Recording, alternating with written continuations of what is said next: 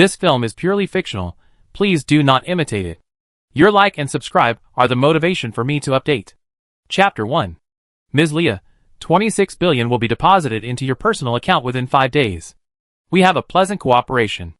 The girl in a black haute couture politely shook hands with the bank representative. Happy cooperation. Leah, that is, Soo-hee. Leah is the name she uses as a foreign identity. This time when she goes abroad, Soo-hee wants to mortgage all the property under her name, and then use it to buy instant noodles and canned food, and buy everything that can be eaten and used. Seeing this, you must think that this person is crazy. Soo-hee is not crazy, but this world is crazy. 3 months later, the earth will enter the end of the century. Whether it is a company, a mine, or money, it is not as real as a piece of waste paper. After all, waste paper can still be stuffed into your mouth to fill your stomach when you are hungry. Money can do that. Money is just a number. It's useless. Soo-hee survived for 5 years in the apocalypse, and every day she lived a life worse than death. In order to survive, she was so delicate that she didn't even have to swat mosquitoes. For a bite of food, she could fight with wild dogs and zombies. But no matter how terrible the apocalypse is, it can't be more terrible than human hearts. She was so cautious that she wanted to avoid people even when breathing. She didn't die in the mouth of zombies, but was killed by her teammates. She was pushed off the rescue vehicle without any preparation, and was caught in the center of the thunderstorm and blown into slag. Although she was a blessing in disguise, not only was she reborn on August 2, 2060, which was 3 months before the apocalypse, but she also got a huge space and a supernatural power that could electrocute people. But this does not mean that she does not hate that person.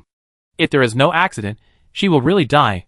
In this life, if she sees that bitch again, she must tie her up and shock her 300 times a day. Thinking of the previous things, Soo-hee subconsciously touched the light pink butterfly-shaped birthmark on her left wrist. This birthmark has been there since she was born. When the lightning struck, Soo-hee used her hand to protect her head for self-protection. The lightning just hit the birthmark at once, and a space was miraculously formed inside the birthmark. After truly sensing the space that belonged to her in the birthmark, her mood calmed down. Soo-hee has not measured the specific size of this space. Anyway, it is no problem to fit dozens of skyscrapers in it. Moreover, time is still in the space, that is, the shape of the things put in will remain the same when they are taken out. You can also put living things in it. She tried it with mosquitoes the night she woke up. The mosquitoes inside were like being acupunctured. After being taken out, they were still alive and kicking, and even flew towards people's faces, and were electrocuted to death by Soo-hee. The electrocuted mosquitoes all had a meaty aroma. Soo-hee endured for a long time before suppressing the urge to put the dead mosquitoes in his mouth. There was no other way. There were too few things to eat in the last years of the apocalypse. No matter what, mosquitoes are still a mouthful of high-quality protein, right? Not to mention mosquitoes, in order to survive, Soo-hee had eaten rotten apples and dead mice. The urge to bite the iron sheet when you are so hungry is something that people who have not experienced the apocalypse will not understand. Unfortunately, this space can only be entered by one's own consciousness, not by one's own people. In other words, when there is danger, she still has to rely on herself to escape. As the old saying goes, if you have food in your stomach, you won't be in a hurry. What she has to do now is to exchange all her assets for supplies to be used after the end of the world, while the money is still useful. Of course, the most important thing is food. You don't know that 3 days ago, when she woke up, she was so hungry that she ate half a bag of Byoga's dog food. She didn't recover until she vomited. When the pets at home saw Soo-hee like this, they all brought their snack bags to Soo-hee, and their eyes expressed clearly, "You eat slowly, and we will give you all ours." Soo-hee has 4 pets, a large German Shepherd Byoga, a golden gradient cat Yuan Bao, a small hedgehog sea urchin, and a small turtle Wait. In fact, the Wait is no longer a small turtle now. Its size is almost as big as a volleyball. German Shepherd Byoga was born when Soo-hee's father saw a lot of news about child trafficking, and was afraid that Soo-hee, who always liked to play outside, would be unsafe. So he asked a friend to buy a military dog pup that failed the exam. As for why he failed, it was mainly because Byoga's ears were soft and could not stand up, and his personality was too docile, so he was not suitable to be a military dog. So he was bought by Soo-hee's family to be a bodyguard for the 12-year-old Soo-hee. In order to make the young Byoga grow up to be a vicious dog, the Soo family deliberately gave Byoga such a fierce name. But Byoga has a tiger-like body, and his heart is a kind and lovely fairy. The other 3 kittens in the family were all picked up by Brother Biao. Yuan Bao, the short-legged cat, was found by Brother Biao in a community trash can when he was 1 year old. It looked like an abandoned kitten. If Brother Biao hadn't found it in time, and Su-hee hadn't taken it to the hospital immediately, it would probably not have survived the next day. At that time, it looked skinny and small. Who would have known that kittens with a touch of orange had great potential? In less than 2 months, it ate itself into a gas tank. The little turtle weight was brought back from outside by Brother Biao when he was 2 years old. At that time, the weight was not even as big as a fist. Everyone seriously suspected that it was a toy that Brother Biao brought home for his sister Yuan Bao. Because Yuan Bao had nothing to do when he was full, he liked to turn the weight over and spin it like a gyroscope. The little hedgehog sea urchin was found in the garden at home last year. During that time, Brother Biao always liked to run into the garden with his dog food in his mouth. Su-hee followed him curiously and discovered Brother Biao's secret. Based on the principle of raising 1, taking care of 2, and driving away 3, the little hedgehog sea urchin was also taken in by Su-hee. Anyway, the Su family has a large place, and the pet room alone is more than 100 square meters, so it doesn't matter if there are a few more. Su-hee touched this and rubbed that, and the familiar feeling made her tears well up. Before the end of the world, the 4 little guys were abused to death by the uncle's family, who came to compete for the family property. And Su-hee's parents, just 2 days before the night of Su-hee's rebirth, were in a hurry to come back to celebrate Grandma's birthday. As a result, they encountered a car accident on the way, and the car was destroyed and everyone died. The funny thing is that the grandmother did not feel sorry for her dead son and daughter-in-law at the first time, but wanted to quickly occupy the property that her parents had worked hard for all their lives. In the previous life, Su-hee was immersed in the grief of the death of his parents and could not extricate himself. In order to make her give up her inheritance rights, her grandmother and uncle's family put her under house arrest a few days after her parents' funeral. They claimed that Su-hee had a mental breakdown and it was easier to take care of her, but in fact they tortured her every day. Chapter 2. The next day was the funeral of Su-hee's parents, but Su-hee didn't plan to attend the funeral this time. She had just called the funeral home, and she could just take her parents' ashes when she left. All the ceremonies were empty, and her parents' death could not be reversed. Living a good life was what her parents wanted most. But in this life, she didn't want to give her grandma and uncle anything that her parents left her. Thinking of this, Su-hee wiped her tears, ran to the Su family's basement storage room, and pushed open a shabby old cabinet. A large safe of 2 meters square appeared in front of Su-hee. Brother Biao. Come here. Brother Biao heard the call and rushed down from the living room and stood in front of Su-hee. Woof. The puzzled expression clearly meant, Master, what are you going to do? Su-hee fumbled around on Brother Biao's collar and finally touched a hard object, which was the key to the safe. The safe is divided into 3 layers, upper, middle and lower. The top layer contains some jewelry and gold, the middle layer contains information about domestic companies, and the bottom layer contains Su's overseas assets. Su-hee put her hand on the safe, and with a thought, the safe disappeared from its original location and appeared in the birthmark space on her wrist. Such a large cabinet disappeared in front of her, which stunned Brother Biao. He stared back and forth between Su-hee and the original location of the safe with his small eyes, confused and surprised. I don't know if it's because Su-hee and Brother Biao have lived together for too long, but I always feel that Brother Biao is human. Look at him now, although he can't speak, Su-hee understands what he wants to express at a glance. Su-hee touched Brother Biao's big head and said softly, I put it away. You should pack your things now, take your shoulder bag, take the ingots, the weights, and the sea urchins, and let's get ready to go out. Brother Biao got the order and immediately turned around and left, and took away the ingots that had just come down from the basement. Meow let go of this fairy cat. What are you doing without letting me know? I want to take another look. But Brother Biao ignored the meow of the ingots directly. The master said to go out, go out. After Su-hee emptied all the things that could be taken away from the basement without stopping, he did not immediately move to other rooms, but took a bank card to the servant's room outside. Su-hee's parents didn't like the atmosphere at home to be disturbed, but they were too busy at work and couldn't clean up the house by themselves, so after weighing the pros and cons, they built the servant's room outside. Aunt May, you have been in my house for so many years. This is my pension for you. My family has several houses in Xianglin City. I have sent you the address. Just pick one and move in with Brother Ingda. Pack your things now. I will ask the driver to take you to the station in a while. Aunt May is the only permanent servant in the Su family. She has been working in the Su family since Su-hee was very young. Her husband died as a firefighter, leaving her and his son Gao Ingda to depend on each other. Suhee's mother felt sorry for them, so she took them in, and also found a playmate for Suhee. 3 years ago, Gaoingda was admitted to a university in Xianglin City, so he left the Su family and went out to study. Aunt May refused to accept the bank card and asked worriedly, "Miss Hee, I know that the death of Mr. and Mrs. is a big blow to you. You must not be upset. Tomorrow is their funeral." I must attend the funeral anyway." Suhee forcefully shoved the bank card into Aunt May's hand. "Aunt May, the Su family is going to change. You should go to Xianglin City to settle down first, so that I can go to you when the time comes.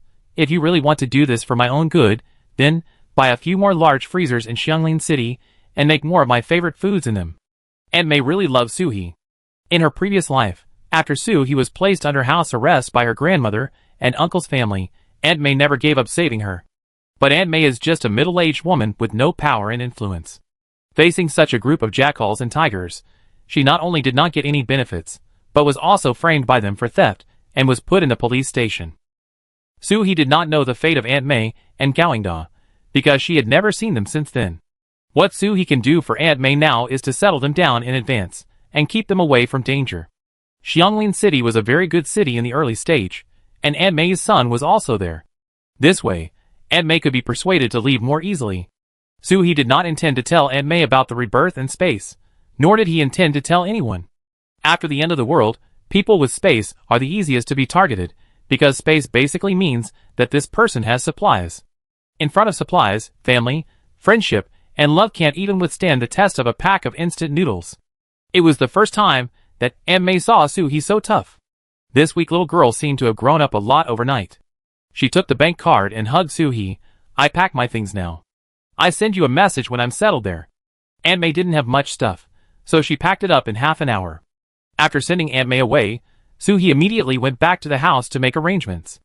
It was past 1 in the middle of the night, and she had only been reborn for 5 hours.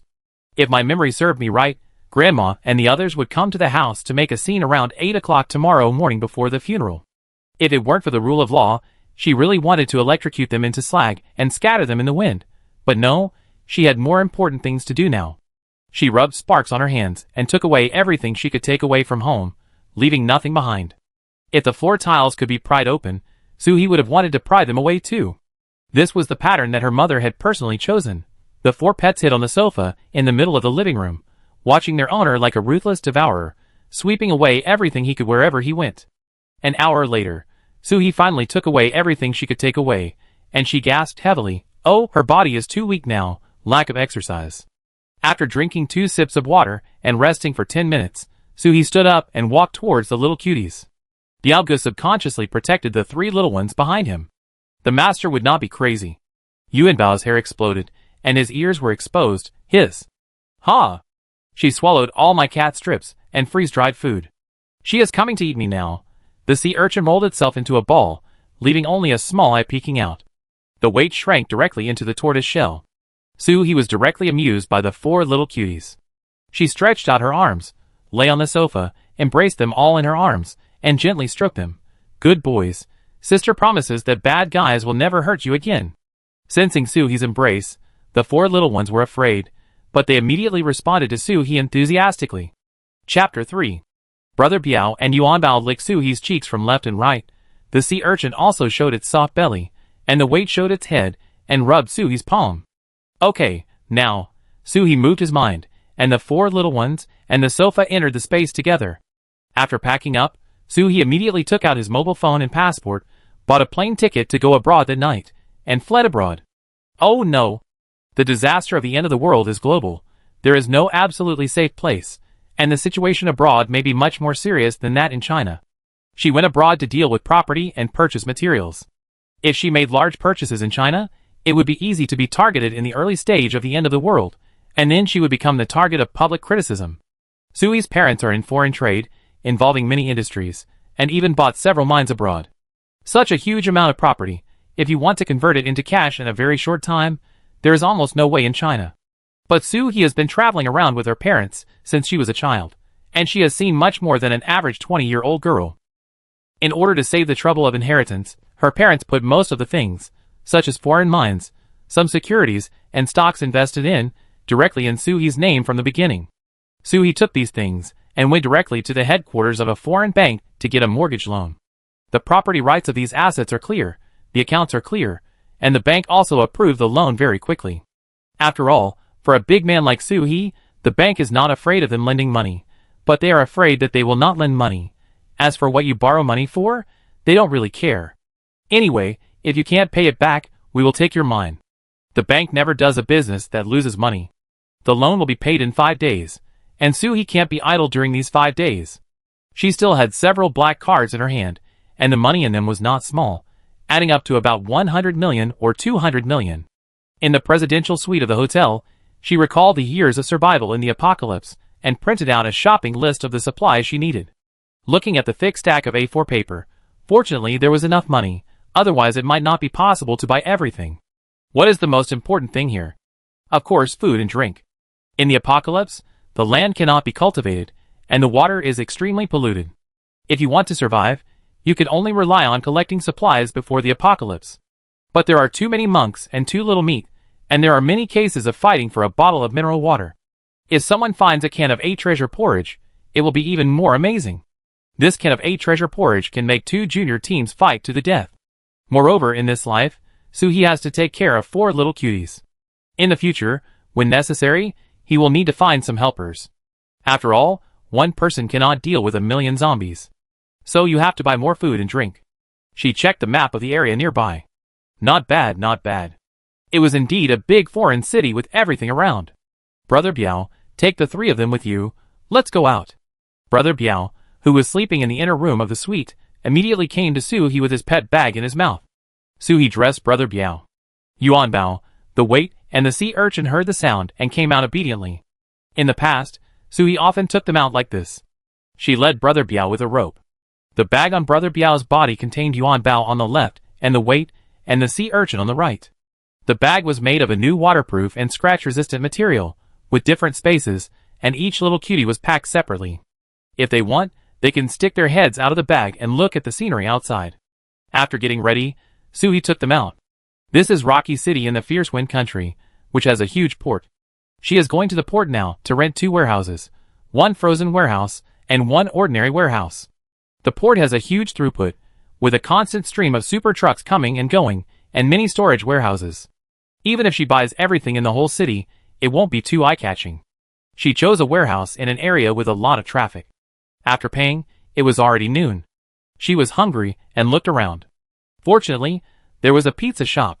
Soo-hee first fed Brother Biao and the others in the off-road vehicle, then put them into the space and got off to eat. After experiencing the end of the world, Soo-hee found it difficult to trust others. She must bring the little guys with her to feel at ease. Pushing open the door, the aroma of pizza hit her face, and Soo-hee couldn't help but order one of all the signs in the store. The clerk may seldom see such arrogant customers, but out of professional ethics, he still persuaded, "Miss, our pizza is handmade, the dough is kneaded by the chef himself. The food is slow to come out, you need to wait a long time." Time, Soo-hee is now the most lacking is time, then give me a signature pizza first, if it tastes good, I will continue to order other. 10 minutes later, a steaming hot pizza was placed in front of Soo-hee, and there was also ice-cold cola and refreshing snacks. She resisted the desire, and restrained her impulse to roll the pizza into a big pancake and stuff it into her mouth. I am a normal person now, not a starving ghost. There is plenty of food now. I don't need to wolf it down and attract unnecessary attention. After finishing his silent thoughts, Soo-hee picked up a slice of pizza and chewed it slowly. It tastes so good, the rich cheese and the layers of bacon, the crust is crispy and chewy, and there is a layer of meat sauce on the edge, and this side dish, with a crisp taste, is a perfect match with pizza. Unconsciously, an 8-inch signature pizza was eaten clean by Soo-hee. "Hello, can you take out? My family is in the cargo ship foreign trade business, and there will be cargo ships coming to the port to unload every night. I want to order your pizza for employees to have extra meals. You have 300 pizzas a day, starting tomorrow. Can I order a month's supply first?" This order shocked the store manager, a rare big customer. Of course, we could also provide delivery services and give away drinks. Soo-hee left the warehouse address and deposit. You can just deliver it before closing at night. The size must be the largest 12 inches, and the flavors must be a little of each flavor. You can just randomly match them. Coming out of the pizza shop, Soo-hee took out the surrounding map printed in the hotel. There are large refineries, ice cream processing plants, candy factories, large bakery workshops, and countless large wholesale supermarkets nearby. After planning, the price of the refinery is definitely more expensive than the food and daily necessities, and it is not too late to negotiate after the loan is in hand. Others should be able to be negotiated directly today or tomorrow. After planning, Soo-hee sent the 4 little ones out of the space. These days, they have gotten used to their master treating them like this. Sometimes they were in one place just now, and in the blink of an eye, they were in another place. Although they don't know what happened, the master will definitely not harm them. Chapter 4. The first place they went to was the ice cream factory. Ice cream is a good thing. In extremely hot periods, ice cream can not only cool you down, but also has high energy. Eating a box will make you feel full.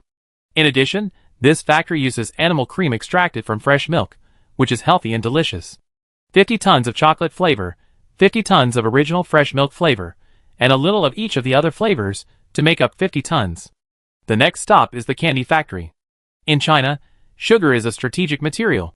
If you buy too much in China, you will be taken to drink tea and chat. But it's different here. As long as you don't buy nuclear bombs and don't break the law, the police won't come to investigate. 80 tons of sugar, 80 tons of Snickers, and 10 tons of each of the other candy products. It's the end of the world. Diabetes is nothing compared to starvation. I took the bill and saw that sugar is such a cheap thing. The total price of so much is only 8 million. However, Soo-hee only paid a deposit of 2 million, and would pay the balance after the goods arrived. First, she had not received the loan yet, and she had spent all the money in the past 2 days, so the remaining days would be wasted if she had nothing to do. Second, if these foreigners defaulted after getting the money, she could deal with it. She did this not only to the candy factory, but also to other factories. During the 5 days of waiting for the loan, Soo-hee visited all the places around and bought everything she liked. The flour factory asked for 500 tons of flour, emptied several large wine cellars. The bakery bought 80 tons of bread, and found a plastic products factory to customize thousands of large buckets. The slaughterhouse ordered 800 tons of beef, 1,000 tons of pork, and 300 tons of mutton. If they bought more, they might not be able to buy enough livestock in a short time. Soo-hee persuaded them to buy only these. Where is the most complete place? Of course, it is the supermarket. Food, clothing, and daily necessities, everything you need. Soo-hee went to the Walmart sales center, a large retail center, and told them that he wanted to open a large online supermarket. In this way, he ordered thousands of tons of fresh vegetables and fruits, rice, flour, grains, ham, and cooked food at the franchise price, as well as some daily necessities, such as sanitary napkins, toilet paper, wet wipes, and toiletries. As long as they appeared in the product category of their supermarket, Soo-hee bought them all, and asked them to deliver tons of goods every day in the future. Of course, the little cuties' food, drinks, and entertainment were not left out. Yoga's dog food, Yuinbo's cat food. Weights and sea urchins were more casual, and they followed Byaga to eat. Soo-hee had consulted a pet doctor before, and he didn't know what specific species weights and sea urchins were. Since they like to eat dog food, let them eat whatever they want. Anyway, they are all healthy. The doctor said that animals are actually quite smart, and they can largely choose and find what they can eat. So the consumption of dog food is huge, and Soo-hee also generously bought 300 tons of dog food. There are also various canned meats and pet snacks, which add up to hundreds of tons. It should be enough for them to eat for several lifetimes. A lot of common medicines for pets were also bought, especially weights, because this guy often eats too much. There is also cat litter, which is not only for Yuan Bao, but also for the other 3, including Soo-hee. Because there are no flush toilets in the end times, important things must be said 3 times, no toilet, no toilet, no toilet. Soo-hee didn't want to empty her chamber pot anymore, and she had to wash it herself. When she recalled the smell, she had to vomit on the spot. Cat litter must be bought more, 300 tons. There are also mobile toilets and large thickened black plastic bags, all of which are needed. When there is a lot of poop, this is still useful. These days, Soo-hee goes out during the day and goes to the warehouse to receive goods at night. Because she ordered too many things, even if they took out the inventory, these factories could not deliver them to Soo-hee at one time. So these factories work overtime every day for Soo-hee's orders, and those who have enough to fill a truck will deliver the goods here non-stop. There is no way. Soo-hee asked them to arrive completely within a week. Originally, the factories here did not accept such orders, but Soo-hee gave too much. Even if she hired workers to pay overtime, it was a huge profit. At the warehouse, she specially hired 2 groups of people to take turns to help unload the goods. The first wave of working hours is from 5 a.m. to 1 p.m. during the day, and the second wave is from 1 p.m. to 9 p.m. After all, loading and unloading is a physical job, and even with the help of modern tools, they cannot work continuously. In order to ensure efficiency, it is better to hire more workers. She went by herself at night, so that she could put all the things into the warehouse without others knowing. 5 days later, the bank called Soo-hee, and the loan was received. Soo-hee smiled evilly when he saw the balance in the account, and the big head came he. She first went to the refinery in the name of a multinational company, and ordered 8,000 tons of diesel, and 5,000 tons of gasoline. Soo-hee had done his homework. As for cars, heavy vehicles such as large trucks, excavators, and armored vehicles all use diesel. Small cars for home use all use gasoline. Diesel and gasoline also come in various types, and different cars require different types of gasoline. If you add the wrong type of gasoline, the car will be scrapped faster. But in the end times, if you still say I want 98 gasoline for my car, not 95 like now, this behavior will only get you a beating. You are spoiled. It's good to have some use, pick a fart. Soo-hee told the refinery that they wanted universal ones, which would save some trouble. When she went out, Soo-hee found that there were canned liquefied gas in their promotional materials. Before, she always thought that liquefied gas was installed by natural gas plants, but she didn't expect that it was actually extracted from petroleum by refineries. Now that you see it, you can't miss it. You know, canned liquefied gas can be used not only for cooking, but also as a weapon. A liquefied gas tank is equivalent to a bomb, just like the small tanks used in daily stalls. Throwing it out and exploding can kill many zombies. Soo-hee waved his hand. Do you have 8,000 of these canned ones? Take as many as you can. I take both the gas and the tanks. The salesperson at the refinery was so happy that his face was wrinkled. I'm the sales champion this year. We have a lot of canned liquefied gas in stock recently. This sucker is going to be happy. The bill came, plus the oil barrels, diesel, gasoline and liquefied gas allocated by the refinery. Nearly $1 billion was spent. Energy is really expensive. She bought so many food and daily necessities for less than $200 million. Okay, next, the real big spender is here. Soo-hee took out his mobile phone, found a phone number with a note in the address book and dialed it.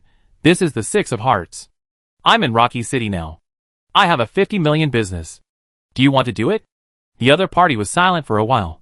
Yes, I give you an address and talk in 2 hours. Chapter 5. After hanging up the phone, Soo-hee's phone vibrated immediately. It was a message from the number just now, with the address of the meeting. This place is quite close to her. Soo-hee plans to have a meal first and then go there. After looking around, there is only one hot dog shop. Alas, it's not like that abroad. There are no small wontons with hot soup. These days, in order to save time, she eats fast food such as hamburgers and pizza every day. She is almost tired of it. It's too oily. Although there are all kinds of food in the space, Soo-hee is reluctant to move. These are all her rations in the end of the world. Now she can't eat a bite. Not even half a bite, but fortunately, the hot dogs are also freshly made and smell good, so she will buy 2 to try. After the clerk brought it, Soo-hee tasted it. Hey, it tasted unexpectedly delicious. She couldn't help asking, do you sell takeout hot dogs? 2 hours later, Soo-hee arrived at the place on the message as promised. It's not easy to find such a dim place in such a glamorous and prosperous metropolis. In the past, Soo-hee would not dare to come here. But now she is Soo-hee, not to mention an underground strip club.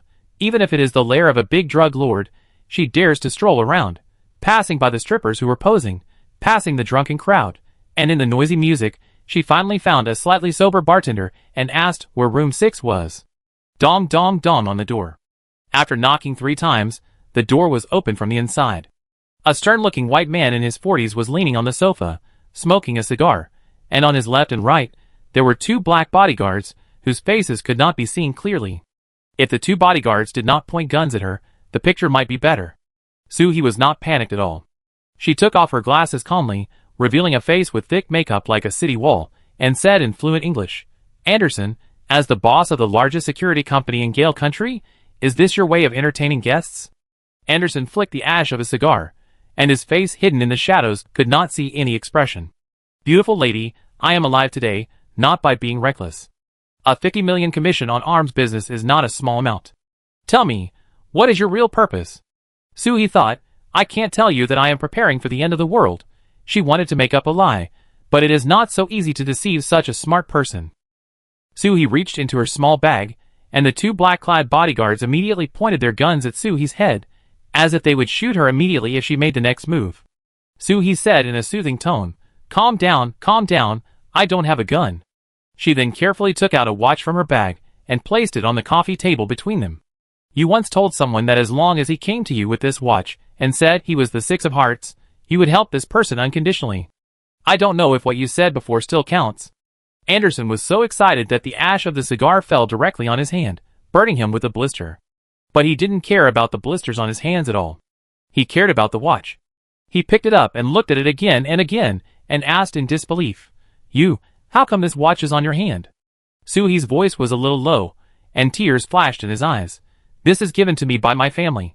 To be precise, it was given to Suhee by his mother. Suhee's mother rescued a man on the high seas when she went out to sea to discuss business almost 5 years ago.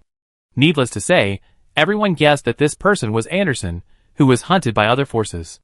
At that time, Anderson had no way to repay, so he could only take out the watch he had worn all year round as a keepsake, and stated his identity and left his phone number. After Suhee's mother returned to China, Suhee found this watch. In order to prevent Suhee's father from getting jealous, he told the whole story of the watch. At that time, Suhee felt that this matter was just like a TV series, so he found a box specifically. He kept the watch, the phone, and a small piece of paper that his mother had told him at the time, and put it in the safe. After all, this watch looks like it has a lot of collection value. This time, Suhee packed up her things and took out this watch. It clearly says, "An arms dealer who will repay a favor." That's why Suhee called Anderson, and she didn't expect that she could really get through. However, she didn't put all her eggs in the basket on Anderson. If Anderson didn't cooperate, she would find other arms dealers as a backup. This is life-owned country, and guns are legal, but other people's goods may be worse than Anderson's. Anderson saw Suhee's expression, and guessed that the lifesaver who pulled him out of the sea might have gone to heaven. He asked the two black bodyguards to leave, and then he showed an expression of the uncle next door. What's your name?" At first, Anderson wanted to check the lifesaver, but after a round of investigation, he found that the information provided by the benefactor was false. Later, he thought that in the world of Orientals, gun control is mostly strict. With bullet holes all over his body, it's good enough that someone can save his life, so how can he expose his true identity? So Anderson later let it go, and didn't check it, so as not to bring bad things to the benefactor. Suhee showed a seemingly well-behaved smile. "You can call me Annie." This name really didn't lie to Anderson. Suhee has several English names, and Annie is also one of her former names. Anderson put out his cigar in the ashtray. "Annie, how do you want me to help you?" Suhee wanted to say that it would be fine if you didn't cheat me. She looked directly into Anderson's eyes. "Anderson, I don't need help. Just now I took out the watch, just to make you face up to our cooperation. I will pay for the weapons, and your commission myself." Anderson was full of curiosity about Suhee since she came in. A normal girl wouldn't dare to come to such a place, but she not only came, but also faced the muzzle of the gun pointed at her head, without panic or fear, as if all these things were under her control. She looked only 20 years old, but the story in her eyes seemed much more complicated than that of him, who lived on the edge of a knife. Chapter 6. Anderson took out a laptop from behind, tapped on it for a while, then moved the screen to Suhee and asked, "Why do you buy arms?" Suhee's eyes were all on the screen. There were so many pictures, text introductions, and video presentations. It seemed that it would take a while to choose. She didn't even raise her head, and her tone was very steady. "You are doing this kind of business. According to the rules, you shouldn't ask this question, right? Don't worry, I won't cause trouble in the territory of the Gale country. Now, can you introduce the products to your customers?" Anderson felt that he was being manipulated by the little girl in front of him. "Then this customer, please tell me your specific needs." Suhee took out a piece of A4 paper full of English from his bag just now, handed it to Anderson, and said jokingly, "To explain briefly, even if the zombies in the movie appear, I can rely on these equipment to survive in the zombie pile. Just kill 7 in and 7 out." Anderson was amused by Suhee's words. "You young people have really strange ideas." But after taking the A4 paper, he couldn't laugh when he saw the densely packed names. "Annie, it seems that you have done a lot of homework on the internet in advance. Gas mask, bulletproof armored vehicle, power suit, Gatling, shoulder-fired rocket launcher. You want these things? Who are you going to fight against?" Yes, to fight against zombies. Have you ever seen flying zombies? How to shoot them down without a rocket launcher? The recoil of the rocket launcher is so strong. How can you guarantee that you will not be bounced off by the rocket launcher if you don't wear a power suit? These things are determined after careful consideration and years of experience in war films. Although most people in the end times have some superpowers, they will run out of power. When you are exhausted, how can you protect yourself without some heavy weapons? He didn't want to be asked by Anderson, so he had to use his ability to issue money. I have a budget of 5 billion. Can we talk business? Who can't get along with money? Anderson immediately turned into a counter boy and customized a whole package for Suhee. These products are relatively easy to operate. The bullets of guns can be universal, but the power suits are more troublesome and need to be adjusted according to your body. As for these transportation tools, they are easier to deal with. We have a lot of inventory. There are also some small items, such as night vision goggles and walkie-talkies, which seem to be dispensable. But it can play a lot of roles on the battlefield. Suhee was very satisfied. With these, she would not be afraid of a whole army of zombies in front of her. Can it be done within 2 weeks? Anderson, who was drinking water, was almost choked by Suhee's words. You want so many things, and the types are so diverse. 2 weeks is too tight. Suhee put his backpack back on his back. Anderson, I checked. The people in your company are all retired soldiers. There are many ways. Moreover, as an arms dealer with a lot of connections, it is impossible for you to have no inventory, right? 2 weeks, 100 million commission, not a day late. Anderson was immediately impressed by Suhee's money ability. Okay. But you have to pay half of the deposit first. Suhee snapped his fingers. Send me the account number, and I will pay you in half an hour. After the business was settled, Suhee stood up and interrupted Anderson's idea of continuing the conversation. When she reached the door, she suddenly stopped and turned to Anderson and said seriously, Anderson, I know your side is in a mess, but if you promise not to cheat me this time, we can not only have the next cooperation, but I can also save your life again like my mother. Then she turned and left. After leaving the underground bar, Suhee immediately turned into an inconspicuous alley. She changed her clothes, like a little gangster, and put on an inconspicuous coat. Her wig also changed from a full head of dreadlocks to a golden wavy curl. After coming out, she didn't stop at all, hailed a taxi and left. Now, even if Anderson really wanted to find someone to follow and investigate her, he couldn't find it. After living in the end times, he still had a few more minds. After Suhee left, Anderson was still thinking about what Suhee said before he left, which sounded like a warning and a threat. But after thinking for a while, a vibration of the phone interrupted his train of thought. He picked up the phone and saw that it was a bank message. 2.505 billion had been deposited. This girl was serious. He quickly sent a list of the goods that Suhee had just ordered, and asked his men to prepare them as soon as possible. Then he was still worried, so he had to ask his men to strengthen their defense and send people to keep an eye on his hostile forces. Suhee changed several cars, and drove around several times before taking out his own car to drive forward. When she was circling just now, she found a huge hardware supermarket. Hardware supermarkets are good. Knives, axes, electric saws, wrenches are not all good things. Buy 1,000 of each. The sales manager asked curiously, what are you buying them for? Suhee said perfunctorily, I am a purchaser of a large forestry company. These are our daily consumables. The manager immediately invited Suhee into the office and introduced their product list with pictures. Suhee flipped through the computer twice. There were really a lot of good things, all kinds of generators, batteries, solar panels, parts, electric drills, stoves. As long as Suhee likes them, buy them. Buy as much as you can. In order to get commission, the manager even took out a killer. Dear, we can pay in installments, and it can be settled within 6 months. There is such a good thing. Although Suhee is not short of money now, but there are less than 3 months before the end of the world. Won't the remaining 3 months of money not have to be paid? Suhee was very happy and added a lot of orders. It was dark when she came out of the hardware store. She hurriedly drove back to the warehouse to collect things. These days, Suhee bought hundreds of tons of things, but it only occupied a corner in the space. This made Suhee feel very frustrated. No, it must be filled up. It felt like a loss to have one more gap. After clearing the 2 warehouses, Suhee was too tired to move. Fortunately, she can now move things into the space in a large range. For example, a pile of bricks, she could only touch one by hand before, and put 1 brick in. Now, as long as the bricks are stacked together, she can directly transfer the pile of bricks into the space. saving a lot of effort, but the warehouse is too big, and she has been running around these days. I wanted to sit on the ground to rest for a while, but I fell asleep because I was too tired.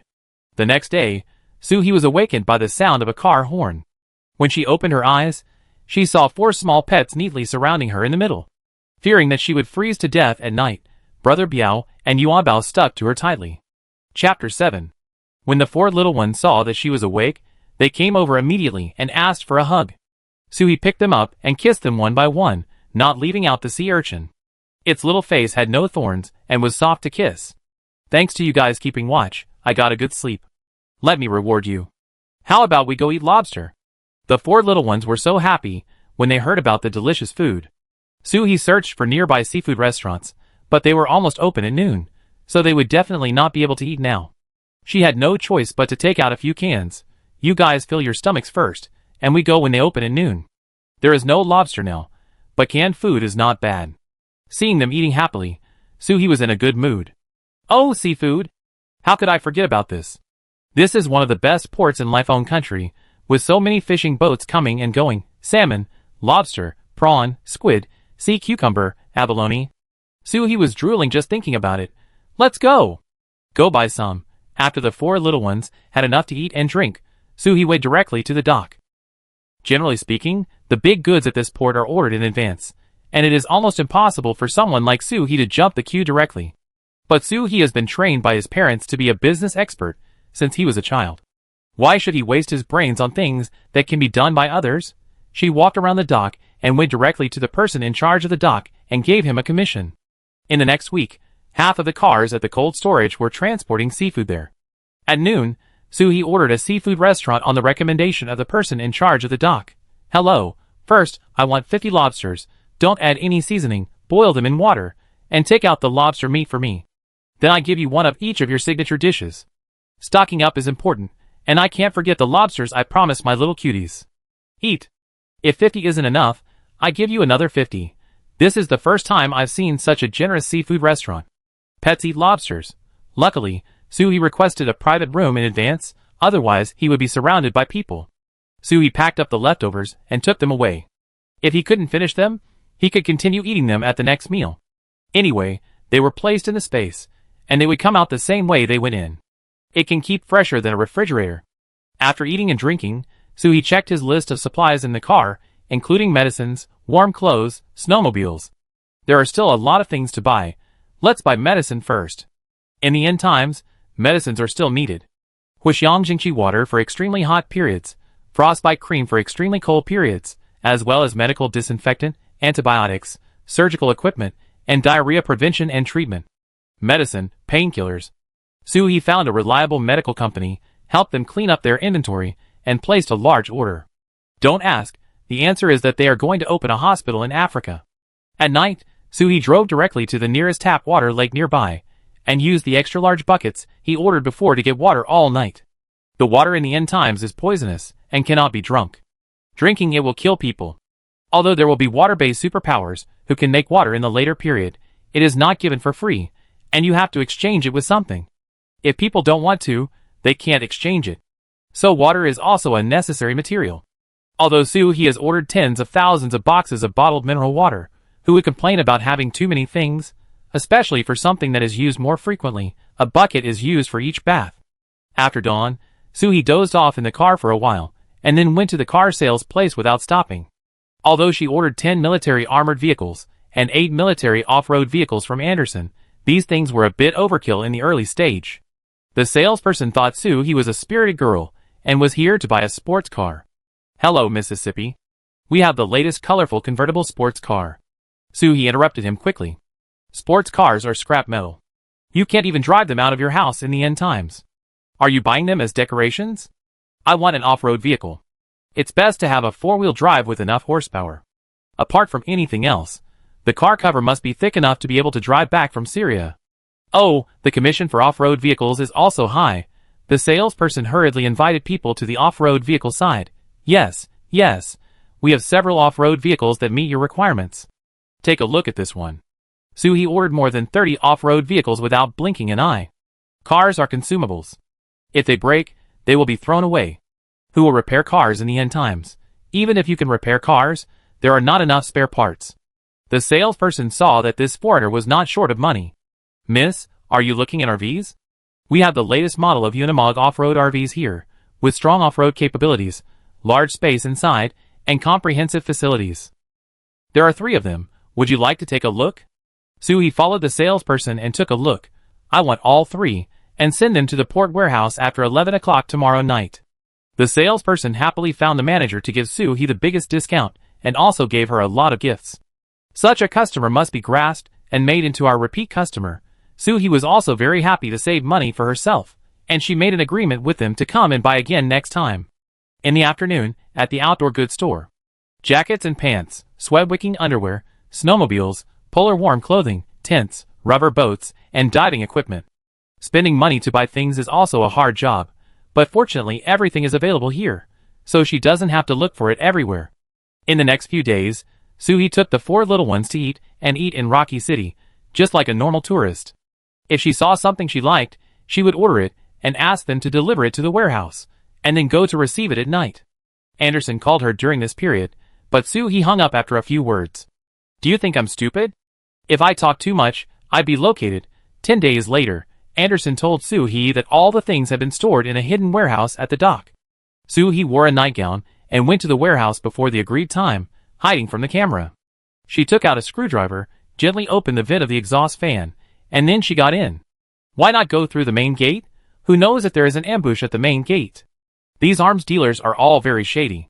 What if they arrest me? Besides, if they meet, will I have to put the things into the space in front of a group of people? I will be caught as a monster and taken to the laboratory on the spot. After Suhi successfully entered the warehouse, he looked around. Yes, there were no cameras. But just in case, Suhi still quietly slipped into a corner and held the wire with his hand. Sizzle! A burst of electric sparks flashed, and the wires here were definitely scrapped. Now she was relieved to check the things. Suhi didn't know about arms, but she had done a lot of homework these days. Then she took out a few things. It seemed that Anderson really didn't cheat her. She hurriedly put the things into the space and left before the people came to check here. Chapter 8. Annie, the warehouse was robbed. Did you do it? Suhi was driving and picked up the buzzing phone. Anderson's furious voice came. You don't keep your word. Suhi pulled over and said calmly, Anderson, before confronting me, shouldn't you check your bank account information first? The money and the goods have been paid, so this is a normal transaction. There was silence for 2 or 3 seconds, probably checking the account balance. Sure enough, the voice was much gentler when he spoke again, but there was still some shock. How did you do it? That's a whole warehouse of arms, and there are guards outside. Is there any mysterious oriental power? The warehouse over there is heavily guarded. Suhi didn't want to explain too much to him. Anderson, how to take it away is my business. I just checked, and it seems that there are many more boxes than we agreed before.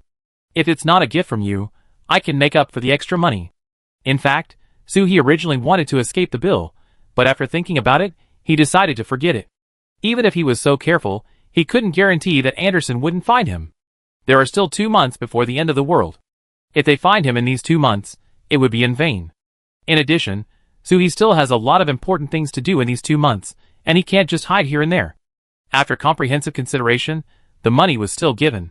Anyway, the money would be useless after the end of the world. Anderson didn't expect Suhi to be so straightforward, and quickly explained, No, those are for you, and they are also a token of my appreciation. And your mother is a very gentle person. I hope you don't do anything too dangerous. If you have to do it, I hope those things can help you. Suhi still admires Anderson very much. He is a real boss, who can take over both the black and white worlds. He has a good reputation in Rocky City. He donates the money he earns to charity every year. He is a very conscientious arms dealer. Anderson, for the sake of your gift, I will give you a piece of advice. If an asteroid falls into the Pacific Ocean in 2 months, you must take your family and daily necessities to the flat and vast inland area within 3 days. After saying that, she threw the phone out of the car and then ran over it. This phone and SIM card were bought specifically to contact Anderson. Now that he was running away, they were naturally useless. Anderson heard the beep-beep sound on the phone and called again, but it was turned off. He carefully pondered what Suhi said to him and felt it was strange. An asteroid 2 months later? What the hell? Combined with Suhi's various strange behaviors, It might be that this girl was deliberately mysterious in order to divert his attention. He wanted. That's the mysterious effect. She spread the word that the end of the world is coming, but people may not believe it. They may even think you are sick. Now she has everything she needs here. She gave Anderson a piece of advice only because he helped her. Now He has to run away quickly. If someone leaks the news of such a large amount of arms in her hands, it will be very dangerous. He has collected all the goods that have been delivered to the warehouse before. Yesterday, she also called other takeaway merchants, who have been delivering goods, and asked them not to deliver them anymore. On the plane, He closed her eyes and rested, and various scenes after the end of the world kept appearing in her mind. She tightly grasped her left wrist, and counted her supplies one by one, before she calmed down. After 3 weeks of crazy shopping in iPhone country, she only spent more than 20 billion, and there were nearly 6 billion left. She was not in a hurry to return to China, and first made a round of shopping in several surrounding countries. Various dried fruits and fresh tropical fruits, fragrant rice, coconut, watermelon, durian, coffee. Don't dislike the strong smell of durian, it will be smelly after the end of the world, so you won't be too special in the crowd. There are also various comfortable and skin-friendly fabrics, clothes, down jackets, quilts, shoes, and socks. You can't take clothes off the dead, right? Firewood, charcoal, alcohol. Fuel is also needed, which can be used to make soup or burn zombies. Everything is bought in tons. As long as there is stock, money is not a problem. After buying these, she went to Ria again, and she needed to pick up the treasure she ordered. That's the earthquake escape pod. Riyadh is an earthquake and typhoon-prone area, and their escape technology can be said to be world-class. The day after he was reborn, he went to a company in Riyadh to customize 3 large earthquake escape pods that can accommodate 6 people. He bought 3 not to give them to others, but mainly because he was worried that if this thing broke, he could just take one out and replace it. Adhering to the principle of being here, what Kobe Wagyu, octopus balls with real octopus, udon noodles. Buy as much as you can. When he returned to China after a full circle, nearly 2 months had passed. As soon as he got off the plane and turned on his domestic mobile phone, he received a series of missed call reminders and message reminders. He turned off his mobile phone, which was already running low on power. It's obvious that more than 90% of the calls and text messages were sent by grandma and uncle's family. He found a hotel to stay in, charged his mobile phone, and then went downstairs to find a hot pot restaurant to enjoy. God knows, spicy and fragrant beef hot pot is so happy. With sour and sweet plum juice, it's simply heaven. After eating and drinking, he groaned as he touched his round belly. I don't want to walk. After returning to the hotel, he first released the little cuties from the space, gave them a meal, and then turned on his mobile phone, which was already working normally, and read the messages one by one. In the past 2 months, without the management of his parents, the company has been running normally. Although my uncle's family would make trouble from time to time, they didn't cause any trouble except being ruthlessly carried away by the security guard downstairs. Before I left, I also told the company that they didn't need to care about irrelevant people. In my previous life, I was forced to give up the inheritance rights of the company, so that they could enter the company. Although according to the law, as my parents' relatives, they also have the right of inheritance. But my parents saw their greedy faces in the early years, and they made a will early and notarized it. So except for the house they live in now, they don't have a penny. Chapter 9. After reading all the messages on his phone, he found a number with the note Su Xingwen and dialed it. Uncle Su, it's me, Su-hee. I plan to go to the company tomorrow. Please prepare for me. On the other end of the phone, Su Xingwen first said, okay. Then he asked with some concern, Xiao-hee, where have you been these 2 months? How are you now? Su Xingwen is the vice president of the company, and has been friends with my father for many years. After my parents died, Su Xingwen also came to the Su family several times. Later, after he was placed under house arrest by his grandmother on the grounds of mental breakdown, he never appeared again. Uncle Su, I went to relax and I'm fine now. Thank you for your concern. I have something else to do, so I hang up first. After hanging up the phone, Su-hee washed up and had a fantastic conversation with the 4 little cuties. Brother Biao, if the end of the world doesn't come, will my work be in vain? Brother Biao licked Su-hee's palm. What are you talking about? I don't understand. Su-hee rubbed Brother Biao's big head and said to himself as if to comfort himself. It's okay, with my skills, it's not difficult to survive in this world. The East in the light space. We have enough to live comfortably for several lifetimes. Using Brother Biao as a backrest, He held Yuanbao in his arms again. Yuanbao, you must listen to me in the future. In the end times, a little cutie like you is the easiest to be missed. When the time comes, you must hide well, understand? Meow. Yuanbao used his paw to reject Suhi's kiss. To me. Kiss to me. It would be better if the soft and cute little cat was not so arrogant. Yuanbao is only soft and cute in Brother Biao's arms. In Suhi's arms, he is only arrogant and disgusted. Yuanbao broke free from Suhi's embrace, and went to another direction to get close to Brother Biao. Alas, cat slaves have it hard. Suhi shifted his attention to the weight, and the sea urchin, who were leaning against each other. Maybe one was not afraid of being pricked, and the other did not have to worry about being pricked, so the two of them got along extremely harmoniously. The weight, the doctor said that if you live well, you can live for 100 years without any problem. You said that it's okay in peacetime, and I can send you to the Animal Protection Center before. But in the end of the world, what will you do if I die? The weight retracted his head into the shell, not listening, not listening. What you said is too hard to understand. I don't want to listen. But the sea urchin crawled over directly and put his little paw on Suhi's finger, which made Suhi cute. Come, reward a mealworm. The next day, Suhi was awakened by being pressed. Yuanbao, you are no longer the little cat you were back then. You need to recognize that you are now a pig. If you press me like this, I will die. The little cat couldn't stand hearing this, so it slapped Suhi on the head twice. It didn't hurt, it was slapped with the paw pads, without showing the sharp claws. This is also the most common interaction between Suhi and Yuanbao. Except for Yuanbao, the other three have never attacked Suhi. After feeding the little cuties, Suhi also had a casual breakfast in a hotel restaurant. There were wontons, not bad. This hotel is not far from the Su family's company. Suhi took Brother Biao for a walk and walked the dog by the way.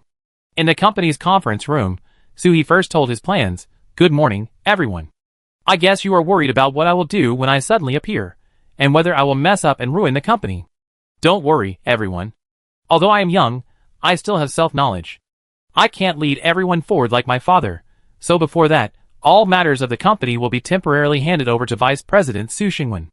1 month later, I will join the company and start from the most basic until I can learn how to manage the company. When this was said, almost all the managers present breathed a sigh of relief. Fortunately, I am not reckless and don't need to find a new job for the time being. After the morning meeting, Su Xingwen stayed behind. Suhi, the company was founded by your father, you should take over. Suhi showed a sincere smile. Uncle Su, if my father was here, he would definitely agree with me. By the way, the company hasn't had a team building this year, right? How about we set the time in a month? This way I can integrate into the company faster. Su Xingwen saw that Suhi had made up his mind, so he no longer refused. Okay, but if there are major company arrangements, I will consult with you. As for team building, it was previously held in August, but because of the misfortune that happened to General Manager Su, the team building was not mentioned. If you want to do team building, this matter can be left to you to arrange.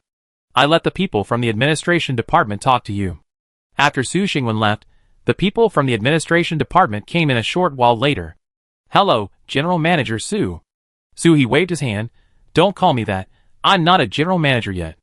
Can you tell me how the team building was done before?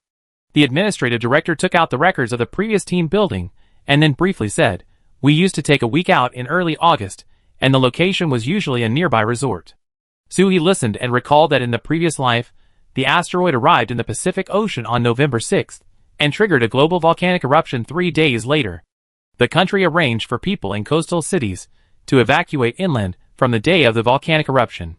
So, as long as everyone leaves here before November 9th, it will be fine. Then I discussed with Mr. Su.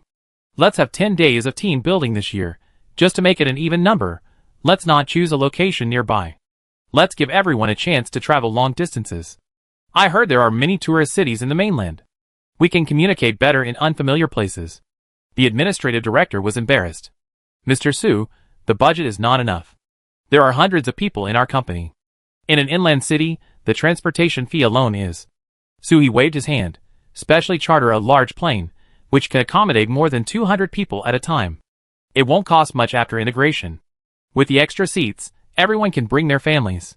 It's just a luxury this year, and next year we will do it the same as in previous years. The people in this entire company are all comrades, who have fought side by side with my parents since the establishment of the company. All I can do is to show them a way. Suhi looked at the city that was finally decided, and thought it would be no problem to survive the initial stage. In addition, the resort over there has received such a large order, so they will definitely prepare a lot of food and the like, which can also be regarded as their initial reserve. I am not a savior and cannot save everyone. The company's affairs are over. From now on, until the end of the world, Suhi will not come again. If the end of the world does not come, that's another matter. Chapter 10. Buzz buzz buzz. The phone buzzed from time to time. Suhi knew without looking that it was Grandma and Uncle's family who knew that she had appeared. Suhi hadn't planned to deal with them yet. Now that he had dealt with them, how could he let them suffer the end of the world? Just keep them hanging for now, let them worry, let them look at their parents' assets, but they can't see or eat them, that's more interesting. In the past, Suhi didn't believe that the evil would last for thousands of years. This bunch of bastards forced her to hand over the Su family's property before the end of the world. After the end of the world, they bought a lot of supplies with the money they had in the early stage when it was still useful. Later, Su Pingfei, the son of her uncle Su Diji, also awakened the fire ability and had super strong attack power. He was recruited by a medium-sized base and became a captain. He lived a comfortable life. And because she had been under house arrest for 3 months, she was very weak and penniless. If the country hadn't organized an evacuation at that time, she would have died on the day of the end of the world. In this life, the uncle's family must leave their lives in their own hands. Feeling Suhi's strangeness, Brother Biao turned his head and licked Suhi's hand. The other 3 little ones also looked at Suhi with concern through the ventilation holes of the backpack. Master, are you okay? The warm and smooth feeling on her hand pulled Suhi's thoughts back from the memories of her previous life. She took a deep breath, adjusted her mood, and tidied Brother Biao's backpack to make the 3 little ones in the backpack more comfortable. Let's go, let's continue to get some good things. After changing clothes in the car, Suhi came to a drugstore that was neither big nor small. Although enough medicines have been bought abroad, it is still not enough. There are many Chinese patent medicines in China, such as Yunnan Biao and Baoxin pills, which are not available abroad, so they still have to go back to China. But if you buy this kind of medicine alone, you need a doctor's prescription. Suhi thought about it and directly bought the pharmacy. In this way, he can purchase the medicine in the name of the pharmacy. Suhi gave enough money, and the pharmacy owner transferred the store without saying a word. In this day and age, who can't get along with money? When transferring money, Suhi used a foreign account and borrowed the name of a shell company, so that he could not be traced back to himself. After the transfer, Suhi ordered a large number of medicines as the boss. All of them will arrive within a week, and he can pick them up at that time. After finishing the work, it was already evening when he came out of the pharmacy. A strong fragrance came from the air. Suhi sniffed carefully. It was grilled skewers. Following the smell, he didn't expect that there was such a lively night market hidden in the alley behind the pharmacy. Suhi couldn't help it and went straight to the barbecue stall. Boss. Grilled chicken wings. Lamb skewers. Spicy beef skewers. Grilled sausages. Grilled chicken feet. Give me 20 skewers of each, and Coke, a big bucket. I want it cold. The store may have never seen such a big eater girl. The waiter hurriedly asked, Little beauty, are you taking it away? Suhi's eyes were fixed on the skewers of meat that kept flying in the hands of the barbecue chef not far away. Cumin seeds jumped on the skewers. Eat here. It seemed that the girl in front of him was really hungry. The waiter smiled and handed over Coke and a cup. Wait a minute, let me see if there is anything grilled. I give you 2 skewers first to satisfy your craving. As soon as the skewers came up, Suhi ate them with a skewer in her left hand and a skewer in her right hand, enjoying them so much. The people around her were excited to see her eating so deliciously. Boss, give us another 10 skewers. Boss, here are 20 skewers of grilled kidneys. The boss couldn't handle it, so he ordered another barbecue grill, and his hands were so busy that they almost looked like phantoms to supply them. Suhi didn't finish eating so much after ordering so much, so she packed up the rest to take away.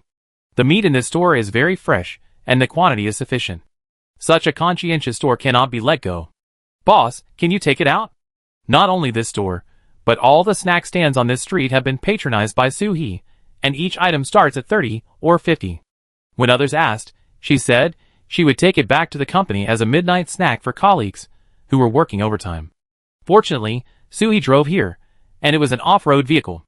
With a large space behind to cover, everything was immediately put into the space. After leaving the night market, it was already past 12 o'clock, and Suhi drove directly to Linshur. The rent in Linshur was much cheaper than here, and the transportation was convenient, so there were a lot of large wholesale markets and storage and logistics centers there. But Soo-hee went there to shop, mainly to extract her wisdom teeth. God knows how much pain she suffered because of the inflammation of her wisdom teeth after the end of the world. If it was just pain, it would be fine. The inflamed wisdom teeth made Soo-hee, who was already malnourished and as thin as a piece of paper, even weaker. Her whole face was swollen like a pig's head, and eating was a problem. Not to mention that she kept having a fever because of the inflammation. In the end, she really couldn't stand it. If she continued to toss about with this wisdom tooth, it would take her life sooner or later. She made up her mind and asked someone to use pliers to pull out her wisdom teeth with half a cup of water, without any anti-inflammatory or painkillers. When she pulled the teeth, the pliers were not sterilized. If it happens again, she must get rid of her wisdom teeth in advance. Because she had to pull out 4 teeth at a time, she must be anesthetized, and she didn't want to be visited by her uncle's family during this period. So, she changed her identity and became invisible, so that they could be headless flies here. Before the teeth were pulled out, she also had a full body checkup. A good body is a necessary condition for survival in the end times. In addition to teeth, problems in other parts of the body will also affect the happiness of life. She was not idle during the recuperation period after the tooth extraction. When she had just finished the operation and could only lie down, she kept placing orders on the food delivery software. Barbecue, cakes, snacks, milk tea, braised pork, meat buns. For convenience, she came here and lived directly in a holiday villa. Many places here are company team building and places where young people often gather. It is completely understandable that there are a lot of orders. After she can get up and move, she went to the warehouse to receive the goods. On the first day, she rented a large warehouse, and then went to the surrounding wholesale markets as a second-hand dealer. All kinds of seasonings, potato chips and snacks, canned instant noodles, luncheon meat, ham sausage. Agreed to deliver in 3 days. She also ordered a lot of mineral water. She didn't plan to drink the water she bought abroad. The water quality abroad is hard, and drinking too much will cause hair loss. She doesn't want to become a bald girl in the end of the world. In this way, Soo-hee just needs to wait in the warehouse to receive it. Chapter 11. I also visited the surrounding nurseries and seed breeding bases. Who knows what will happen in the future? The end of the world may only last for 10 years. After the end of the world, people still have to live. With seeds, there is hope.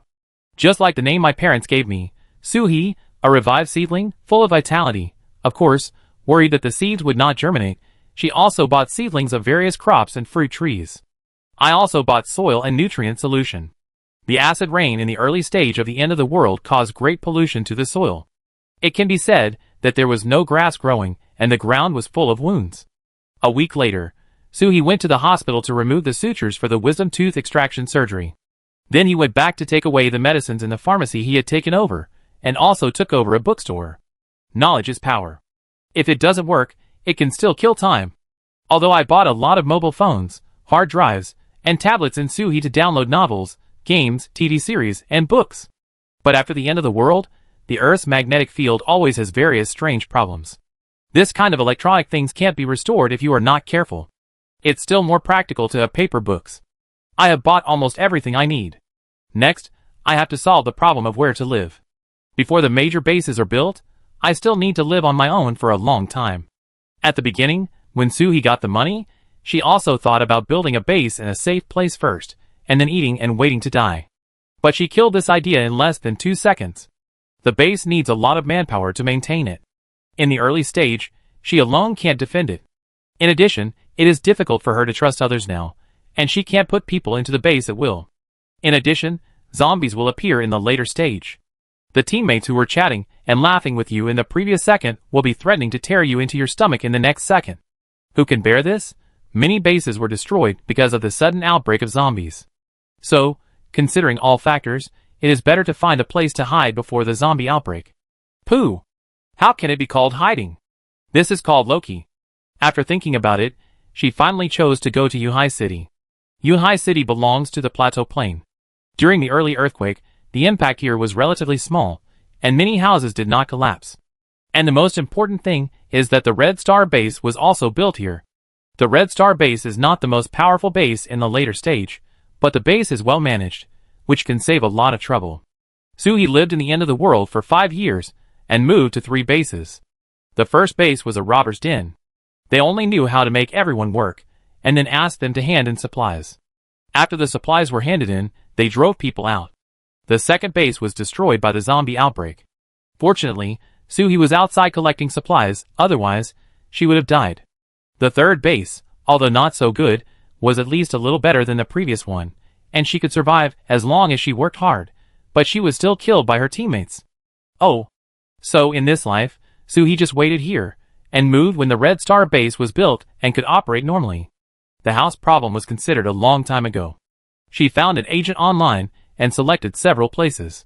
When she arrived to see the environment, she could pay for it after confirming it. Thinking of the things after the end of the world, if the floor is too high, it will shake like a sieve during an earthquake, and if it is too low, it will be buried by floods and snowstorms. The area is too sparsely populated, and it may be occupied by people who fled in the early stage, exposing itself too early. It is also troublesome to have too many people in the community, and you have to fight more zombies when you go out. In the end, Suhi chose a garden villa community on the edge of the city. The building area of each household is okay, more than 180 square meters, a little small, but enough to live in. This community has been built for several years, and the occupancy rate is quite high. In this way, even if someone comes after the end of the world, the residents of the community can spontaneously organize themselves to form a community guard team. In order to appear high-end, the community is surrounded by high walls and gates. The community also uses a card system. Others cannot enter without an access card. This building has a total of 9 floors, and there is a large attic on the roof. There are 2 households on each floor. Suhi waved his hand and bought the 2 households and the attic on the 9th floor. At that time, the staircase and elevator entrances on the 9th floor will be locked with iron doors. Not to mention the neighbors downstairs, even the firefighters can't get up. Why not rent it? I'm afraid that the original owner of the house will come looking for it in the future. This kind of thing has happened a lot in the end times. The owner's original place of living is gone, and he thinks that there is still a house here, so he comes back to compete with the tenant.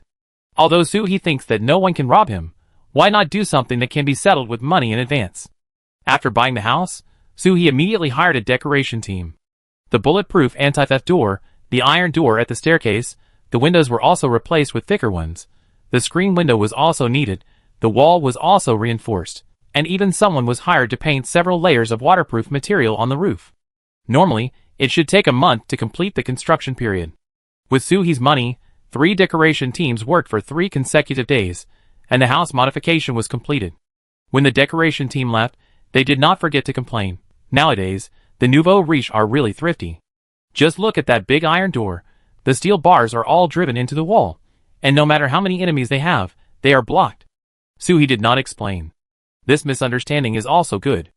After all, since he can make enemies, he must be not easy to mess with. The neighbors around did not pay much attention to someone decorating. Those who can live in this community basically have some economic strength. They are more concerned about how to make more money rather than whether others decorate their houses. In any case, they are not decorating during their rest time, which is already very decent. Looking at the calendar, it is now November 1st.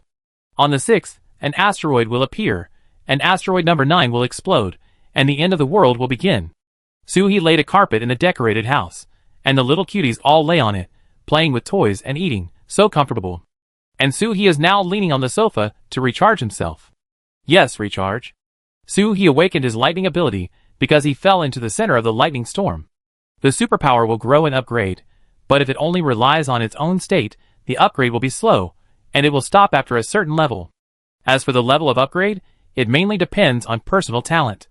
If you want to upgrade quickly in a short period of time, you have to absorb the crystal core.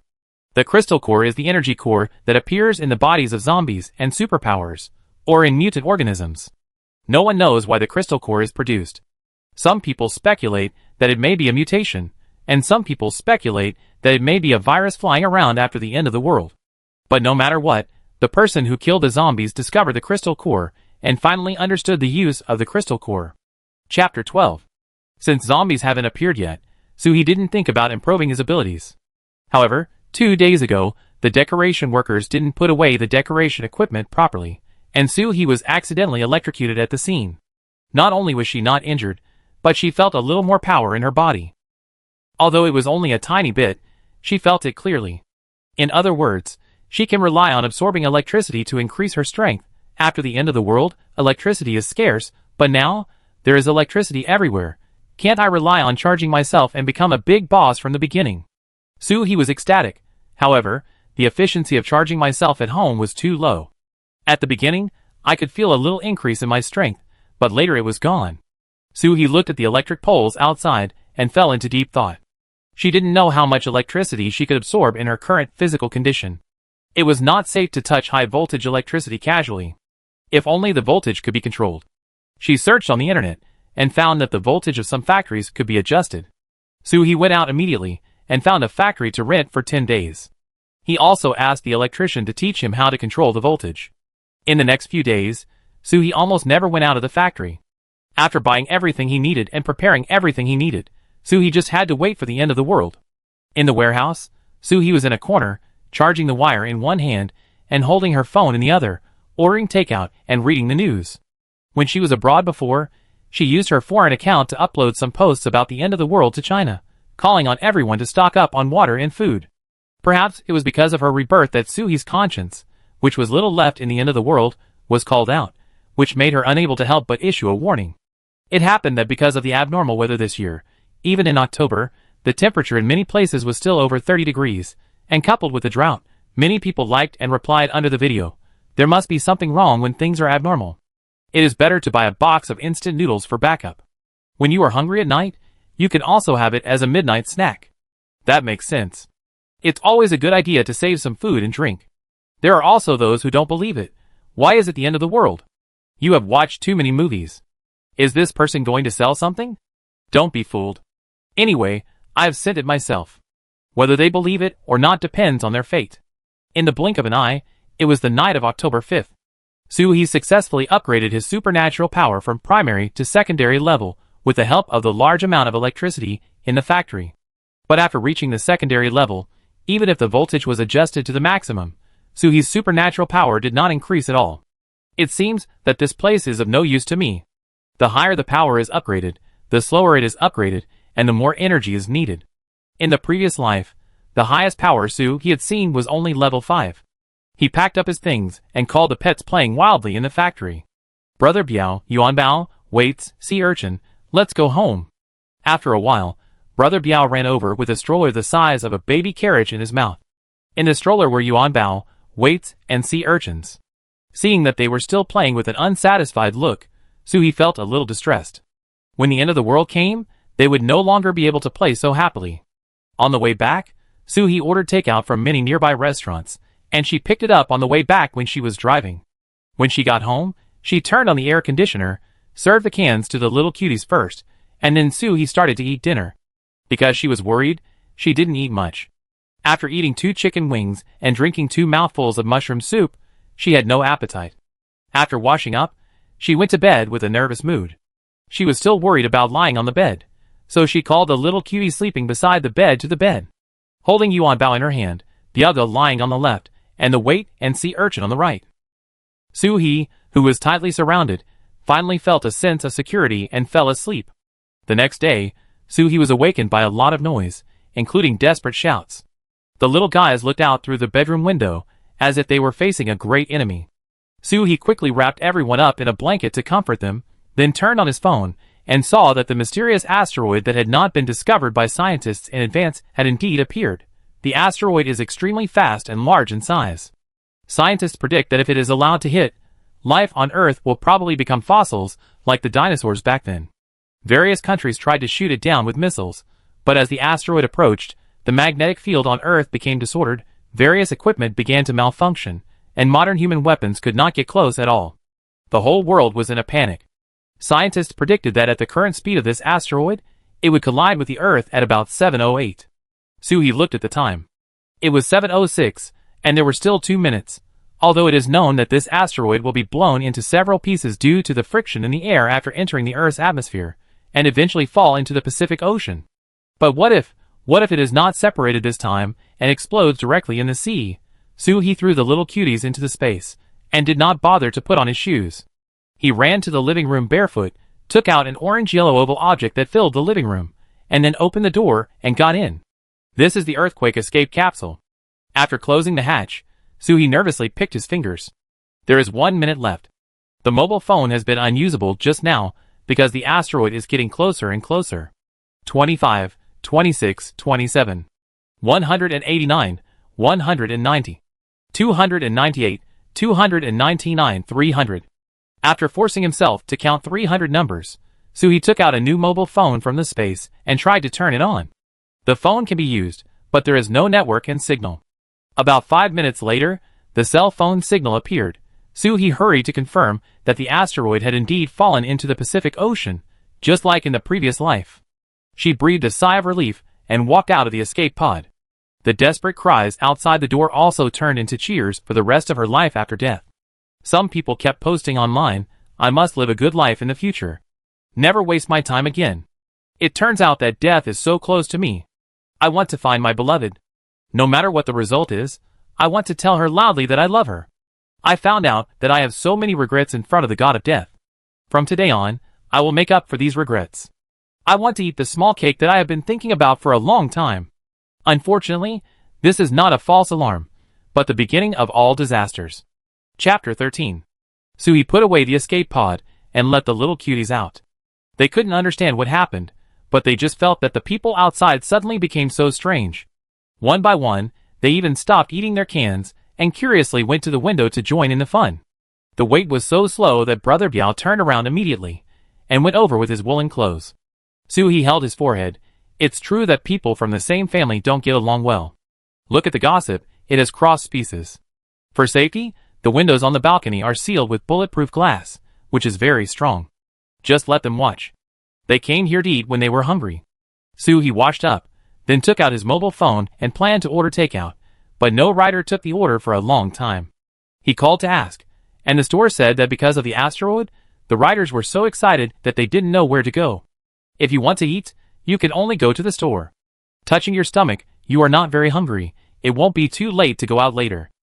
Suhee sat on the sofa and called Aunt May, saying that he wanted to eat the bacon and salted duck eggs made by Aunt May, and wanted Aunt May to make more, and then go to Xianglin City to find them at the end of the year. Bacon and salted duck eggs are things that need to be made in advance. Now that I say it, according to Aunt May's personality, I guess she will go to buy a pig after the call. In this way, these meat and eggs alone will be enough for them to eat for a long time. Then he told the company that he would be late for 2 days due to personal matters, and he would take a plane by himself. Because the time for the team building was scheduled for tomorrow's flight, if it was delayed for 2 days, it would be the end of the world, and it was normal for a person to disappear. Finally, the highlight came. How could I forget my uncle's family? Suhee prepared his emotions for a while, then dialed Grandma Lu Tsuehua's mobile number. Beep, beep. After 2 beeps, the phone was answered by a loud voice. Who is it? Suhee felt uncomfortable when she heard this voice. She pretended to be sad and said, "Grandma." "It's me, hee hee." When Lu Tsuehua heard it, her voice was 2 degrees higher than before. "You little bitch, you finally contacted us. You have my son's inheritance in your hand. Give it back to me quickly. Otherwise, then." Suhee moved the phone away, and when Lu Tsuehua needed to breathe because of insufficient lung capacity, he quickly interrupted her. "Grandma, I give you." The call was about the inheritance that Dad left for you and your uncle's family. Hearing about her inheritance, Lu Tsuehua's attitude changed 180 degrees. "I knew my son would not be so cold-blooded. Tell me how much he left for us." Suhee lied. "There are company shares, some real estate, cash, etc. I don't know the details. This requires the lawyer to tell you in person. The lawyer and I are now in Yuhai City to deal with things. Otherwise, we will go back after a while. We can go directly to Yuhai City. Money and other things, only when you hold it in your own hands can you feel at ease. Not to mention a period of time, Lu Tsuehua doesn't want to wait for a minute. You let the lawyer prepare the things. Your uncle and I will be there tomorrow. The fish is hooked." Suhee curled his lips. "Okay, I will send you the address after you arrive." After hanging up the phone, Suhee stretched and went to wash up. When she came out after washing up, there were a lot more messages on her phone. Most of them were junk messages. One was from the school, asking Suhee when she would go back. If she took leave for more than 3 months, she would be treated as taking a leave of absence. "Oh, I forgot, I am still a 20-year-old college student now, and my major is nursing." She thought that she could take better care of her parents when they were old. But her parents are dead, and the end of the world is coming, so why go to school? Please treat me as taking a leave of absence. Soo-hee didn't have anyone she cared about in school. During her 2 years in college, she basically didn't appear on campus except during class time. In her spare time, she followed her parents to learn how to run a company and deal with business matters. The second generation of rich people also need to work hard. After checking the information in her mobile phone, Soo-hee walked to the balcony and took the 4 little ones away. Let's go out. The sun outside is not bad. While there is still sun, let's get some more sun. There will be no sun in a few days. After putting on the backpack for Brother Biao and locking the 3 little ones, Soo-hee went downstairs. There was nothing to do today, so Soo-hee planned to stroll outside and bask in the sun. She deliberately drove the car to a shopping mall far away and parked it, and had breakfast in the mall first. The chewy ramen had a smooth taste. Soo-hee paired it with braised beef and side dishes, and ate a large bowl of ramen, including the soup and water. Comfortable, after eating and drinking, she strolled around the mall first, ordered takeout from all the stores that looked delicious, and made an appointment to pick up the goods in the afternoon. Soo-hee took the little cuties to a nearby park. The temperature has returned to normal in the past few days. It is a comfortable time in southern cities in November. Soo-hee took out the picnic mat and lay on it directly. Brother Biao, who had taken off his backpack, ran freely in the distance, while Yuan Bao occupied the center of the picnic mat like a big man. Wait and see urchin were playing with wild grass around the picnic mat. One had short legs and could not run far, and the other was timid and did not dare to run. Soo-hee did not have to worry about them getting lost. Not far away, someone was handing out balloons to celebrate that mankind was not destroyed today by an asteroid hitting the Earth. Brother Biao, who was running around, also got one. He held a rope in his mouth and ran all the way over to put the balloon in Soo-hee's hand. The gorgeous balloon swayed in Soo-hee's hand, just like the fate of mankind in God's hands. Yuan Bao's attention was attracted by the balloon, and his furry paws were about to reach it. Soo-hee teased it for a while, and then tied the balloon to its collar. Unexpectedly, it laid down directly. For a moment, Soo-hee had an illusion that it was not he who was teasing Yuan Bao, but Yuan Bao who was teasing him. Good times are always short-lived. As the sun gradually set, Soo-hee packed up his things and returned to the mall with the 4 little cuties. He took the things he had ordered and went home. On the way, various stores were offering various promotions, Survivor Package. No regrets, big discount. This is also good. While it's cheap, there will always be people who will buy more things to stock up. After returning home, Soo-hee took a bath, closed his eyes, and checked the supplies in the space over and over again with his consciousness. The empty space before is now as rich as a supermarket that has just been stocked. Of course, there are many more kinds of things than in a supermarket. After confirming again and again that he had not missed any necessities, Soo-hee was relieved to enjoy the bubble bath. Chapter 14. The next morning, Soo-hee was eating breakfast outside when his grandmother Lu Tsuehua called him. We've arrived at the airport. Send us the address quickly, and we take a taxi. Listening to the arrogant tone of command, those who didn't know would think that it was the old Buddha who was traveling and needed someone to lead the way with a float. The background sound of the phone was Su Pingfei's complaint. Hurry up, I didn't sleep well all night, I'm so annoyed. Soo-hee picked up a steamed bun slowly and took a bite. The soft and glutinous bun skin was soaked with the juice of the bun filling. It was so fragrant. Grandma, I didn't expect you to come so quickly. How about this, I'm nearby, I pick you up on the way. Find a place to sit first, I be there soon. After that, she hung up the phone, muted the phone, and continued to eat buns. These bastards are not as important as the buns. Wait!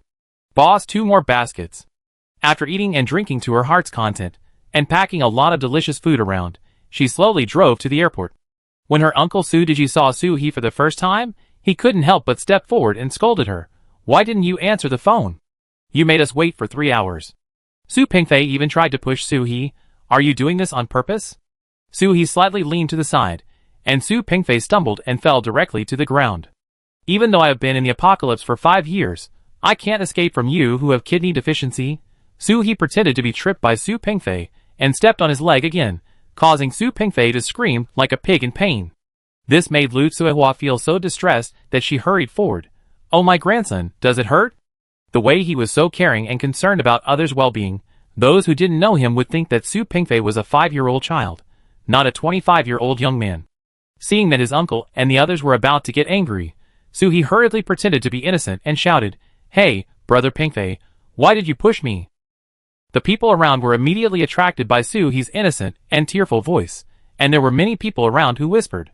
It's obvious that this is a family that favors boys over girls. It was obviously the brother who started it first. That's right, if my sister hadn't slipped just now, it would be my sister who fell to the ground now. Faced with the pointing and talking of the people around them, Grandma Lu Suehua and Uncle Su Diji couldn't get angry on the spot, so they had to endure it for the time being. It won't be too late to settle with you after we get the inheritance. Aunt Zhou Pingping tried to smooth things over and said, it's just a joke between brothers and sisters. It's nothing. Hee hee, Grandma has been waiting for you here for the whole morning and didn't even have breakfast. You called several times, but couldn't get through. Uncle and Brother Pingfei were so anxious that they did this. You have always been considerate, and you will definitely not take it to heart. Listen, this is what a high-level person would say. Not only did she pass on the blame, but she also brought the conflict to herself. When I was a child, I suffered a lot from her. She looked friendly on the surface, but she was mean behind the scenes. Oh, there was a car accident on the way here, and there was a traffic jam, so we are late. Grandma, do you want to eat first or see the lawyer first? With so much money in front of him, how could he have the mind to eat? Lu Suehua urged, see the lawyer first, hurry up. Su-hee took them to his SUV, and in order to prevent them from getting close to him, Su-hee deliberately put a package bigger than a person on the passenger seat. So the four of them went to the back seat. As soon as they got in the car and sat down, Su Pingfei was about to kick Su-hee's seat. How dare you embarrass me in front of so many people? Su-hee had expected this long ago, and slammed on the brakes. The four people who didn't have time to fasten their seat belts immediately stretched their cervical vertebrae. She took the initiative and said unhappily, Su Pingfei, if you don't want your share, get out of the car. Don't think that you are superior to others just because you have 2 tails of extra meat. No matter how noble your life is, it will only be a pile of rotten meat after a car accident. Be quiet. The spoiled Su Pingfei couldn't stand this, and waved his hand and wanted to continue to fight, but was forcibly held down by his grandmother Lu Suehua and his uncle and aunt. 3 people can't even carry one, it's really lame. Su-hee ignored them, stepped on the accelerator, and the car continued to drive forward. With a show of strength just now, they were quiet on the road and didn't say anything, fearing that Su-hee would lose their lives if he didn't think about it. The eyes of several people were so eager to stare 2 holes in Su-hee's car seat. Stare more while you have the strength. There will be no chance in the future. After bringing the people home, Grandma Lu Suehua looked at the empty room and couldn't help turning her head to ask, where is the lawyer? As a result, she saw Su-hee holding an arm-thick electric baton in one hand and shocked Su Pingfei and Su Diji. You? A cry of surprise attracted the eldest Aunt Zhou Pingping to look back, but Su-hee didn't give her this opportunity. Squeak. 2 times, they fell down. The effect of the electric baton was very satisfactory. If it wasn't for the fear of being electrocuted to death, there would be no need for the electric baton. Next, it was the exciting moment of revenge. Of course not, this electric baton is military grade, very powerful. A strong man would faint for most of the day after being shocked, not to mention that these 4 people were used to a life of luxury. After putting the people in the cage and locking them up, Su-hee returned to his room. Su-hee bought the entire 9th floor, lived in one household, and took them to another household. First, change clothes and go out for lunch. Buddha jumps over the wall, ate treasure rice, roasted pigeon. Eat more while you can still eat out. In a few days, you can only cook at home. Su-hee can also cook, his parents taught him before, and the food he makes is not bad, not the kind of kitchen killer who will blow up the kitchen. But now that someone else can do it, why should I do it myself? After strolling outside for a while, I bought all kinds of snacks, such as fried skewers, glutinous rice cakes, sweet soup, cakes. I had a little of everything. I used to eat less of these things for health reasons, but now, happiness is over, so what does health care about? Seeing that the time was almost up, Su-hee went home. After calculating, the balance in the account was not much, there were still hundreds of thousands left. Seeing the bank on the street, Su-hee went in and withdrew all the money. In the early stage of the apocalypse, although prices soared, if you have money, you can still buy some things. This money, keep it first, in case it is useful. If not, you can use it as firewood. After returning home, Su-hee went to the next door to see if the people in the cage woke up. At a glance, the 4 people were snoring loudly. It seems that after receiving his call, they were so excited that they didn't sleep last night. Chapter 15. Su-hee asked Brother Biao to watch here, and then went back to the house to change clothes. There are 2 doors at the staircase of the 9th floor, One is an iron fence, and the other is a closed anti-theft door. Once the two doors are closed, the entire 9th floor is Suhi's private space, and there is no need to worry about the little cuties running out. Woof! Suhi, who was petting the cat, heard Brother Biao's cry, and it seemed that someone woke up. Suhi put Yuan Bao on the cashmere cushion of the sofa and went to the next room. As soon as the owner left, Yuan Bao's little radar for joining in the fun stood up, and he ran out with his short legs, calling the wait and the sea urchin to join him. Suhi wanted to stop him, but then he thought, just follow him, anyway, you will have to adapt in the future. When he came to the next room, Suhi hadn't walked in completely, and he heard the hoarse voice inside shouting, Suhi! What are you doing? The first person to wake up was Grandma Lu Tsuehua, who was really strong. Lu Tsuehua wanted to put on her previous arrogant face, but suddenly found that she was tied up. Not only herself, but also her eldest son, daughter-in-law, and precious grandson were tied up and locked in a cage. She yelled at Suhi, what are you going to do? Let Pengfei go. What a good grandmother. At this time, the first person she cared about was her precious grandson Su Pengfei. What a touching relationship between grandparents and grandchildren. In the previous life, she was bullied by Su Pengfei, and Lu Tsuehua pointed at her nose and scolded her, saying that granddaughters serve grandsons. Listen, what a terrifying statement. The other three also woke up slowly, and the eldest uncle Su Diji kept struggling like a bug. Suhi, let us go quickly, otherwise you will suffer. Lu Tsuehua also opened her voice, and continued to use her usual shrewish tricks. Oh my god, you are so heartless, your granddaughter is going to murder her elders. Su Pengfei wanted to kick the cage open with his feet, but after several kicks, the cage did not move at all, and he hit his head because of the reaction force. Stinky bitch, how dare you do this to me? When I get out, I will definitely find someone to beat you up. The calmest person here is the eldest Aunt Zhou Pingping. The moment she woke up, there was a flash of panic in her eyes, but she calmed down after 2 seconds. What are you doing? We are all family. You are breaking the law by doing this. Breaking the law? It's really scary. Suhi moved a chair and sat in front of them. In his hand was the electric baton that had just stunned them. In his arms was the ingot that had just run over. Under his feet was the weight, and hiding behind the chair with his eyes still curiously looking forward was the sea urchin. As for Brother Biao, he now had a fierce look in his eyes, bared his teeth, and warned these people with a woo-woo sound. This place is under my protection, and my people are behind you. If you guys keep pointing fingers, I will bite your hands off. Brother Biao is a gentle fairy in front of Suhi, but when in danger, he will still turn into a warrior and firmly protect his family behind him. Dog's fangs are always facing the enemy. Woof woof woof. Suhi called Brother Biao back with relief and stroked the big dog's head with her free right hand. Brother Biao, come and rest here with your sister. If they want to shout and make trouble, let them make trouble. After they shout for a while, they will be hungry and thirsty, and can't shout anymore. The sound insulation effect of this community is good, and Suhi wrapped the iron cage with super thick sound insulation cotton, and the room was also equipped with high-quality sound insulation panels. Even if a pig is slaughtered in this room, and it screams in pain, the people downstairs won't feel much. Seeing that Suhi was fearless, several people began to play the emotional card. Grandma Lu Tsuehua rarely showed a loving look. If your father were alive, he would be very sad to see you treat us like this. Suhi sneered, Grandma, you should be glad that my parents are dead, otherwise your fate will be even worse.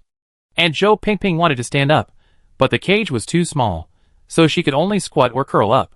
The dead cannot be resurrected. Your parents are dead. No matter how much they treat us, they will not be resurrected. If you feel uncomfortable, let your aunt hug you. In the future, your aunt will definitely treat you as her own child. Not even dogs believe this. Brother Biao doesn't believe it. The electric baton in Suhi's hand made a squeaking sound, and the 4 people were so scared that they shrank back into the cage. My body still hurts after that blow. If it happens again, will I still be alive? My uncle Su Diji begged for mercy immediately. We don't want anything, please let us go. We don't want anything, and we won't fight with you for anything. Suhi touched my uncle Su Diji's cage with an electric baton. Sizzle, the power is turned down a bit, so he won't faint, but it will hurt. You can tell from my uncle Su Diji's condition that he bit his fingers because of the pain. For convenience, she specially customized 4 iron cages for them. Do you think I treat you like this for money? Su Pengfei asked back. Isn't it? Otherwise, why? Suhi stood up and paced back and forth in the room, tapping the cage of anyone he disliked. In order to increase the sense of loneliness, The 4 cages were separated, otherwise if one person was shocked, the other 3 would be punished. Look, I am more humane, and I have indirectly reduced your pain, okay? Of course not. You treated my parents like that. Do you think they will leave you an inheritance?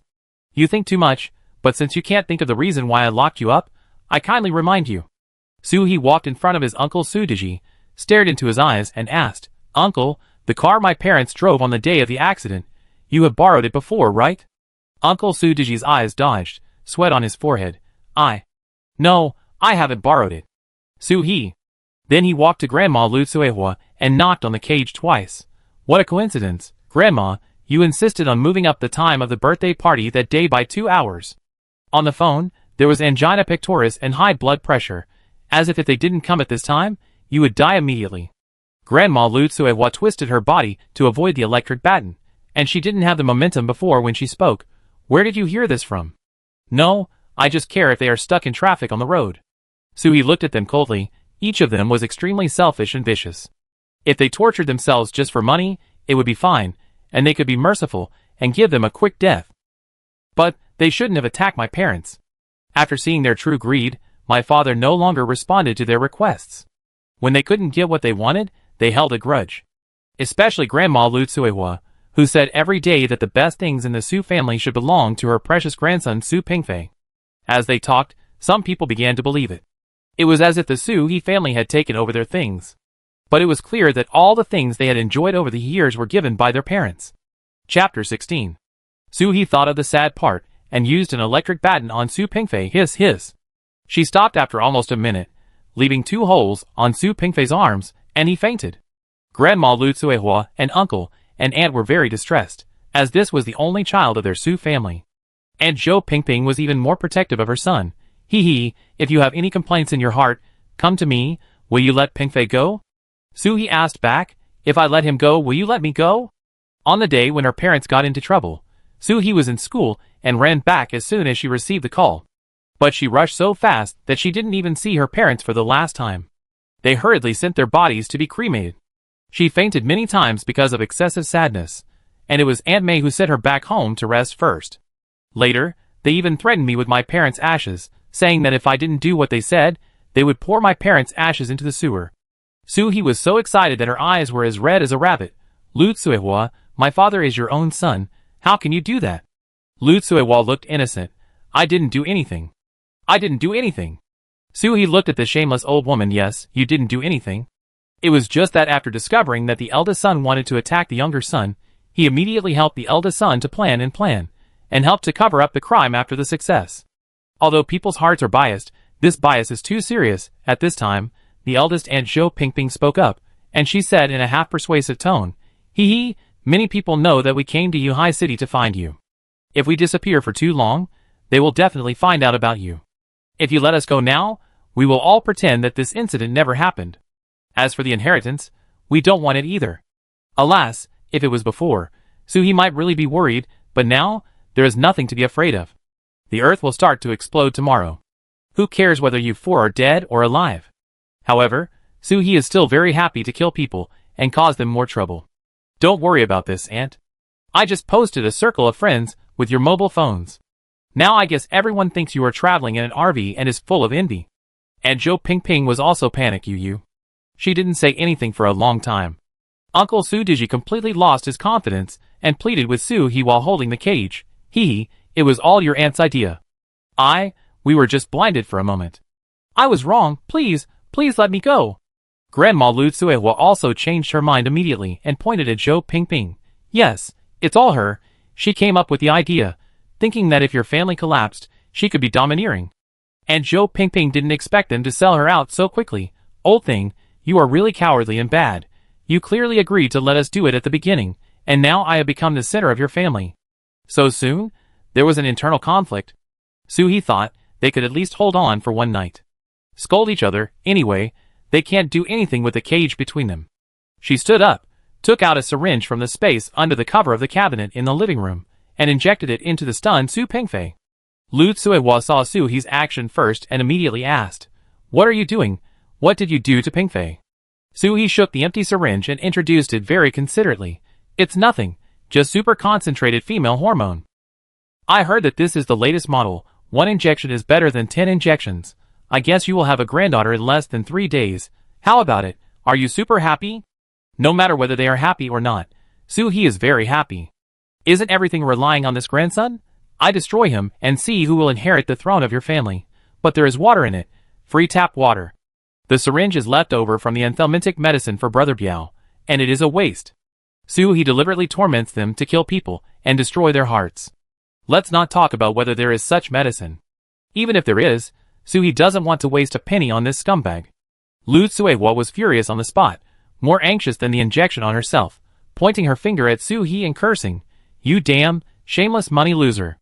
Hurry up and take out the antidote. Woof woof woof."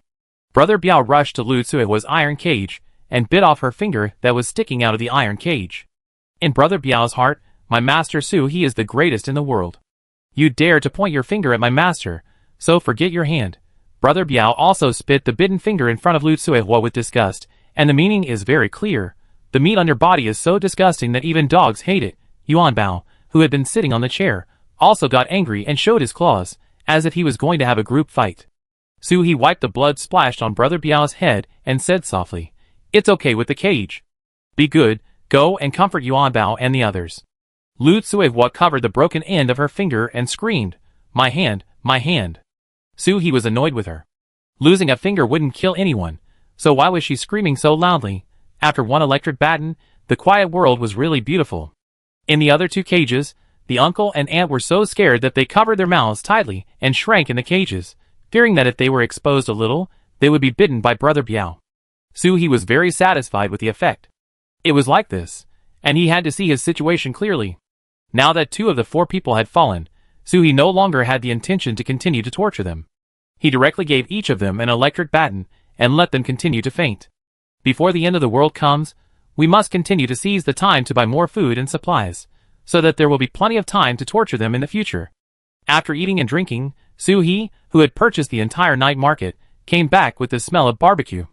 They had woken up faintly, but they were all listless. The smell of food on Soo-hee instantly made them energetic. From morning till now, let alone eating, they didn't even drink a few sips of water. Smelling the aroma, their stomachs growled loudly, and they looked at Soo-hee with eager eyes. Soo-hee lived up to expectations, and took out 4 disposable plastic bowls, as big as the small bowls in hot pot restaurants. Pour a bowl of Coke into each bowl, and put it in front of everyone's cage. Su Pengfei slapped the bowl away and said viciously, "Stinky bitch, let me out, give me meat, I want to eat." Soo-hee put the bowl away with great regret. Such a bowl of Coke can make a person live 2 more days in the end times. Su Pengfei, since you still have so much strength, just starve. The other 3 were more sensible. Soo-hee put down the bowl and immediately picked it up and drank it. Lu Tsuehua held the bowl and begged humbly, "Hee, can you give grandma some more? I lost so much blood, I need a doctor." Soo-hee saw that she used her own clothes to bandage the wound well, and she was very careful about her life, and knew how to treat her wound in an emergency. "Doctor? My parents didn't even have the chance to see a doctor. You just lost a finger, and it scabbed over overnight. Just bear with it." Chapter 17. Putting away the Coke, Soo-hee looked at them coldly. "I'm kindly advising you, but if you don't listen and make too much noise in the middle of the night, I can get up immediately and give you a quick death. If you don't believe me, you can try it then." The 4 people swallowed their saliva in fear. The look in Soo-hee's eyes just now was colder than the knife that our T-Mart used to kill fish for 10 years, and Zhou Pingping said obediently, "We will be quiet." Soo-hee turned around and left directly. Coke is not water. Although it can replenish energy, the more you drink, the more thirsty you will be. It is estimated that their throats will smoke in a short while. There is also soundproof cotton under the cage, so they can't make any noise. Soo-hee said that just now just to scare them. Back in the room, Soo-hee was not idle. He took out the video left by the dog trainer he hired before and watched it carefully. When Biao Gu was brought to the Su family when he was a child, he didn't just live a life of lying flat. Soo-hee's father hired a special dog trainer to give him special one-on-one training. Although Biao's ears are still often drooping, in terms of strength, it can be said that he is no worse than a military dog.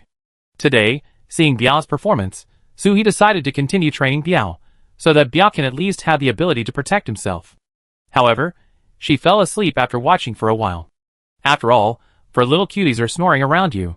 How can you not be confused in the middle? Soo-hee was confused. After the end of the world, she even wanted to open one eye and close one eye when she slept, and she didn't dare to sleep to death. But now, in the gentle place surrounded by the little cuties, she sleeps better and better every night, and even her dreams are sweet. The next day, Soo-hee got up early. First, he went to the next door, to see the 4 people's condition. They were still alive and well. Soo-hee took out Coke again. Uncle Soo-jiji said in a flattering tone, "Hee, can you give me a glass of water? I can buy it with money." Soo-hee refused him without hesitation. Coke was good enough. What else did he want? No. Today, Su Pengfei had completely lost his arrogance of yesterday. He took the Coke sent to the side of the cage and drank it all up. He wanted to lick the bowl again. Yes, the darling who had been held in the arms of the family since childhood had never suffered such hardship. The 4 people who finished drinking Coke did not dare to speak, for fear that they would accidentally anger Soo-hee and be torn off a piece of meat by Brother Biao's sharp teeth, or be shocked by the electric baton. This is the effect Soo-hee wanted. But she still had to go out today, so no matter what, they would be shocked. After leaving the community, Soo-hee took Brother Biao and the others to get snacks. Previously, they had ordered various cream cakes and 1,000-layer cakes from many cake shops. Anyway, they had money, so they would spend it if they didn't. Soo-hee drove to each store to get them back, and then he didn't plan to go out. Home had food, drinks and fun, like a fortress, so there was no need to go out and attract attention. When he came back, the security guard at the door called Soo-hee, and Soo-hee's heart jumped. Could it be? Hello, the owner. The water pipe in the community burst today, and it is estimated that water will not be available until after 8 o'clock in the evening. I'm sorry to trouble you. Ah, such a small matter. Soo-hee showed a generous smile. Thank you for reminding me. I will go out to buy some water later, and you should also prepare more water. When they got home, they closed the front door and the bedroom door, and collapsed on the sofa. They took out the yogurt pudding they had just bought, and it was so delicious. Soo-hee didn't plan to torture them today. He gave them some time to recuperate, otherwise how could they cope with the end of the world? In the bedroom, Soo-hee emptied the things inside and replaced it with an earthquake escape pod. Starting tonight, they would sleep in it. All the dangerous things in the house were put away, and the doors of the immovable cabinets were also taped. The sofa was replaced with a thick carpet. Yuan Bao was about to protest, but she immediately put it away. As long as there was something soft to cushion it, she would not be opposed to it. At around 10 o'clock in the evening, the TV that was playing Tom and Jerry suddenly went black, and then there was a national emergency notice. Due to the explosion of asteroid fragments at the bottom of the Pacific Ocean, a series of submarine volcanic eruptions and earthquakes have been triggered. Residents in coastal areas are requested to immediately go to inland areas for emergency refuge. An unprecedented super-large tsunami will reach the coast of our country within 10 hours. Residents in coastal areas are requested to immediately go to inland areas for emergency refuge. The country is in trouble, and we must overcome the difficulties together. Please accept the guidance of the National Defense officers and soldiers, and go to a safe area. Soo-hee changed the channel, and all the TV stations were playing the same content in a loop. The 4 little ones looked at their master in confusion. Cartoons. Where are our cartoons? Soo-hee had to take out the tablet from the space to continue the cartoons just now, and the 4 little ones continued to lie down contentedly. After turning off the TV, Soo-hee took 2 sips of water on the table, and then turned on the air circulation system in the house. Volcanic eruptions will emit a large amount of harmful substances. Once inhaled, they will cause various irreversible damage to the human body. Although the distance here is far, the erupting volcanoes are not only in the Pacific Ocean, but volcanoes around the world, erupting together. The fragments of the asteroid have huge energy. Scientists who survived later speculated that several large fragments happened to fall near the submarine volcano, and they exploded when stimulated by the magma that erupted from the submarine volcano from time to time. Such huge energy immediately triggered a series of chain reactions on the seabed. The asteroid explosion triggered the eruption of submarine volcanoes, and the eruption of submarine volcanoes triggered earthquakes and tsunamis around them. The earthquake caused a wide range and promoted the eruption of unstable volcanoes around them. After a closed loop, volcanoes around the world are like firecrackers tied to a fuse. You explode and I explode. Except for the flat and vast continental interior without volcanoes, other places were not spared and were all destroyed. Especially in some Sakuraria countries with active volcanoes, after the volcanic eruption and the earthquake and tsunami, not even a piece of land was left. The United Nations called on all major countries to help rescue the surrounding small countries, form a human community, and face the disaster together. But in this case, time is very tight, and if you can't save the people in your own country, how can you have the energy to care about others? Chapter 18. The rescue operation was in full swing, and everyone was full of hope, thinking that this was just a stumbling block that humans could overcome with effort. Unfortunately, this was just the beginning. Buzz buzz buzz. The phone next to him suddenly rang, interrupting Soo-hee's memories. Picking it up, it was Aunt May. Hee, where are you living now? Are you safe? Hearing the caring voice, Soo-hee was moved, and she replied softly, Aunt May, I'm safe where I am, don't worry. By the way, is Brother Ingda here? Aunt May immediately asked her son to come over to answer the phone. Yes, I found a place close to their school, and he moved in with me. 2 seconds later, the call was changed. Soo-hee, it's me. Although Gao-ingda lived in Soo-hee's home until he graduated from elementary school and was sent to boarding school by Aunt May when he was in junior high school, the relationship between them has always been awkward. In Gao-ingda's mind, Soo-hee was the superior lady of the master's house, and he and his mother were just servants taken in by the master with kindness. To put it more clearly, it was his self-esteem that was at work. Therefore, he had a cold look since he was a child, and people couldn't get close to him. Soo-hee didn't say anything polite, and said it directly. Brother Ingda, I heard from my friends abroad that the situation this time is much more serious than we imagined, and it may not be that safe in the inland. I will send you a shopping list later, and you can buy as much as you can according to the items on it. Avoid people when shopping, and close the doors and windows when you go home, especially Aunt May. Don't open the door to anyone casually. Gao-ingda responded first, then suddenly asked tentatively, You asked my mother to come to see me in advance? Is it because of this? Do you know something? Soo-hee was stunned for a moment.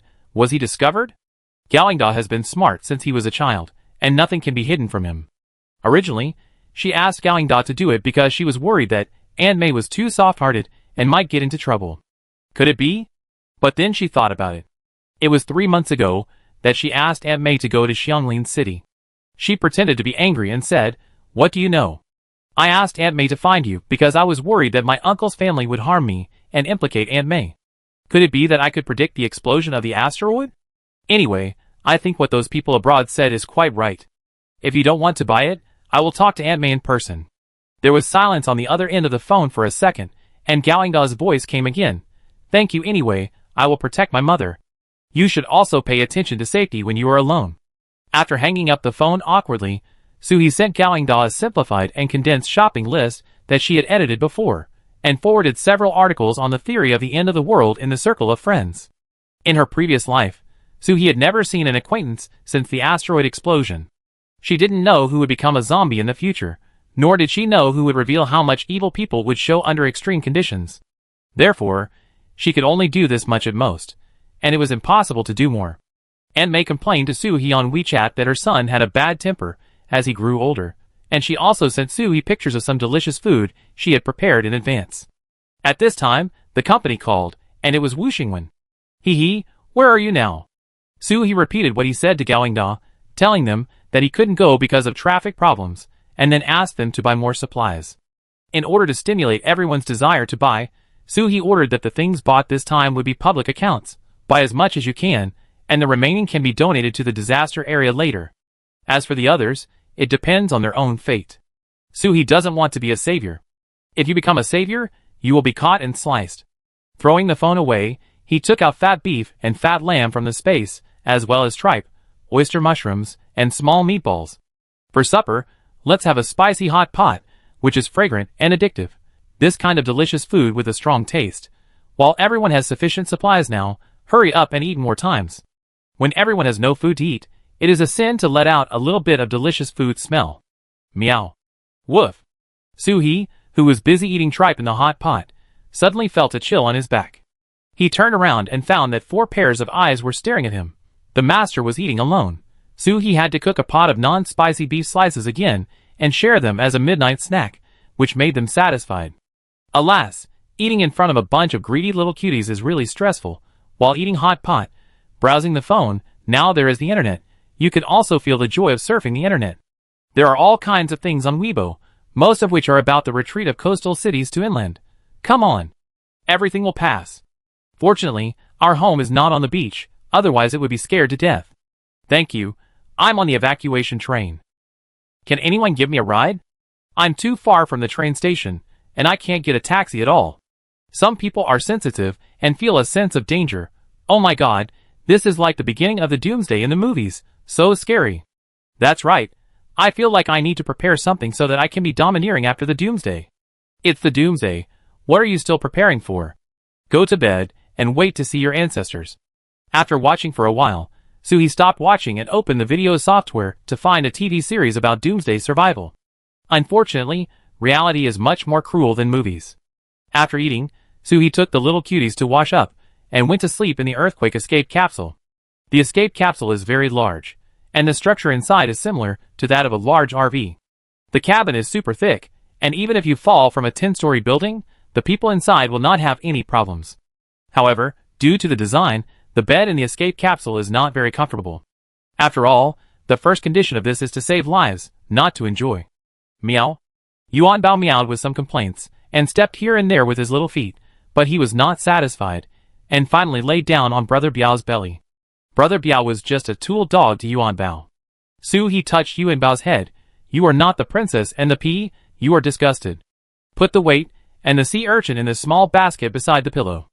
After all, this bed is not as spacious as the previous one, and these two are not honest when sleeping, rolling around. So Suhee prepared a baby basket to prevent himself from touching a thorn or kicking a turtle shell when sleeping. The next day, Suhee slept until he woke up naturally comfortable.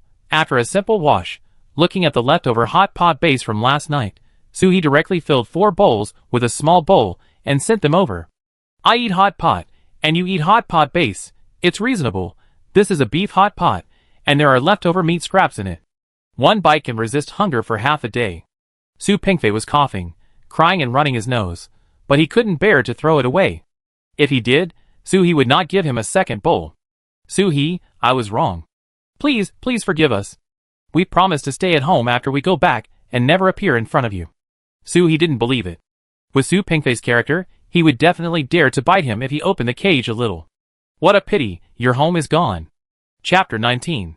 Suhee turned on the TV with the remote control. All the information on the TV was about volcanoes, earthquakes, tsunamis.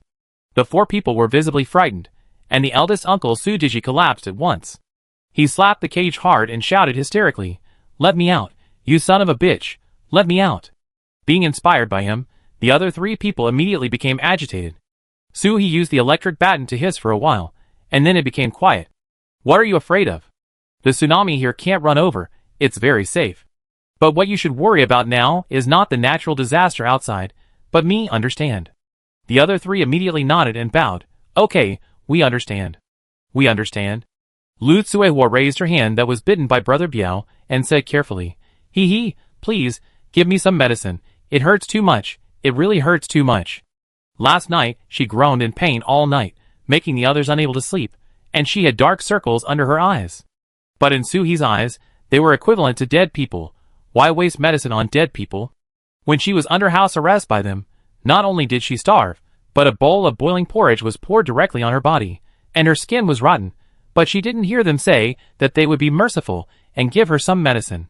Hold on, I came here to kindly remind you that there will be continuous earthquakes starting from noon today. But don't worry, I checked before, this house will be fine even if there is a magnitude 7 earthquake. She was telling the truth, she was still living in it. But others didn't think so. They thought in their hearts that Suhee wanted to drag them to death together. I was even more scared. Suhee didn't care what they thought. They were alive now, because he still wanted to torture them. When he didn't want to torture them anymore, he would just cut them off with a knife. He took out the tap water injection prepared for Su Pingfei and injected him while he was not paying attention. Su Pingfei covered the place where he was stabbed by the needle in horror. What did you inject me? Suhee put away the needle, wiped his hands with disinfectant wipes, and said to Su Pingfei affectionately, It seems that they didn't tell you that this injection can change sex. In the future, our relationship will become that of good sisters, and we will be closer, right? Su Pingfei was stunned for a moment, and then immediately panicked and wanted to scratch the needle hole just now. But it was already inserted, and scratching couldn't get it out, and scratching it was useless. No, I don't want it. Suhee, I was wrong. I shouldn't have treated you like that when I was a kid. Please. If he didn't say it, Suhee would have forgotten that this beast had thoughts about her, that she shouldn't have since she was a kid. Soo-hee was beautiful since she was a kid, and when she grew up, she was a standard white, rich and beautiful girl, and the best of the white, rich and beautiful girls. When he was a teenager, Su Pingfei looked at Soo-hee with a little impurity in his eyes. Although he thought he hid it well, Soo-hee could see through it at a glance, so she would not be alone with Su Pingfei since she was a kid. But they were relatives who knew each other well, and they couldn't hide. Su Pingfei even brought several bad boys to surround Soo-hee several times. If it weren't for Brother Biao, Soo-hee might have been bullied at that time.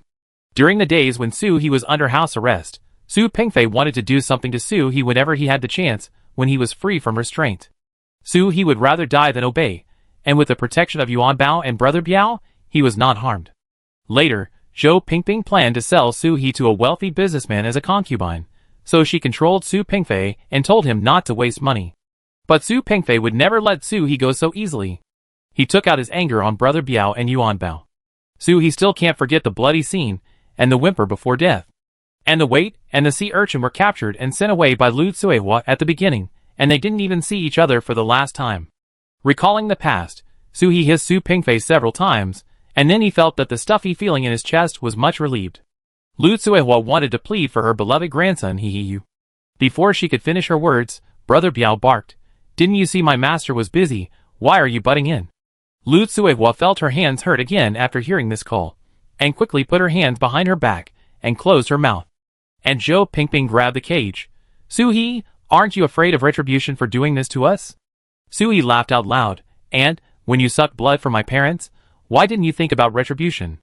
When you attacked my parents, why didn't you think about retribution?" She took the electric baton and mercilessly hit Aunt Zhou Pingping. "If there is retribution, then I am your retribution, understand?" Soo-hee sneered at them, like a devil crawling out of hell to take his life, and scared Su-diji so much that he turned his face away, and closed his eyes, and dared not look directly at them. After putting away the electric baton, Soo-hee went back to his room and made a simple breakfast.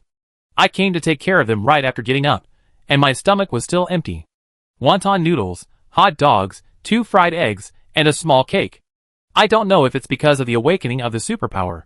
Soo-hee's appetite has become a little big. But it doesn't matter if she can eat it. The things in the space are enough to feed the people of the city, and she can't eat it all by herself." After a rest after dinner, Soo-hee started the training plan. To survive in the end times, you have to keep up with your physical fitness, agility and observation. First tie a 3-pound sandbag on your legs and do a simple warm-up. Soo-hee took out a submachine gun from the space, loaded it, aimed, and fired. A pink soft bullet hit the tortoiseshell of the weight, right in the middle, the next target. Kitty Yuan Bao. Seeing the black muzzle of the gun pointed at him, Yuan Bao showed amazing jumping ability, and his body was a full 5 centimeters away from the sofa. Unfortunately, the gun god on the opposite side shot quickly and accurately, and after pressing the trigger, Yuan Bao was also hit. The hit Yuan Bao immediately entered a state of playing badly, and he was too lazy to remove the pink soft bullet stuck to his body. Now the battle situation is getting increasingly tense. Brother Biao and Sea Urchin took advantage of the space to hide and evaded several rounds of attacks from the enemy Soo-hee. Seeing that the enemy's bullets were running out, Sea Urchin planned to charge, but Bayu. With a gunshot, Sea Urchin was seriously injured. The heavy responsibility of the revolution fell on the captain Brother Biao. Brother Biao took advantage of the gap when the enemy Soo-hee changed the magazine, seized the opportunity, and broke through the tiger, and threw the enemy Soo-hee to the ground at the last moment, then used drag. Brother Biao bit the strap of the submachine gun tightly, and pulled the enemy Soo-hee to the extreme. 15 minutes later, the enemy Soo-hee was exhausted and surrendered. In this battle, the pet team won. Get a lobster tail as a trophy. Soo-hee was exhausted and panting. The conditions at home were limited, so he could only let the 4 little ones accompany him to train. This not only trained himself, but also trained them. Although the 4 little ones are of different species, Yuan Bao, Shuowei, and Sea Urchin all follow Brother Biao's orders, and Brother Biao only listens to Soo-hee, which means that the 4 little ones are completely under Soo-hee's control. As long as Soo-hee gives an order, everyone will enter an emergency state of preparation. Chapter 20. For training, Soo-hee bought a simulated toy gun. The bullets were soft and had suction cups. She tried it on herself, and it didn't hurt even after several shots. However, her physical condition was too poor. Without using her superpowers, she couldn't even beat Brother Biao. After resting enough, Soo-hee got up from the ground and resumed training. Until the house suddenly shook, She stopped and immediately hugged the frightened little guys to comfort them. Brother Biao looked scared, but he still stood in front of Suhee. Suhee took them to sit on the cushions. There were no strong earthquakes in the inland areas. They were all affected by other areas. The house shook twice, and it was fine. There was no need to run out for shelter. Other people in the community didn't know where the earthquake came from. Soon, the open space downstairs in the community was surrounded by people. Suhee looked through the window. There were not many people in the community on a normal day. It was unexpected that so many people were shaken out. Some people ran so fast that half of their slippers fell off. Others went downstairs without forgetting to carry their computers, and continued to turn on and type as soon as they reached an open space. Some people held spatulas in their hands, and it seemed that they were cooking just now, and they didn't know whether the gas was turned off. There are few earthquakes in inland areas, and almost everyone encountered it for the first time, so it is inevitable that they were a little panicked. 10 minutes later, everyone received an official notice. Because of the impact of earthquakes in other places, this situation will occur from time to time in the next period of time. Please take shelter rationally. Knowing that it was not a real earthquake, everyone went home one after another. However, there were still some old men and women gathered downstairs, chatting about the family matters and pointing fingers at the young people passing by. This was one of the reasons why Suhee did not go downstairs. Some old men and women would grab you and ask you questions when they saw a stranger, and they would like to dig out what your ancestors did for 18 generations. Suhee did not want to be remembered by these people. Back in the living room, the emotions of the four little ones had been calmed down, and they lay lazily on the cushions. It seemed that they also realized that this was not really dangerous. But it was different next door. Su Pengfei believed what Suhee said, and was very sure that they would soon become sisters. After struggling to no avail, he sat there with his eyes dull and empty, and even the earthquake could not move him at all. Lu Cuehua and Su Diji were indeed mother and son. Their movements were surprisingly consistent. They both stuck to the edge of the cage tightly, knowing that the triangle was the most stable, so they put their bodies in a corner of the cage. Zhou Pingping also looked a little scared, but it was not obvious. She was staring at the roof, probably to see if the structure of the house was as solid as Suhee said. When Suhee came in, he saw this scene. When Su Diji heard the door open, he immediately shouted at Suhee, Suhee! I was wrong, give me a chance, I will go to the police station to turn myself in. I asked someone to modify the brake disc, I am worse than pigs and dogs. Please! He cried, and those who didn't know might really think he was really repentant. Suhee lifted his uncle Su Diji's chin with an electric baton, gritted his teeth, and said, Uncle, you think very beautifully. Send them to the police station. Now that all the coastal cities are gone, what evidence can you use to prove that you killed my parents? Besides, if you turn yourself in, my parents will be able to survive. Su Diji was so scared that his body was shaking like a sieve, but he didn't dare to move. The metal head of the electric baton was right under his chin. I can testify. And Zhou Pingping suddenly said, I have the video I took at the time in my mobile phone, which can be used as evidence. I can also testify.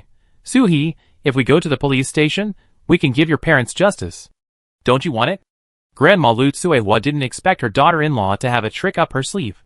She immediately cursed, You damn thing, you actually want to kill my son. Why did my son marry such a jinx like you? Seeing them quarreling again, there was no sign of remorse, and Suhee's heart suddenly burst into nameless anger. Her parents, such good parents, were ruined by such a group of beasts. She was unwilling and full of anger. Suhee waved his right hand at the cages of the four people, and a strong arc of electricity burst out from his body. Shut up. If someone looked up from Suhee's downstairs at this time, they might think that this family turned on a large stage spotlight that kept flashing at home. After about 8 or 9 seconds of lightning, the four of them really shut up, permanently. Suhee looked at his right hand in a daze. Damn, am I so awesome? Now in this room, except for himself and the 4 special iron cages, there is no intact thing. The leather sofa that was pushed to the side was electrocuted with several holes, and it was still smoking. Suhee quickly took a basin of water from the kitchen and poured it down, so that the fire did not start. Looking at the tragic scene of the 4 people being electrocuted to death in the cage, Suhee felt sorry for a long time. He had originally thought of torturing them for a while, but he didn't expect them to be so desperate. Fortunately, the body was not stuck to the cage, and the cage can be used after washing. As for the body, Suhee prepared a container in the space in advance, specifically for the body. After all, sometimes killing people needs to be concealed, and leaving the body is equivalent to leaving a handle. But throwing the body directly into the space made Soo-hee feel uncomfortable, so he found a container specifically. When it is convenient in the future, you can just dump it out. It took about 10 minutes to simply clean up the room. Anyway, it is empty, and the little cuties can come here to play games when they are bored. When Soo-hee returned to her room, she heard the sound of Brother Biao, and the others desperately trying to pry open the door, and the occasional woo growl. Just now, her little ones were lying on the carpet, and she didn't take them to the other side. Could it be that something happened? Soo-hee quickly opened the door, and found that the 4 little ones were looking at her with worry. Yuan Bao even had a feeling of why are you so worried about the cats? She just remembered that the noise on the other side was a bit loud, and there were several bang bang bang explosions in a row. Animals have sensitive hearing, and they are probably worried that something might happen to them. Soo-hee quickly brought the 4 little ones into the house, took out delicious snacks, and apologized. Sister will be careful next time and won't let you worry. Come on, little ancestors, eat more. Chapter 21. Since Soo-hee was sincere and had delicious food, the little cuties didn't bother with him for the time being. They ate so deliciously that Soo-hee felt a little hungry. Especially after using her supernatural power just now, she felt a little weak. She felt that she needed a lot of food to replenish her energy. It was definitely too late to cook now. She took out 2 braised pork trotters, 1 beef shank, a bucket of fried chicken, and a cup of taro milk tea from the space and ate them heartily. Soo-hee ordered thousands of these ready-made foods from many restaurants in the name of company ordering, and they could eat them whenever they wanted. Holding the pork trotter in one hand, she scrolled through the community owner group messages with the other hand. Although someone asked whose house had made the explosion just now, not many people responded. Most people thought it was someone's child making trouble in the community again. Moreover, when the discharge occurred, because the voltage fuse of the house next door melted in time, there was no large-scale tripping incident. Soo-hee was relieved that it did not attract attention. Adjust the mobile phone interface, switch to a movie, and watch it while eating. After eating and drinking, I felt sleepy. You must go to the escape pod to sleep. This is a matter of principle. Who knows what will happen when you sleep? After taking a nap for more than an hour, Soo-hee was full of energy, and the fatigue at noon was gone. It seems that the supernatural power cannot be used more. If it is overdrawn, it will be dangerous. In the afternoon, Soo-hee did not continue to bang with the toy gun, but turned to training strength and endurance. Sit-ups, push-ups, swinging a heavy axe. And in the evening, Soo-hee said that the evening is for enjoyment and learning. Eat something, watch TV series, and read novels.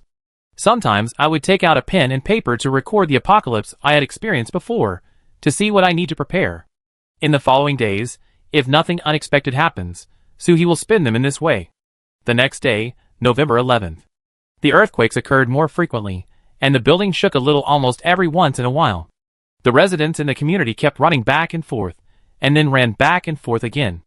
Later, everyone was really scared, so the property management organized everyone to set up tents in the open space of the community.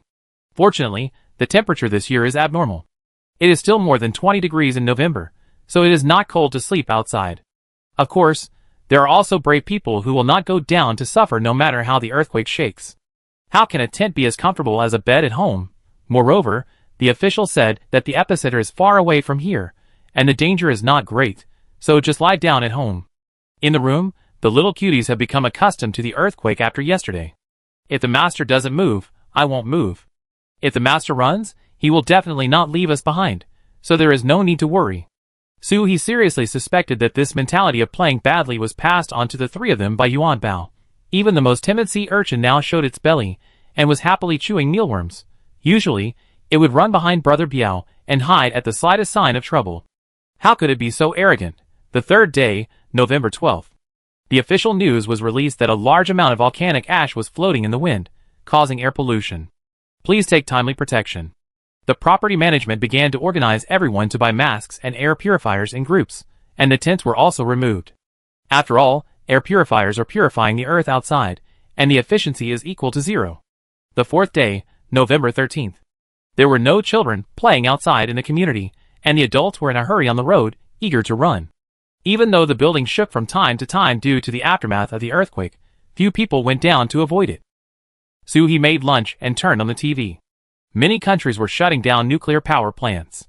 Countries with nuclear weapons began to bring these dangerous goods to no man's land and detonate them in an orderly manner. Because scientists predict that with the continuous eruption of volcanoes, excessive volcanic ash will completely cover the Earth within a week and cannot be removed for several years. These volcanic ashes containing many unknown substances will disrupt the Earth's magnetic field and disrupt the operation of electronic equipment on the Earth. Together with the earthquake that may occur at any time, the danger index of the entire Earth has risen sharply. In order to prevent natural disasters from adding to man-made disasters, these nuclear weapons that are enough to exterminate humans several times have to be destroyed first. After all, nuclear weapons can be made later, but if humans become extinct, then everything will be really finished. In addition to this, each country must also stockpile supplies non-stop to cope with the darkest moment ahead. The diffuse volcanic ash will block the sunlight, crops cannot be planted, and animal husbandry cannot develop. So, from now on, everyone can only stockpile supplies as much as possible. Those adults in the community are rushing around for daily necessities. And these supplies are one of the reasons why they dare not go downstairs when they feel the earthquake. When going downstairs, if you carry supplies with you, then people with ulterior motives will remember it. If you don't bring supplies, no one can guarantee that others won't steal things while you're away. A slight shake of the floor won't kill anyone, but if you lose your supplies, you have no way to survive. Although the country has announced that it will release reserve food regularly, the mood of uneasiness is still spreading. Within an hour, Suhee watched the price of a bag of 10 kilograms of rice on the mobile phone food delivery app soar from 60 yuan to 500 yuan per bag, and you have to be quick to grab it. If it weren't for the country's forced suppression, it is estimated that this price would have no cap. In the owner group, many people lamented, "I didn't expect to live to such an old age. I thought I could enjoy my old age, but I didn't expect there is still such a hurdle waiting for me. Alas, I worked so hard for a month, but I can only buy such a few things. Cabbage is 100 yuan a head, and cabbage is not even as cheap as cabbage. The supermarket has purchase restrictions. One person and one ID card can't have more than 3 of each item. I have children at home. How can 3 cans of milk powder be enough? I asked the errand boy to buy things, and the unscrupulous guy took my things and ran away. How can I live like this?" Some people believe in the country and are optimistic about the future. We are a big country. We reserve hundreds of millions of tons of grain every year, which is enough for us to eat for several years without doing anything. That's right, if something happens, the country can still ignore us. Not only these, there are also some help messages, asking everyone to help buy things, or exchange things, but almost no one responded to the messages. Day 5, November 14th. Previously, a large number of refugees from coastal cities poured into Yuhai City, hoping to find a reliable place to stay before the disaster. Although the country has temporary resettlement sites, the conditions of the temporary resettlement sites cannot cope with the next natural disaster. Moreover, the coastal cities are densely populated, and with so many people evacuated, the resettlement sites are overcrowded and cannot guarantee the quality of life at all. Chapter 22. So those who have the conditions began to retreat to more inland areas on their own. Not only Yuhai City, but almost all inland cities have an influx of refugees. In order to survive, refugees look for places to accommodate them in the city, and many residential areas with low occupancy rates and villa areas are occupied. In order to maintain order in the city, major cities can only find ways to accommodate them first. Fortunately, developers have made a lot of big promises in recent years. There are many unsold real estate projects in the city, which have been requisitioned by the government to accommodate refugees. However, it is not enough to just have a place to live. You also need food and daily necessities. Now money is worthless, and the government is overloaded with transportation, so some uncontrollable robberies began to occur on the streets. Fortunately, Yuhai City is far away from the coastal areas. When the refugees arrived, the Yuhai municipal government had already come up with various countermeasures. As soon as the refugees arrived, they were forcibly taken to the arranged accommodation and given basic living supplies. And on the streets, the army was sent to patrol with real guns and live ammunition. If anyone wants to disrupt the order, give him a peanut, and save his food rations for the past few years for other people. Special period, special treatment, no matter what, absolutely no chaos. Such strict control, although it cannot be completely stopped, at least it has reduced crime to a great extent. Suhee rechecked the iron door and anti-theft door at the staircase, and connected the iron door to the power grid. Although it is strictly controlled now, there are always people who want to try to take advantage of loopholes. As long as someone dares to come, they must be prepared to be electrocuted. However, the voltage of the power grid cannot be adjusted too high. When the order is still stable, it will not end well if someone is found dead in the public area due to electric shock. Day 6, November 15th. The government issued an official announcement. For the sake of overall development, all materials will be uniformly controlled. This means that money is useless. Fortunately, Soo-hee has spent all the money, not a single cent was wasted, and the only remaining banknotes were also used by her to order food and daily necessities. The community began to count the age, gender, and number of people in the community. In the future, people will be sent every week to distribute materials according to this data. There is already a faint smell of sulfur in the air outside, and the sky has become foggy, and it is difficult to see the front. Companies, schools, supermarkets, public places, etc. are all closed. It is recommended that all people do not go out unless necessary. If you have to go out, you must pay attention to protection to prevent harmful substances in the air from causing irreversible damage to your body. Soo-hee looked at the message in the owner group. The property management sent a message asking everyone to report it consciously. Those who do not report it today will not be able to receive materials in the future. The owners quickly reported their home information one by one. Soo-hee did not send any message, and then turned off his phone. It looks like a life-saving message now, but after a while, it may be a handle for others to harm you. It's okay if there are a dozen strongmen living in your house, but if there is only an unarmed, delicate little beauty in your house, then it is equivalent to a very easy target. Moreover, Soo-hee's space has everything, so there is no need to share things with everyone. The air purifier is turned up a gear. Soo-hee picked up the toy submachine gun and threw himself into the hot training with the little cuties. The training activity is large, and hunger is fast. At noon, Soo-hee wants to eat meat crazily, eat a lot of meat. She picked out 5A Wagyu beef, fresh eel, lamb chops, pork belly, kimchi, lettuce and garlic slices in the space. She planned to have a Korean barbecue. Unexpectedly, when she grilled a piece of meat, a little cutie came and took a piece away, grilled a piece, and took a piece away. The 4 little ones were in an orderly manner, not squeezing or fighting. You took a piece, I took a piece, and took the next piece after eating.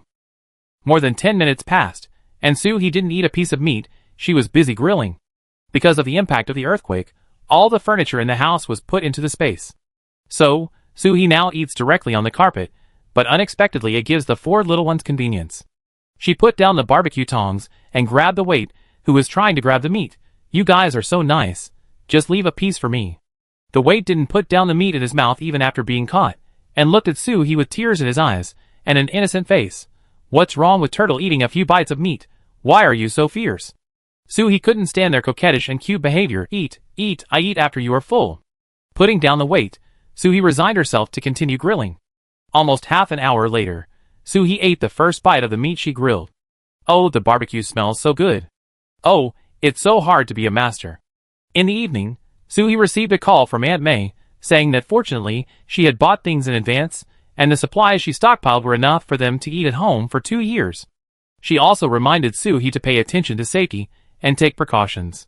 Under Soo-hee's suggestion, the people from the company directly booked the entire resort hotel and brought her family over, so that it would be as safe as a temporary base.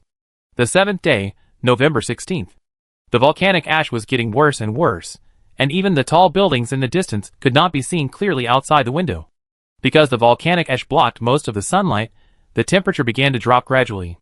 Soo-hee took out the thermometer and saw that it was more than 20 degrees yesterday, but it was 15 degrees today. No wonder I felt chilly. The temperature should have dropped last night, but because the earthquake escape capsule had a constant temperature system, they didn't feel it at all when they slept. I hurriedly took out the warm clothes prepared in advance from the space, and put them on the little ones one by one, so as not to get cold. It's really hard to find a pet doctor now. Fortunately, this temperature drop is not a sudden avalanche drop, otherwise many people would die of hypothermia at night. When it's cold, you have to eat something hot to keep warm. Take out a 1-meter-high restaurant soup bucket from the space, and scoop out a small daily soup pot with soup and meat. Then he put some noodles in it, broke open a fresh corn, added it, and cooked it together. Soon, a pot of hot and fragrant mutton warming soup was ready. Of course, the little ones also had their share, but pets should eat less of this kind of food with seasonings, so Soo-hee gave them a little bit. Mainly let them eat their own cat food and dog food. Of course, they have to check their phones to eat, but when they picked up their phones, there was no signal and no network. It seems that the volcanic ash has reached the level of affecting communication. There is no need to worry about no network. Soo-hee has a lot of downloaded TV and movies on his phone, and he can watch anything he wants. However, The network should have been disconnected today. The last mobile phone message received showed that the time was a little after 5 in the morning. A quick look, water restriction, electricity restriction, gas restriction. They are only available for 2 hours in the morning from 6 to 8 o'clock, and 2 hours in the afternoon from 14 to 1600 hours. Not available at night. Chapter 23. As soon as the restriction was issued, everyone was crying out in grief. After all, air purifiers need electricity to operate. At this time, without air purifiers, everyone has to wear masks even at home. But there is also good news. The government began to distribute the first wave of supplies today, including food, emergency medicines, and protective equipment, etc. Everyone can go to the gate of the community with their ID cards to collect them. Outside the window, looking at the thick volcanic ash fog that made it impossible to see people 50 meters away, Suhee clicked on a horror movie, The Mist, that was very appropriate for the occasion. After dinner, throw the bowl into the space, wash the dishes, and save them up to wash them in the dishwasher. She has water, electricity, and gas, and is not restricted. Moreover, in order to prevent the air purifier at home from stopping, Suhee specially connected an external backup battery. In this way, even if there is a power outage, it can continue to operate. This air purifier was specially made by Suhee. It is the kind of air circulation system specially placed in submarines. The effect is very good. You only need to replace the filter element regularly to get fresh and harmless air. Just in case, she bought a lot of them, and the filter elements were piled up into a mountain. Even if the volcanic ash spread for another 200 years, there would be no problem. This is the happy life brought by money power. Suhee is very satisfied. Holding pearl milk tea, Suhee and the 4 children looked out the window neatly. The visibility is very low, but with Suhee's current strength, some figures can still be seen at the entrance of the community. Aren't they going to collect supplies? Why are they fighting? Suhee leaned on the window and looked out curiously. Are they dissatisfied with the supplies, or do they want to rob? Suhee had eaten this kind of government-issued food for a long time. How should I put it? This thing can meet your most basic needs for food, but it is definitely not delicious. The first bite was a bit dry. The second bite felt like I had to hit myself twice before I could swallow it. The third bite had to be accompanied by a sip of water, otherwise I would choke and roll my eyes. But this thing was also given by the government for free, otherwise most people would starve to death. It was better in the early days, because there were a lot of vegetables and fruits in reserve, and some could be added during the food preparation process. But later, as the supplies decreased, this kind of free food could only be added with wheat bran and rice husks, which were almost as hard as bricks. If you meet a gangster on the road, throw a piece out, and the gangster's head will be smashed into a bump. But now the supplies are still sufficient, so it's not necessary to rob now, right? The distance was too far to see clearly. Just as I was about to rub my eyes, I heard a gunshot bang. All the figures were immediately scared and squatted on the ground with their heads in their hands, and another figure fell down. It seems that he ate peanuts. Under the threat of gunfire, the team quickly became orderly. The residents who took the supplies ran home without stopping, fearing that they would not be able to have the next meal. They did not even say hello to acquaintances, wishing to get home as fast as the wind. The person who fell was dragged away by others, probably to be buried. After all, cremation also requires energy. Why waste energy on the dead? Why must they be buried instead of being taken away for rescue? It is mainly because the current situation is tense, and the most annoying thing is troublemakers. If you make trouble, I will teach you a lesson, treat your wounds, and provide you with good food and drink. Who will be obedient in the future? This is called killing a chicken to scare the monkey. With this person as a lesson, other people will have to think carefully in their hearts even if they have some little tricks in their hearts. Some people also asked, if you shoot casually like this, won't you worry that their family will make trouble? First of all, this is not a random shooting. He shot because he made trouble.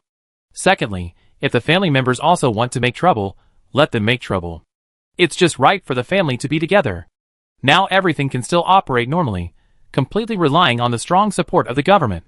If the government doesn't care, most people won't even have a chance to survive. So, in this kind of thing, everyone thinks that the government is doing the right thing. Suhee also agrees very much. After all, in the previous life, if she didn't have the government's relief in the early days, she would have died long ago.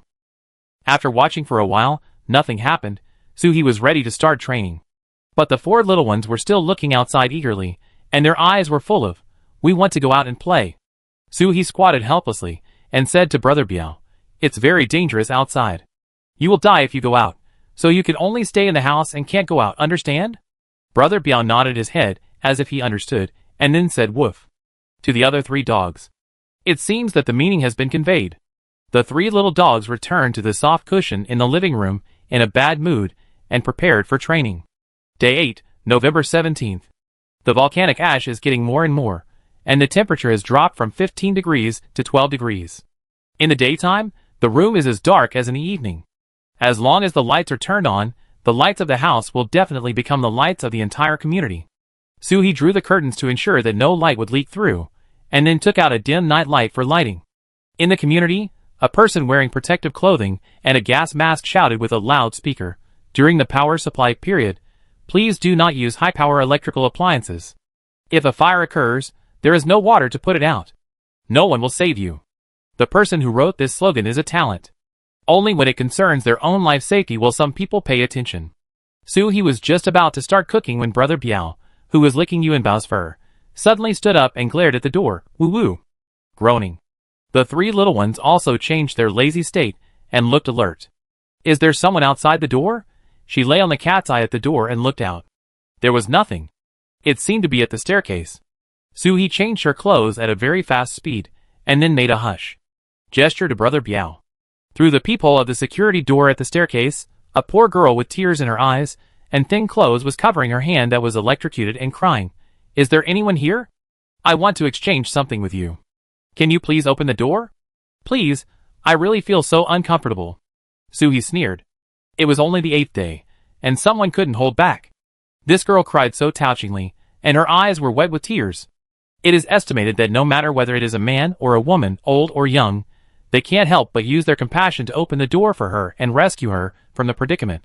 But if you really do this, hey, you will most likely get a lesson package called The Dark Side of Human Nature.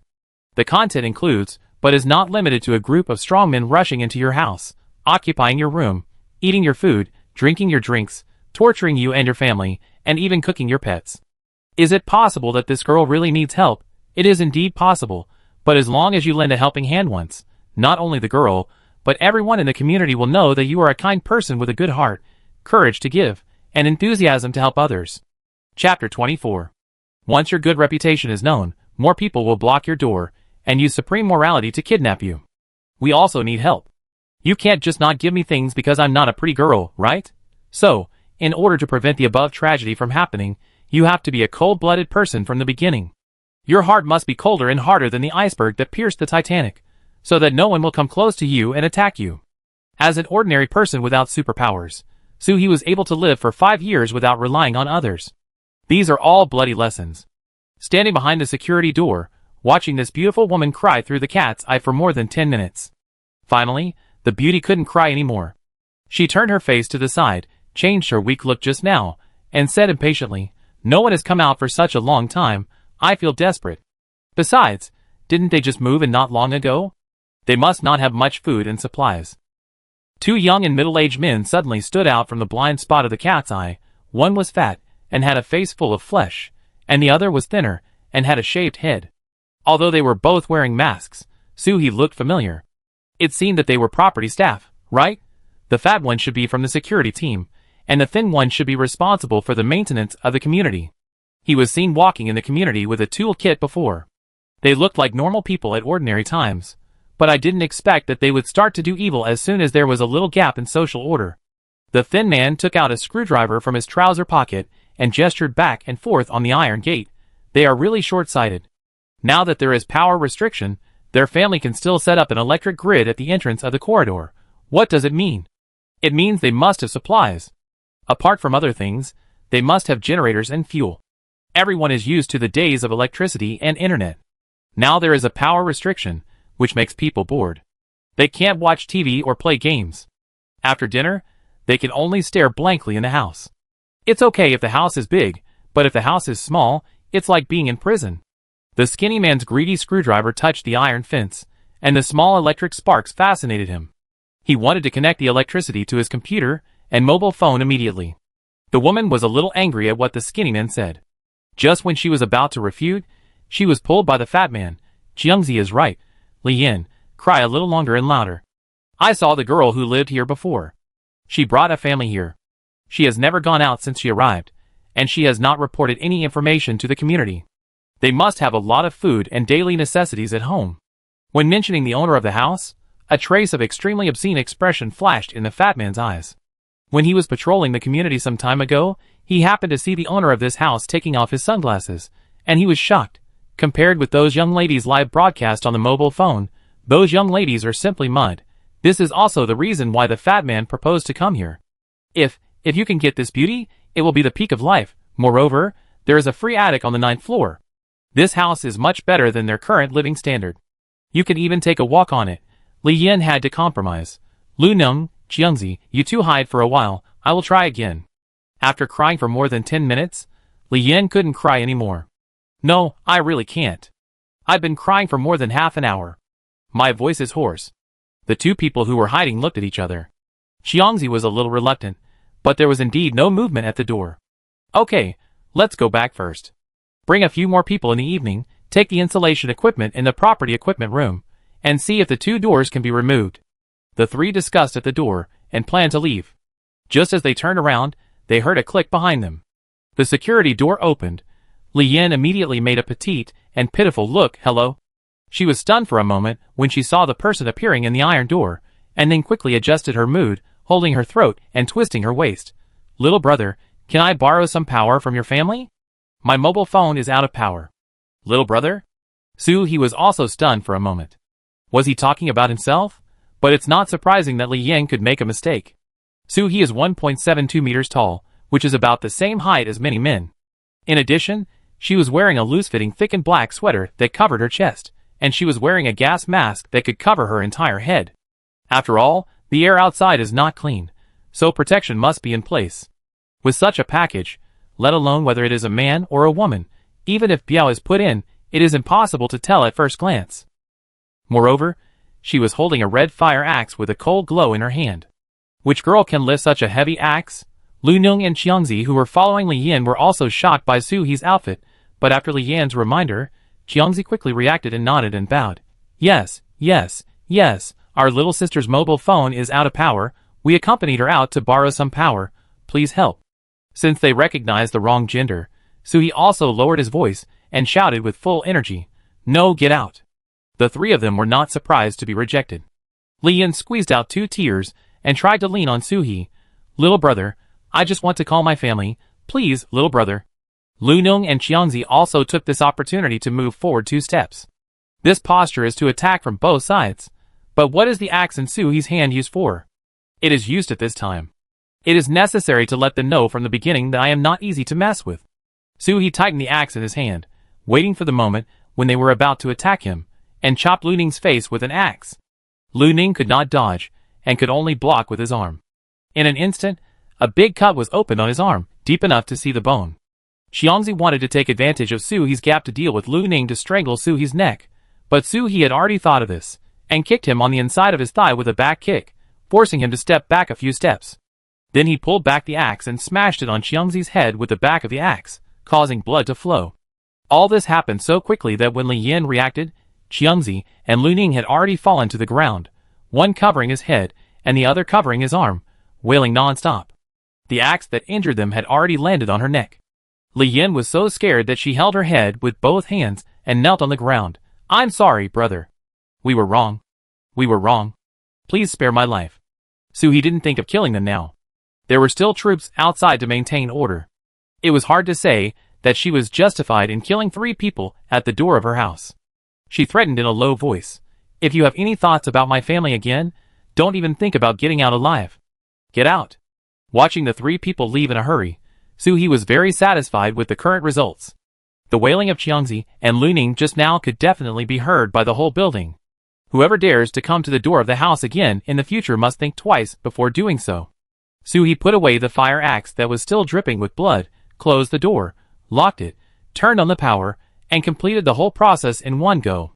He then took the 4 little ones, who were hiding in front of the door, and eavesdropping home. Chapter 25. After returning to the house, He immediately took off his gas mask, then took out an infrared thermal imaging glasses, pulled open the curtains a little, and leaned on the window to look downstairs. Volcanic ash can block normal vision, but thermal imaging glasses can clearly see the figures of people in the distance, because people are warm-blooded animals and will constantly emit heat. After a while, 3 red figures came out from downstairs, but did not go to other buildings, but went directly back to the property. It seems that I am the first target they chose? Damn! Bring me the little notebook. I write this account down for you. You know, for people like them, as long as someone opens the door for them, they will definitely occupy this house by force, and will not go back to the property. The staff dormitory on the property side is small and crowded. How can it be as comfortable as the mansion here? As soon as Soo-hee put down the thermal imaging glasses, the 4 little cuties also came over curiously and asked us to take a look. Seeing their eagerness, Soo-hee had to satisfy them, and took out 2 more sets from the space. Why not 3 sets? Because the eyes of the sea urchin and the weight are small, the 2 of them can use only 1. You guys watch it, don't break it. I'm going to get some breakfast. I was disturbed by the 3 people outside, and didn't have time to eat breakfast. I'm starving. The 4 kids were like they had discovered a new world when they got the glasses. They had a lot of fun, and pushed each other to see the different people in the glasses. At the property dormitory, Li Yin found a regular medical kit, and bandaged Lu Nung and Xiangzi. They couldn't afford to go to the hospital. They met a patrol team on the way, and it was difficult to explain the source of the wound. They could only come back to heal themselves. Xiangzi covered his head, which had just been wrapped, and slapped Lu Nung in anger. Is this the delicate beauty you fucking said? Just now, I was almost killed by you, you know? Lu Nung covered his fat face with his uninjured hand, feeling very wronged. Xiangzi, I don't know when the man moved in here. When I saw her some time ago, there was really only 1 girl. He had been secretly observing Soo-hee, and Soo-hee also knew that living in the community would definitely attract attention to him. So when he brought his uncle's family in, he was also generous, so that whoever wanted to think of this family in the future would have to consider whether they could deal with so many people in it. Who knew that when Soo-hee brought people back, Lu Nung didn't notice it when he was off duty. So, he always thought that Soo-hee lived alone, so he came with people eagerly. Seeing that the 2 were about to quarrel, Li Yin hurriedly stopped them. What's the point of quarreling now? You 2 should heal your wounds quickly, and then we can attack another family. We can't go to this family even if we starve to death. At home, Soo-hee prepared a particularly rich breakfast, including pan-fried buns, braised pork, pistol legs, lean meat porridge, and small egg tarts. After dinner, Soo-hee took out the radio and adjusted the channel to see if he could receive any broadcasts.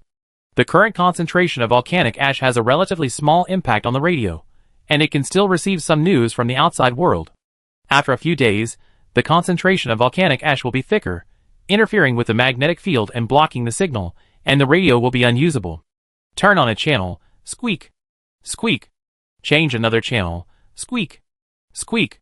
Change another one, protection. The government will build a large base. Please actively participate in the surrounding people. After listening for a whole morning, Soo-hee summarized that the country will provide the most basic protection for the people, but if you want better, then go to the major bases, help to farm, raise pigs, build houses. As long as you can contribute more labor and create more value, you can live a good life with electricity and internet in the base.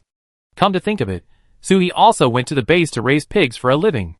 The white and fat little piglets always remind her of Yuan Bao's appearance when he was eating. The 9th day, November 18th.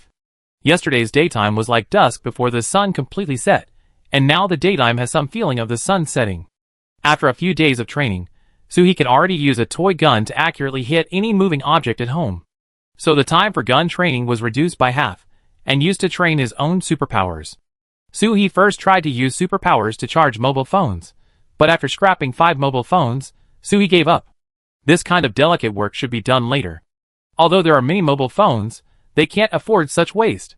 Let's try with cans first. Because he is not very proficient in controlling his superpowers now, in order to prevent the 4 little cuties from being electrocuted, Soo-hee went to the side alone when training his superpowers. Close the curtains, seal the whole room, and discharge continuously for an hour.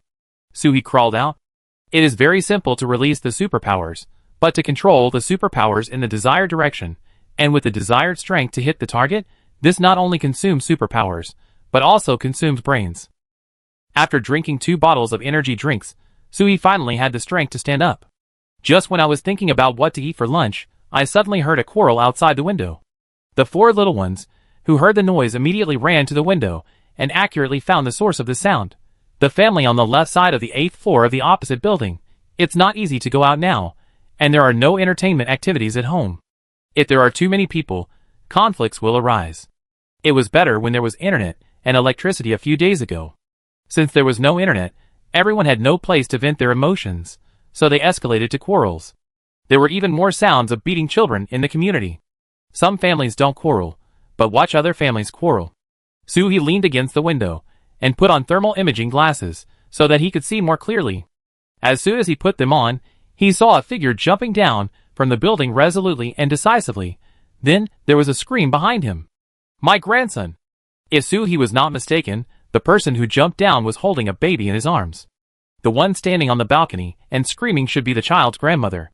The one holding the balcony railing with his hands still in the air should be the child's father.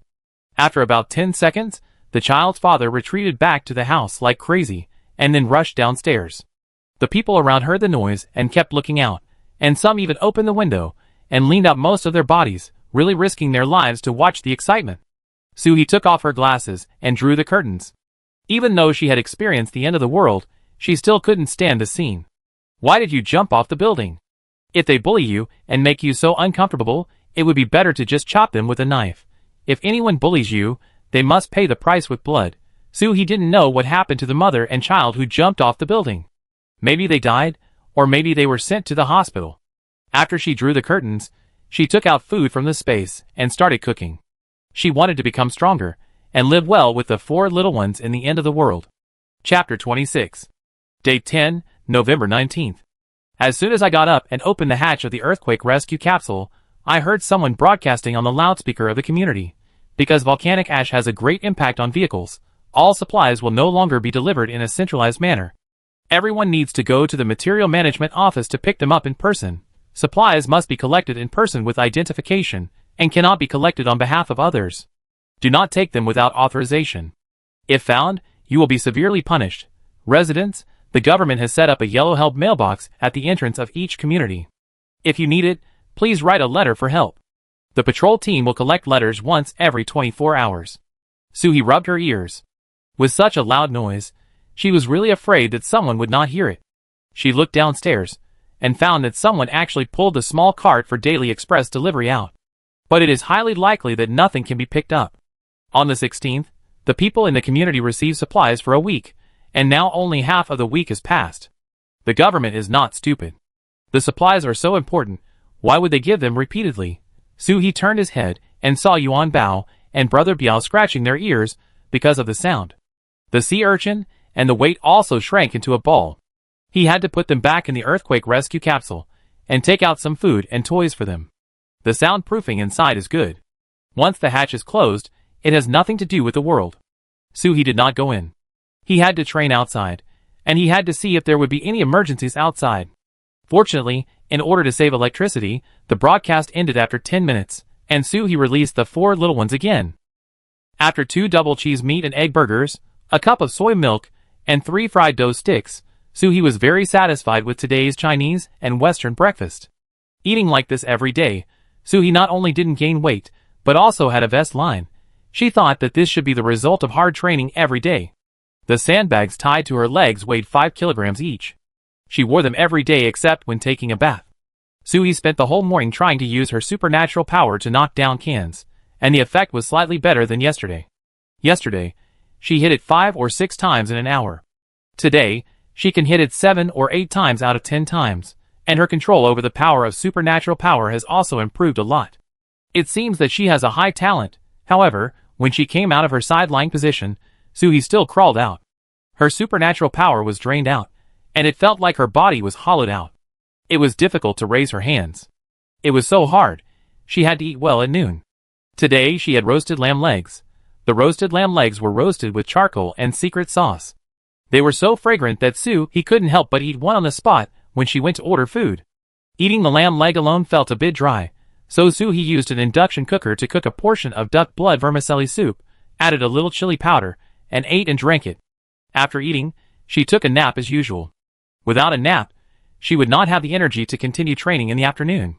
After putting away the dishes and chopsticks, Soo-hee went to the master bedroom. On the way, she glanced out the window, and sure enough, the people who pushed the cart out in the morning had returned. The cart was empty, just as Soo-hee thought. In the afternoon, From time to time, people in the community would walk outside wearing masks. But the time was very short, and they went back after a while. It was probably because they were really bored in the house, so they came out to get some fresh air.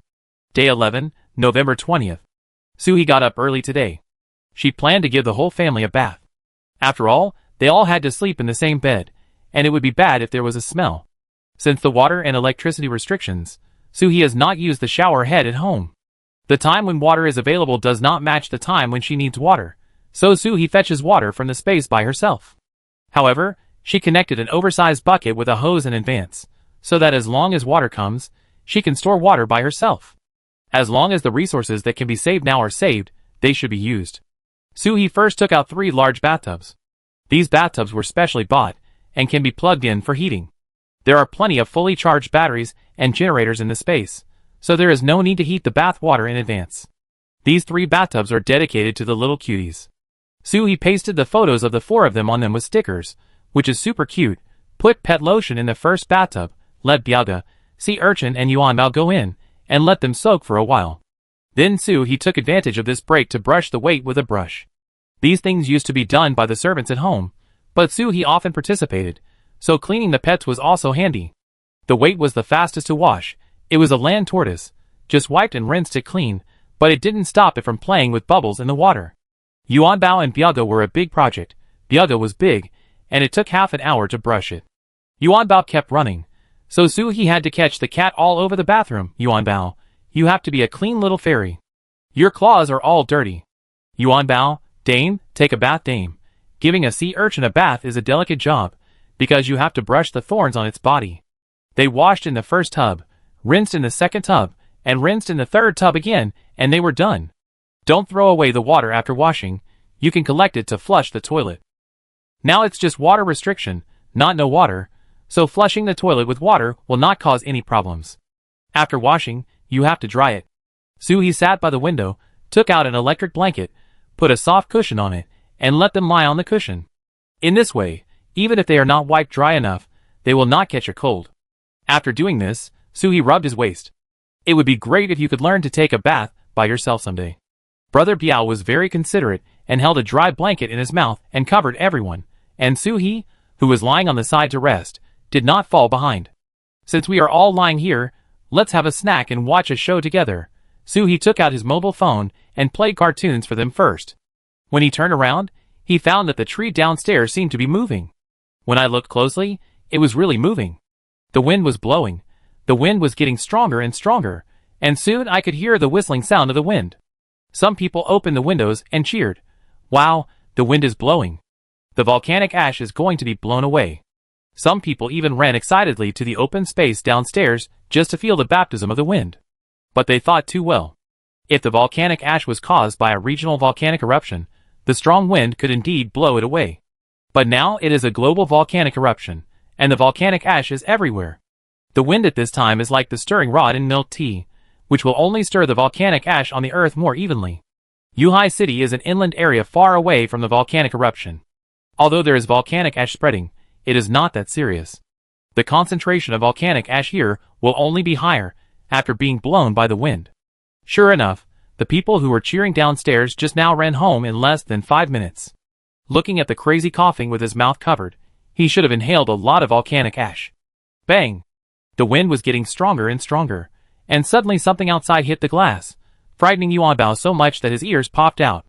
Suhee hurried over to check, and the strong wind outside had turned into a tornado in a short while.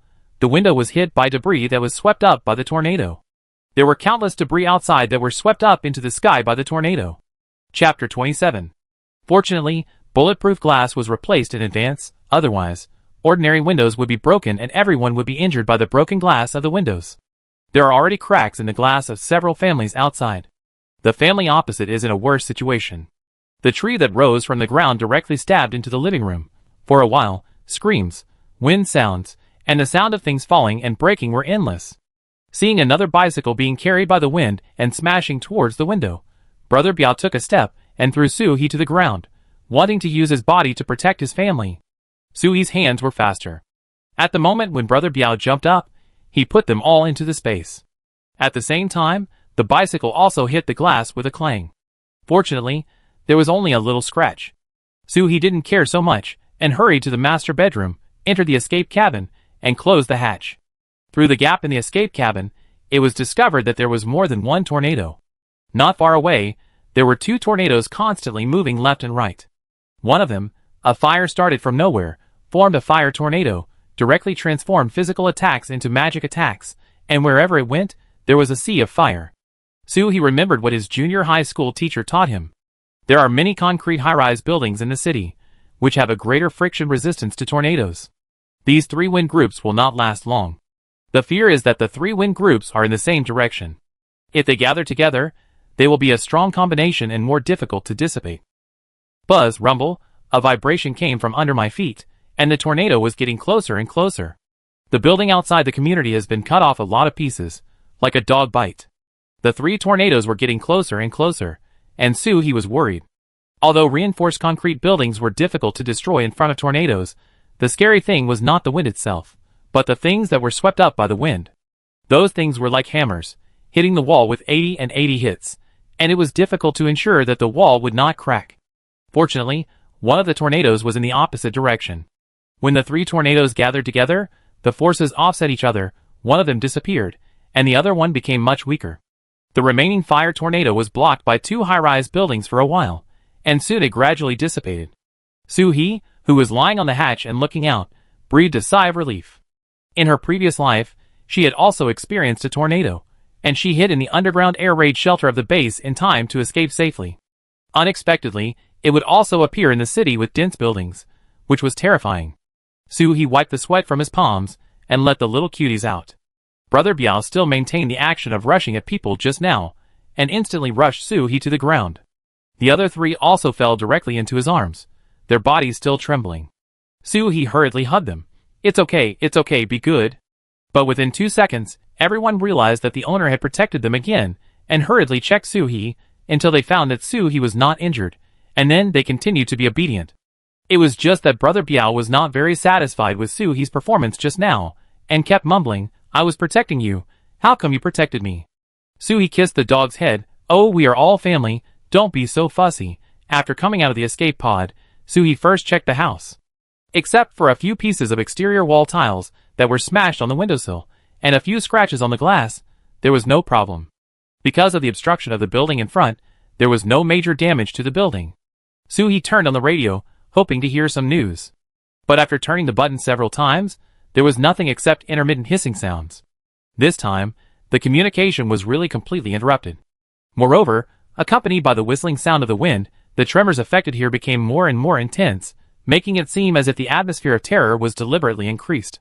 Some people in the community couldn't stand it, and ran out directly while the tornado dissipated, but as soon as they went downstairs, they were choked back by the volcanic ash.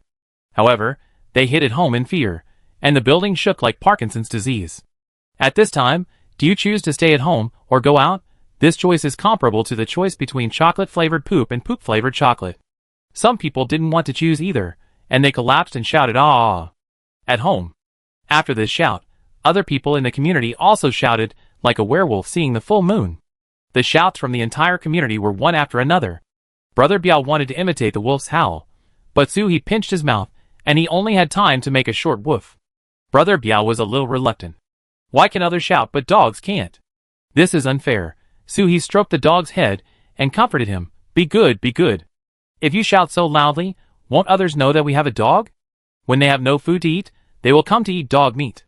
How terrible. If you want to shout too, just be quiet, okay? Brother Biao compromised and could only whisper, "Woof," to show his agreement. Yuan Bao, who was standing on the turtle shell of the weight, looked out curiously. Oh my god, the two-legged beasts are crazy. The sea urchins are timid. With so many howling, they quickly huddled themselves in the soft cushions and turned into a ball of thorns. The shouting lasted for more than 10 minutes and then ended. Shouting so loudly was exhausting and physically demanding. It was enough to vent. No one would feed me if I was hungry. The 12th day, November 21st. Today was still a terrifying combo of wind and earthquake. The building shook from time to time, and everyone was forced to get used to it. Soo-hee checked the entrance of the corridor, as usual, and there was no sign of anyone coming up.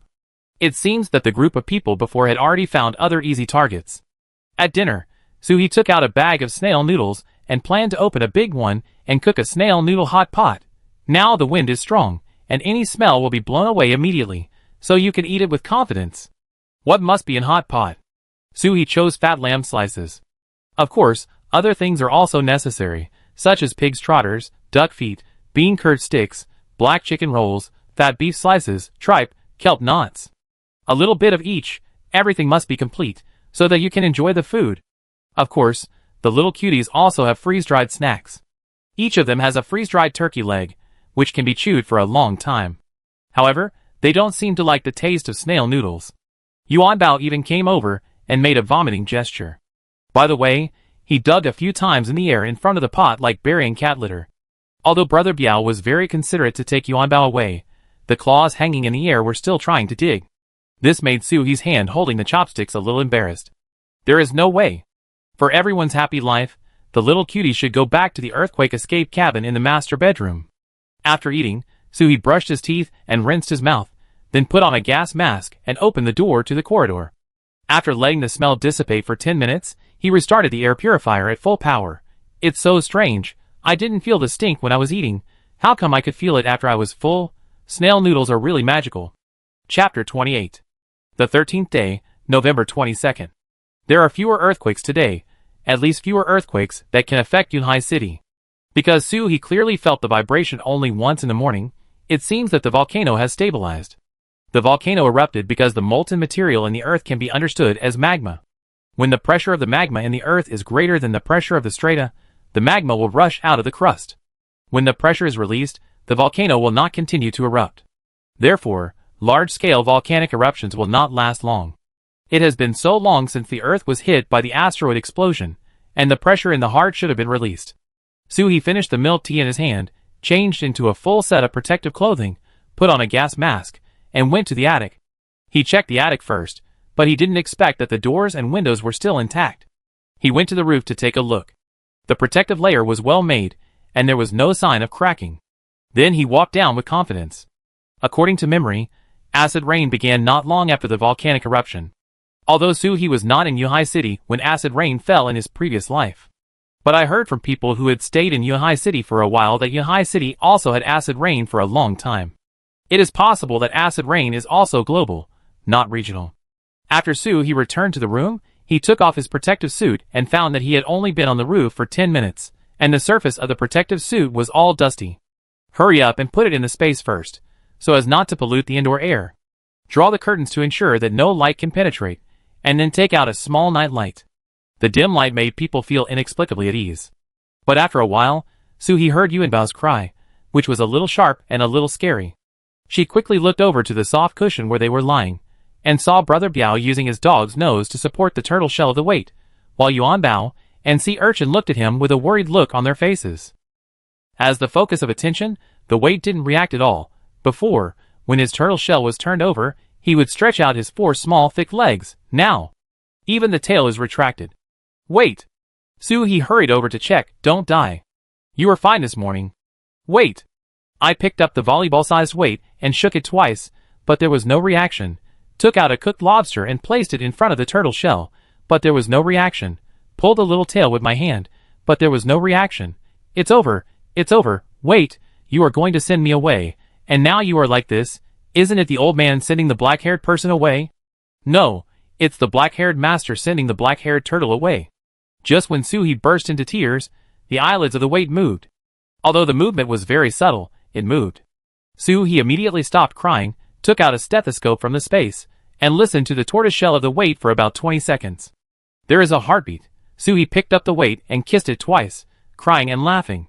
It is hibernating, not dead. That's great. I used to live in the coastal area, and the temperature in winter was more than 10 degrees. When it was a little cold at home, I would turn on the air conditioner and heat the house. So although the weight would be slower when the temperature was low, it had never fallen into hibernation. But the climate is abnormal now, and it is normal for the scale to hibernate in order to adjust itself. Relieved, Suhi held the scale in his arms and said guiltily, I'm sorry, scale. I didn't notice it in advance. You can sleep peacefully and wake up whenever you want. Put the scale alone in a small nest, put his favorite carrot toy next to it, and then put it on the bed of the earthquake escape capsule. The escape capsule is kept at a constant temperature of 23 degrees. It should feel more comfortable. When Suhi did this, Brother Biao, Yuan Bao, and Sea Urchin followed behind him, looking at their companions with concern. When the weather gets better, the scale will wake up. If you want the scale to wake up earlier, come and hug him when you have nothing to do. The three little ones seemed to understand or not understand, but the owner's behavior meant that the scale was fine, so they were relieved. After lunch, Suhi found that none of the guys, who usually played games in the living room, were gone. Brother Biao, where are you guys going? Woof. The sound came from the earthquake escape pod in the master bedroom. Suhi went over and saw a loving scene. Yuan Bao, who usually loves to bully the weight, was sleeping with the weight in his arms. The sea urchin was probably afraid of stabbing Yuan Bao, so he ran to the tortoise shell of the weight and lay there. Brother Biao looked at them like an older brother, and even brought the tablet that was playing cartoons over, using his body as a stand for the younger brothers to watch. Suhi also hurriedly joined in. Come on, let's watch together. At 9 o'clock in the evening, Suhi changed his clothes and went out with a prepared envelope. Brother Biao stood in front of Suhi and said, Master, are you going out? Take me with you. Suhi made a hushed gesture and stroked his dog's head. Sister will be back in less than 2 episodes of Tom and Jerry. Can you wait for me obediently? Brother Biao raised his left front paw and put it on Suhi's hand, indicating that this was an agreement. The man and the dog shook hands solemnly, and Brother Biao let Suhi leave. After going out, Suhi went downstairs quietly. Although it was only 9 o'clock, it was pitch dark in the community. Usually, there were thousands of lights here, but now there was no electricity. It was still smoky to light candles at home, so everyone was forced to resume their original work and rest at 9 o'clock. Go to bed when it gets dark. The whistling wind carried fine volcanic ash flying all over the sky. It might be the blessing of supernatural powers. Suhi could still see clearly about 5 meters ahead in this situation. Not bad. She had thought that if she couldn't see clearly ahead, she wouldn't go on this trip. When she arrived at the gate of the community, she saw a mailbox half a person's height. But to be cautious, Suhi ran to the community in the distance. There is a mailbox in front of each community. Seeing that there was no one around, she quickly threw the prepared envelope in. Inside was a warning about the coming super acid rain, as well as protection methods, so that they could take precautions in advance. In her previous life, she had received a lot of help from the government, and this warning letter was her return. Before the asteroid arrived on Earth, she also donated a lot of food and daily necessities to the military district in the name of an anonymous company. I hope to give them a little help. After throwing the letter, Suhi ran away. Although the community where she lives now is also very large, with at least thousands of people living in it. But don't underestimate the country's determination to find people, so Suhi ran to someone else's community. Even if they wanted to find out who voted, they couldn't find it on their own. Moreover, it was common sense that acid rain would appear in places where volcanic ash erupted. Suhi was just reminding them, not making any earth-shattering predictions. The building where Suhi lived was in the center of the community, and she was now returning the same way. As she was walking, she suddenly heard a rustling sound in front of her. Someone. Suhi immediately squatted at the corner, pretending to be a native black mushroom. Chapter 29. For convenience, Suhi wore a black suit, even the gas mask was pure black. Now the person opposite would not notice her unless he could use night vision goggles, or had thermal imaging glasses like her. Suhi looked forward curiously, and the person in front was just within her sight. She saw a chubby figure, carrying a roll that looked like it was wrapped in a sheet, and walking forward with a huff. As he walked, he looked around, and it seemed that he was afraid that someone would find him. The more Suhi looked, the more familiar this figure was. By the way, the fat security guard Lu Nung. What shameful things did he do at this time? There was a smell of blood in the air, and he could smell it through the gas mask. Suhi followed curiously. Lu Nung couldn't see clearly in the dark, so he walked very slowly, almost groping according to his memory. It took him almost 10 minutes to reach his final destination, the artificial lake in the community. Lu Nung took off the rolled-up bed sheet and put it on the ground to take a few breaths. He felt tired and sweaty after walking for a while. After resting for about 3 minutes, Lu Nung shook out the things in the bed sheet and pushed it into the lake. It was a corpse, which had just died not long ago, and it smelled of blood. Lu Nung didn't stop after throwing the corpse into the lake. He was still cursing by the lake. I hate others hitting my face the most. How many times have you hit me these days? If it weren't for your brother being a gangster, Jiangzi, you are nothing to me. If it weren't for me, would you be able to live in the luxury house in the community? You are getting too arrogant every day. I give you some face. You really think you are a big shot? Anyway, no one cares now. If you die, the mansion will be mine, and Li Yin will be mine too, ha ha ha. Probably because he was afraid of laughing too loudly and attracting other people's attention, Lu Ning could only suppress his voice, which made him look even more perverted. It's a pity, Lu Ning, you are unlucky today and met me, Su He. Su He silently took out a dagger from the space, then jumped up from behind, and covered Lu Ning's mouth and nose with his hands to prevent him from making any sound. Then he quickly cut his neck with the dagger, and blood gushed out of the artery. Lu Ning died soon, and Su He let go. Although Lu Ning is tall and fat, with a burly figure, he is just an ordinary person after all. Su He's superpower is level 2, and the improvement of superpowers. It will indirectly lead to the improvement of physical fitness. Su He can easily handle 5 more Lu Nings now. You dare to do evil now. In the future, the conditions will be more difficult. You will have no food to eat. You will have to chisel the wall at my door? Is Su He the kind of person who likes to leave troubles? Of course not. One more dead person now is better than one more enemy later. Su He threw the bodies of Lu Ning and Xiangzi into the Space Corpse container. Now there are still people who can't help but come out for a stroll. It will be bad if the bodies are discovered. Washed his hands by the lake, washed off the blood, and then rushed home. Hurry up. The time for 2 episodes of Tom and Jerry is almost up, and Brother Biao is going to be angry. Sure enough, as soon as I opened the door, I saw Brother Biao's big dog squatting at the door and humming with dissatisfaction, and Yuan Bao and Sea Urchin looked worried. They even took out the hibernating weights. The team was guarding the door in an orderly manner. It was obviously done by Brother Biao. The weight was too big, and only Brother Biao had the ability to pack it up and take it away with the cushion and the weight. Brother Biao sniffed Su He, and the whole dog immediately became alert. There was a smell of blood. Su He hurriedly took off his coat and threw it into the space. I'm not injured. It's okay. Yuan Bao muttered in dissatisfaction. It's too difficult to raise a 2-legged beast. It's really a headache for cats. Su He explained helplessly. I watched the time. 2 episodes are more than 20 minutes, and I came back in less than 20 minutes. Your access card is too strict. Brother Biao wanted to get close to Su He, but was stopped by Su He. I'm not clean. I take a shower first and then hug you. Brother Biao took the weight back first. Be good. After washing up, everyone did not go to the earthquake escape cabin, but waited at the bathroom door. It was so quiet that Su He didn't hear any sound. He quickly squatted down and hugged and kissed each one. It felt good to have family members caring about him. Biaga knocked Su He down with his dog head, and then Haiden and Yuan Bao sniffed Su He here and there, confirming that Su He was not injured before letting Su He stand up. Su He couldn't help but sigh. Why do you feel more and more like people? Are you going to speak next? Haiden rolled over to show his agreement. Su He took them back to the earthquake escape cabin, watched TV together, and prepared to go to bed. The 14th day, November 23rd. Today is the day when people in this community can receive supplies. Early in the morning, Su He saw people in the community pulling small trailers, carrying backpacks, and even pushing strollers walking out. The howling wind carried the volcanic ash, and everyone could only wrap themselves up like a moving cocoon and stagger forward. With this visibility, there must be people who got lost on the road. But you can't stay at home. Many people didn't buy supplies in advance. If you don't want to starve, you can only go out and get them in person. In such a critical moment, you can't expect the government to send someone to feed you 1 bite at a time, right? The government has done a good job.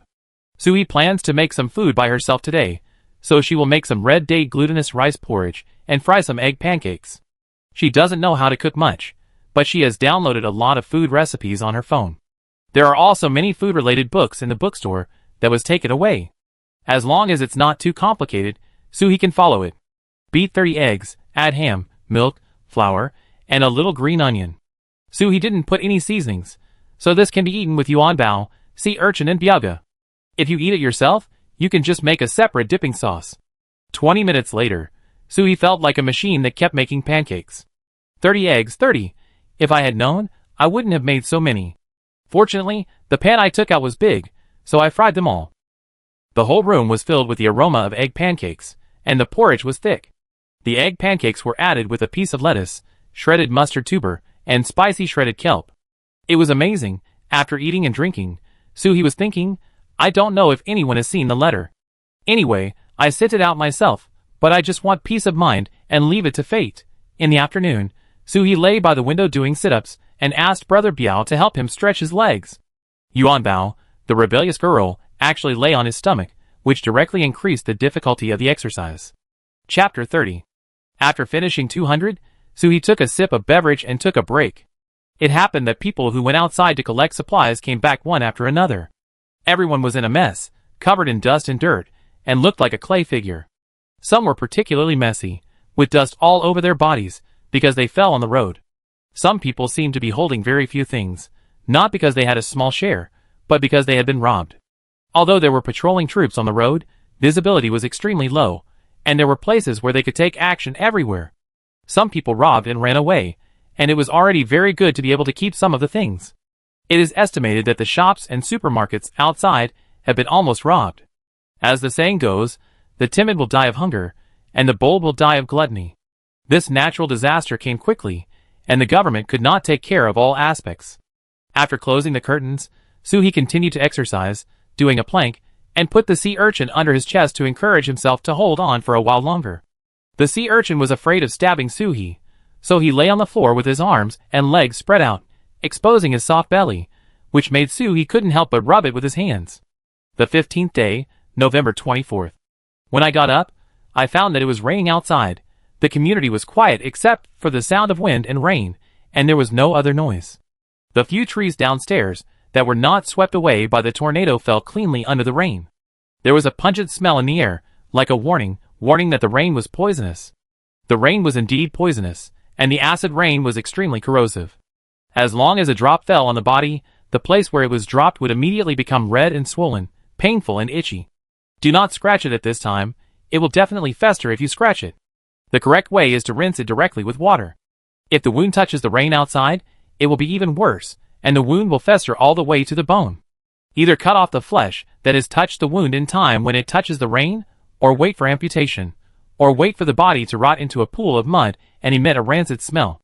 In Suhi's previous life, when acid rain fell, he happened to be working outside for the base. At the beginning, it was a drizzle, and no one cared. Until some people around began to roll on the ground in pain, and the air was filled with a smell more pungent than volcanic ash. Everyone hurriedly looked for a place to hide. Suhi was afraid that others would find out that she was a girl at the time, so she covered herself tightly, and only a few drops of water dripped on her hands wearing torn gloves. However, those few drops of acid rain almost made Suhi scratch his hands, and the whole acid rain season was over, but he still didn't get better. The atmosphere in the community became even more depressing because of the arrival of acid rain. Fortunately, they had already taken their supplies back yesterday. If they had gone to take them back today, it is estimated that half of the people would not have survived. The air purifier was set to the maximum setting to dissipate the smells in the air. Although there was very little smell in the house, the little guys were very sensitive and had already started scratching their noses. Suhi took out some fruits and fresh vegetables from the space and planned to make a salad. At this time, a child's heart-wrenching cry suddenly sounded outside. Judging from the strength of the cry, it should be painful. Suhi was no longer surprised. Children are usually naughty. In the past, family members could use countless ways to resolve the children's naughtiness, but now they can only use beatings. Because the adults were also irritable, and could no longer be patient enough to coax them. In the afternoon, Brother Biao shouted at the door again, "Woo woo." It seemed that there was someone outside again. Qiangzi and Lu Ning had been dealt with by himself. Who could it be? He went to the corridor with questions in mind, and did not forget to bring the fire axe with a strong deterrent effect. When he arrived at the entrance of the corridor, he found a middle-aged woman in her 40s or 50s wearing a green floral coat outside the door, trying to look through the gap of the iron door, and the cat's eye of the security door. Suhi suddenly opened the door, scaring the middle-aged woman back 2 steps. She roared at the middle-aged woman in a low voice. "What are you doing?" The middle-aged woman covered her chest, and her eyes wanted to look inside past Suhi. If it weren't for the iron door blocking her, she would have wanted to rush in and take a look. "Oh, little girl, you're frightening me when you're in this state. My heart is valuable. You can't afford to pay for it if it breaks down." The auntie's eyesight is really good. She was wearing the same clothes as when Li Yin and the others came to the door last time. I didn't expect that she could tell that she was a woman. But Suhi didn't worry that the auntie could see through her. She had knives and guns, and she was strong. She was not afraid of anything. It was the auntie's shrewd and inquiring eyes, and her chattering, that really made people feel annoyed. She flashed the fire axe forward. "If you have something to say it quickly, otherwise, no matter how expensive your heart is, you won't be able to use it." I don't know if Suhi's words were not harsh enough, or if the auntie was really fearless. It's not easy for a girl to find a partner if she is so fierce. She will be disliked. I came up to tell you that there will be an exchange meeting in the underground garage when the call comes in the afternoon. If you have any extra useless things at home, you can take them down and exchange them. We live in the same building, so I came up to tell you. Suhi was not interested. What was there in his own space? As for going out and wasting all that effort, but the old lady's chatterbox was like a floodgate, and Suhi quickly interrupted. No need. Leave here quickly, otherwise, don't blame me for being rude. The old lady saw Suhi's tough attitude, looked at the electrified iron door with lingering eyes, and left reluctantly. Suhi closed the door. Hey, this old lady is definitely a trouble. Sure enough, at around 3 o'clock in the afternoon, someone came outside the door again. Suhi didn't want to go out again, but they were knocking on the door. The iron door is electrified, and being able to knock on the door means that they are holding insulating materials. Damn, they came prepared. Let Brother Biao and the others stay at home, and then quickly change clothes and look out through the cat's eye. Are they trying to besiege me?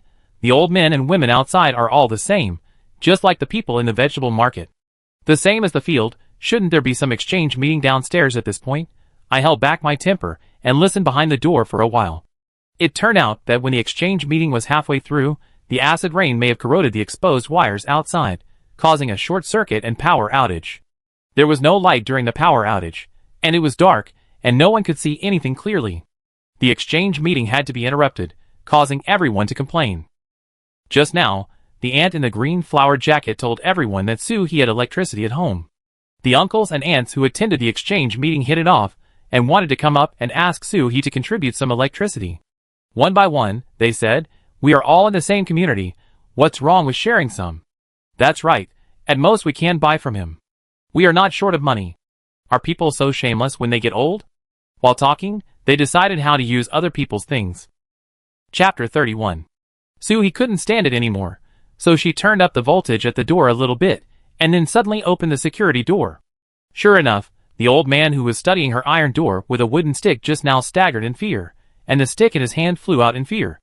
Another old man who was watching was guilty, and his hand accidentally touched the iron door. Ouch! The old man covered his hand and screamed, and the people around him quickly stepped back 2 steps, shouting, "Oh, murder! This is to kill people." I didn't expect that I would encounter the legendary hit and run, which really opened my eyes. Suhi was a little angry, and the axe at his hand hit the ground with a clang sound. You're not dead yet. Why are you crying? Suhi was wearing a mask, and his expression could not be seen from the outside. His fierce posture shocked the group of people at once. Suhi took advantage of the victory and pointed the axe at the green flower lady who came in the morning. I seem to have told you to stay away from my house, but you seem to have ignored my words. The green flower lady was a little scared by Suhi's pointing, but looking at the people around her, she suddenly felt that she was full of aura. We are just lending you some things. If you don't want to lend, can't we buy them? The others also responded pretentiously. Yes, yes, we will buy them. It's like we have no money. Suhi was so angry that he almost laughed. Buy? How about I give you money, and you buy them for me? The uncles and aunts saw that Suhi's attitude was very tough, and he didn't give in at all. The uncle who was shocked just now fell down immediately. Ouch! Ouch! I was shocked by your door. If you don't lend it to us, I will stay here and won't leave. I have a headache, backache, oh, legs hurt too. Other uncles and aunts also began to cry and make trouble. Oh, it's really heartless, bullying the elderly. Suhi first cut off the current of the iron gate, and then clicked and opened the iron gate. The uncles and aunts showed a triumphant smile on their faces, as if they could be invincible as long as they used this rogue trick. But this smile did not last for a second, because Suhi swung the axe and chopped it down. If you don't want to leave, stay here. The uncle lying on the ground watched the axe swinging over, and his head and legs didn't hurt anymore, and he rolled to the side neatly. But Suhi was angry today, very angry. One time or another, really thinking he was easy to bully. Last time Lu Neng and Xiangzi were at my door, wailing, "Didn't you hear it? Since you didn't hear it, I let you experience it yourself. So, it's no use rolling away." Schwa! With a swish, the tip of the axe cut the old man's shoulder, leaving a large blood stain on his clothes, and then hit the wall next to him, 3/4 into the wall. Ah! I didn't expect to see blood when I came up. The old man covered his arm, and rolled downstairs with his hands and feet. Suhi didn't stop there, but pulled the axe out of the wall without stopping, and rushed straight to Aunt Greenflower's head.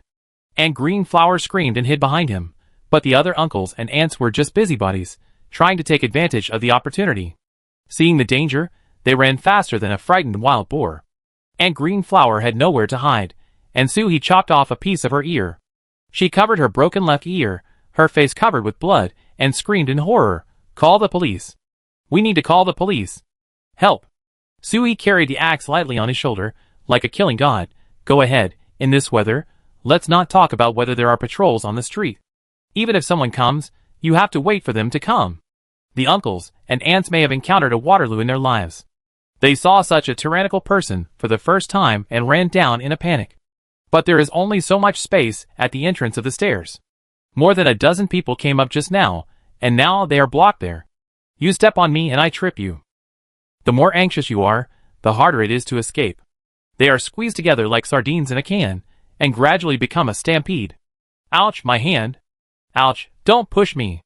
Suhi walked down step by step, dragging the axe in her hand. Every time she went down a step, the axe and the step made a dong. Dong! Dong! Dong! It was like a death knell in the ears of these uncles and aunts. "Why do you have to mess with me? Since you insist on coming here to die, I am happy to fulfill your wish." The uncles and aunts ran so fast that Suhi just went down 7 or 8 steps, and they all ran away. Standing at the corner of the stairs for a while, until there was no sound from below, Suhi walked back. It was originally to scare them, so of course he would not continue to chase them. Perhaps in the past, the uncles and aunts' methods of tampering with porcelain, taking advantage of their age, and playing rogue helped them get a lot of benefits, but times have changed. This is the end of the world. If they do this, they will only die faster. As for whether someone will come to ask for an explanation, come on, chop one by one. Who is afraid of who? Starting today, the acid rain will last for a long time, and after the acid rain, there will be floods. Every community and every building will be an isolated island. There is no need to worry about law enforcement agencies coming to the door.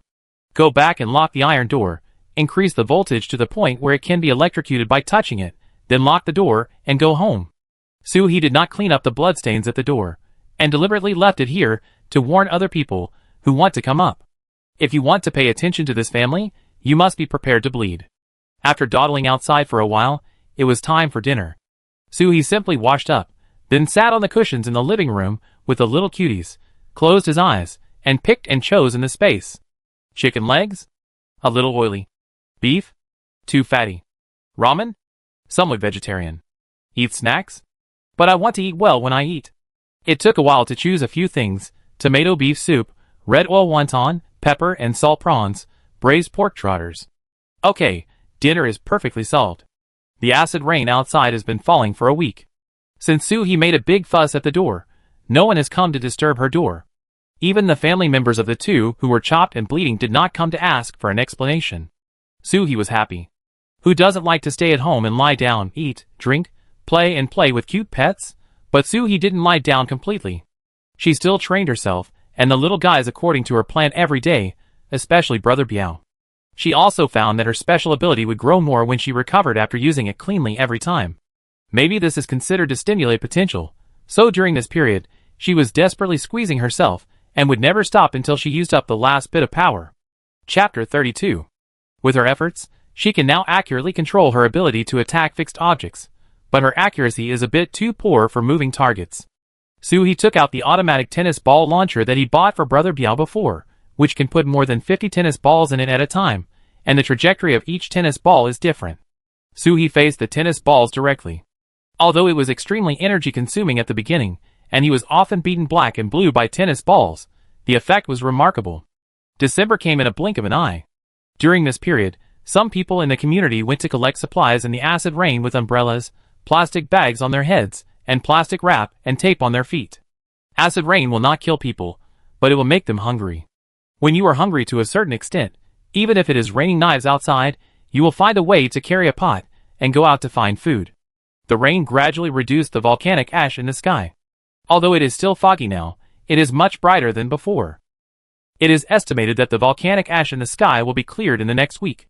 On this day, Suhi got up early and was refueling the generator. While refueling, he wondered why he felt that the fuel consumption was a bit high these days. He didn't use anything that consumed too much electricity. Although he could absorb electricity to improve his abilities, the power of this generator was not as good as enough to make ends meet, so he didn't use it. But the power consumption was twice as much as before. Was there a power leak at home? He checked around but couldn't find the place where the power leaked. This was difficult to deal with. He was not afraid of being the only one at home, but it would be bad if Brother Biao and the others ran into it. He walked out of the house. Could it be the iron door? He checked the iron gate every day, and he didn't see anyone fainting at the door. But he still had to confirm it again today. He took a look through the cat's eye first. Hey! Little boy. A little boy wrapped like a dumpling fainted at his own door. What the hell? The world is going downhill. How come the hardest time hasn't come yet? Why did they throw the child at someone's door? The little boy wore a mask and a hat, leaving only his eyes exposed. He looked about 11 or 12 years old, with long eyelashes. I don't know if he had a nightmare, but his brows were wrinkled like a little old man. Another trap? But there was no one around, only the little boy. He held an axe in his hand, and carefully opened the security door. No wonder the electricity consumption at home soared. Someone dared to steal electricity from the iron gate. The little boy was holding a large battery in his arms. The other end of the battery was connected to a square box, with a strange shape and simple craftsmanship. The other end of the box was an electric wire, which was directly placed on the iron gate. If he guessed correctly, this box should be something to stabilize the voltage and current, otherwise the instantaneous current on the door would burn the battery immediately. The brain is quite flexible, he couldn't help but look at the little boy twice more. The more he looked, the more familiar he felt, especially the small black mole in the left eyebrow. Gradually, it overlapped with the person in his impression. This is the weapon manufacturing master after the end of the world, Mu Yuan? There is such a good thing that falls from the sky? After the end of the world, weapons such as guns and cannons can still be useful at the beginning, but when everyone's superpowers are improved to a certain level, cold weapons and hot weapons have no effect. Ordinary bullets may still be effective for abilities below level 5, but above level 5, bullets are not good enough. Wind-type ability users are fast enough to dodge bullets, metal-type ability users can directly melt bullets or pistols, and some flesh-type ability users are invulnerable to swords and guns. No matter how powerful the villain is, when he hears the name Mu Yuan, he is simply terrified and wants to hide away. Any inconspicuous thing in his hands will become a powerful killing weapon. He squatted at the door, and looked at the little boy who was sleeping like a kitten. It was hard to associate him with a cold-blooded and ruthless mobile weapon maniac. And she had only seen him a few times from a distance, so she must have thought too much. But no matter who this child is, he can't let the little guy continue to do this at her door. First, stop the set of electricity stealing equipment, then pick up the little guy, bring him inside, close the door and lock it. Hey, little thief, wake up. The little boy rubbed his eyes sleepily, and was in a trance for less than a second.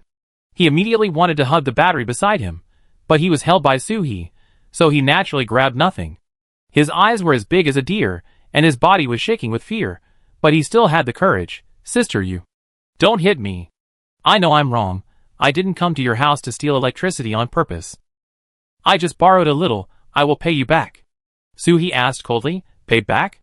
It's like this outside now. What can you use to pay back? Suhi grabbed the boy's collar with one hand like a puppy, and the boy could only hold Suhi's arm tightly with both hands to keep himself from falling. I'm very smart. I know a lot of things. Really? You can ask around. My name is Mu Yuan. Many people in the community know my name. I can help you wash clothes and cook. I can also modify electrical appliances to help you save more electricity. Is it really Mu Yuan? Suhi decided on the spot that this child must be coaxed. Not recruited to his side. With him, won't he be able to walk sideways in the future? Suhi adjusted his mood and tried not to show too much surprise. Mu Yuan, why did you steal electricity?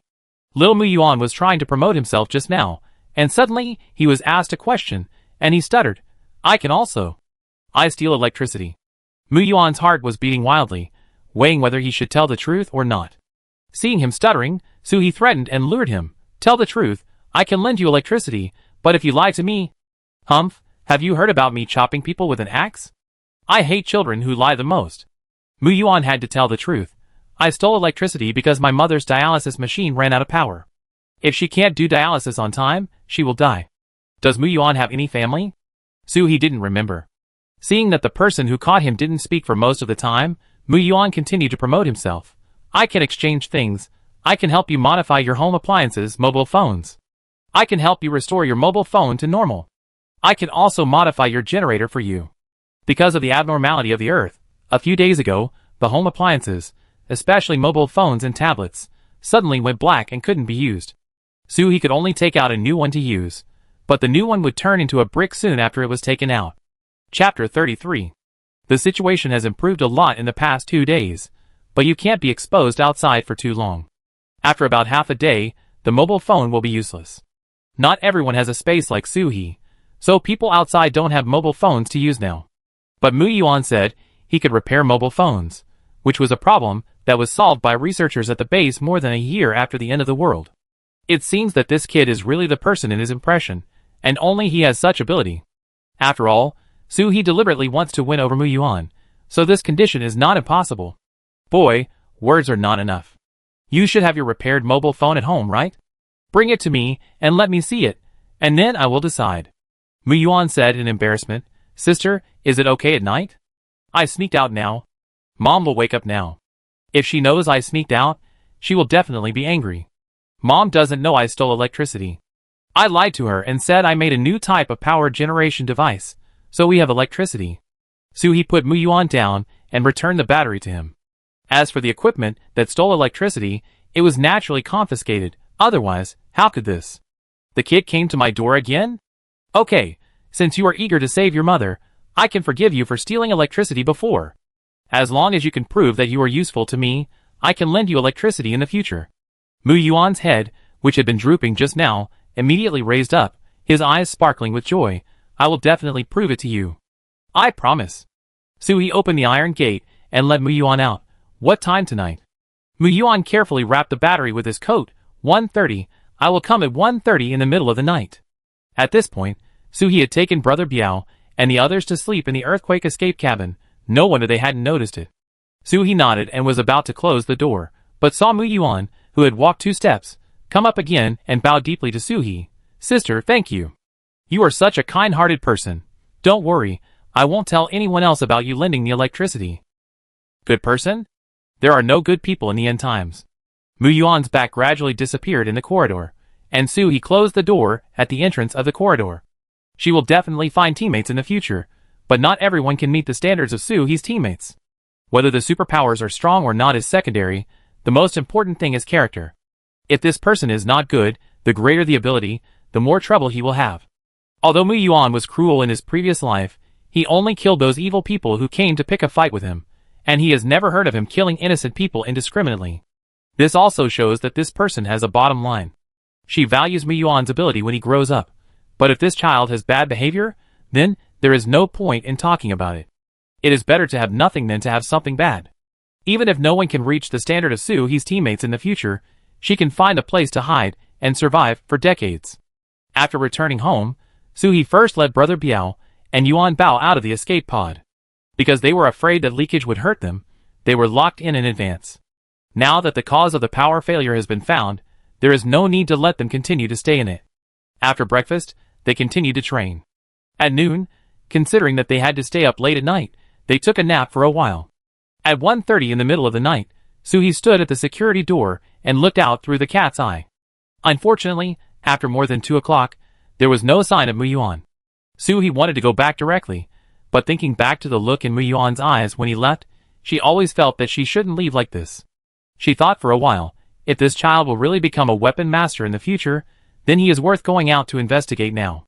She took out a printed chat record from the space. Yes, this is the chat record when the property management asked everyone to report the population information of their families at the beginning. At that time, just in case, Suhi specially printed a copy, but she didn't expect to use it. After looking through it, Mu Yuan's house is not far from her home, just on the left side of the 5th floor of the building behind. The acid rain outside is still falling, and it is a bit troublesome to walk on the ground, but you can go directly from the underground garage. The power has been out for so long, and the access control device downstairs has long been invalid. Suhi came to the door of Mu Yuan's house without any resistance. Mom, wake up. As soon as I arrived at the door, I heard the sound of Mu Yuan crying helplessly inside. I don't know how long he cried, and his voice is a little hoarse. Suhi used a thermal imaging camera to detect through the door. There were only 2 people. The one lying on the ground should be Mu Yuan's mother Zhuang Yun, and the one sitting on the side was Mu Yuan. He tried to push the door. It was not locked, but just half closed. He pushed it open. Mu Yuan, who was immersed in sadness in the living room, did not notice the person in the room until Su-hee stood in front of him. What happened to your mother? Mu Yuan did not bother to wipe the tears on his face. He looked at the black-clothed man who suddenly appeared in front of him in surprise. It took him a while to react. I'm sorry, sister, I broke the appointment. My mother? My mother? She was about to cry again. Su-hee quickly asked, what happened to your mother? She should just faint now, and she won't die, but if you continue to cry, she might die. When using the thermal imaging device just now, if Shuangyan was dead, there would not be such a high temperature display, and she would have been cold long ago. Mu Yuan crawled to Su-hee's legs, kowtowed, and cried, Sister, please, save my mother. As long as you can save my mother, you can ask me to do anything. For a moment, Su-hee's heart was hit hard.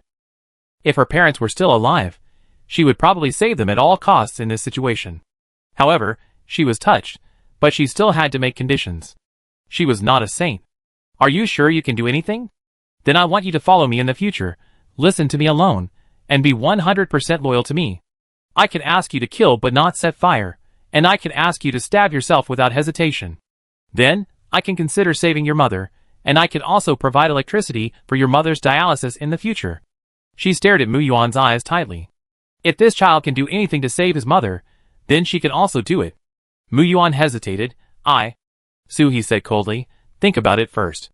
I am here because I want to collect the reward for stealing my electricity before, which does not mean that I have to save people. Besides, even if I want to save people, I will only save those who are useful to me. If you and your mother are useless to me, why should I help? Mu Yuan also understood in his heart, he whispered, then, can I go with my mother? Take my mother. Su-hee is not a child snatcher, so naturally he did not think of separating them. Okay. Mu Yuan no longer hesitated at this moment, and said decisively, okay, I do. I recognize you as the boss, please save my mother. Su-hee patted Mu Yuan's head with great satisfaction. The child is very sensible, and the title of boss is good. What disease does your mother have? What can I do to save your mother? Chapter 34. Mu Yuan hurriedly rolled and crawled to another room, and after rummaging for a while, he took out a square object. Electricity? Just charge your mother's dialysis machine. Su-hee took a look and saw that it was a storage battery. He couldn't help but ask, didn't you take the battery with you this morning? Why are you still short of electricity? Mu Yuan looked at his mother lying on the ground helplessly. Someone took it away. It seems that the person who took the battery is related to Mu Yuan's mother, but now is not the time to talk about this. Su-hee asked Mu Yuan to put down the battery. It's too late to charge it now. I will take your mother and the dialysis machine directly to my place. Anyway, you are mine now, so it's normal for you to live with me. She studied nursing and knew basic medical knowledge. People who need daily dialysis are basically extremely serious kidney diseases. If they cannot dialysis on time, toxins will accumulate in the body, causing irreversible damage. From the way Shuangyan looks now, it seems that the toxins in her body have accumulated to a certain extent, so she fainted. If dialysis is not carried out in time, it is very likely that you will die without knowing it. Mu Yuan held his mother's hand, and said to Su-hee gratefully, okay. Thank you, boss. Su-hee asked Mu Yuan to pack a few things, then tied Shuangyan to his back, carried the dialysis equipment in one hand, and walked out of the door effortlessly. It seems that the results of his training are good. He can lift more than 200 kilograms of things effortlessly without external force. He took them back home, of course, not the house he lived in, but the one that was used to imprison his uncle and others before, room 02. When the tornado came, it did not affect this side, but there was a broken glass in the second bedroom. Su-hee used a nail gun to nail 2 layers of wooden boards, so that people could live there. First, send the people to the master bedroom and settle them down, then pretend to go to another room to get something, but actually take out batteries, bedding and other things from the space. After connecting the power, Mu Yuan skillfully operated the dialysis machine to do dialysis for his mother. It seems that he has done this many times. This dialysis machine looks a little different from the ones he had seen before. It should have been modified by Mu Yuan, so that the machine can operate normally and continuously. Until the dialysis machine was operating normally, Mu Yuan was relieved and said to Su-hee very respectfully, "Thank you, boss." Su-hee hugged his shoulders and leaned against the door frame of the master bedroom. "You are my little brother, it's my duty. This is an ointment to reduce swelling. You could apply it later. When Soo-hee went to Mu-yuan's house just now, he noticed that his thin face was swollen and fat, with a very clear slap mark. Mu-yuan took the ointment with emotion. Thank you, boss. Soo-hee asked curiously, did you get beaten by someone who came to your house to steal things? Mu-yuan paused while applying the ointment on himself, his eyes a little lonely. No, I got beaten by my mother. Huh? Such a good child was beaten? Perhaps sensing Soo-hee's surprise, Mu-yuan said truthfully, the person who stole the battery was my mother's younger brother. I didn't want to give it to her, so my mother slapped me. Is this mother sick? A brother-supporting demon? Soo-hee wanted to ask a few more questions, but suddenly heard Mu-yuan's stomach gurgle. Mu-yuan blushed a little. He hadn't eaten since the afternoon, and it was not easy for him to hold on until now. Soo-hee pretended to go out, and brought out a bowl of noodles from the space. It was steaming hot, with big chunks of beef, and some chopped green onions. Eat it, there's more if you're not satisfied. The aroma of beef in the noodle soup made Mu-yuan salivate like crazy, and he couldn't help but wipe the corner of his mouth. He hadn't eaten meat since the volcanic ash was everywhere, but he still tried his best to endure it. Maybe a bowl of noodles with meat was nothing in the past, but it was different now. Mu-yuan knew the amount of this bowl of noodles very clearly. Boss, eat it. I just have some compressed biscuits later. Soo-hee pushed the bowl of noodles in front of Mu-yuan and stuffed the chopsticks into his hand. Specially for you. As my little brother, you don't need to be so wronged. As long as I have a bite of meat, you will definitely have a bowl of meat soup. Hearing this, Mu-yuan picked up the chopsticks, looked at his mother lying in the master bedroom behind him, and then looked at the bowl of noodles in front of him, as if thinking about some major life event. Soo-hee knew what he wanted to say at once, and interrupted him directly. When your mother wakes up, I will give her food. You can eat without worry. Unexpectedly, Mu-yuan shook his head and said, No, boss, please don't give my mother anything to eat.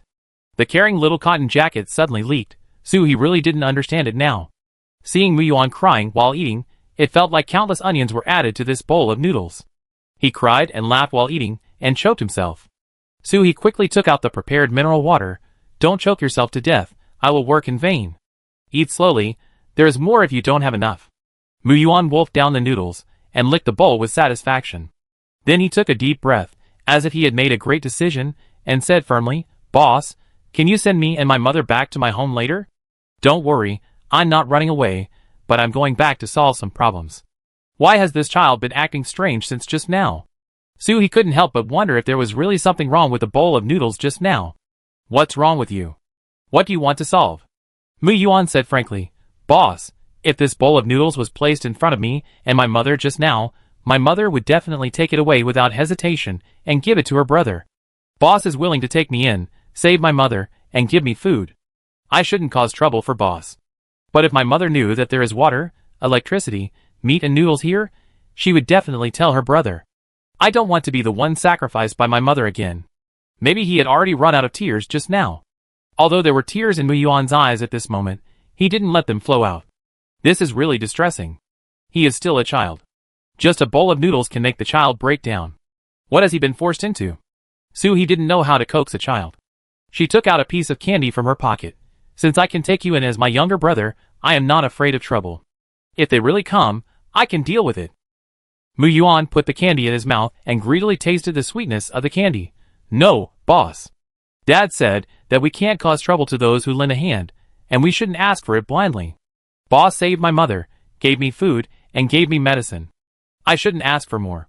This matter must be solved by my mother and me. Since Mu-yuan insisted, Soo-hee didn't force it. Children always have to learn to grow up on their own. Chapter 35. The dialysis machine in the master bedroom was still running. A dialysis session took about 2 hours. She was idle anyway, so she chatted with Mu-yuan. Perhaps Soo-hee gave Mu-yuan the image of a caring older sister, or maybe it was because the child had been suppressed for too long and no one understood him. So once the chatterbox opened, Mu-yuan told a lot of things himself without waiting for Soo-hee to ask. Originally, I was curious. The government usually records little geniuses like Mu-yuan. When major situations occur, these talents will be given special protection. But this kind of protection is not mandatory, but voluntary. Mu-yuan knew that if she went to the base, her mother would definitely be bullied by her brother, and she would have no way to survive. So she decisively gave up the quota. But Mu-yuan's mother Zhuang-yun didn't know about this, and she was still selflessly devoted to her brother as always. Not only that, She also asked Mu Yuan to treat her brother as well as she did. Mu Yuan didn't like his mother's brother, so he didn't want to call him uncle, and only called him his mother's brother. After the power outage, the battery in Mu Yuan's home could have been used for at least half a month, but when Zhuang Yun's brother came, the battery was given away directly. Poor Mu Yuan could only find a way to steal electricity for his mother. Yesterday, Mu Yuan went back to replace the battery for his mother, ate something, and went to bed, but when he woke up in the afternoon, he found that his mother's brother had taken the battery again. Mu Yuan couldn't help it at the time, and desperately snatched the battery, and refused to let the man take it away. He roared at his mother, "Do you know how much effort I put in to get such a little electricity?" This roar did not make his mother feel Mu Yuan's hard work, but instead earned her a slap. "What's wrong with giving your uncle some? How can you be so stingy?" Not only that, Mu Yuan's mother also asked Mu Yuan to give the power generation device that Mu Yuan mentioned to his younger brother. How could Mu Yuan get it? He returned to his room angrily, but was still called out because they wanted to go in to find the power generation device. Zhuang Yun, who had searched in vain, promised her younger brother to send it to him after finding it, and then sent him away. At night, when Zhuang Yun was about to go for dialysis, she found that her younger brother had taken away all the batteries with electricity at home, and now there was no electricity at home. She asked Mu Yuan for batteries, but Mu Yuan had no choice. The device for stealing electricity was confiscated, and he could not generate electricity with his bare hands. I thought my mother would consider her health and go to her younger brother's house to get the batteries back, but unexpectedly, she would rather go for dialysis without electricity than ask her younger brother for the batteries back. It was almost the appointed time, and Mu Yuan was about to pack up and go out, but he found that his mother had fainted in the living room. I didn't expect that when I helped my mother up, the first thing she did when she woke up was to ask me for the generator. I knew she was threatening me, but I really couldn't get it out this time. I went to that man's house and begged him to return the battery to me and save my mother, but he said that my mother was just pretending. At this point, Mu Yuan sniffed his nose, and so he handed him a tissue very considerately. It is estimated that in the previous life, Mu Yuan's mother was indirectly killed by her brother, and Mu Yuan was oppressed and bullied for a long time, which made him become cold-blooded and ruthless. By the way, where is your father? Mu Yuan's tears, which had just stopped, moistened his eyes again. My father died. When he was working, the machine broke down and exploded, and he was gone. Sui felt that he had said the wrong thing, and could only hand over the tissue again. Alas, he was just a 14-year-old child, but he was forced to be the mainstay of the family. It's not that he was too stressed out by too many worries. Mu Yuan was 14 years old, but his height was about the same as that of a 10-year-old child, and he was thin and small. Ding ding ding. It was the sound of the dialysis machine ending. Sui helped send Mu Yuan's mother and the dialysis machine back to their home. Since the child wants to, let him go. Sui had never thought of trapping Mu Yuan, and this was their family affair. Even a judge could hardly judge family affairs. If he intervened at will, he might end up making things worse. After putting him on the bed, Mu Yuan asked Sui to follow him to their study. I didn't realize it when I came here just now, but his house is simply a paradise for mechanical enthusiasts. There are all kinds of strange things, and they all look like they were made by Mu Yuan. Mu Yuan took out several mobile phones from the drawer, and stuffed them into Sui's hand wearing military gloves. Boss, these mobile phones can be used normally as long as they are charged. Take them first. After my mother and I are done, I will repair your mobile phone for you. Sui put it away, handed Mu Yuan a school bag, and asked, there are some food and daily necessities in it, as well as a small battery and a fully charged walkie-talkie. You can use the walkie-talkie, right? If your little brain really can't solve it, you can ask me for help. Remember, you are mine now, and the damage will be mine. I give you 3 days, and I see you at my doorstep in 3 days. Sui probably guessed what Mu Yuan wanted to do, and he probably wanted to use absolutely difficult conditions to force his mother to face reality and make a choice. But no matter how hard it is, the child must not suffer, and there must be a backup plan. Mu Yuan took the heavy package and said confidently, I can use the intercom. Don't worry, boss, I can do it. Sui left with peace of mind. Before leaving, Mu Yuan asked Sui to take away several tools and instruments in his house that he didn't understand. After Sui left, Mu Yuan locked the door and opened the package. There were a lot of chocolate candies, energy bars, and fruit and vegetable biscuits in it. They were all things that could resist hunger but had no taste, and were extremely convenient. In addition to the intercom and batteries mentioned by the boss, There was also a small electric baton with a label saying, "It is very powerful, don't hurt yourself."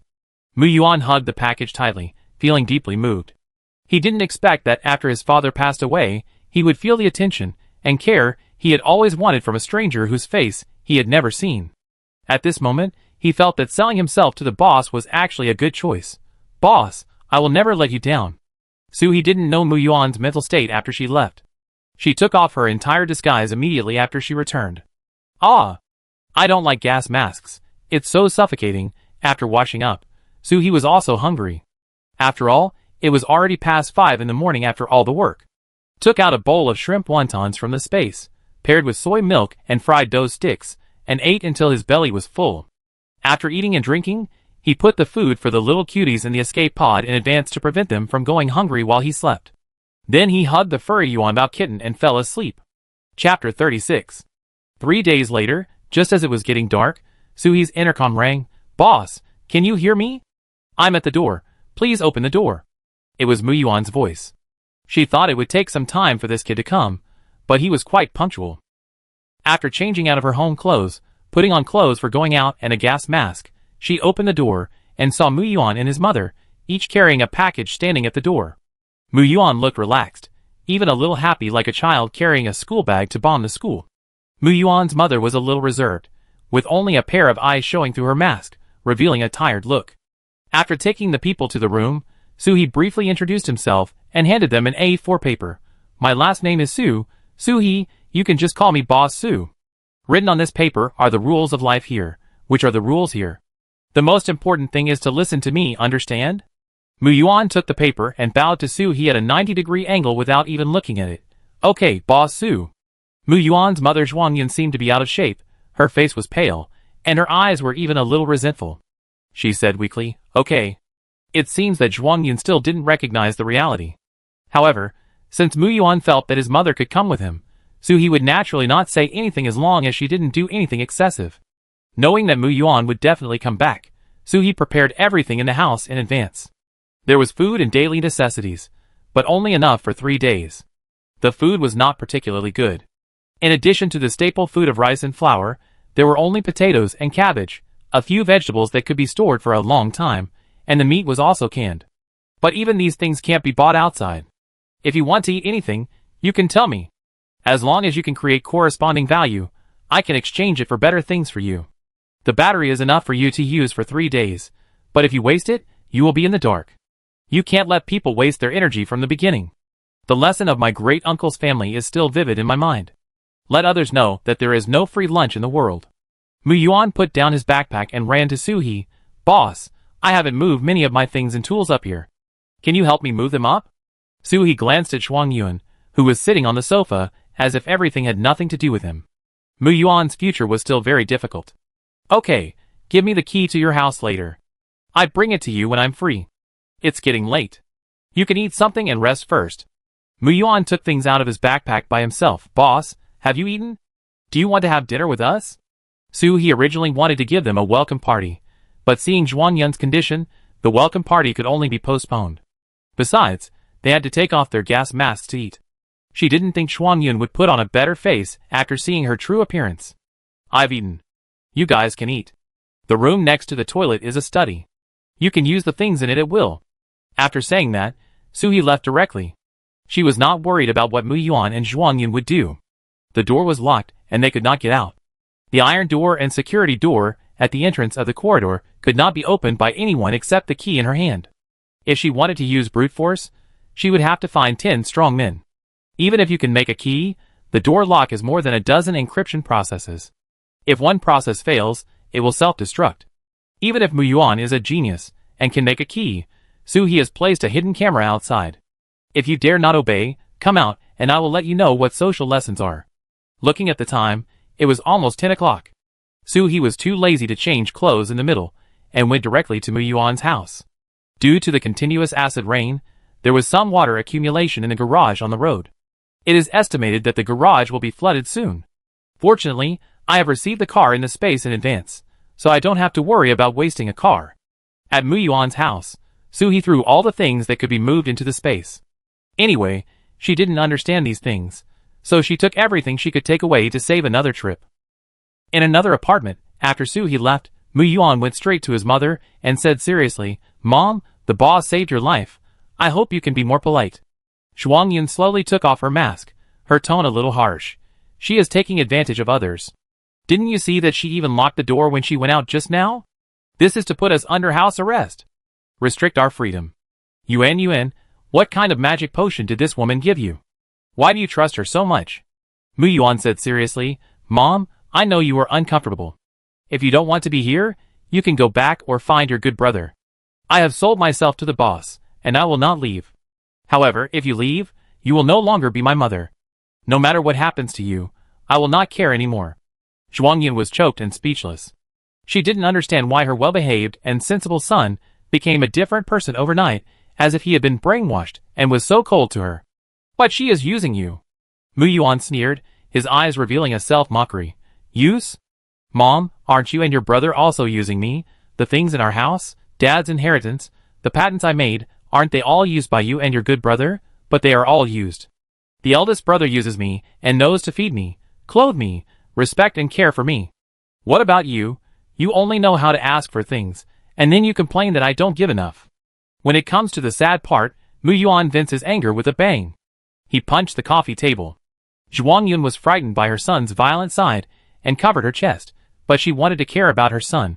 "You, does it hurt?" Mu Yuan turned around indifferently, returned to the package to continue packing things, and ignored Zhuang-yun.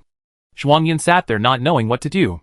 Seeing Mu Yuan taking things out of the package, she suddenly stood up and asked in surprise, Yuan, didn't you say that we have nothing to eat? What are these?" Mu Yuan took out the food they had stored before, as well as the energy bars given by Soo-hee. "Yes, I hid these things." "Why? You want to give them to your brother again? Have you forgotten what happened to you at their door?" Zhuang-yun would not forget it.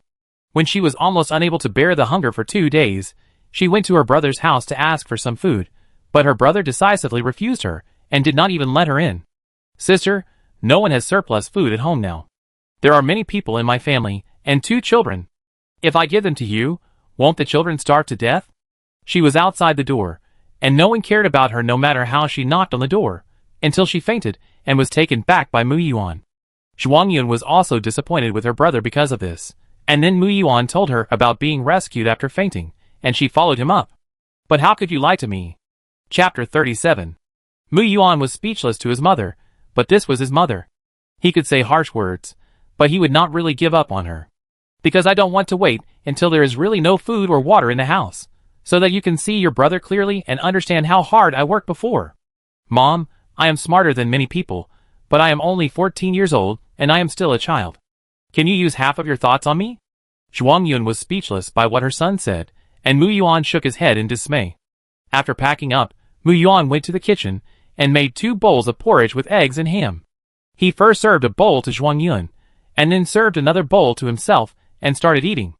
Zhuang-yun was still a little angry, but when the fragrant porridge was placed in front of her, her stomach, which had been hungry for 3 days, immediately controlled her to pick up the bowl of porridge and eat it all. After eating, she still looked towards the kitchen with some reluctance. Mu Yuan took out another energy bar for her. "Your health is too poor. It's hard to digest if you eat too much at one time. I make it tomorrow after you finish eating. I put your medicine box on the bed in the master bedroom. Remember to eat before going to bed." In addition, in order to prevent her mother from being greedy, Mu Yuan only made 2 bowls of porridge. Zhuang-yun had to take the energy bar and go to the bedroom. She can't cook or do housework. There was a nanny at home before, but later the volcanic ash was everywhere. After the nanny returned to her own home, all the housework was done by Mu Yuan alone. Mu Yuan never complained. In his heart, he was just a child who wanted his family to be together. It's a pity that Zhuang-yun didn't see her son's efforts and just thought everything was justified. At Mu Yuan's house, Soo-hee was about to leave after packing up Mu Yuan's things, but he didn't expect to hear a noise at the door. He didn't care about the doubts in his heart, and found a place to hide first. The door was open with a key. It seemed that it was someone from this family, or an acquaintance of this family. Listening to the footsteps, although restrained, it was heavy. It should be a few men. "Shuang Zichao, how come your sister is already 40? 10 kilograms of rice a night. Brothers are a bit at a loss." "Brother, what you said, you have all seen my sister's photos. She is as well maintained as a 20-year-old girl. Moreover, she is more charming when she is older. Several people laughed wickedly, and one person couldn't wait to say, "It's pretty, hurry up. Let's not keep my sister waiting for a long time." Ha ha ha. Several people walked in lightly, and after a while, they heard a plop, followed by ouch. A cry of pain, and then someone was slapped. Zhuang Zichao, are you kidding me? There's not even a mattress on the bed. I almost sprained my back. How is that possible? Big brother, wait a minute, let me see if it's in another room. Someone struck a match, and the tiny light allowed them to see Mu Yuan's house, which was completely empty by Suhi. Damn, your sister's house was ransacked, right? Not to mention people, there's not even a sofa. My sister came to see me during the day. Why is the house like this today? Why is my nephew gone? Where are the valuable machines at home? Damn, I've been pissed off for nothing, you're such a bummer. Then, there was the sound of someone being kicked several times. Brother, don't leave. Brother, I deliver it to your door next time, brother. After those people walked away, Suhi turned off the recorder in his hand, checked again to make sure there was nothing missing, and then left directly. This scene just now was not a big deal in Suhi's eyes.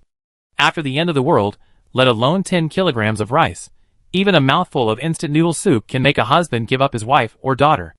However, now there are government material subsidies, and some people can't help it. When she went back, Mu Yuan and Zhuang Yun had already fallen asleep. Suhi took the opportunity to put the things in place carefully, so that she didn't have to explain how the things came up. After another busy night, Suhi took a comfortable hot bath in her room. She stayed up too many nights recently, so she took a mask to relieve herself. In the earthquake escape cabin, Brother Biao whined in dissatisfaction. Master, why do you always go out recently? Suhi rubbed the big dog's ears. Sister, aren't you looking for new members for our future domineering life? I introduce you to each other later, okay? After comforting Brother Biao, covering the sea urchin with a small quilt, and moving Yuan Bao from the middle of the bed to the edge, Suhi was finally able to lie down and sleep. The next morning, when Mu Yuan got up, he found that all his things had been moved up and placed, and he couldn't help but marvel at the ability of Boss Su. He had a new level of admiration for Boss Su. He couldn't wait to pick up the intercom to say thank you to Boss Su, but put it down again. Boss Su said that he didn't like to be disturbed. Then let's wait until the boss comes. It was almost 10 o'clock when Suhi woke up. She checked the weight at the head of the bed, and found it was still asleep. She gently patted the turtle shell before getting up. The sea urchins beside her were also wilted. The temperature in the past 2 days was close to zero. I wonder if sea urchins need to hibernate. Eat breakfast and lunch together. Suhi made it more abundant. Small meat patties, milk-flavored scrambled eggs, butter bread, oxtail soup. The oxtail soup is the kind that is cooked and can be eaten directly. The other 3 items were also prepared quickly. While eating, the sound of rain outside was mixed with cries of pain from time to time. Ah! It hurts. I don't want it anymore. The government distributed medicine so quickly, because many people did not know the harm of acid rain at the beginning, and they had various problems after being caught in the rain. So, the government added a kind of medicine powder to the supplies, which could be obtained with the wounds on the body and the ID card. Because it is still in the development stage, the effect is not great, but it is extremely painful. Suhi used it, and it hurt so much that she wanted to cut her hand off. But after a while, there will be a new one, which is more effective, but the pain it brings has not decreased. At night, Suhi went to check the iron door at the staircase, and then went to the next room 02. Suhi doesn't like trouble, so if they can go out together to do something, they will do it together. After opening the door, only Mu Yuan ran over to greet him. Boss, is that you, boss? Suhi looked at him, and didn't know why she thought of Brother Biao. Every time she went home, Brother Biao would come out to greet her like this. She couldn't help but take out a palm-sized honey orange from her pocket, and gave it to Mu Yuan. Well, I have moved the things up for you last night. Is there anything missing? Chapter 38. Oranges. Mu Yuan took it with surprise. God knows how precious fruits are. Thank you, boss. Everything is ready. By the way, my mother went back to her room to rest, and didn't come out. Please forgive me. These are all trivial matters. Suhi doesn't care at all. It's just right to save the courtesy. It's okay. Here, you can do whatever is convenient for you. Mu Yuan peeled the orange in his hand, and gave most of it to Suhi. Boss, you eat it too. Suhi pushed it back. Eat it, I brought it for you. Children, grow up, eat more vitamins, don't make yourself like a malnourished refugee. Mu Yuan broke off a slice, and put it in his mouth. It was so damn sweet. He wanted to put the orange peel in his mouth too. Boss, Are you here to assign me a task? Soo-hee thought about the topic he was going to talk about next, so he took the person to the study, closed the door and locked it. First, he gave Mu-yuan the broken mobile phone and tablet. You can fix these, and try to use them if you have any new ideas. Then he took out a recorder from his pocket. Mu-yuan, there are some things that I think it's better not to hide from you. This was recorded when I went to your house to move things last night. You decide whether to give it to your mother. Mu-yuan was thoughtful. From the moment the study door was closed, he knew that what Boss Soo was going to say must be very serious. He took the recorder and turned on the play button. The familiar voice made Mu-yuan unable to calm down for a long time. If he hadn't brought his mother to Boss's place last night, what would have happened? Mu-yuan couldn't imagine. He suppressed the anger in his heart that wanted to chop Zhuang Zichao. How could he do this? How could he do this? My mother is his biological sister. My mother was so good to him before. I didn't expect him to lend a helping hand, but at least he can't push my mother into the fire pit. Soo-hee patted Mu-yuan's shoulder stiffly and comforted him. In this environment, the evil of human nature will be infinitely magnified. Sacrificing others for one's own desires is very normal. Common. I wanted to say it was normal, but I thought that the 14-year-old Mu-yuan might not accept it, so I changed my mouth directly. Mu-yuan, you have to understand that the world now is different from the world you saw before. In the past, you could go out with ice cream in your left hand and small sausages in your right hand. Now, not only are there no such things outside, even if you have them, you can't let people see them. Some words. Just stop at the right time. I hope Mu-yuan can think clearly by himself. At the age of 14, he already has normal thinking ability. Mu-yuan slowly loosened his hand holding the recorder, looked at his pair of tender hands that were comparable to those of girls, raised his head, and asked Soo-hee, Boss, why are you so good to me? Everything here, if placed outside, is extremely scarce and very popular. Even the oranges just now will be snatched by others. But you gave it to me directly. Why? Mu-yuan knew very well that under the current conditions, a half-grown child like him, even if he could repair things, could not create much value. Therefore, he felt a little guilty about the treatment Soo-hee gave him. But he was stunned when he heard the question. Is this child thinking so jumpy? Wasn't he talking about his mother's brother just a second ago? But Soo-hee still said very frankly, First of all, you have to understand one thing. You have already sold it to me, you are mine, and I naturally have to take good care of you. Then, I chose you because I need helpers, and I need to be able to trust my back to the other teammate in the battle. It will be even more difficult to survive in the future.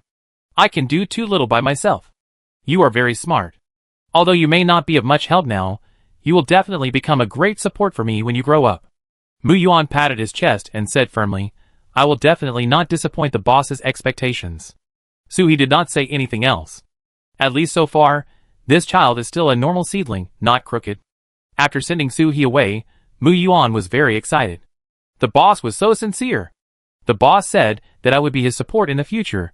Back in the study, looking at the recorder on the desk and the half of the oranges placed next to it, Mu-yuan made a decision in his heart. Although he didn't know what Mu-yuan did, when Soo-hee stepped into room 02 again, Zhuang Yun's attitude was much better than before. It made Soo-hee feel a little uneasy. Boss Soo, I was too stubborn before. I'm sorry for your attitude and I'm rude. Luckily, he was wearing a gas mask, so others couldn't see the awkward expression on Soo-hee's face. Soo-hee simply said hello, and then went to Mu-yuan's study. Mu-yuan knew it when Soo-hee entered the room, but he couldn't stop what he was doing, so he could only shout from the study, Boss, I'm working in the study. After opening the door of the study, Soo-hee felt that it was more mysterious than before. By the way, where did you get these instruments and tools? Mu-yuan was busy with his hands, but it didn't stop him from answering Soo-hee's words. Most of them are obsolete products that my father brought back from the Academy of Sciences, and they are still being used after repairs. I watched these things with my father since I was a child, and I also like these things. Later, when I grew up a little, I won awards for studying these things, and many research institutes would give them to me. Awesome. The last time Soo-hee and the Academy of Sciences met was just a taxi ride. He took out a small box of blueberries from his pocket and put it on the table. Then you were busy, I just came to deliver your supplies. Boss, wait! Mu-yuan called Soo-hee, who was about to turn around, and carefully put the lid on the things in his hand and screwed them on. I have repaired the mobile phone I gave you before, and here it is. Soo-hee took it and put it in his pocket, and then Mu-yuan gave Soo-hee what he had just made. This is the flash bomb I made. The principle is different from the one used in the army. but the effect is much better. Throwing it into a crowd at a critical moment can delay for about 2 minutes. It's only been 2 days, and you've already started researching weapons? The speed is too fast. After Muyuan awakens his superpowers, he can make weapons with his bare hands. He only needs to give him a piece of material, and no tools are needed. But now, Suhi doesn't want to discourage Muyuan's enthusiasm, but he also doesn't want to worry about the house being blown up every day. Muyuan, how about you read more books first? What kind of books do you like? Forget it, I have a hard drive that is specially used for electronic books. I give it to you. You can look for it. Muyuan smiled and said, Boss, are you afraid that I will blow up the house? Suhi, who was exposed, hurriedly denied, How could that be? I just think that you should be at school age now, so it's better to learn more knowledge first. Muyuan didn't take the hard drive, and directly opened the display in front of him. Boss, don't worry, I have a steady hand. If there are not a few materials that are not enough, I can make an atomic bomb for you here. I also have books. If nothing unexpected happens, I may have more books than you have here. Chapter 39. It is also a problem that the child is too smart. Suhi put away Muyuan's flash bomb. My order is that your task recently is to read more books and study more. If you really want to build something, you can draw a draft first and wait for a while. Muyuan had to nod and agree. In his heart, oh, I missed the opportunity to show off in front of the boss, but Muyuan is very obedient. If Suhi said no, he really didn't do it again. Time has come to mid-December. Today is December 13th. It has been raining outside for nearly 20 days. The sky is like a shower head with the gate turned on, and it never stops. Fortunately, the terrain of this community is high, and the first floor is raised by about 1 meter, so it is not submerged by the accumulated water. In other communities, the first floor is completely uninhabitable, and people living on the lower floors are also worried, for fear that they will wake up and find that the house is full of fish. However, it is not completely without benefits to keep raining. The volcanic ash that was predicted by experts to cover the earth for many years has dissipated, and acid rain has slowly turned into normal rain. Some people have started to do kayak business at the entrance of the community, specializing in carrying people to collect supplies. The price is fair. A pack of compressed biscuits for a round trip is almost the amount of a meal. When you go out on a kayak, you will encounter many corpses floating from nowhere on the road. Few of them are drowned. Most of them are caused by various diseases caused by volcanic ash and acid rain. Some people are sick and have no medicine, so they slowly die. There is no way to deal with the death. There is no place to bury it, and there is nothing to burn. The family can't stand the smell when it is left at home, so they can only throw it out and let it drift with the current, stinking and rotting in the water. Not only human beings, but also cats, dogs, mice, unknown insects. In the face of death, everyone seems to be quite equal. Suhi was drinking coffee by the window, watching all this indifferently. This rain will last at least until the end of February. Since yesterday, the gas and tap water in the community have also stopped, and everyone's life is getting harder and harder. Fortunately, it is raining outside, so you can use a container to collect some rootless water, rainwater, filter it simply, and boil it to drink it. As for what to burn, each household is different. The house decorated in log style is better, and you can burn the furniture directly. The Syrian style decoration is miserable, there is nothing to burn, you have to wait out to pick up some branches, or go to some office building, school, and dismantle some wooden tables and chairs. By the way, you can also look for anything that can be used, such as snacks hidden in other people's desks, mineral water in the living room. Everyone was in a hurry at that time, and many places were missed, so you could pick up leaks at this time. In his previous life, when Suhi was out looking for supplies, he found a warehouse of goods sold by a live streaming company of an internet celebrity, and was able to enjoy spicy snacks for a long time. As long as you work hard, you can find some food and supplies. Now, Suhi doesn't have to suffer that hardship. At home, he has billions of goods and enjoys the cute pets. The happiness of life is maxed out. Woof! Brother Biao, who was lying at Suhi's feet, suddenly shouted to the outside of the door, Woo woo!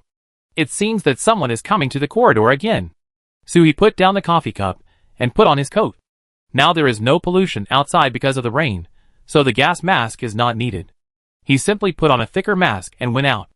A man in his early 30s stood outside the door of the corridor and said to 2 children, who were no more than 8 or 9 years old, Cry louder, your aunt loves you the most, and only if you cry louder will she be soft-hearted. You will have food. When the 2 children heard about food, they subconsciously swallowed their saliva, but they were still confused. Dad, we can't cry. In a hurry, the man pinched each child's thigh hard. Cry, cry hard. The 2 children screamed in pain, and the man also shouted into the iron gate. Sister, it's me, Xiao Xiao. Sister, open the door. Sister, the children miss you. Please see us. The iron gate was electrified, and I didn't dare to knock, I could only shout. He only stood there for a while, and went directly to room 02. Mu Yuan and Zhuang Yun were surprised that He came during the day. He usually came at night. Then they heard He say, there is someone at the entrance of the corridor, shouting for his sister. The 2 were stunned at first. Mu Yuan said firmly, Boss, I didn't tell him the news. My mother hasn't been out these days. It's impossible to tell him the news. Zhuang Yun also hurriedly explained, I didn't really, Boss Su. I have cut off contact with my brother. He saw that their expressions did not seem to be lying. Since you are here, go out and take a look. At the entrance of the corridor, He first opened the security door, thought about it, and opened the iron door. Wow! Wow! The 2 children were still crying, and they cried even louder when they saw the person coming. It's so scary. This person is holding such a big axe in his hand. It feels scarier than the bald guy on TV. Zhuang Zichao was also frightened and took a step back. He heard that the girls on this floor were not easy to mess with. Their aura was too scary, he said with a guilty conscience. I'm looking for my sister Zhuang Yun. He stepped aside, and let Zhuang Yun and Mu Yuan come out. Zhuang Yun looked at her 2 nephews who were crying. They were wet and shivering with cold. It seemed that they came here with puddles. She couldn't help but feel distressed, but she thought of what her son had said to her. The familiar voice in the recorder couldn't be faked. Zhuang Yun stopped abruptly and said in a cold tone, Zhuang Zichao, we have no relationship anymore. Why did you come to me? Zhuang Zichao saw that Zhuang Yun was obviously shaken, and hurriedly struck while the iron was hot, crying, Sister, I was also forced. You see, the 2 children have no food to eat. They are as hungry as skinny monkeys. Please help the children. Now the food from the government is getting less and less. The children can't even get enough water. Mu Yuan stopped his mother Zhuang Yun behind him and said angrily, You think of us now. Why didn't you give my mother a bite of food when she fainted from hunger at your door? If my mother was still at home, would you have this attitude? He was questioning Zhuang Zichao, and also reminding his mother Zhuang Yun not to forget what he had experienced, and what he almost experienced. Zhuang Zichao naturally had no way to answer properly, and just kept crying and complaining, Sister, please, give your nephews a chance to live. Zhuang Yun resolutely took a step back. Yuan and I are also living under someone else's roof, and we have no ability to help you. Zhuang Zichao saw that his sister's approach didn't work, so he wanted to start with Mu Yuan. Children are also easy to be deceived. Yuan, look at your brothers, they have been raised by you since they were young. Can you bear to let them starve to death? Chapter 40. Mu Yuan was grabbed by Zhuang Zichao's arms, and 2 children hugged his legs on the left and right, so it was difficult to break free. Let go, they are your children, not my mother's children. What does it have to do with me? Seeing that this person was about to pester her, He took action. She grabbed Zhuang Zichao's neck and lifted him up easily. You are so presumptuous in front of my house? Tell me, how did you get here? Zhuang Zichao was strangled and couldn't breathe. He was very scared. This girl looked thin, but her hands were like iron claws, and he couldn't break free. My sister. He raised his hand with more force, and Zhuang Zichao's feet were several centimeters off the ground. Tell the truth, otherwise, you can't have this neck anymore. Zhuang Zichao was so scared that he didn't dare to hide it, and hurriedly said, It was Mu Yuan. I secretly followed him before, and found that he came to your house to steal electricity. I went to find my sister and found that she was not at home. Then I thought she might be with you. As soon as these words came out, Zhuang Yun's emotions suddenly collapsed. She grabbed Zhuang Zichao's sleeve and beat him while questioning. You actually knew that Yuan was doing dangerous things, and you took the battery so comfortably. You are his uncle. How can you be so cruel? Zhuang Zichao's face was flushed by He's pinching, and he couldn't breathe, let alone speak. The legs in the air kept struggling, trying to kick He when he was not paying attention. But He didn't let him succeed, and directly hit Zhuang Zichao's stomach with the handle of a fire axe. Suddenly, Zhuang Zichao turned into a shrimp with its back arched, and then obediently let He pinch him. Mu Yuan's face was filled with guilt. I'm sorry, boss, it's my fault, it's all my fault. He turned his head, and comforted Mu Yuan. That happened before, it's not your fault. How are you going to deal with this person? Just strangle him to death? Zhuang Zichu is a relative with blood relationship with them. If he kills him in front of them without asking, it will have a bad influence on them. So they have to make a choice. Wow! The two children standing next to them cried even louder and hugged each other. Dad, woo-woo. Dad. Don't hit Dad, woo-woo, bad guy. The crying of the children did not make Su He show mercy. Since their father dared to bring them here, he should be aware of hurting the children. What's more, children are not little angels in the end times. They are little demons, wolf cubs, and little robbers, who will take away everything you have with adults as long as you show a little sympathy. Zhuang Zichao's eyes bulged, and he looked at his sister in horror, clasping his hands in front of his chest and begging. Sister. I was wrong. Su He did not move, waiting for Zhuang Yun and Mu Yuan's decision. Mu Yuan looked at his uncle coldly and stated his position directly. This kind of scum deserves death.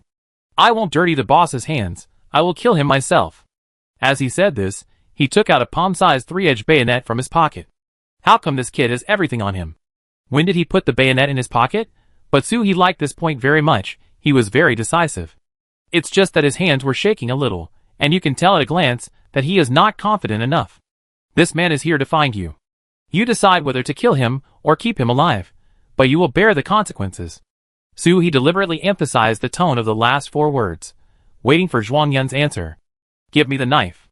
Zhuang Yun, who had just pulled Zhuang Zichao's arm to vent her anger, trembled and stretched out a hand to Mu Yuan. Yuan, give the knife to Mom.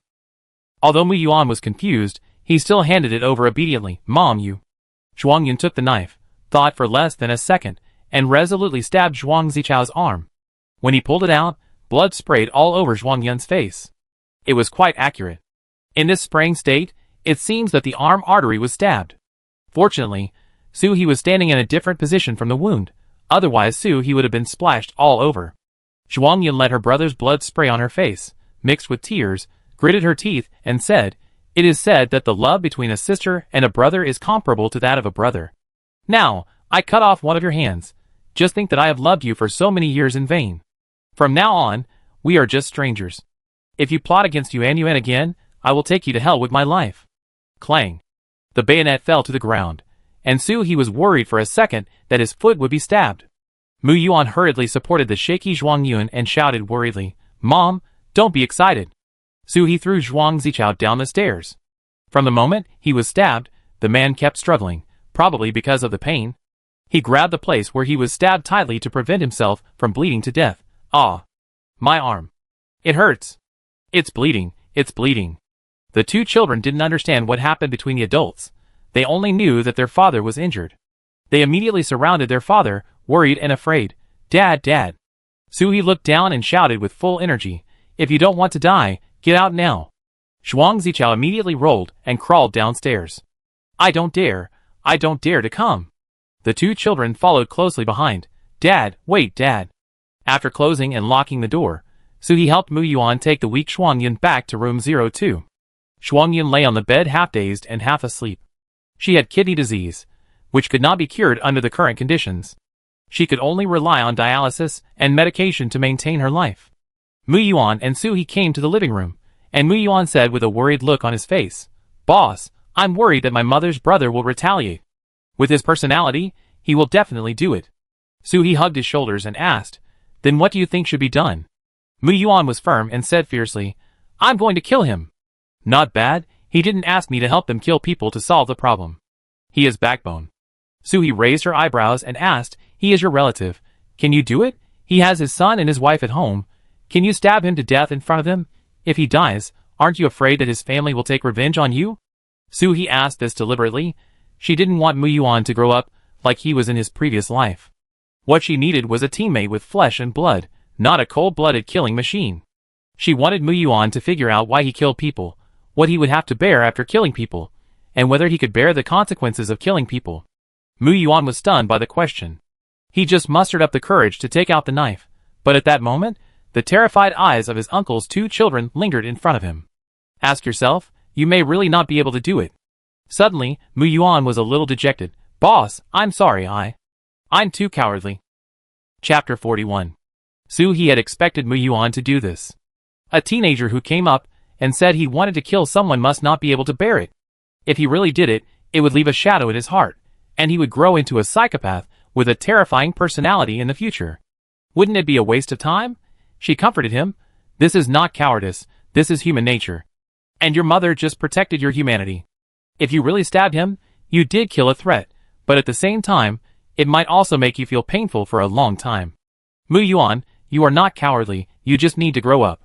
Compared with children of the same age, you have done very well. With Su He's affirmation, Mu Yuan regained a little confidence. He thought seriously for a while, his eyes were firm. Boss, I have decided. Next time, if he comes here again, please let me take action. Even if his family is in front of me, I will do it myself, and I will protect my family. Su He was very conscious and very satisfied. Unfortunately, Mu Yuan is unlikely to see his uncle Zhuang Zichao. Su He had seen the knife that Zhuang Yun had just used. Although the knife was small, the wound was very large. Zhuang Zichao had to wade through the rain to take his child home. The water in the community was deep and shallow, and it was almost waist deep. If he fell, the wound would be soaked in the water. The acid rain components and germs that had not been washed and diluted in the water would be enough to kill him. Even if his wound did not come into contact with the water and was only exposed to a little rain, he would inevitably have a fever and inflammation after returning home, lose too much blood, and become weak. There is a lack of medical care and medicine now. He can't go to the hospital for stitches to stop bleeding, and he can't take anti-inflammatory and pain relief. Coupled with malnutrition, it's probably worse than a fall. Moreover, even if God didn't take Zhuang Zichao's life, could she not take Zhuang Zichao's life? However, Su He didn't tell Mu Yuan about this. With Zhuang Zichao as a hidden danger, perhaps Mu Yuan would grow up faster. People always need some motivation. Even if Zhuang Zichao could survive and bring people back, would her 5 billion in arms still let her suffer a loss? One machine gun is enough for them to drink a pot, if not, just another one. He returned the bloody 3-edged bayonet that Zhuang Yun had dropped to Mu Yuan, and said earnestly, "Before that, you have to prepare yourself first.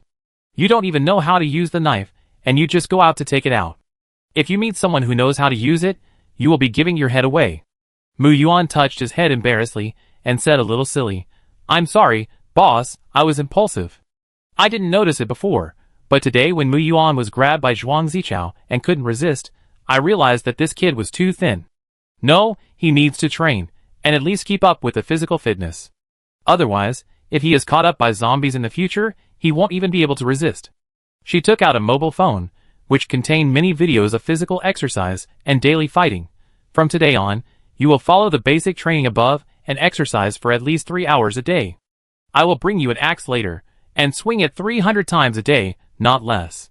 When Mu Yuan saw the nearly 1 meter long fire axe, he thought, "It's so light, I can do it," but after 8 or 9 times of chopping up and down, the child was exhausted, using the axe handle to support himself, breathing heavily. Luckily, Mu Yuan was quite resilient, and he didn't miss a single stroke of the 300 times. "I was so tired that I couldn't stand up, and I couldn't even hold a cup to drink water." When Zhuang Yun woke up, she felt so distressed when she saw her son's miserable state. If it were before, she might have persuaded Mu Yuan to give up. But after all these things, she found that she didn't do her duty as a mother well, and her son suffered a lot with her. With this body, she couldn't accompany her son for long. At least in the remaining time, she would accompany him to grow up and encourage him to make progress. The first time she cooked, she used a small electric cooker to cook a bowl of instant noodles, and brought it to Mu Yuan, who was exhausted. "Mom will feed you. Tomorrow, Mom will accompany you to exercise together." Feeling the change in his mother, Mu Yuan felt warm in his heart and ate the noodles with tears. "Mom, I cook it next time. The noodles you make people feel like they doubt life." Zhuang Yun looked at the empty bowl and asked carefully, "Is it very unpalatable?" Mu Yuan suppressed a smile. "Fortunately, maybe my taste is relatively light recently. I can't eat a bowl of instant noodles with mixed taste of sour, sweet, bitter, spicy, and salty. Instant noodles are obviously delicious no matter how they are cooked. How could someone make them so unpalatable?" Zhuang Yun put away the bowl and chopsticks with some embarrassment. "If I had known, I would have tried it in advance." Unlike the deep mother-son love here, Suhi's side has been turned upside down. I don't know what happened to the sea urchin. It suddenly squeaked in pain and vomited everything it ate. Suhi looked for medicine all over the space. Yuan Bao and Biao surrounded the sea urchin out of concern, and refused to dodge even if they were pricked by the sea urchin's spines. Fortunately, the sea urchin, which had taken the medicine, soon calmed down, and Suhi collapsed on the ground exhausted. Hey, how can a little hedgehog be so greedy that he gets bloated? I have to control the sea urchin's diet in the future, and I have to keep an eye on Yuan Bao and Biaga to prevent them from secretly giving the sea urchins. After a busy day, it was time for dinner again. Suhi prepared eel rice, seafood soup, spicy grilled fish, and sandwich mochi. But because he was worried about the sea urchins, he didn't even finish half of it. At Zhuang Zichao's home, Zhuang Zichao, who was stabbed, was rolling and wailing. When he went downstairs, he was in a hurry to go home, and he didn't even care about the two children, and just threw them downstairs of Suhi's building. But the more anxious he was, the more unstable he became, and he fell many times before he found his way to the door. When his wife Yuhui saw this, she panicked. Why is he bleeding? Where's the child? Zhuang Zichao roared. I'm dying. Why should I care about the child? Hurry up and find some medicine for me. Yuhui hurriedly found some medicines at home. Fortunately, there were children at home, and some common medicines were still available. But when Zhuang Zichao took off his clothes and exposed his torn arms, Yuhui felt that the medicines in her hand were completely useless, but it's better to have medicine than not. Yuhui tried her best to wrap her husband's wound with the child's clean clothes when he was a child, and fed him some anti-inflammatory drugs.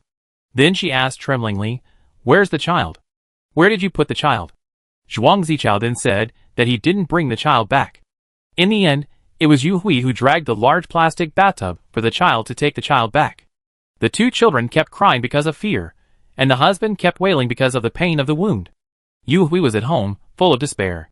In the past, Zhuang Yun would always help out at the first opportunity when the family encountered any difficulties, but now it was obvious that Zhuang Yun could not be relied on.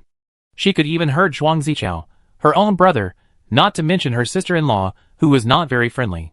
At night, Zhuang Zichao had a high fever. Yuhui took some of the medicine she could give him, but the fever did not go down.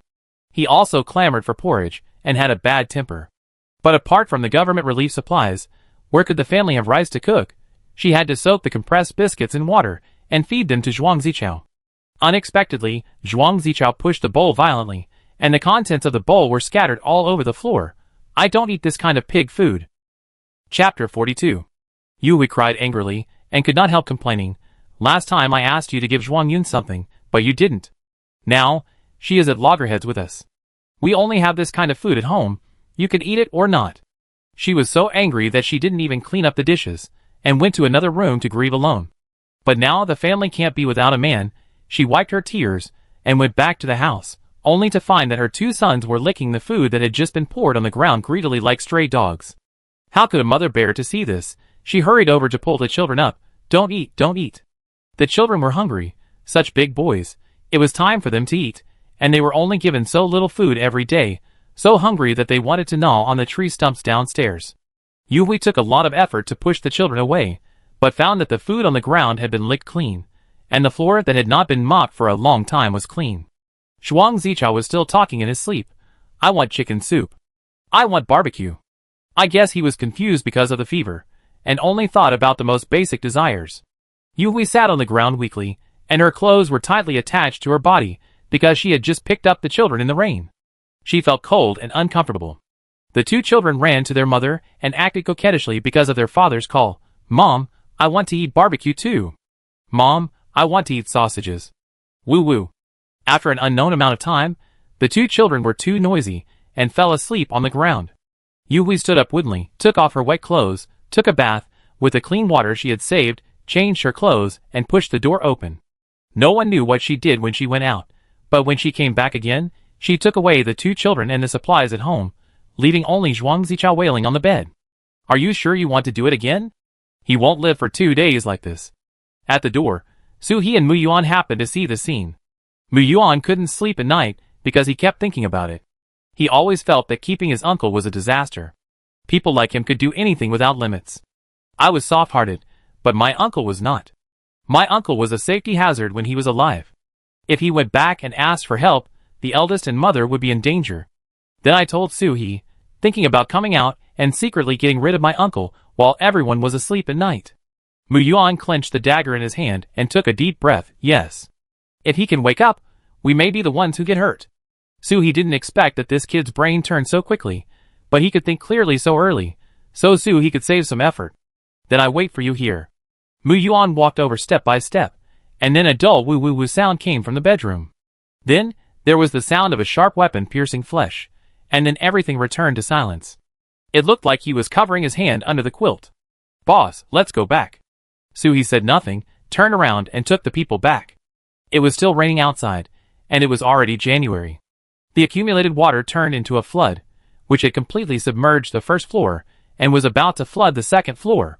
The residents on the first floor wanted to stay with the people upstairs, but in this day and age, who can guarantee that this is not inviting a wolf into the house? There was no other way. After being rejected, they could only pack up their things and live in the corridor of a high floor. Anyway, there is no water, electricity or gas now, so it doesn't matter where you live. Although it's a bit crowded, at least it's a place to shelter from the wind and rain. The government supplies can no longer be distributed because of heavy rain and floods, and things from outside can't get in at all. In order to have a bite of food, some people took up arms, robbed and killed, and broke into houses. Some people put down their dignity, sold their bodies, and depended on others. All living things are just trying to survive. Suhi doesn't care how others live, but if they set their goals on herself, that won't work. Suhi, who had been quarreled for most of the day, couldn't stand it anymore. She put up an iron door to make people retreat, but she didn't expect these dogs to face the challenge head-on. She didn't even have time to change her pajamas. She angrily went to room 02 to take Mu Yuan with her. While intimidating others, she could also educate the children. "Boss, is the gun in your hand real? It looks so cool." Suhi put the submachine gun on his back and kept it a secret. "You will know in a while." Mu Yuan's eyes sparkled. Which boy doesn't like to play with guns? From the boss's tone, this gun must be real. Boss is so cool. After opening the security door, Suhi saw several people tampering with the iron door of her house. They came prepared.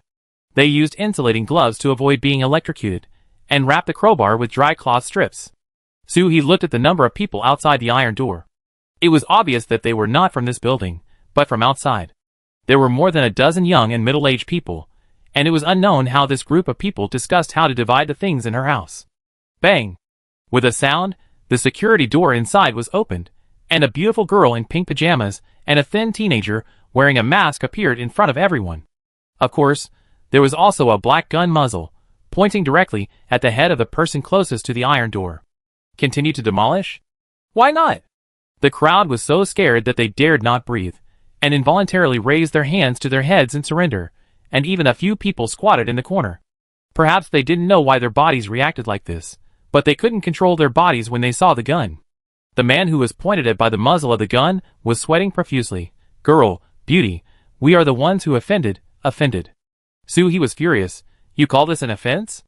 If I don't come out, will you offend me at home?" No one dared to speak. At this time, the bald muscle man who was half sitting on a toolbox in the back of the crowd stood up with a half-meter-long hammer in his hand. "Little Beauty is very angry.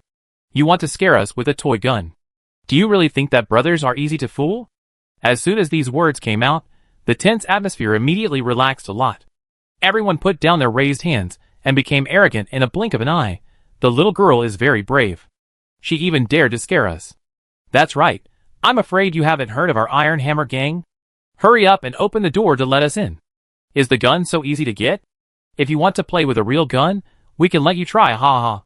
The people outside laughed maliciously, and only the man who was pointed at by the muzzle of the gun didn't dare to move at all. "Damn, this is a real gun. It's not plastic. It's iron. An iron gun barrel. It's cold and hard on my forehead." The accomplice behind him kicked him away and cursed. "Wang Lei, you coward. Didn't you hear Brother Hammer say that this is a fake? Why are you still raising your hand? You're really embarrassing us." Wang Lei thought to himself, "What you said is just like the person who was trembling with fear just now is not yours, and the arm that was close to me is shaking like a sieve." He wanted to remind him, but when he saw the muzzle of the gun and the fierce eyes of the female demon behind the iron gate, he gave up. He joined the Iron Hammer gang just to survive better, not to help him die. Wang Lei stood in the corner, lowered his eyebrows, and smiled twice, as if the person who was scolded just now was not himself. Suhi saw the performance of these people, but they were just a mob gathered together to rob houses. This bald hammer brother should be the boss of their Iron Hammer gang. After the end of the world, it is difficult for a person to survive. It is common for people to form gangs and seek help. Gangs will also swallow each other, and the winner will get more supplies.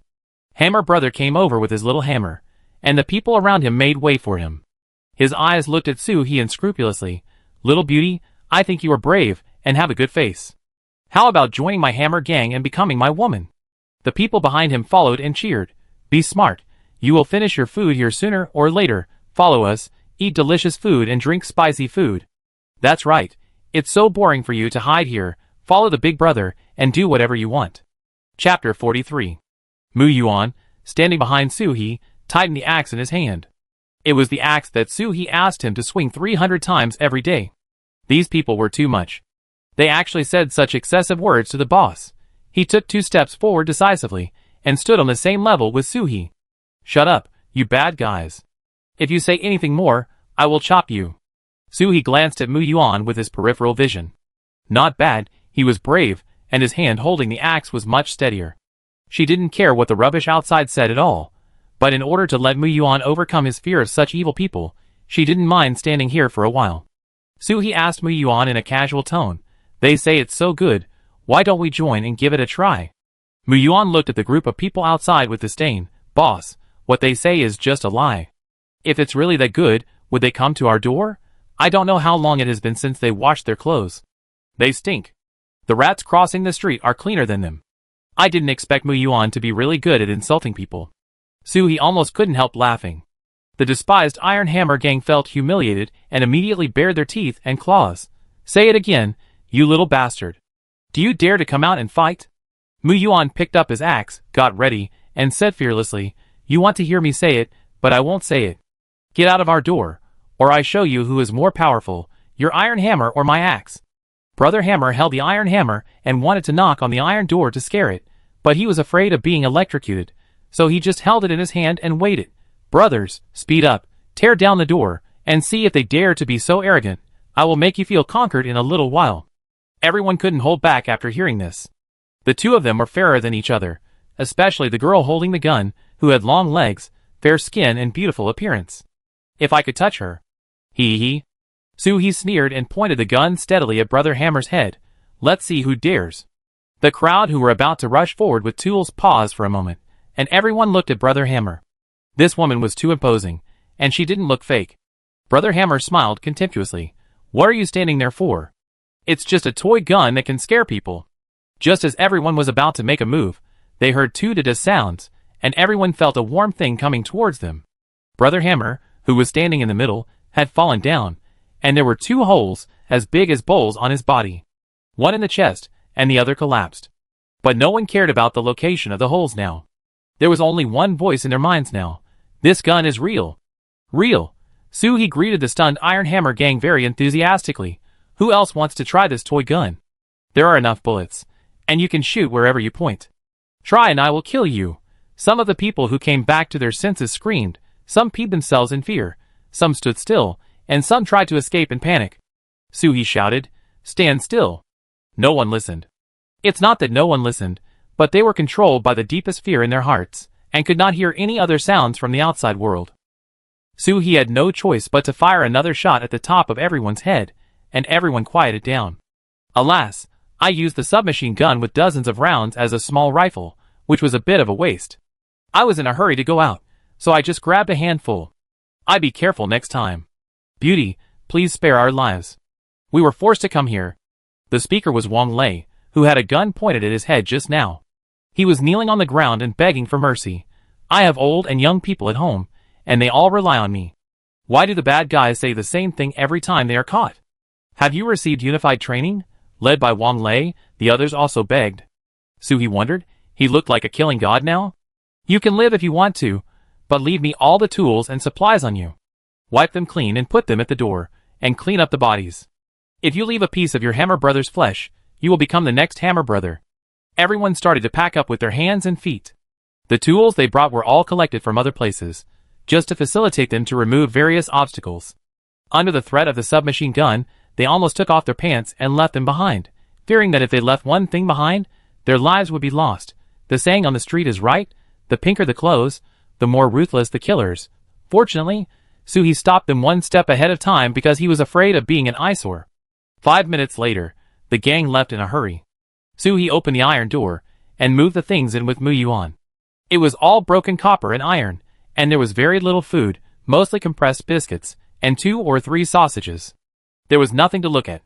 After closing the door, Suhi looked at Mu Yuan, who looked a little pale, and took out a Snickers from his pocket and handed it to him. Afraid? Mu Yuan nodded frankly. He was completely stunned when he fired the gun just now. Last time, he stabbed his uncle Zhuang Zichao, but in the dark, he couldn't see anything clearly, and he had done a lot of ideological preparation before stabbing. So, except for hiding this from his mother, there was nothing to be afraid of when he came back. But just now, he was not prepared at all, and he really saw the bloody scene, which really shocked him. Mu Yuan didn't eat the Snickers he received. Now he thought of the mincemeat on the ground of Brother Chui, and his stomach was nauseous. Well, because it's the first time I've seen such a scene, I'm afraid, not afraid of the boss. I know that if the boss doesn't do this, we will die when they come in.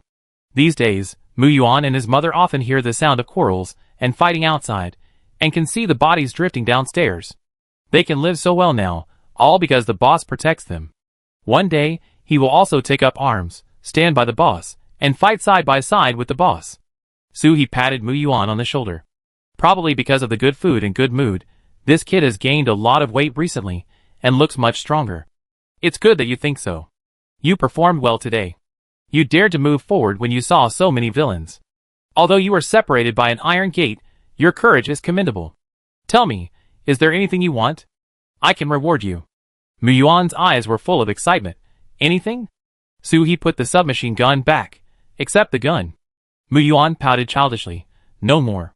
Suhi pretended to regret and said, I thought someone would want to eat strawberry cream cake, forget it. Mu Yuan's saliva was about to flow out, completely ignoring himself, who was still disgusted in the last second. Can there really be cake? Boss? I want to eat it. Finally, along with half a cream cake, a few apples, and a pile of psychological counseling books were sent to room 02. Chapter 44. Suhi didn't know how to comfort others. When she killed the first person, her bulging and bloodshot eyes often woke her up in the middle of the night. Suhi forgot how she got out later. Maybe she was numb because she killed too many people. But when she saw Mu Yuan and Zhuang Yin were in high spirits and talking about what happened outside just now, Suhi thought that Mu Yuan should not have any psychological trauma. When he left after delivering the things, Mu Yuan followed to the door and asked quietly, Boss, why didn't you kill them all just now? Suhi raised his hand and patted Mu Yuan's head. Kill them all? There are so many dead bodies piled up at the door. Do you want to clean them up? Mu Yuan recalled the scene just now. His face turned pale again. He said embarrassedly, to be honest, I don't really want to. Suhi said disdainfully, That's it, I don't want to either. Besides, he didn't kill people, so it was too disgusting to have so many dead bodies piled up at the door. It's all for scare. The fear of guns is ingrained in everyone's bones. At least before the large-scale emergence of superpowers, few people dared to come here to get into trouble. After the large-scale emergence of superpowers, Suhi didn't plan to stay here any longer. Back to his room. Before Suhi had time to take off his shoes, he went through a 3-court trial. Strictly speaking, there were 4 courts, one of which was still hibernating and was forced to come here. Brother Biao was wooed like a worried big brother. Mumbling, Did you know that there was a shooting outside? We were always worried about you. Did you know that? Yuan Bao was aloof. Seeing that Suhi was fine, he continued to lie down with peace of mind. The sea urchin tried to flatten its spines, so that he could touch them. Oops, I was in such a hurry to go out just now that I forgot to tell them, and locked the door, leaving them worrying in vain in this room. Suhi quickly had a good fight with them, and promised to bring them with him next time, so that this matter could be turned over. After cleaning up and eating dinner, Suhi took out a large bucket of original ice cream, scooped out several balls for himself, and ate while watching TV. The temperature has been rising day by day recently. Today it is already 18 degrees, and it doesn't feel like winter at all. The temperature is rising so fast, and I don't know if the weight will wake up early. After such a commotion today, the residents on the 1st and 2nd floors of this building who were hiding from the flood in the corridor dared not even go to the corridor entrance on the 8th floor. They were afraid that if they went up one more step, they would go to heaven one step ahead. The people of the Iron Hammer gang, the Big Brother Hammer, was gone, so everyone dispersed and turned around to join other gangs. As a younger brother, it doesn't matter who you serve. Crack! Crack! The heavy rain outside turned into a thunderstorm, with constant thunder. The little guys hid in the escape pod in fear, and refused to come out. Suhi played cartoons for them, and continued to train himself outside. Squeak! Squeak! Boss, boss! My mom fainted.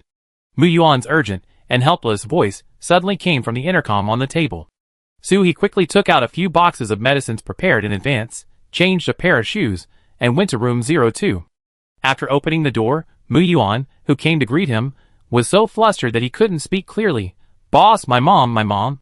He walked straight to the master bedroom without stopping. Don't panic, I'm here. I have medicine. She quickly ran through some medical knowledge she had learned in the past few years, as well as the books about uremia she had read 2 days ago. When did your mother faint? Did she take medicine? What happened before she fainted? Mu Yuan was confused, but his mother was more important, so he quickly answered, I don't know the exact time of fainting, she took the medicine. Before fainting, my mother said she was a little tired, and went to lie on the bed. I cooked and called her and found that she had fainted on the ground. He took out a small medical flashlight, and looked at her eyeballs. There was a reaction. Get the dialysis machine. Just follow the usual standards. Mu Yuan immediately operated it skillfully. Okay. He took advantage of this time to immediately perform an intravenous injection of sodium bicarbonate, and took out a VC tablet soaked in water, and fed it to her. He leaned on her chest to listen to her heartbeat. Although it was weak, it was quite stable, so he was relieved. Fortunately, I was worried that my body would have various problems in the later stage, so I bought all the medicines I could buy when I bought them abroad. Otherwise, I really don't know what to do now. When the toxins in your mother's body are eliminated, she will probably wake up. Mu Yuan, who was standing by the bed, breathed a sigh of relief, then collapsed to the ground and burst into tears. He handed over a tissue and reminded, your crying will disturb your mother's rest. Mu Yuan took the tissue and followed He to the living room, wiped his tears and asked, Boss, how do you know what medicine my mother needs? He explained vaguely, I went out some time ago and swept the pharmacy. I happened to come across a few boxes. I thought they might be useful, so I left them. Anyway, it's not uncommon for people to go out to find supplies. If she says she's out, then she's out.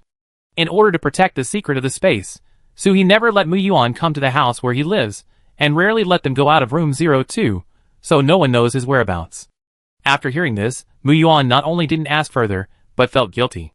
The eldest daughter, a girl, actually went out to find supplies by herself, while my mother and I were just waiting at home to eat. I'm so sorry for the eldest daughter. He had mentioned before that he wanted to go out together to find supplies and share the pressure, but he refused on the grounds that he was not capable enough and had to look after the house.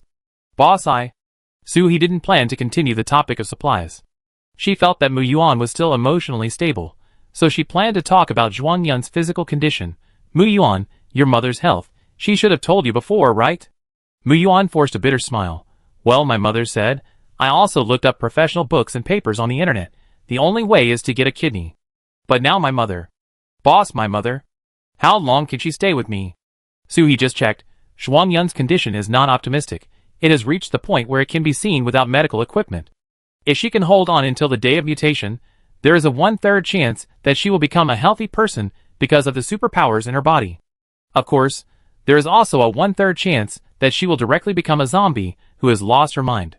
There is also a 1/3 chance that nothing happened. Nothing happened to He in his previous life. But no matter what, Mu Yuan will have to face it sooner or later. She said truthfully, if you still faint while taking medicine and dialysis, it means that your mother's kidneys are deteriorating rapidly. You should be prepared in advance. During this time, do something you like with your mother. Chapter 45. Pa! Mu Yuan's tears fell on the back of his hand. I know, boss, Thank you for coming here and saving my mother again. He is still a 14-year-old child, and it is difficult for him to bear all this. When I heard the bad news about my parents, I might not be as strong as Mu Yuan now. If your mother likes to eat or use something, you can tell me. I will try my best to satisfy you. After returning, He found a shark doll as tall as a person from the space, and sent it to him as a companion. Although she initially valued Mu Yuan's future abilities, after getting along with him for this period of time, she could feel that Mu Yuan really regarded her as the boss. So, with sincerity for sincerity, He couldn't watch Mu Yuan lose his mother. The next day, Zhuang Yun looked much better. Seeing He coming over, she hurriedly thanked him. He, thank you so much for last night. He also politely said, you're welcome. Are you feeling better? Zhuang Yun nodded first, then patted Mu Yuan's hand beside the bed. Yuan Mom wants to talk to Boss Su about some girly topics. Can you help Mom close the door and go out for a while? When Mu Yuan left, Su He had a bad premonition. If it was played like this in TV dramas, 80% of them would say their last words. Sure enough, Xuanyuan grabbed Su He's hand. Su He, I know I don't have many days left to live. Su He was panicked. She didn't know what to say or do in this situation. In her previous life, she was used to being alone and was indifferent to the death of others. After all, the person you meet today may become a rotten meat before tomorrow, so there is no need to invest too much emotion. But Xuanyuan and Mu Yuan have been with him for a while. Although Xuanyuan's attitude was bad at the beginning, she became quite normal later under the impact of Mu Yuan's affection. Don't think so, for Mu Yuan you have to. Xuanyuan shook her head bitterly. I know my body, it's for Yuan that I shamelessly beg you. I know you accepted Yuan because you value his ability. Halfway through the words, she adjusted her mood and continued, I beg you, even if you use him, I beg you, please let him live in this world. As long as you can let him live in this world, you can use him in any way. Su He didn't know how desperate and helpless a mother needs to be to beg others to use her child. She only knew one thing. Xuanyuan said this just to ask for a way out for Mu Yuan. Don't worry about this. Mu Yuan is my man now. As long as he doesn't do anything to let me down, he will always be my teammate. After getting Su He's promise, Xuanyuan's face was a little relaxed. After this period of time, she knew that although Su He seemed indifferent, he was a person with a bottom line. The bottom line is the most precious thing in this cannibalistic environment. She took out an ancient wooden box from under the pillow. This is my family's heirloom. When I'm safe, this may sell for a lot of money. Give it to you as a little gift from me. Su He pushed it back. It's better to keep it for Mu Yuan. Xuanyuan put it on Su He's hand persistently. During this time together, I am very grateful that you can waste things on a patient like me who will not live long. You accept it, just as a peace of mind for me. It is a bit unreasonable for Su He to refuse it. When he came out of the room, he saw Mu Yuan holding a shark doll and crying on the sofa. Your mother called you. I have something else to do, so I will leave first. Mu Yuan wiped his tears and went into the master bedroom. Su He couldn't bear it, so he grabbed a small bag of gummy bears from his pocket. Eating something sweet is a comfort to the child. Mom, what do you want to eat for lunch? Mu Yuan wiped his tears before coming in, pretending nothing happened. The boss said a piece of beef. We can make beef with scrambled eggs. What do you think? Xuanyuan touched her son's face lovingly and answered the question irrelevantly. Yuan, you are very lucky to have met the boss Su. You must listen to the boss Su in the future, understand? The tears that Mu Yuan had just held back were about to flow out again. Mom, what are you talking about? I have always listened to the boss. The boss is my idol, and I want to be a cool person like the boss in the future. Then I can protect you and the boss. Xuanyuan nodded with relief with red eyes. Good son. Mom didn't do well before, I'm sorry. Mu Yuan hugged Xuanyuan. Mom, don't say that. I also did something wrong. In the future, let's change, and change it all. Outside, when Su He walked out and passed the middle iron gate, he suddenly heard an abnormal electric sound. She looked through the peephole and saw a very depressed man with glasses lying beside the iron gate, with one hand tentatively reaching for it. When he was about to touch it, he quickly retracted his hand. Damn, it's only been a few days. Why is there another person here? What is this guy going to do? Su He picked up an axe, stuffed a pistol on his waist, opened the security door, and roared fiercely. What are you doing in front of my house? The man with glasses looked up blankly and said calmly, looking for death. Damn! You said my lines. What did I say? Su He reacted for a second, opened the iron door, and was about to teach this man a lesson. Unexpectedly, he didn't resist even after being picked up. How can I beat you if you don't resist? Although Su He thinks he doesn't have any special fetishes, you are unarmed and don't resist. Which makes me look like a bastard who would kick a street dog. What do you want to do? The man with glasses is very serious and sincere. I'm really looking for death. Beauty, why don't you kill me? Su He, you're crazy. Go to hell if you want to die. What are you doing at my door? The man with glasses is also helpless. It's mainly because I didn't die in other places. I heard that there is an iron gate that can electrocute people, and there is also a female killer who shoots and kills people when she doesn't agree with you. So I came here to try. Su He's rebellious heart came up. Just like when you were a child, your mother insisted on asking you to do something, but you didn't want to do it no matter what. You want to die, so I have to fulfill your wish? Why? If you die in front of my house, I will have to collect your body, and I don't owe you anything. The man with glasses explained weakly, "Beauty, I really have no choice. My house was robbed, and I haven't eaten for several days. I can't beat the bad guys, and I can't kill the weak. I thought to myself that I am so cowardly, and there is no hope in my life. It's better to die and end it all. Otherwise, you can give me a quick death." Chapter 46. This. Suhi didn't know what to say. Everyone was fighting to survive, but you just gave up. Suhi threw the man with glasses down, kicked him, showed his axe, and said ferociously, "You can die here if you want. I like to kill people. Should I cut off your hands first? Or your feet first? Are you hungry? Do you want me to cut off your thighs and make dumplings for you?" The man with glasses crawled down the stairs in fear. It was too scary. He wanted to die to get rid of the pain, not to die in pain. No. No. Suhi threw out a few bags of things angrily and roared, "How can a good person with hands and feet not survive? If you are hungry, go out and find supplies. If others rob you, you should take them back. If everyone is like you, the human race will be extinct." The man with glasses looked at the things in front of him, and his eyes lit up. It was compressed biscuits, compressed biscuits. He looked up at Suhi with gratitude, and was about to speak when Suhi sprayed him out. "Get out. If you come to my door again to seek death, I will chop you into pieces, and feed you to the dogs." Slamming the door shut, Suhi took a while to stabilize his emotions. She originally wanted to beat him up, but when she saw the look in the man's eyes, she suddenly thought of herself when she was starving. When she was desperate, she also wanted to die. When did I become so saintly? She always thought that he was the kind of person who wanted to break other people's umbrellas after being caught in the rain. Forget it, just think of it as comforting myself back then. Anyway, those packets of compressed biscuits were sent by the Iron Hammer gang. No one eats them. They are so unpalatable. If that man with glasses comes up again without knowing what's good for him, I will definitely break his legs. At the entrance of the corridor, the man with glasses took the compressed biscuits, opened a bag impatiently, and took a bite. Delicious, so delicious. It feels good to be alive. Only when you are alive can you have food. He cried while eating, and his mouth was salty. I don't know if it was the taste of compressed biscuits or the taste of tears and snot. After a long time, the man with glasses wiped his tears after eating a pack of biscuits, put the other 3 packs of compressed biscuits close to his body, and bowed deeply to the iron gate. Looking up again, the man with glasses' eyes changed from the previous cowardice, and his eyes were full of determination. Suhi returned to the house and held the ice cream bucket, and put a spoonful of it into her mouth. In the next life, she would never live the kind of life that she had before.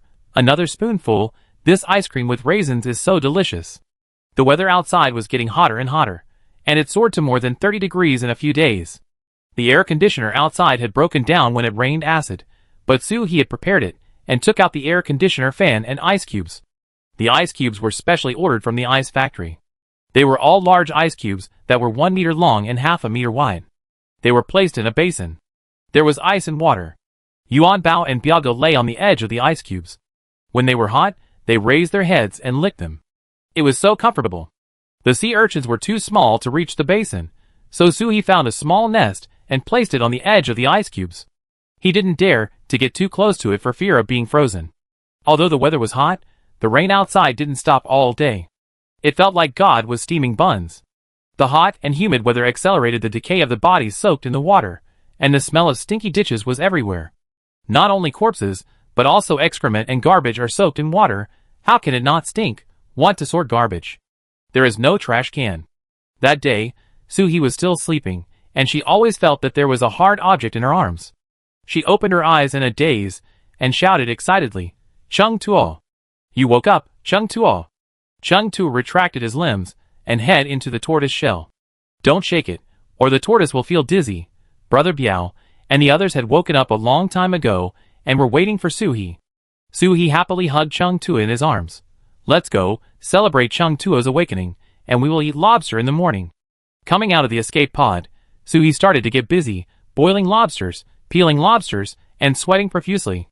"Brother Biao, turn on the air conditioner fan." Beep. The sound of the air conditioner fan starting. I don't know if it's my illusion, but the little guys are smarter than each other recently. It's not that they were stupid before, but their IQ has improved. Take the sea urchin for example. Now, if you ask it to fetch something, it can deliver it accurately. Tell it to go to sleep. It will lie down in its nest obediently, and don't forget to cover it with a blanket. I didn't expect that I could enjoy the happiness of Snow White and communicate with small animals. After working all morning, Suhi cooked 3 pots of lobsters to feed these little guys. More than 20 lobsters in one pot. Have you eaten a lot recently? Chintua, you can only eat 2 lobsters at most. You just ate at least 8 or 9, right? Is it okay to eat so much after waking up? Chintua even walked around in front of Suhi twice, as if to prove that he could do it. Okay. Suhi thought it would not be surprising if they turned into humans next. After wiping the sweat off her face, she took a big sip of ice water and realized that she hadn't had breakfast. Just when she was about to take something out of the space, she found that everyone had pushed the plates in front of them forward. Each plate contained a complete lobster tail, and Brother Biao had 2 in his plate. Yuan Bao said in a cool meow, "Hey, eat it, shit shoveler." Suhi didn't know whether to laugh or cry, and she even remembered to save some food for me. She didn't hesitate to take it, and put it in her mouth.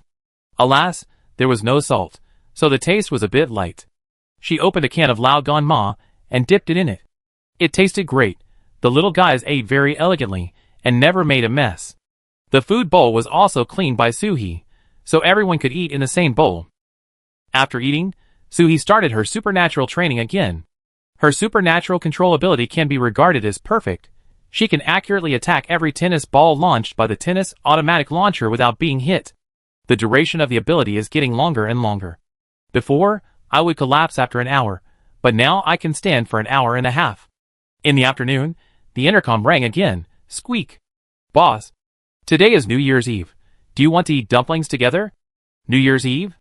So soon? Yes. Several days have passed in February, and I can't even figure out how much time I've spent at home.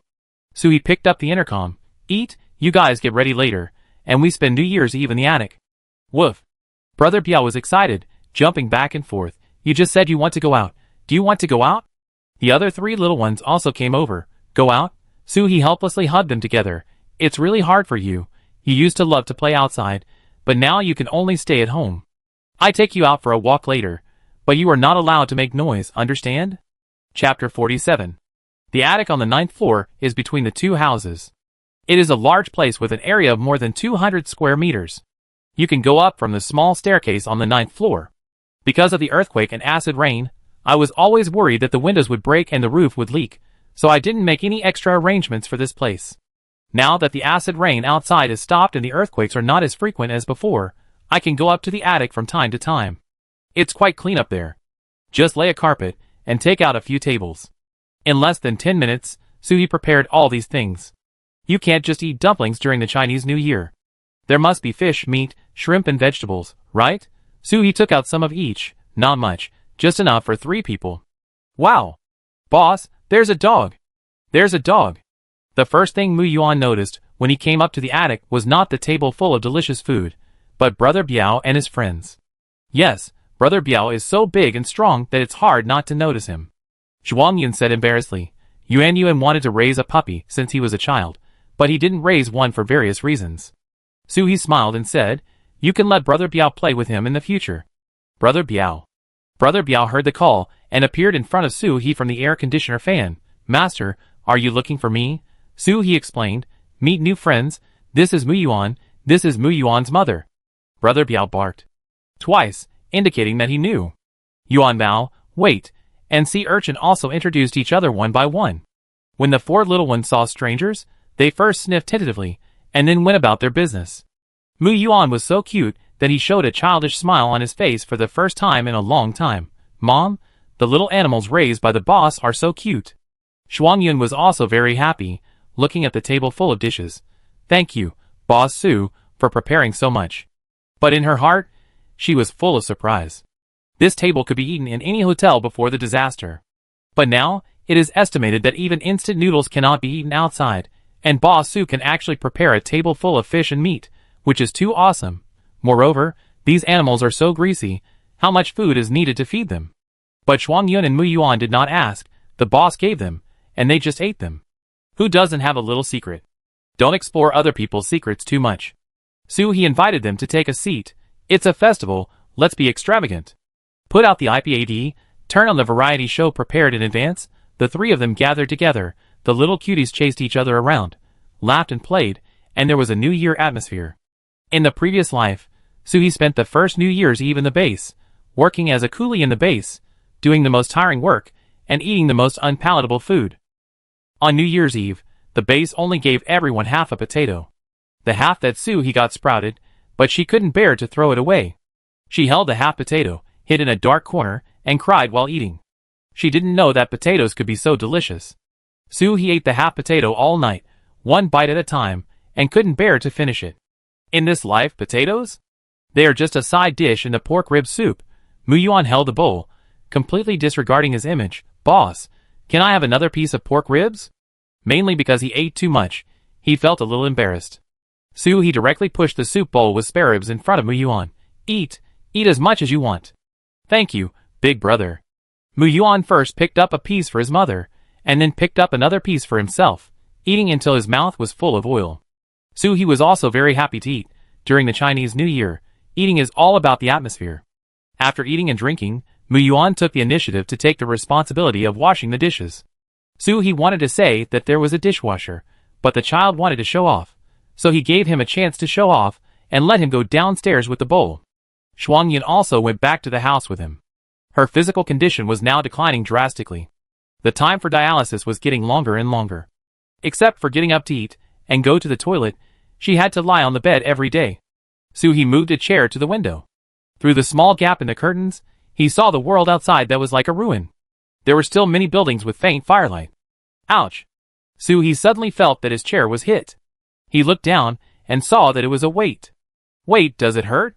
How did you hit me? Swoosh! In an instant, the weight flew out from in front of Sue at a very fast speed, then it suddenly hit Brother Biao, who was stunned. Woo! Woo woo woo! Brother Biao felt the pain and immediately ran to chase the weight, but he didn't even touch the weight's tail. What is this? Ability? If it can fly off the ground, and at a very fast speed, the weight should have awakened the wind ability. But how could it appear so early? Sue hurriedly stood up and took out a soft pillow to block her hand to prevent the weight from being hurt by the excessive impact. Wait, come to sister. When the weight heard the call, it was a little hesitant, but seeing that Sue was ready, it rushed over with confidence. Bang! The weight hit the pillow with a dull sound, and Sue grabbed it tightly. It seems that the weight is not familiar with its own abilities, so it will rush around. Sue first explained to the three little ones, who came around. The weight didn't mean it. It has to learn to walk again now. The three little ones understood very well, but they still stayed a little further away. Just now, the weight ran several circles in the attic, and they were hit several times more or less, which hurt. Sue rubbed them one by one, but his worries did not diminish at all. Animals also have a chance to become zombies. I don't know if the remaining three little ones are as lucky as the weight. Although Sue would keep them even if they all became zombies, they would become monsters that only know how to bite, and can only be locked up if they become zombies. As if sensing Sue's worry, Yuan Bao took the initiative to rub her arm for the first time. The weight stood there, and didn't dare to move, fearing that if he moved, he would hurt his companions again. Sue picked up the weight, took out a few latex pillows from the space, unpacked them, and wrapped them around the weight with a net bag, so that even if it hit, it wouldn't hurt. She tied it, and said with a smile, "The weight, you can't say you are slow in the future. With the protection, the weight can finally run freely." In the past, the weight followed behind Biao Gu and the others, but now the weight is so fast that it can circle around everyone. Seeing that they were so happy playing, Sue didn't stop them, and put the things in the attic into the space by himself. As he was collecting the bowls, he could smell something burning. Sue looked around and found that the air conditioner was running normally, and there were no short-circuited appliances. Boss! There's someone at the door."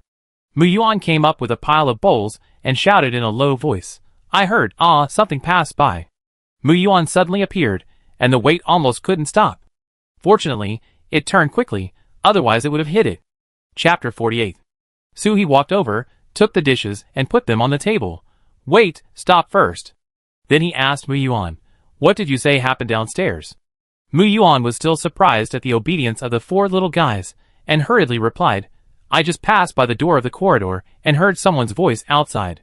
Also, they seem to have set a fire. I wanted to look through the cat's eye, but as soon as I approached the security door, I was burned." Set fire to the door? They are really capable of it. But Sue was not worried at all. The two doors at the entrance of the corridor were bulletproof and fireproof. It would be fine if you poured gasoline on them. "Let's go down and take a look." He pretended to go back to the house and took out a dry powder fire extinguisher, a gas mask, and of course weapons from the space. When she came to the stairs, Mu Yuan was already holding an axe and guarding the door with the 4 little ones. I guess Brother Biao was afraid that the weight would accidentally control itself to fly out, so he hung the pillow on its back and waited quietly for the owner. Yuan Bao and Haydn lay at Brother Biao's feet, looking outside the door vigilantly. The meaning was obvious. The people outside were definitely not good people. This scene made Suhi laugh and cry, but with Brother Biao's steady control, they could look at the door if they wanted. And she would never let anyone hurt her little cuties here. She first observed through the cat's eye. There was thick smoke outside, and she couldn't see anything clearly, but she could hear the coughs of people outside the door being choked. Cough, cough, cough. Do you think this method will work? How long will it take to burn it? How do I know? The iron door is electrified. We just need to burn the connecting circuit. Oh, the people outside today are using their brains. Wires are prone to short circuits when exposed to high temperatures.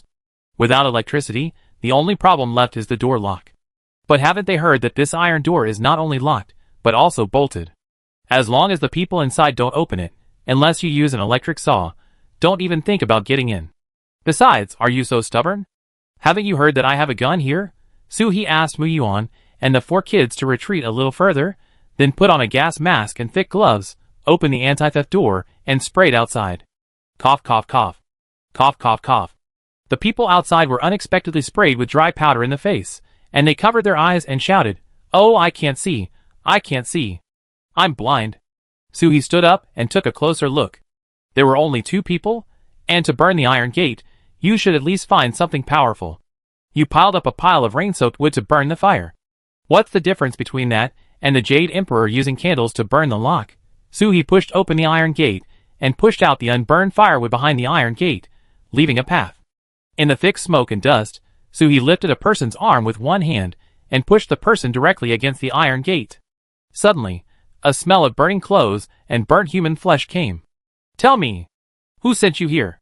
The 2 people were screaming in pain. "Ah, big sister, spare me. Big sister, spare me.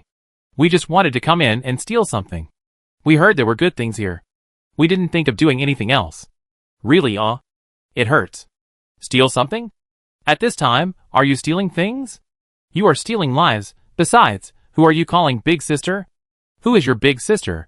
Suhi increased the force, letting them feel the temperature of the iron door. One of them was already crying in pain. They were wearing less clothes in the hot weather, and the iron door had been burned for a long time. Now the 2 of them were like barbecue on the iron plate. Suhi asked coldly, "I heard, who told you?" The crying one said with a sob, "It was Wang Lei. It was Wang Lei. He was from the Iron Hammer gang before. He told us that Brother Hammer brought them here before, and got a lot of good things." After listening to it, it turned out that these 2 stupid thieves were calculated by someone, and they wanted to use their hands to harm others. Am I so easy to calculate? Suhi had already cut Wang Lei into pieces in his heart, and looking at these 2 stupid thieves, a plan came to his mind. Suhi put the man down. "What are your names?" The 2 stupid thieves knelt on the ground. "My name is Xiao Wu. My brother is Xiao Lu. We used to be locksmiths." "Did your father give you the names?" So casual. Suhi took out the pistol on his waist and put it against Xiao Lu's forehead. "Did Wang Lei tell you that their brother Hammer was shot dead by me? When we left, the body couldn't be taken apart. The 2 were choked by dust and smoke just now, but now they can see things a little bit clearly with tears and runny noses, and then they saw a black muzzle of a gun. Oh my God, no wonder when they came up just now. The people living in the corridor below were hesitant to speak and looked at the excitement. This family is not easy to mess with." Adding to what Suhi said, the 2 people suddenly realized after the horror on their faces, and Xiao Wu hurriedly begged for mercy. "Beauty, we really didn't know. If we knew, we wouldn't have the courage to steal even if we had the intention to steal." Xiao Lu was held at gunpoint and dared not move. He said pitifully, "Really, Beauty, we brothers have never opened the door of a residential building. It was Wang Lei who had to provoke us with words, and we came here on impulse." Suhi's attitude slowed down a bit. "It's not impossible to live." Xiao Wu cowed out hurriedly. "You tell me, what are the conditions, as long as we can keep our brothers alive?" Suhi moved the muzzle of the gun away from Xiao Lu's forehead and pretended to compromise. "Today is New Year's Eve, and I don't really want to kill. How about this, you 2 go and stab Wang Lei for me, and bring your heads to see me." Not only will I spare you, but I will also give each of you a can of meat. How about it? Zhao Wu and Zhao Lu agreed, and Suhi let them go. As long as these two can see Wang Lei alive, they will definitely take revenge on Wang Lei without saying anything, so Suhi doesn't have to go out by himself. Besides, who can resist the temptation of a can of meat these days? This is meat, not potatoes. Suhi, who was about to close the door, heard the sound of someone coming upstairs again. Why is it not over yet today? Rushed to wish Dad a happy new year. She held the door open, and had to see who was the desperate one. Mu Yuan and the 4 children behind the door also looked down curiously. What was going on today? Everyone came here to celebrate the new year. When the person showed his face at the stairs, Suhi recognized him at once. Isn't this the man with glasses who wanted to die? Suhi secretly shouted that it was bad luck. It's the new year, and he's going to die at his doorstep again? Just when she was about to get angry, the man with glasses took a quick step, holding a box, and bowed to Suhi. Happy New Year, benefactor. This voice can be said to be full of energy, without the weak feeling before. Suhi said cautiously, Who is your benefactor? Don't come to get beaten on New Year's Day. The man with glasses pushed the box in front of Suhi. Benefactor, you scolded me, and woke me up before, and you gave me food and saved my life. You are my benefactor. This is the supplies my companions and I found. I'm giving it to you as a New Year gift. I didn't expect that he is a good young man who knows how to repay kindness. It's rare. Chapter 49. It has only been less than a month since he started to seek death here, and now he has a companion and can support himself. Suhi couldn't help but look up to the man with glasses. I don't need it. You can take it back and use it with your companions. The government supply airdrop boxes are so hard to find. You must have spent a lot of effort. The radio resumed communication a few days ago. Although it was still intermittent, Suhi knew that the government would use airplanes to drop supply boxes in various parts of the city to give everyone a New Year atmosphere. However, there are too many monks and too little porridge. There are several forces eyeing one box, so it is very difficult to get one. The man with glasses insisted, The companions have been divided. This is a token of my heart for my benefactor. Please accept it. Fearing that Suhi would not accept it, he wanted to put down the box and run away, but was pulled by Suhi. Why run? Wait for me here. Suhi took the box, closed the iron door, and went back home. Mu Yuan at the entrance of the corridor still had an axe in his hand. Even though the man opposite was someone the boss knew, he did not put down the axe in his hand. He even took 2 steps forward and stood in front of Brother Biao and the others. His neighbor's family also had a dog, but after the volcanic ash erupted, they did not have enough food at home, so they ate the dog. The man looked at Brother Biao twice more. Who knows if he would have any ideas about Brother Biao? The man with glasses was not annoyed when he saw this, but just smiled and took 2 steps back. He was just secretly amazed in his heart that the benefactor was really capable. Now the conditions were so difficult that she could only chew tree bark, but she could still afford to keep a pet. Suhi returned to the room and took out the things in the box. The things in the box were 2 boxes of canned fruit, 2 boxes of canned meat, and 2 boxes of chocolate. Under these conditions, the man with glasses was able to take out these things and send them over without blinking an eye. It can be seen that he is a good character. But she didn't want to owe anyone a favor. These things were too expensive compared to those compressed biscuits. Suhi originally wanted to use a box to decorate the return gift, but in front of outsiders, she couldn't create something out of nothing, so she went back to the house. She first tried to recall the material exchange standards in the base before, and estimated the price of the things said by the man with glasses. Then she took out some nut energy bars, a box of quick frozen dumplings, and a box of Wuxiang Jingqi water from the space and handed them out. The things were similar to the canned gift box, but they could help the man with glasses more. When she came out of the house again, she saw the awkward atmosphere inside and outside the door. Suhi didn't mind being kind to others without hurting her own interests. At the same time, she also knew that it was necessary to be on guard against others, so she felt that Mu Yuan was right. She opened the door and handed the thing to the man with glasses. Return gift. The man with glasses waved his hands and refused firmly. Benefactor, I am here to give you a thank you gift, not to exchange gifts. Suhi stuffed the thing into the man's hand. This is a reward for not wasting my cookies, take it. The man with glasses took the thing in his hand and bowed in front of Suhi. Thank you, benefactor, my name is Feng Jingyang. I live over there in the government building. If you need me in the future, you can find me there. Suhi also briefly introduced himself in a lukewarm tone. My name is Suhi. Don't come to my place if you have nothing to do in the future. I don't like people at the door. She was telling the truth.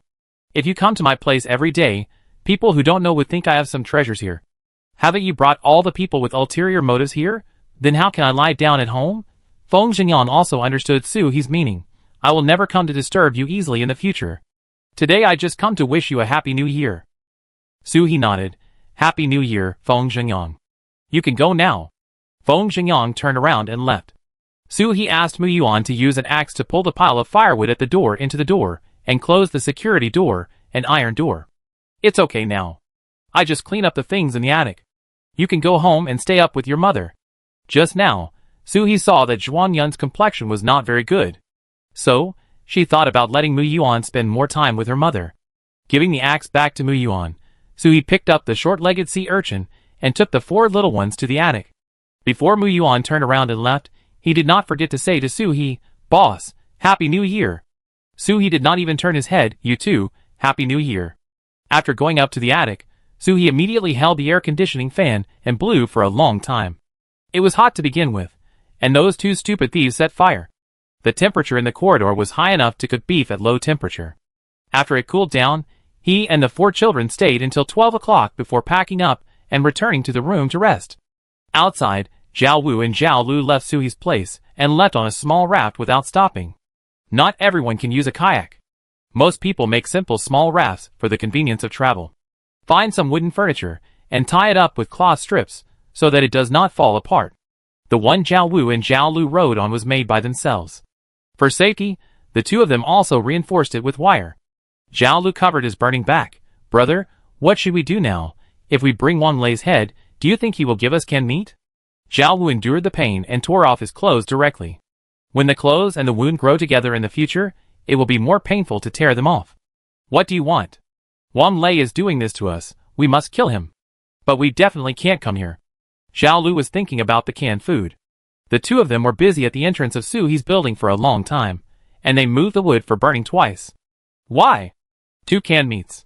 Zhao Wu patiently explained. "Canned food must be eaten. What if he just wants us to be tools? We go back. Isn't it looking for death?" Zhao Lu's brain is not as fast as Zhao Wu's. But if the eldest brother says not to go, then not to go, but he is hungry and his stomach is rumbling. Zhao Wu feels sorry for his younger brother. It's New Year's Day, and he hasn't even had a hot meal. After you go back, if someone asks you, just say that we came out to look for supplies, and didn't find any. Don't say we've been here. On the other side, Feng Xingyan went downstairs with a bag of things given by Su He. The residents on the 1st and 2nd floors, who were hiding from the flood in the corridor, looked at the bag in his hand eagerly, but no one dared to step forward because of the bloody steel pipe in Feng Xingyang's hand. After New Year's Eve, the new year brought a new atmosphere. The heavy rain that had been falling for more than 2 months slowly stopped. The long-lost sunshine fell on the earth, as dazzling as flames, and as hot as flames. Before people had time to cheer, they hid back in their rooms. It was too hot. The sun shone on my body, just like using a heating rod to roast people, and my breath was hot. Su He put on sun protection clothes and ran to the roof to lay solar panels. Good resources must be utilized. How can we just rely on burning oil to generate electricity? Burning oil alone is enough. She just knows how to make a living. Chapter 50. 2 layers of heat insulation boards were laid to prevent high temperatures. After all, the attic had to be frequently accessed. The weight was blocked at home and could not exercise. He was enjoying the air conditioning fan, eating iced watermelon, directing the weight to exercise his special abilities, and observing the status of the other 3 little ones from time to time. Su He's life was fulfilling and comfortable. The condition of Zhuan Yun next door was getting worse and worse. Su He tried everything he could, but she didn't last for a few days, and passed away in her sleep on the 6th night of the new year. Mu Yuan cried several times beside Zhuan Yun, and Su He stayed by his side. If she fainted from crying, he would cover her with a small thin blanket, and if she cried for a long time, he would give her a cup of sugar and salt water. Brother Biao and the others would come to check from time to time. Why was this human child so cryable? Our master hadn't eaten properly for more than a day. After Mu Yuan cried and woke up again, Su He felt that he had to stop the child. After all, the weather was so hot, and if Mu Yuan continued to cry like this, he would be fine, but there might be problems with Zhuan Yun's body. Mu Yuan, how do you plan to deal with your mother's afterlife? Mu Yuan reluctantly held Zhuan Yun's hand. Boss, I don't want my mother to soak in the dirty water below. I want her to die decently. As someone who had been together for a while, Suhee didn't want to throw the person out directly, but if it was decent. What was decent? Could it be put into space? Wait until the time comes to find a feng shui treasure land to bury it. Suhee put her parents' ashes into space. She glanced at the sun outside. How about cremation? Mu Yuan thought for a moment and nodded. Can you ask the boss to change a set of clothes for mom that she likes? Of course you can. Suhee also put some light makeup on Zhuang Yun, and then the two of them cremated Zhuang Yun on the roof during the day. Suhee collected the ashes and put them in a candy jar with a colored glass bear. The jar was a batch sent by the candy factory when the candy factory was frantically purchasing. Suhee had not eaten it before, but today he specially opened a jar for Mu Yuan. Mu Yuan hugged the jar, as if it was the most important thing. After this simple funeral, everyone was already too hot, and Brother Biao kept sticking out his tongue. The weight seemed to be trying to use his supernatural power to fan his companions, but it didn't seem to have any effect except turning himself on the spot. Suhee hurriedly led them downstairs. Just after walking 2 steps, the whole community suddenly began to hear screams, the sound of pots and bowls being smashed, and the sound of heavy objects being hit. Brother Biao immediately stopped in front of everyone, grinning and making a low roar. Yuan Bao's ears were all exposed. The weight was originally carrying the sea urchin and walking in the front, but now he also teleported and ran directly behind Suhee. There is a dangerous breath in front of the master. Mu Yuan tightened the ashes of Zhuang Yun in his arms and asked nervously, Boss, what happened? Suhee made a prompt decision. Let's go to the roof first. The one who can make the whole community fall into fear together is definitely not a good person. If you rush down rashly, you will lose your life if you are not careful. Everyone turned around immediately, came to the roof, and looked at the residents of the surrounding buildings. Mu Yuan pointed at a family and suddenly exclaimed, Boss, look, there are worms coming out of their kitchen sewer. What big worms! These worms are going to eat people. Suhee looked in the direction Mu Yuan pointed, and it was the residents of the building on the left. From this angle, you can just see the kitchen of their building. Not only this family, but also the kitchens of other families in this building are constantly occupied by densely packed, half-meter-long, baby-arm-thick pink flesh worms. Some people tried to fight these flesh worms, but were directly overwhelmed by the swarm of flesh worms, and only a skeleton was left in an instant. Some people were lucky enough to cut off a few flesh worms with a knife, but found that in less than 3 seconds, the cut place would grow new limbs again. These scenes made my scalp numb. If there were people with intensive phobia, they would probably become a dish for the flesh worms without attacking. Suhee looked at it for a long time before he remembered that this was a mutant earthworm. Chopping them off will not kill them. As long as they have a little energy in their bodies, they will continue to proliferate, unless you can chop them into meat paste. The most effective way to deal with them is to burn them to death. Mutated earthworms are extremely afraid of heat. They are now drilling out of the sewer because it is too hot outside. After being scorched by the sun for a day, the temperature of the accumulated water outside can reach 60 or 70 degrees. If a pig goes down, the hair will be burned off, not to mention these mutant earthworms without protection. The sewers in human buildings have no sun, are cold and damp, and have excrement, kitchen waste and other things as food for them, which can just meet their needs. When they are extremely hungry, they can even eat people. Suhee couldn't let them get out. It was afternoon now. Before night, the whole building would become their nest. She would never give up the house she bought and carefully decorated to the mutant earthworms, at least not now. She would have to live here for a while. Mu Yuan, put your mother's ashes on the roof first. These mutant earthworms should have entered the building to avoid the sun and heat. We have to take back the house before the sun sets. Mu Yuan took the angle of the sun, then put Zhuang Yun's ashes on a raised platform that could ensure that the sun could shine on them, and then turned around and asked, Boss, we are unarmed now. Do you want to find some weapons for self-defense first? Here are the weapons. Suhee raised the oil barrel in her hand. There was still half a barrel left after cremating Zhuang Yun's body. She took advantage of the time when Mu Yuan turned around to put the urn away and replaced a full barrel of gasoline from the space. There are still some left, enough to take back the house. Mu Yuan searched the rooftop and found a few scattered branches that were blown up by the previous tornado. Light this up, it should have a deterrent effect. Suhee took off her sun protection clothing and put it on Brother Biao, making a simple package, put the other 3 in it, and carried it on Brother Biao's back. Don't run forward without your sister's order, understand? If there is danger, run to the rooftop. She wanted them to stay on the rooftop, but Brother Biao didn't want to, biting Su-hee's trouser legs and not letting go, and Yuanbao also grabbed Su-hee's back and pretended to be a doll. The waits all ran to the door with the sea urchins on their backs, waiting for the door to open, so Su-hee had no choice but to let them follow. Brother Biao nodded, woof. Chapter 51. Mu Yuan was a little worried. Boss, how about we lock Brother Biao and the others on the roof? Wait until we drive away the bugs, and then come up to pick them up. Su-hee picked up the oil drum and walked forward with a lit branch. Brother Biao will protect himself and his companions. Let's go directly. Brother Biao always followed Su-hee about 2 steps away, as if he really understood what Su-hee said. Seeing this, Mu Yuan also followed closely with a branch. Passing by the attic, Su-hee suddenly thought that there seemed to be no water pipes and sewers in the attic. And now he has placed some daily necessities in the attic, and the curtains can also be removed.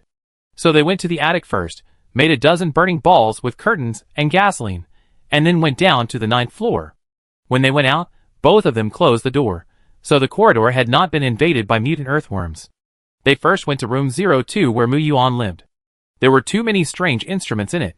If they were broken, they would be difficult to repair. They might need these instruments in the future. As soon as they opened the door, they found mutant earthworms all over the floor, tangling and rolling back and forth. The food that Mu Yuan had placed in the kitchen had been eaten up by them. Su-hee couldn't stand it anymore, so he threw a burning ball at the door. Mu Yuan quickly broke off a burning fork from the branch he was carrying and threw it over. In a flash, the fire started, and the earthworms scrambled back. Some of them were stained with gasoline, and they made a hissing sound under the baking power of the fire. The 2 of them took advantage of the victory, and used the burning ball to open a path, as if they were setting their own house on fire. There were too many mutant earthworms coming out of the sewer pipe. They couldn't get back through the narrow pipe for a while, so they could only squeeze into a ball and drill around each other, making a sticky and sizzling sound. Some of them even started to counterattack, but before they could pounce, they were knocked back by the back of the axe held by Mu Yuan. He saw clearly just now that if one was chopped off, it would become 2. Brother Biao followed Su-hee closely, and wanted to bite these threatening things when he saw them. Su-hee hurriedly stopped him. Brother Biao, don't bite them. It's too disgusting. You will get sick if you eat them. Brother Biao immediately shut his mouth, and stood in a safe area cleared by the burning ball. He still made a woohoo growl in his mouth, as if threatening these earthworms. Seeing that most of the mutant earthworms that came out were blocked back to the kitchen and toilet by them, Su-hee sprinkled the gasoline in his hand on these earthworms, as if it was free. Mu Yuan, find something to break the window. They can't get down now. Let them leave from the window. The insects were crowded together, and it was impossible to walk over to open the window. Su-hee and Mu Yuan were wearing refreshing summer clothes, and they could bite the meat directly with one bite. Mu Yuan weighed the axe in his hand, resisted the tingling sensation on his scalp, and threw it at the corner of the kitchen window. With a clang, the window shattered into spider patterns. The developer's windows are made of tempered glass, which will not shatter directly like ordinary glass, so it is necessary to use the principle of window breaker to destroy the glass structure from the corners first, and then perform secondary destruction. Mu Yuan picked up a chair from the living room dining table where the mutant earthworms had been cleaned up, and threw it again, and the window was completely broken. Su-hee took the opportunity to ignite the gasoline, and the mutant earthworms on fire kept looking for gaps and corners to leave the crematorium. But they had set up a fire wall at the kitchen door in advance, so they could only flee in another direction. For the other rooms, Su-hee and Mu Yuan used the same method. Fortunately, there were not many earthworms in the other rooms, so they could directly use gasoline to open the window without breaking the glass. Be careful. Su-hee, who was standing at the door of the toilet, had just sensed a danger above his head when Mu Yuan rushed over with the chair legs removed from the chair. Brother Biao also left the living room and ran over regardless of Su-hee's orders. Pa! Su-hee picked up a toilet brush and knocked the mutant earthworm that wanted to sneak attack from above his head away. Dare to sneak attack me, I give you a big bag. Mu Yuan and the 4 little ones breathed a sigh of relief. The weight was so anxious that it was about to fly out of the bag on Brother Biao's back. Su-hee threw down the toilet brush and came to comfort Brother Biao and the others. The mutant earthworms will continue to come out. Light a fire in all the sewer outlets. Light a fire in the toilet as well, so they will drill into other places. The water supply has been cut off for such a long time, and the toilet is dry, which is just right for use as a brazier. Mu Yuan's face was tense. The scene just now was really beyond his tolerance, but he still listened to Su-hee's orders every step of the way without flinching. Boss, how can these things become so big? Soo-hee carefully checked every corner of the house to prevent emissions. It may be a mutation. Isn't it often played in disaster movies? The Earth is abnormal, and then the creatures start to grow bigger, stronger, and weirder in order to survive. But I'm not a biology student. As for the specific reason, I don't know. Mu Yuan wiped the sweat from his forehead. It was hot to begin with, and now the house was being lit, making it even hotter. He felt like breathing was burning his lungs. Boss, are we still going to make the burning ball? Soo-hee was also hot, and sweat dripped with every step he took. Let's do it. Prepare everything that can be burned. Let's make a quick decision. By the way, do you have any thick clothes at home? Give me a set. Mu Yuan, who was struggling with the wooden coffee table, thought Soo-hee wanted to burn clothes, so he took out a few down jackets and jeans from his mother in the master bedroom. Boss, here you go. Unexpectedly, Soo-hee took it and put it on directly. Mu Yuan hurriedly stopped him. Boss, what are you doing? It will be hot to death if you put it on. Soo-hee explained. The window over there can't be smashed open. You have to open the window manually. I just looked at the mouth parts of this earthworm. Although the teeth are denser, they are very small. I can go in and out quickly, and it can't bite mine. Mu Yuan resolutely refused. Let me go. Boss, help me drive the earthworms away, and I will open the window. I am smaller than you, need less space, and it is safer. The two of them were deadlocked for a while, and finally decided that Mu Yuan would open the window, and Soo-hee would cover. Fortunately, Soo-hee usually keeps the bedroom door closed, so he only needs to open the windows of the living room, kitchen, and 2 independent toilets. With the experience just now, the house was already on fire in less than 3 minutes. Mu Yuan took off his thick clothes and threw them into the burning toilet. Brother Biao carefully inspected the territory and confirmed that there was no mutant earthworm in the house. Then he stopped. Yuan Bao on his back meow meow meow dissatisfied. Soo-hee took a look. It turned out that the soft cushion it lay on was contaminated by insects, and it was all dirty mucus. Soo-hee shook his head helplessly. You are really a fairy cat. Chapter 52. Soo-hee pretended to go to the second bedroom, and then moved out 2 large blocks of ice to cool everyone down.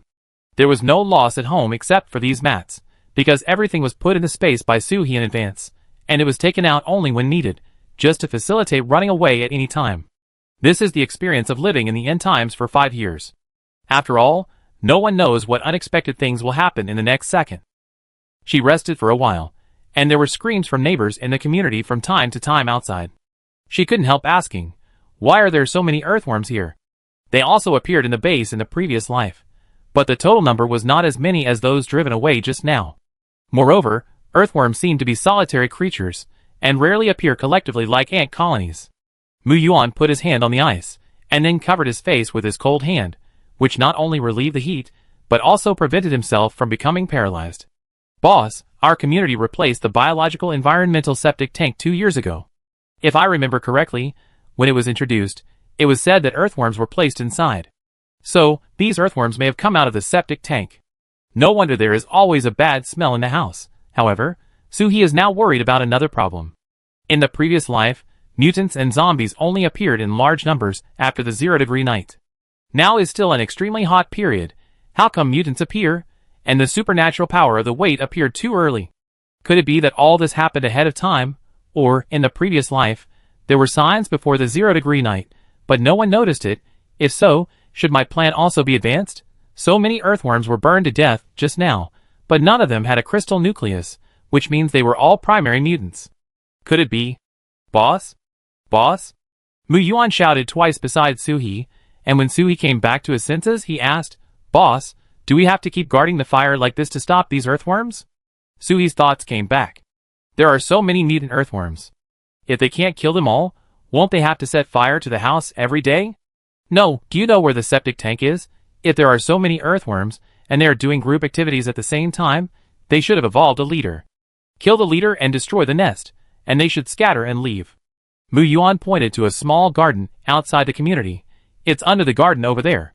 My mother said that it was supposed to be built inside the community, but people in the community heard that septic tanks would produce methane and explode, so the property management had no choice but to bury the septic tank outside the community. Soo-hee estimated that at this distance, it seemed that the thing should be able to hit directly. She gave Mu Yuan a set of disposable protective clothing and an axe. Put them on and wait for me on the roof. Although Mu Yuan had doubts, he still took it and went out with the clothes. After he waited for about 3 minutes on the roof with his mother's urn, Su-hee and the 4 little ones came out domineeringly. Mu-yuan saw Su-hee's equipment and stuttered, Boss, are you going to blow up the septic tank? Su-hee carried a shoulder-fired rocket launcher more than 1 meter long and a large travel soft bag in his right hand. Brother Biao followed closely behind Su-hee, holding a small bag in his mouth. He opened the zipper and found a bag of ammunition. Yeah, what else? Mu-yuan felt that Su-hee's image in his mind was a little taller and more powerful. The boss is not an ordinary person, she is simply a god of war. Su-hee loaded the ammunition and adjusted the rocket launcher. Don't stand there, point the direction. Mu-yuan hurried to the guardrail on the roof.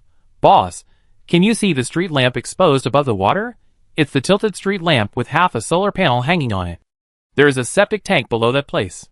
Su-hee estimated it visually, and it was about 1,500 meters away. Wait a minute, I read the instructions.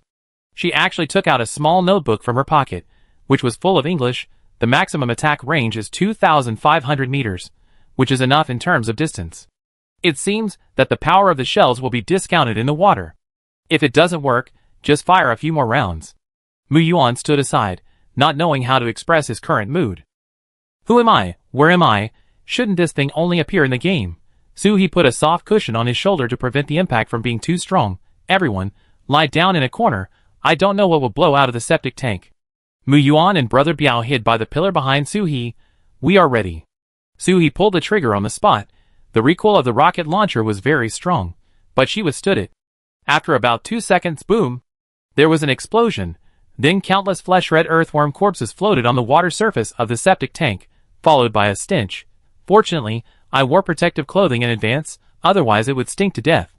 Su-hee also put a perfumed mask on Brother Biao, so that it would not affect his developed little nose. The other 3 were in Brother Biao's backpack, zipped up and unaffected. Su-hee struck while the iron was hot, and fired another round. This time, more flesh-red corpses were blown out, and then they were slowly carried to other places by the flood flowing on the surface. Mu-yuan lay on the edge of the roof railing, surprised. Boss, look at the worms in that building over there, they actually retreated by themselves. Su-hee had expected it long ago, and her eyes were fixed on the water surface. She was waiting for the leader of these mutant earthworms to appear. The corpses that just floated out were very small, and they were cannon fodder at first glance. Don't shout, pay attention to the bottom, their boss hasn't come out yet, shout so loudly, and be careful of being attacked. Mu-yuan quickly shut up, and looked around on the roof.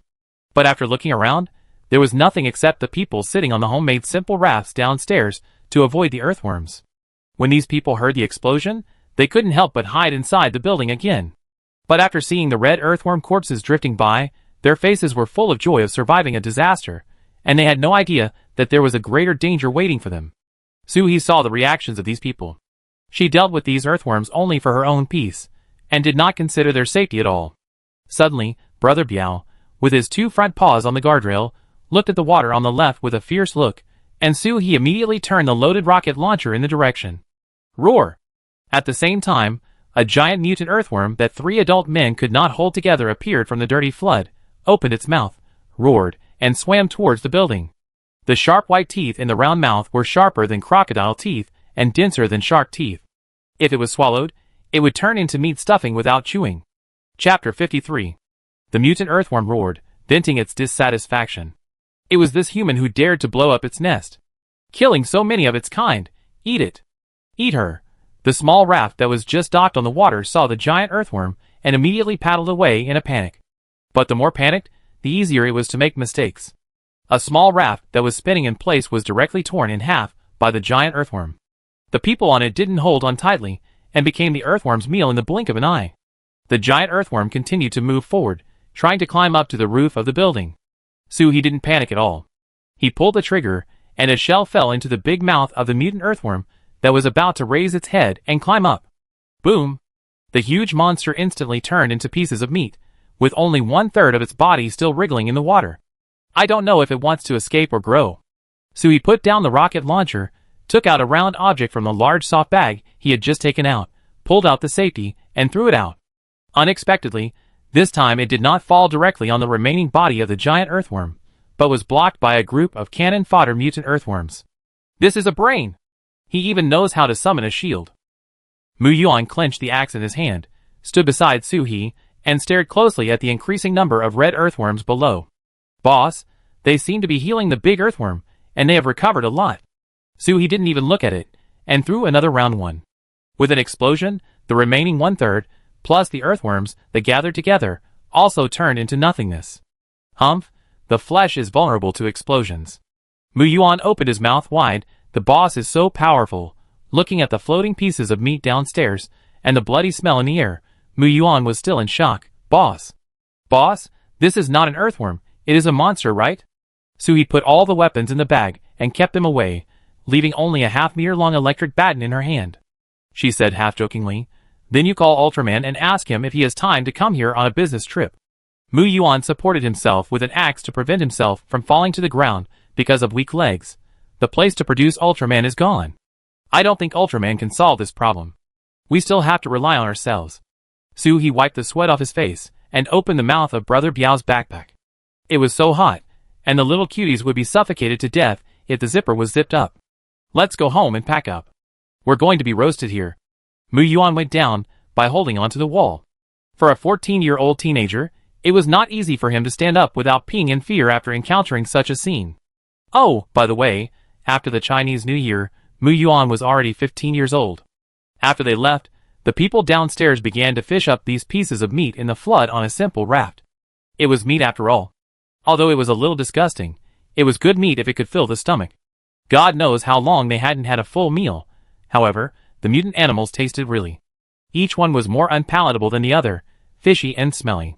Some people couldn't digest it after eating it, and finally their stomachs were bulging like a ball, just like the hungry children eating dirt in Africa. Su He saw it at the corner of the stairs, but didn't think of reminding them. Even if I remind them, will they listen? No. Then why waste my feelings? Can't I go home and eat 2 more spoonfuls of ice cream? Back on the 9th floor, Su He first replaced the soft cushions for the little cuties, took out the air conditioning fan to blow the air for them, and let them rest well, and not get heat stroke. Then he began to pour cement into each sewer outlet. Quick drying type, it can be completely dry in less than an hour, so there is no need to worry about scattered mutant earthworms stealing the house. After finishing all this, it was dark. Mu Yuan's work was large, and he had to use wooden boards to repair the windows. Su He first put away the food for the little cuties, and then took out a week's worth of supplies from the space again, put them in the box, and took them over. What happened? Did you lose a lot of things? Mu Yuan put down the axe he was using to hammer nails, and said apologetically, I put all the important things in the study. Because I closed the door, no earthworms got in. It was the supplies outside that were destroyed. In Mu Yuan's heart, these supplies were obtained by Su He with great effort. I have been supported by the boss for such a long time, and I have not made any efforts and have not protected the supplies well, so I feel guilty. I feel that I have wasted the boss's work. Su He helped to block the sewer. If the supplies are gone, we can find them again. The most important thing is that people are safe. And she came here not because of the supplies, but because she was worried that Mu Yuan would have problems because he had endured too much in the past 2 days. After all, Shuangyan died yesterday, there was a funeral today, and he encountered a monster in the afternoon.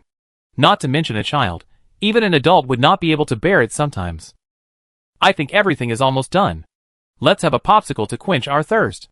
Mu Yuan took the popsicle that Su He took out of the box and ate it in small bites. The icy and sweet taste spread in his mouth. Thank you, boss. Su He had dinner with Mu Yuan very rarely. He simply made a portion of mashed potatoes with instant noodles and ham. But the house was full of the smell of mutant earthworms crawling, which was very pungent. Su He couldn't eat after a few bites. Mu Yuan was the same, but in line with the principle of not wasting food, he still ate it all without leaving a bite. Soon after dinner, the little cuties who had dinner in another room came to find Su He. Go back and rest, it's time to watch cartoons. Master, what are you still doing here? Su He took the little cuties back and passed the security door at the entrance of the corridor. He checked again. He thought that someone would come to seek shelter, but there was no sign of anyone outside the door. What a joke, who outside doesn't know that the woman on the top floor of this building is a female killer? She swings an axe, and takes out a gun when she doesn't agree with him. Now she can even take out large weapons. Who dares to get close to her and die? Su He is also happy and comfortable, so he doesn't have to deal with them. After returning home, close the door and go to sleep. As for the lingering smell in the house, There are sweeping robots and air purifiers, so there is no need to do it yourself. Lying on the bed, Soo-hee tossed and turned and couldn't sleep. The giant earthworm in the daytime, although its size was terrifying, was only level 1, and those who rushed into the house were primary. After the organism mutates, it gradually produces crystal nuclei from level 1. The higher the level, the greater the energy of the crystal nucleus. The same goes for zombies, and people with superpowers. But these came too early compared to the previous life. Soo-hee originally wanted to wait for the zombies to break out, and the order of the base to be improved before going out.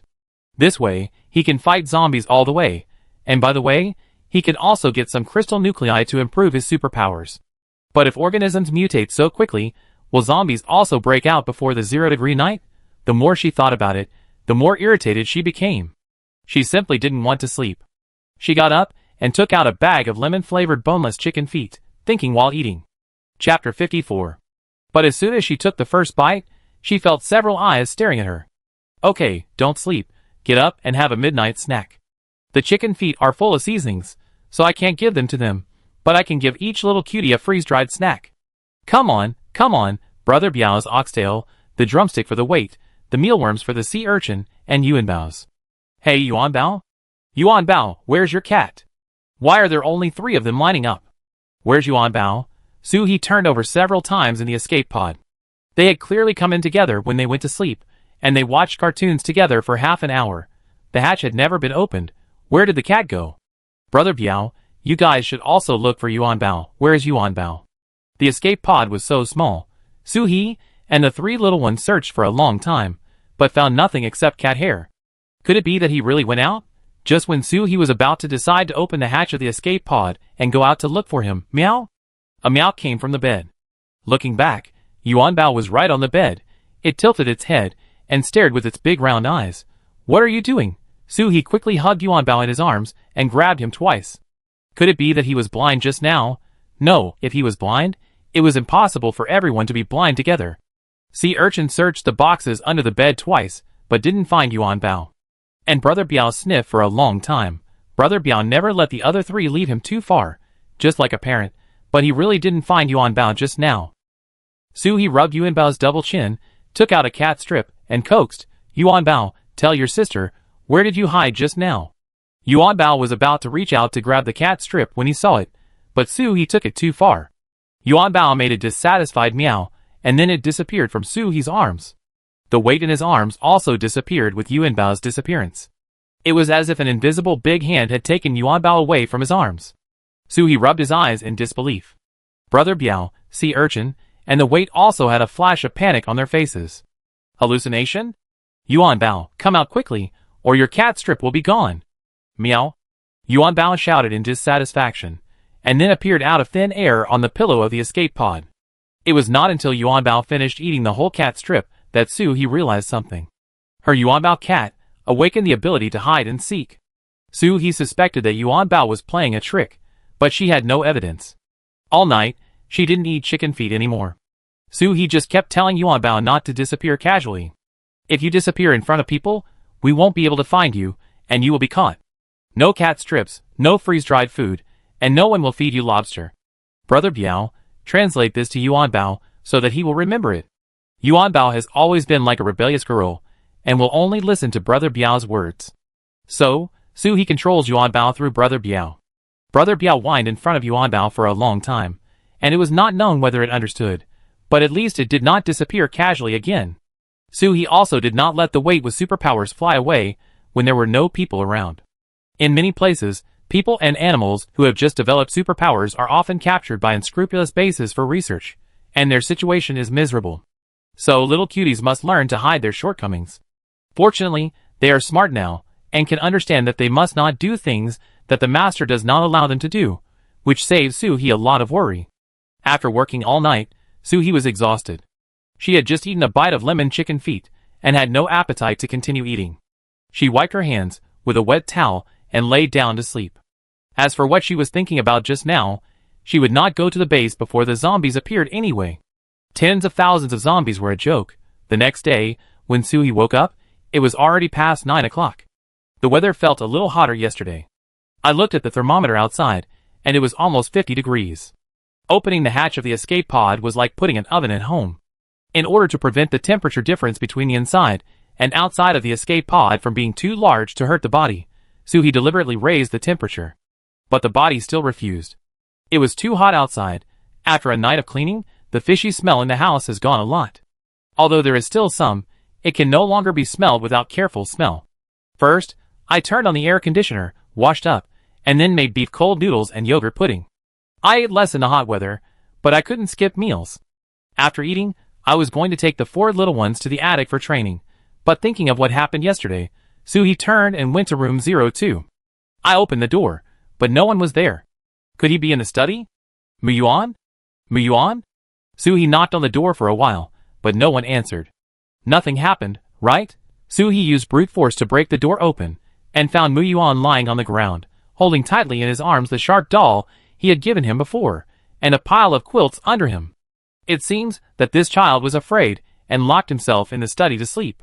However, the frown, dry white lips, and strangely flushed cheeks all indicate that Muyuan is sick. Suhi touched his forehead, and it was so hot, she hurriedly fed him 2 antipyretic pills and a glass of water, then put him on the sofa and turned on 2 air conditioners, otherwise the high temperature inside and outside could roast him. Fortunately, when Muyuan went to bed last night, he knew to turn on the air conditioner, otherwise what Suhi saw now was a dried corpse.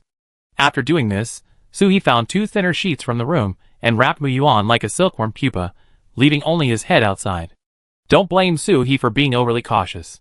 Although Muyuan successfully awakened his supernatural powers in the last life, who can say for sure in this life? What if he gets rid of the fever and becomes a zombie, jumps 3 meters high, and bites himself? Who can withstand it? It's better to be safe than sorry, the old ancestor is right. There was nothing to do, so Suhi took out his phone and watched TV on the sofa with the 4 children. Unexpectedly, Muyuan had a fever until the afternoon, and he woke up slowly until it was dark. Suhi heard the movement in the bedroom and walked in immediately. It was not until he saw Muyuan's eyes that Suhi's heart was relieved. Black, he didn't turn into a zombie. The eyeballs of zombies are cloudy gray, and the pupils will not focus. Boss, why am I here? And why can't I move? Suhi stepped forward to help untie the sheets and explained, I came to see you, but I found that you had a fever, so I put you here. Wrap you up, mainly to prevent you from moving around. Muyuan wanted to talk, but suddenly he felt thirsty and hungry, and his stomach gurgled several times. Suhi had already prepared some food for Muyuan. Get up, wash your face, it's time for dinner. Seeing Muyuan coming out of the master bedroom, the 4 little ones lying on the sofa all looked over. You're awake. Muyuan stood 1 step away. Thank you for coming to take care of me. Chapter 55. The 4 little ones don't like to be in contact with people other than Suhi, so Muyuan always stays 1 step away from them and never crosses the line. This is also what Suhi is satisfied with Muyuan for, knowing the rules and boundaries. On the table, Suhi put some simple and easy-to-digest food, egg porridge, canned yellow peaches, and 2 packs of red bean paste sandwich bread. It should be enough for Muyuan to eat, but he finished the porridge in 2 mouthfuls, the canned yellow peaches with sugar water in 3 mouthfuls, and the sandwich bread that was a bit choking, he ate 5 mouthfuls. It was so fast that Muyuan realized what he had done when he saw the table was empty, and the boss hadn't eaten a single bite. But he is still so hungry now. Boss, I don't seem to be able to control myself. I'm sorry. Suhi was not surprised. She had heard before that some people would be super hungry after awakening their superpowers, and they must replenish a lot of energy. It seems that Muyuan's superpowers have awakened without a doubt, but he hasn't realized it yet. I didn't cook enough. You cook some noodles first, and I bring some other food. After picking in the space, he chose the pizza he had ordered before. Pizza is full of cheese and meat sauce, and the calories are explosive. A 12-inch pizza should be enough. After cutting it and stacking it together, Suhi handed the pizza over like a big pancake. Muyuan was still holding back and taking small bites, but when the fragrant cheese was stretched in his mouth and the slightly spicy pepper stimulated his taste buds, he couldn't control himself again. Delicious, so delicious. It was so delicious that it made me cry. When his consciousness came back to his senses again, not only the pizza, but also the half a pound of noodles he had just cooked were eaten up by him. He immediately felt a little regretful. He ate so much in one meal. This was enough for many days. And this pizza. Such a rare thing, the boss only ate 1 slice, and the rest was eaten by himself. How could he be so selfish? Suhi probably saw Mu Yuan's mood and took the initiative to comfort him. After a person is sick, getting a lot of energy helps to recover. Do you feel much stronger now than before? Mu Yuan tried to move his fist, and it seemed to be true. Boss, I will go out to find supplies in the future. I promise to make up for all the food I ate before. Suhi did not refuse. Anyway, they would leave here in a while, and they would definitely find supplies on the way. However, seeing that Mu Yuan was fully recovered, Suhi was relieved. Just as he was about to take the little cuties home, Mu Yuan, who was washing dishes, suddenly ran out of the kitchen with a pot, with a look of guilt on his face. Boss, I accidentally melted the pot. Suhi looked closely and saw that, as expected, the small stainless steel pot had a clear hand mark on the handle, and the palm prints could be vaguely seen, and the edge of the pot even showed the shape of a melted candle. Metal power? Fire power? Metal power can directly change and control metal. Fire power can also use high temperature to melt metal. Don't panic. How did you do it? Mu Yuan thought about the situation just now, and then said, when I was washing the pot just now, I suddenly felt that there was a connection between me and this pot. It seems that this pot can be changed according to my thoughts, and when I come to my senses, it becomes like this. It seems to be a metal-related ability. No wonder it can make so many metal weapons.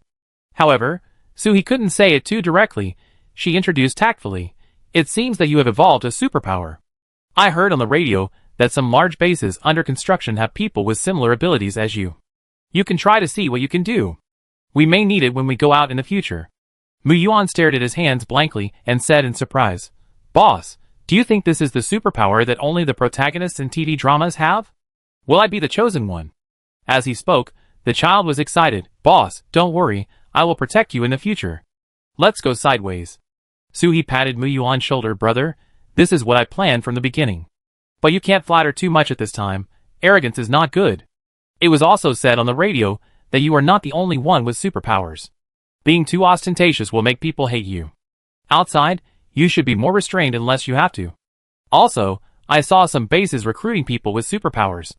Who knows if they are looking for these people to slice them for research or to find thugs. Mu Yuan felt that what Suhi said made sense. He was a young genius, but he understood the jealousy of some people. Boss, don't worry, I will hide it well and won't use it casually.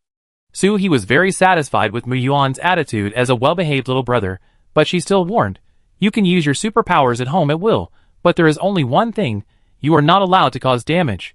If you blow up the house, you will go out and sleep on the street. Mu Yuan repeatedly assured that there would be no danger, and Suhi left with the 4 little ones at ease. However, it was not known whether Mu Yuan was stimulated by Suhi's bombing of mutant earthworms that day. Since his superpowers awakened, he has been constantly trying weapons that can explode. However, due to Suhi's order not to cause damage, he could only draw manuscripts first, and when he felt itchy, he would use his superpowers to temper the axe at home. The draft paper alone was almost as thick as a bundle, and many of them showed the prototypes of the weapons he used in his previous life. Suhi was very relieved, and he would rely on you in the future, little brother. The weather was getting hotter and hotter, and the temperature did not drop even at night. 2 air conditioning fans had broken down due to overload. Suhi gave it to Mu Yuan, and in less than an hour, a new high-efficiency air conditioning fan came out, and there was no need to worry about sudden shutdown due to overheating. It's just that the bearing capacity of these lines is too poor. I gave it this way, and then I modified it like this. Mu Yuan talked a lot, but Suhi didn't understand a word. Her knowledge of metal materials and electrical appliances was limited to clicking buttons with a remote control. Outside, there were many people suffering from heat stroke due to the hot weather, and even many died of heat stroke. Without rain, the water that everyone had accumulated was quickly drunk up, and everyone had to go out again to find a new water source. Some people couldn't hold on and drank water directly from the flood, but they didn't know that this behavior was like drinking poison to quench thirst. The flood outside was poisonous. Even if it was filtered and boiled, people would die of abdominal pain after drinking it. In the days when the heavy rain just stopped, there would be some helicopters sent by the government to drop supplies here. But now it is so hot that helicopters will stop flying because of engine overheating. Chapter 56. On the radio, news of the completion of the construction of major bases came one after another, calling on everyone to move to the bases on their own.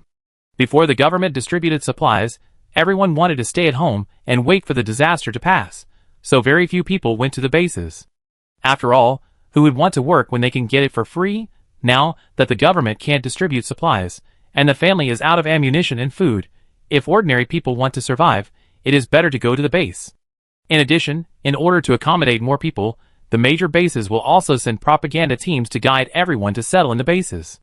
For the base, the more people there are, the more labor can go out to find supplies, which is more beneficial to them. After the last attack by the mutant earthworms, the people in this community are very sure that their homes are not safe places. So they also began to take advantage of the flood level to load all their belongings onto small rafts and rush to the base. Seeing more and more rafts leaving the community, Mu Yuan couldn't help asking, "Boss, are we going to the base?" Suhi held Yuan Bao and combed her hair, then collected the fallen hair in a cloth bag. "Yes, but not now, let's talk about it later. You should take advantage of this time to exercise more. You can't even beat Brother Biao, who can you beat when you go out?" In preparation for leaving home, Suhi has recently let Brother Biao and Mu Yuan train. Superpowers are superpowers, but physical fitness can't keep up. Mu Yuan stood helplessly beside Brother Biao, comparing his body size with Brother Biao's. "Boss, Brother Biao's legs are thicker than mine. I really can't bear it if he paws down." After seeing this, Suhi felt that Brother Biao seemed to have gained a lot of weight recently. How come he was several sizes bigger than before? No wonder it felt more and more crowded when sleeping at night. The earthquake rescue cabin was so small that Brother Biao took up half of it. "Brother Biao, come here and let me touch it." Brother Biao put his head on Suhi's legs obediently. Suhi touched him carefully up and down. There was no fat, just muscles. Can dogs also have secondary development? But according to Brother Biao's age, an 8-year-old dog is considered middle-aged in his life. Woof! The owner is so happy to touch him. Suhi was worried and checked every little cutie. The ingot had no change, and the sea urchin could not be seen. The weight was more obvious. It had grown visibly every day since it awakened its superpowers. Now it has grown to the size of a 20-inch suitcase. Suhi also thought that if the weight continued to grow, he could ride on it when he met someone he couldn't beat in the future. "I have already given myself a name, Turtle Walker, but if Brother Biao continues to grow up, I will have to make a decision. After all, riding Brother Biao will not hurt my butt." Suhi patted Brother Biao's head and let it continue to fight with Mu Yuan. "Think about the earthworm last time. Brother Biao's body is already very small, okay?" Mu Yuan recalled that scene and suddenly felt a lot of motivation. He rushed towards Brother Biao with all his strength, wanting to knock him down by sprinting. Bang! Before he touched Brother Biao's dog hair, he was knocked over by Brother Biao's claws and fell to the ground with his legs spread out. Suhi was not idle either. He combed Yuan Bao's hair first, then took out the barbell and started exercising. Each of them had their own dinner. Suhi would give Mu Yuan the supplies every once in a while, so that he could cook and eat by himself. In order not to reveal the secret of the space, Suhi gave mostly things that were easier to store, so there would be no problem taking them out. In the kitchen, Suhi first took out 2 food bowls that were comparable to pig troughs, which contained dog food for Brother Biao and Chung Tuo. Then he filled 2 exquisite small bowls with cat food and freeze-dried food, which were for Yuan Bao and sea urchin. Next, it was Suhi's turn to eat. The weather was hot, and I had no appetite. I simply made cold beef, but I didn't want to eat after eating 2 meat buns. Due to the high temperature and exposure outside, the flood quickly receded, leaving behind half a meter of silt and a foul smell. The bodies that were thrown away before were not cleaned up, and they became time bombs, and it was unknown when they would explode into blood and flesh. That scene, the visual experience plus the olfactory impact, and even the touch of falling on the body. The Trinity guarantees that you will have psychological trauma when you see the corpse. Of course, some corpses were in pieces, covered with traces of being eaten by unknown animals. The temperature soared to more than 60 degrees, and Suhi felt hot when he put his hand on the window. Yuan Bao stretched lazily under the window. Suhi was worried that she would get heat stroke, so he turned the air conditioner fan around and blew it at her. Brother Biao couldn't move either, sticking out his big tongue and holding the ice cube tightly. Even when someone came to the entrance of the corridor, he just whimpered twice and didn't move his butt. Looking at this, the people outside should not be threatening. Otherwise, the protective personalities of these few people at home would stop in front of Suhi if they smelled a little danger. First, I went to the stairs and saw Feng Jingyang. Why is he here again? He was holding a half-meter-high plastic bucket in his hand. I haven't seen him for a few days. He has turned from a nerd into a muscular man, and his skin has become darker. At this time, Mu Yuan heard the movement outside and walked out of the room. The senses of the superpowers are much stronger than those of ordinary people, so he can hear the sounds in the corridor outside very clearly. Boss, it seems that someone is coming outside. It's a good time to try my new weapon. He handed the thing in his hand to Soo-hee without any hesitation. I tried it. Although it may not be better than a pistol, it can fire continuously. There are 20 thick steel needles in it that I modified. Soo-hee took a look and thought it was really good. This should be considered a combination of a gun and a crossbow. But it may not be used today. The person outside is an acquaintance. Mu-yuan's face was visibly disappointed. He thought he could test the power. Soo-hee put his pistol behind him and opened the security door. Feng Xingyang, what's the matter? Feng Xingyang immediately put the bucket in front of the iron door. The moment he opened the door, my team found some live fish. Bring one for you to taste. Soo-hee frowned and was about to say something. Feng Xingyang hurriedly explained.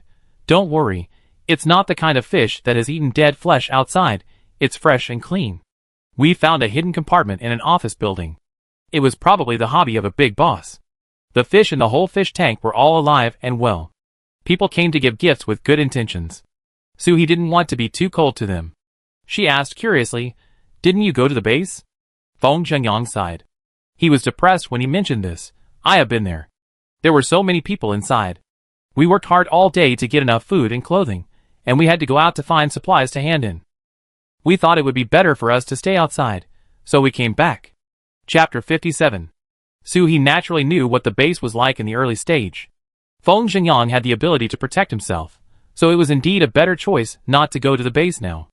So you came to me to team up with me? Feng Xingyang didn't expect the goddess to guess his thoughts so quickly. The goddess was too smart. Yes, in Feng Xingyang's heart, Soo-hee was the goddess. The kind of person who was cold but kind-hearted. Yes. And no. My main purpose of coming here was to deliver fish, and my secondary purpose was to ask if you wanted to team up. After all, the situation outside is getting worse and worse, and it would be better if everyone sticks together. Mu-yuan, who was standing behind Soo-hee, subconsciously became nervous. This person was here to rob the boss. Soo-hee wanted to team up, but at least after the zombies broke out. She accepted Mu-yuan by her side, because she knew in advance that Mu-yuan would not become a zombie and had superpowers. Who knew whether Feng Xingyang would be a human or a zombie in a few days? Besides, she wanted to be the captain. Feng Xingyang's team has been working together for a long time. If he and Mu-yuan go in, will they have to be members of other teams? Can she tolerate others giving orders to her? No, before the zombies appear, no one can disturb her life of lying down at home with the air conditioner on and pets playing. Soo-hee decisively refused. I don't have the idea of teaming up with others for the time being. Also, you don't owe me anything now, so you don't need to send me things every time. Feng Xingyang seemed to have considered that Soo-hee would refuse. He adjusted his glasses and smiled innocently. I'm just asking. If you don't want to, forget it.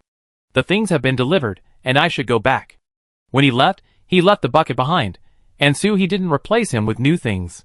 Soo-hee originally wanted to give him some medicine to relieve the heat, and remind him that the temperature might drop next, but then he changed his mind and let it go.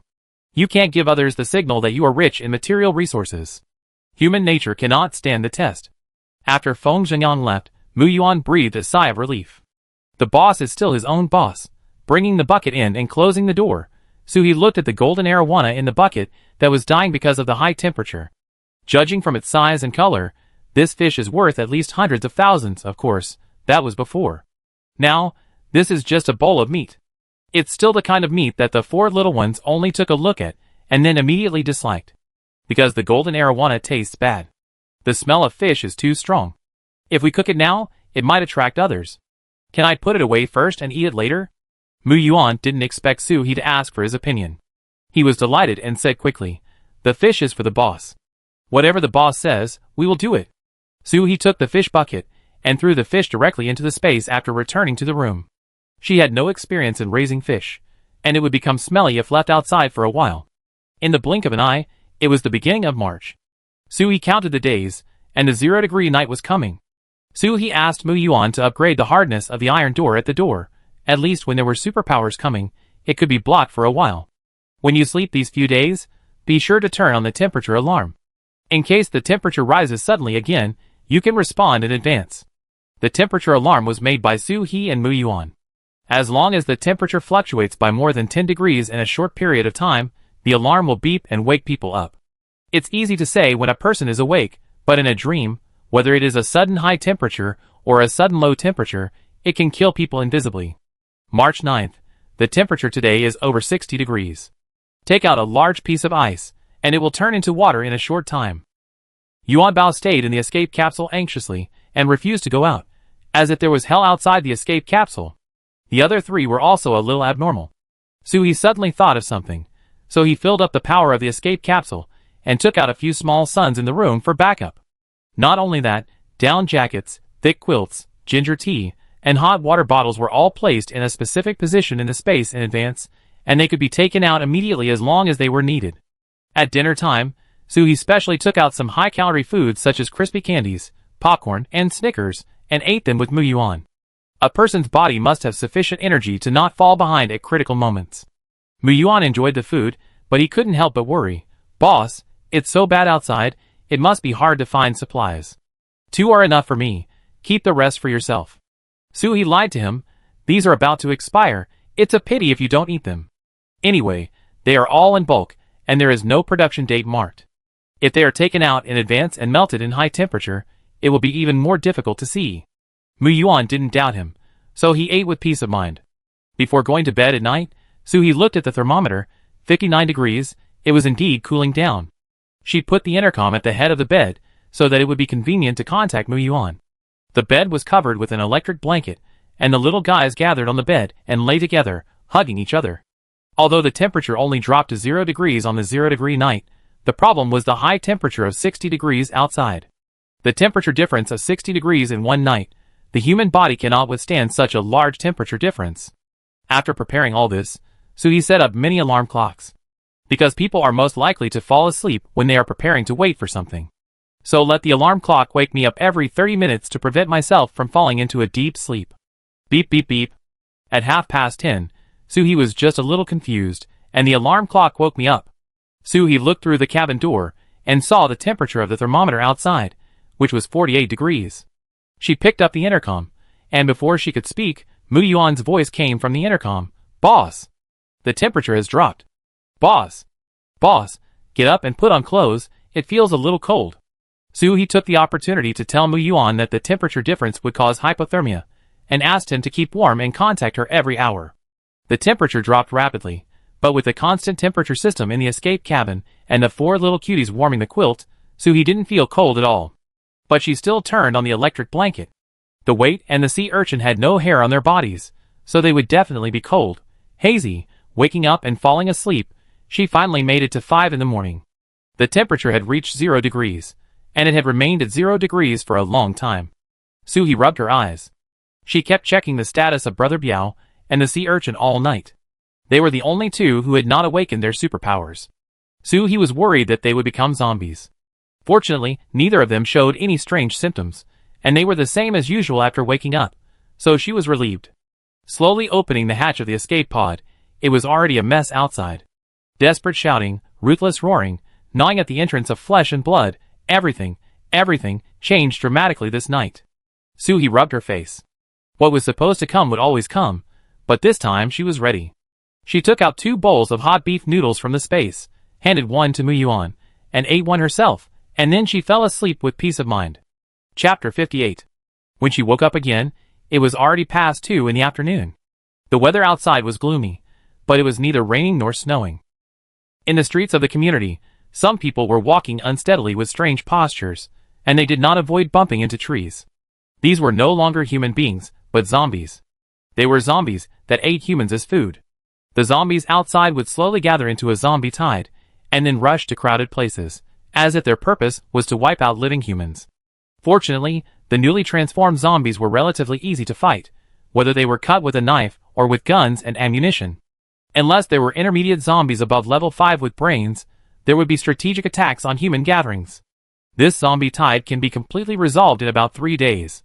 Then the major bases would clean up the zombies that appeared inside and revitalize the bases. In the process of attacking the small-scale zombie tide, it would take about 2 weeks to establish a new base order. At that time, Suhi can set off for the base. Perhaps the life after rebirth is too happy. When Suhi saw the zombies outside, he couldn't help hugging his arms, and fell into the nightmare of being chased by zombies in the previous life. Woof! Meow! The little cuties came out of the escape pod at some point, stood behind Suhee, and surrounded her. Suhee stroked this and touched that. Luckily you are here. Sister is fine. Everyone is awake. Let's have lunch. Zombies still retain a large part of their sense of smell and hearing, so they can't make too much noise or have too stimulating smells. Then eat some buns and fried dough sticks. There are several buckets of freshly braised 5-spice chicken legs in the space, and Suhee also took out a few. After eating and drinking, she walked to the stairs. There were no zombies coming up from outside. But just in case, Suhee still turned off the switch on the iron door. If a zombie is electrocuted at the door, it will make too much noise and attract others. When you open the door and go out, you have to clean up the zombies piled up at the door first. After the work, Suhee went to room 02. As soon as he entered the door, he found Mu Yuan lying on the window, holding his homemade weapon in his hand, looking downstairs nervously. Boss, down there, these people down there are so strange. Suhee said very calmly, it's zombies. Then she introduced the basic settings of zombies to Mu Yuan as a senior fan of the apocalyptic zombie movie. She also gave him a few zombie movies, so that he could watch them carefully and accumulate experience in fighting zombies. Since zombies have appeared, we may not be safe here. I heard on the radio that there is a Red Star base nearby. After we collect some supplies, we will go to the base. Mu Yuan naturally had no objection. Whatever the boss said was right. He just had to listen to the boss. After the popular science, Suhee also handed the scrap metal that the Hammer Gang had sent to Mu Yuan. The 5 billion arms will also be used up. If we can prepare some new weapons made by Superpowers in advance, the more the better. Starting tomorrow, we will look for them in the community first. Our community is so big that there will definitely be supplies that can be used. Suhee thought that he would definitely encounter zombies when he went out. At that time, he would practice with these scattered primary zombies to avoid being in a hurry on the road. As for supplies, the apocalypse has been going on for almost 4 months, and any place that can be searched outside should have been searched by people, so there is no hope of finding anything good. After explaining to Mu Yuan, Suhee came back and started to operate the sewing machine. She couldn't let the 4 little ones stay in the space all the time. There would always be a time to come out. But their body shapes have changed too much, and the previous pet backpacks are no longer useful. Suhee thought of tying the sea urchin to the back of the weight, and putting the gold in Brother Biao's pocket like a child safety harness. It's a bit ugly, but it's practical. The next day, after Suhee and Mu Yuan had breakfast, they started looking from the building where they lived. Because they didn't know much about the situation outside, Suhee put the 4 little ones in the space today. Unexpectedly, as soon as the door to the corridor on the 8th floor was opened, a middle-aged woman zombie with blood all over her body, and half of her eyeballs gouged out ran over with her teeth and claws bared. The fire axe in Suhee's hand instantly hit her forehead, and the zombie fell to the ground immediately. Mu Yuan, are you here to deliver food? Are you standing here waiting to be eaten? Mu Yuan held the axe in both hands, and his face was splashed with zombie blood. The visual impact of the scene just now was too great. The last time Suhee shot and killed someone, he didn't feel anything after all, because there was an iron door between them. But this time, after experiencing it personally, Mu Yuan felt that his body seemed to be fixed at the moment the zombie came, and he couldn't control himself at all. Yes, sorry, boss. Suhee stirred the zombie's forehead with the tip of the axe, and there was no crystal core. She stood up and wiped the axe mixed with blood and brain on the zombie, and said to Mu Yuan seriously, if sorry is useful, what is the axe in your hand for? Your task today is to kill 3 zombies. No fighting, no food, I don't support idlers. After saying that, Suhee walked straight forward. She didn't want to make Mu Yuan a waste. If he wanted to survive, he had to face his fear. Mu Yuan resisted the urge to vomit. If it wasn't for the boss, he would have died. No, I'm a man. Zombies are no longer human, they are monsters. I must fight to follow the boss. After some self-adjustment, Mu Yuan took a deep breath and followed closely. Suhee glanced at him with his peripheral vision. He didn't cry or collapse, and looked quite strong. Boss, I opened the door. Mu Yuan volunteered this time. Although his hand that stretched out to hold the door handle was a little trembling, he was still quite determined. I'm ready, I'm not afraid. The door lock turned into scrap metal under the control of Mu Yuan's supernatural power, and the door was easily opened. The moment the door opened, Mu Yuan raised the axe in his hand, protected his body, and was on guard. Boss, there seems to be no one inside. Suhee went into the room and looked around. There was a layer of dust, and no signs of human activity, but there was a faint stench. It seemed that there was a dead person inside. Search separately, and take away everything useful. Soo-hee turned and went to the kitchen, while Moo-yuan went to the bedroom carefully. After searching for a while, he unexpectedly found a box of unopened beer and 2 complete cans of meat. Put it in the space. In the master bedroom, Moo-yuan just entered and a suppressed low exclamation came out. Oh my god! Soo-hee followed and saw a man's skeleton that had been gnawed clean on the ground. If there is any accident, the bite mark was done by the mutant earthworm. She ignored the skeleton and reminded Moo-yuan, there should be precious metals or something in the master bedroom. Look carefully. When you go to the base, you can exchange things. Chapter 59. This is played on the radio. Moo-yuan also listens to the radio, so it is not a secret. Moo-yuan suppressed his fear and walked around the skeleton, searching carefully. Boss, there is a safe. This community is considered a wealthy area, so it is normal for a family to have a safe. When he opened it, he saw a pile of useless house deeds, 2 big gold chains, 3 gold watches, and 2 golden pigs. They were the kind of palm-sized, heavy, solid golden pigs. It seems that this homeowner should be quite arrogant. Don't take the house deeds, put the others in your backpack. Soo-hee saw that there were actually several mink coats in the closet of this family. This could be used as a cat bed for Yuan Bao, so he took it. There was a dressing table in the second bedroom of the house, on which were some ladies' jewelry, and the materials could not be seen. Moo-yuan, look at these. After Moo-yuan swept the master bedroom, he touched the dressing table and said with disdain, Boss, this man is too stingy to his wife. They are all fake, just coated with a layer of silver on the surface. But he is quite good to himself, you see. He handed the things he had just put in the bag to Soo-hee, and Soo-hee was really opened his eyes. A rich man's golden pig. It's made quite lifelike. Look at other places, don't miss anything. After searching in the house for more than 10 minutes, he really found a lot of things. Boxes of cigarettes, tea, dried ginseng, and abalone. He put them in his bag where Moo-yuan could see them, and put them into the space where he couldn't see them. After searching this house, Soo-hee zipped up his backpack and went to another house on the 8th floor with Moo-yuan. This house was bloodier. The zombies just ran out of this house, and there were bloody handprints outside the door. Moo-yuan walked in tentatively, his body tense, ready to fight at any time. He pushed open the half-closed door lightly, and the messy living room announced that a fight had taken place before, and the bloodstains on the ground meant that someone was injured.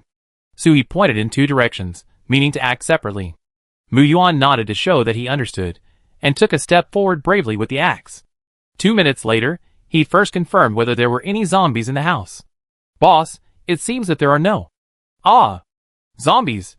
As soon as he finished speaking, a zombie about 10 years old ran out of the cupboard next to Moo-yuan, opened his cherry mouth covered with blood, and rushed towards Moo-yuan. Moo-yuan screamed and chopped with the axe, Zombies, zombies, zombies. Soo-hee stood there, without moving. Moo-yuan's first blow just now had chopped off half of the zombie's head. Now he was just venting his fear. 3 minutes passed when Moo-yuan vented. The zombies had been chopped into pieces, deader than dead. Boss, I killed one zombie. Soo-hee encouraged, not bad, but don't miss the cabinet when you explore next time.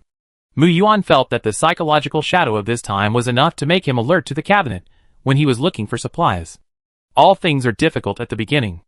After Moo-yuan killed the first zombie, he was a little better. When he encountered zombies again, at least he didn't scream anymore. They searched layer by layer, and when they found the 4th floor, Moo-yuan was already very familiar with the process, and even had a sense of excitement of opening a blind box. Boss, there seems to be someone in this house. Soo-hee also heard the voices in the room just now. Zombies rarely make any roars or unusual movements when they are alone. So, those who can speak must be people. We won't go if there are people. Go to the next one. She is not a robber. There is no need to kill people. Most of the people in the community have spontaneously left for the base some time ago, so there are not many houses with people. After searching the whole building, only 4 households have people, and 3 of them are dead. It was still early, not even noon. Soo-hee asked Moo-yuan, who was following behind him, should we go back directly or go to the next building? Moo-yuan weighed his backpack and seemed not satisfied with the current results. Boss, I want to go to the next building. Soo-hee reminded, if we go to the next building, we have to clear the zombies on the road first. Are you sure you can do it? I just saw that there are at least 6 zombies on this road. Can you guarantee that you can kill these 6 zombies without attracting other zombies? Moo-yuan took out his hand weapon from his backpack. I want to try it. Use this to hit the zombie's head directly. In this way, we can get to the next building without close combat. Soo-hee saw that he really wanted to try, so he took advantage of this fighting spirit and went to another building. Okay. If you really can't beat it, just run back directly, don't fight. If you get bitten, even the King of Heaven can't save you. Mu-yuan knew it was dangerous outside, but he also knew in his heart that the boss had been protecting him for a long time. He had to work hard to become stronger and become a more useful person around the boss. This way, when the boss wants to find someone to form a team, he won't be the one who drags him down. Boss, be careful. After saying that, he went out directly, aimed the crossbow at the head of a zombie, and pulled the trigger. Puff!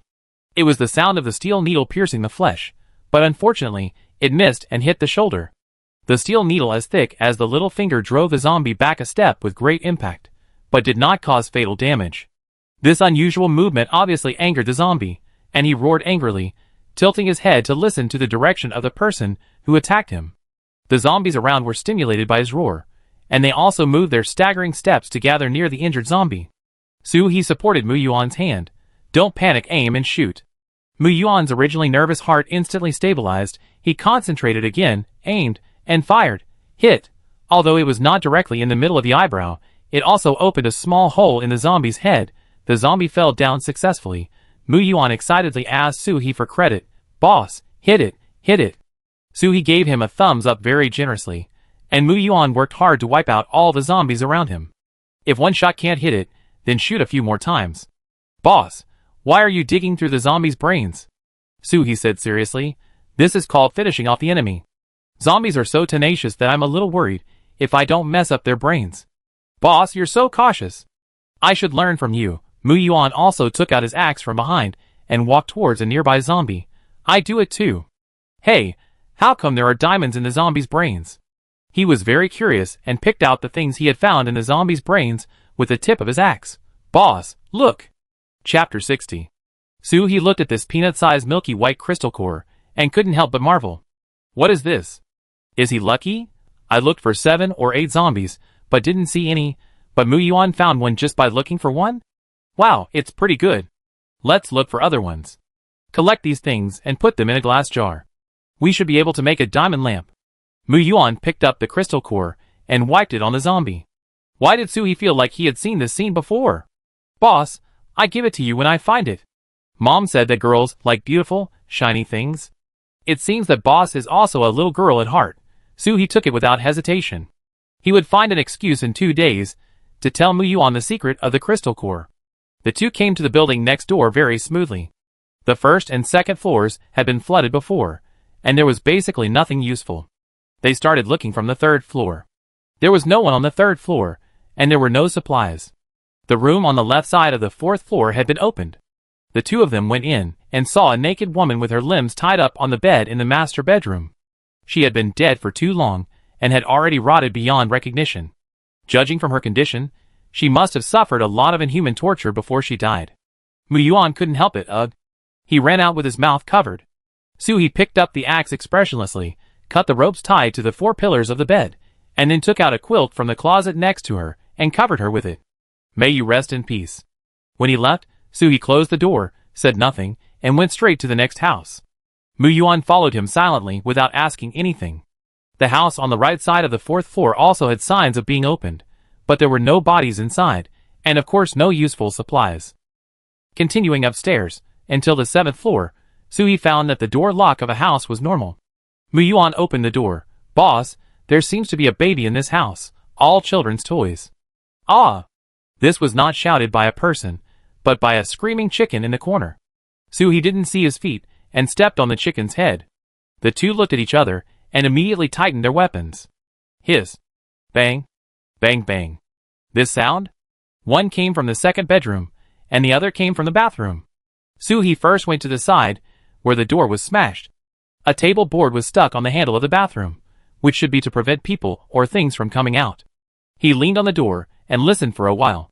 It was most likely a zombie. Soo-hee asked Mu-yuan to open the door, and he raised the axe. The moment the zombie rushed over, blood splattered on the spot, and it was shot in the head accurately. After dealing with this one, the two came to the door of the 2nd bedroom again. Similarly, Mu-yuan opened the door. But after opening the door for a while, there was only roaring inside. Why didn't the zombie come out? Soo-hee walked in carefully. The second bedroom was a children's room with pink wall paint and colorful little stars on the roof. Next to the crib, there was a female zombie who kept trying to move forward, but her mouth was full of cloth strips, and her hands and feet were wrapped with tape. She couldn't stand up at all, and couldn't even crawl. Mu-yuan asked in confusion, "Has anyone else been here? How come all the zombies in this house are trapped?" Soo-hee raised the axe to solve the pain of the female zombie. "It's not someone else, it's this mother who tied herself up. If I guess correctly, it should be the dad, who turned into a zombie first. In order to protect the child, the mother trapped the father in the bathroom. But she found that she was bitten, and she was worried that she would become like the father and attack the baby, so she tied herself up. Women are weak, but mothers are strong. Unfortunately, the child in the baby cradle did not escape the fate of becoming a zombie." Mu-yuan had tears in his eyes. He looked at it for a while, and dragged his father's body over. It's not bad for a family to die together. After closing the door, they still had to find the supplies they needed. Milk powder, baby wipes, finger biscuits, baby drinking water, diapers. It seems that the mother of this family loves to hoard goods. There are so many things in their storage room. Empty it, and put the iron shelf in the storage room. There are some long-lasting rice, flour and oil in the kitchen. Put them all away. Some things were also symbolically put in the backpack, otherwise it would be difficult to explain when I give things to Mu-yuan later. The two of them had a clear division of labor. Mu-yuan went to the study and the master bedroom, which were locked places, while Soo-hee went to the kitchen, storage room and other places where things were stored. When Soo-hee came out of the storage room, he saw Mu-yuan with a string of gold bracelets hanging around his neck. "Boss, there are so many gold bracelets in their house. They don't even need to be put in boxes.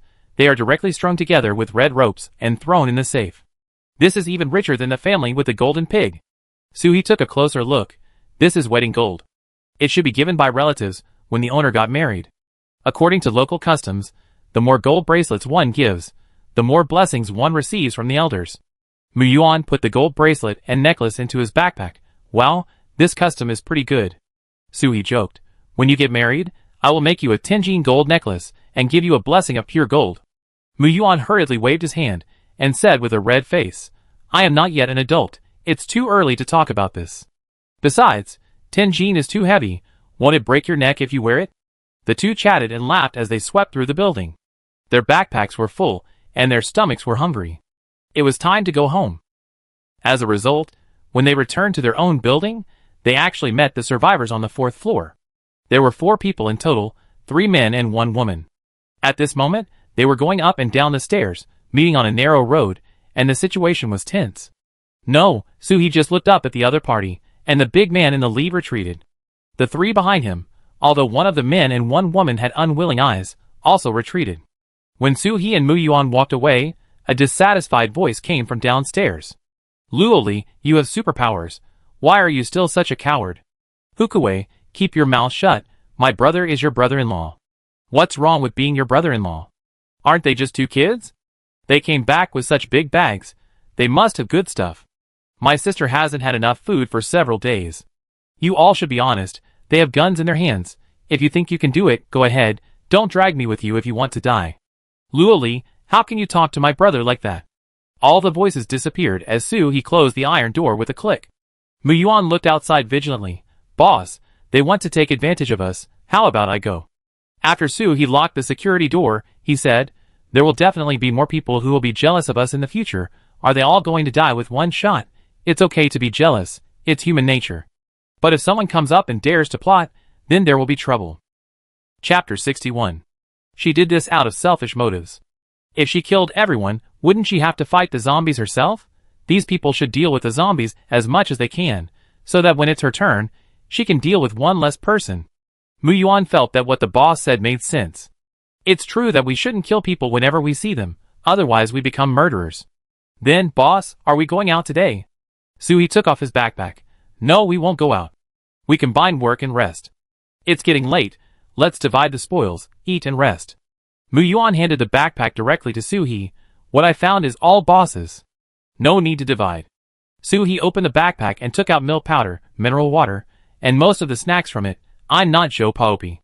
I've worked so hard today, so I have to reward you anyway, right? Besides, you have metal abilities, you can keep everything you need, and give me the things you don't need.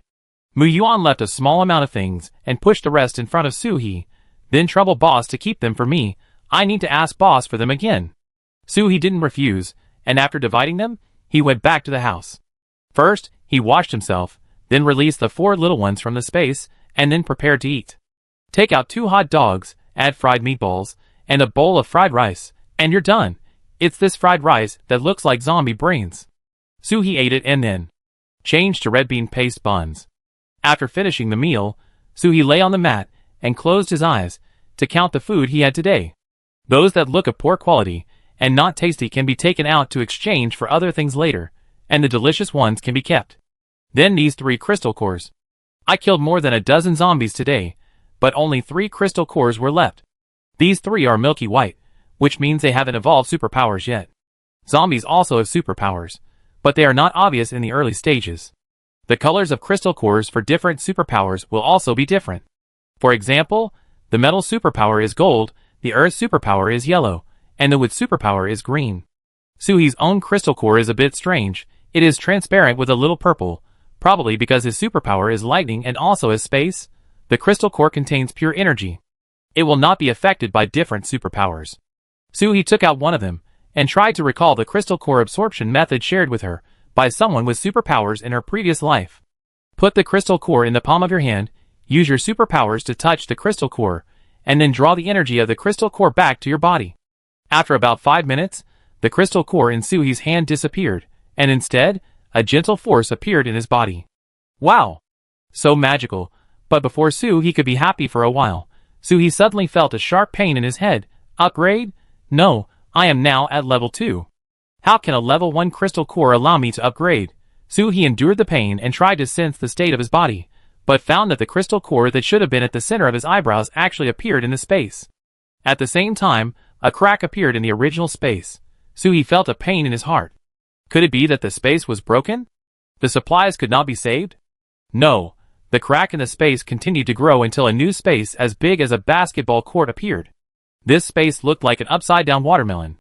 It's like a watermelon cut in half, with the half with the rind facing up. The edge of this new space is a transparent, glass-like protective cover. The moment his crystal core appeared in the new space, it began to move closer to the new space until it merged into the new space and hung at the top of the new space like a chandelier. Su-hee endured the pain and tried to enter the new space. Yes, what's in the new space? Land? Then wouldn't his crystal core become the sun of this land? At the center of this land, at the bottom of his crystal core, there is a circular stone platform with a diameter of about 1 meter. Su-hee walked over and saw that there was a green stone like a small pacifier in the center of the stone platform, which was constantly oozing spring water. The strange thing is that no matter how much spring water seeped out here, the water level of the spring water outside was always parallel to the big stone platform, and no water dripped out at all. Su-hee curiously scooped up a handful of water, but the water level did not change. She drank the water for some unknown reason, and then she found that her headache seemed to have eased a lot. This spring water has medicine. No, this spring water must be extraordinary. Su-hee waited here for a while, and besides feeling comfortable, there were no adverse side effects, so she drank it with confidence on the edge of the stone platform.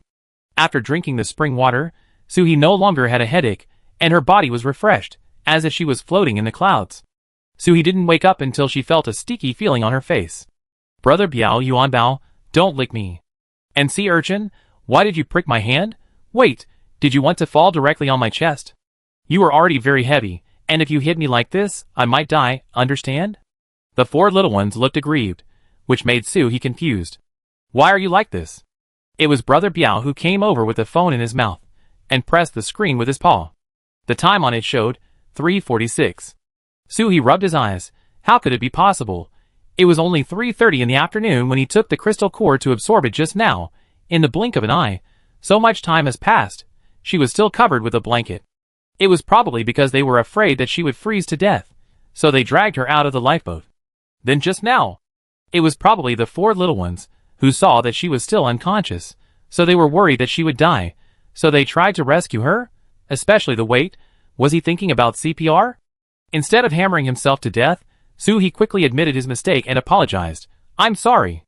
The 4 little ones avoided in disgust, and Su-hee stepped forward to ask for a hug, but none of them were willing, and the weight shrank into the turtle shell.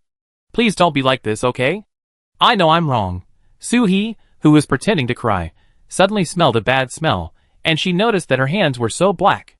Not only her hands, but her body was covered with black dirt, smelling smelly and sour. She couldn't help it for a second, so she ran to the bathroom and scrubbed herself up and down several times, and squeezed the shower gel several times before she washed herself out. This time, the little cuties didn't avoid her hug. She tried to recall that it was spring water. Could it be that this spring water has the legendary effect of cleansing essence and marrow? Soo-hee tried to take out a little from the space and share it with the 4 little ones. Unexpectedly, they liked it very much. Of course, not long after drinking it, they also excreted dirt like Soo-hee. Soo-hee gave them another morning bath. After they showered, ate, and slept, it was already bright outside. Soo-hee still wanted to figure out some things, so he picked up the intercom and told Mu-yuan that he would not go out today. Mu-yuan did not ask any more questions. If the boss said not to go out, then he would not go out. You can also make weapons and practice superpowers at home. Chapter 62. Soo-hee put down the intercom and reorganized the room. The blankets and quilts on the floor could not be used for the time being. They were all covered with dirt discharged by her and the 4 children. Throw them into the space for the time being and watch them later when you have time. These blankets are all high-grade wool blankets, which are extremely comfortable to step on.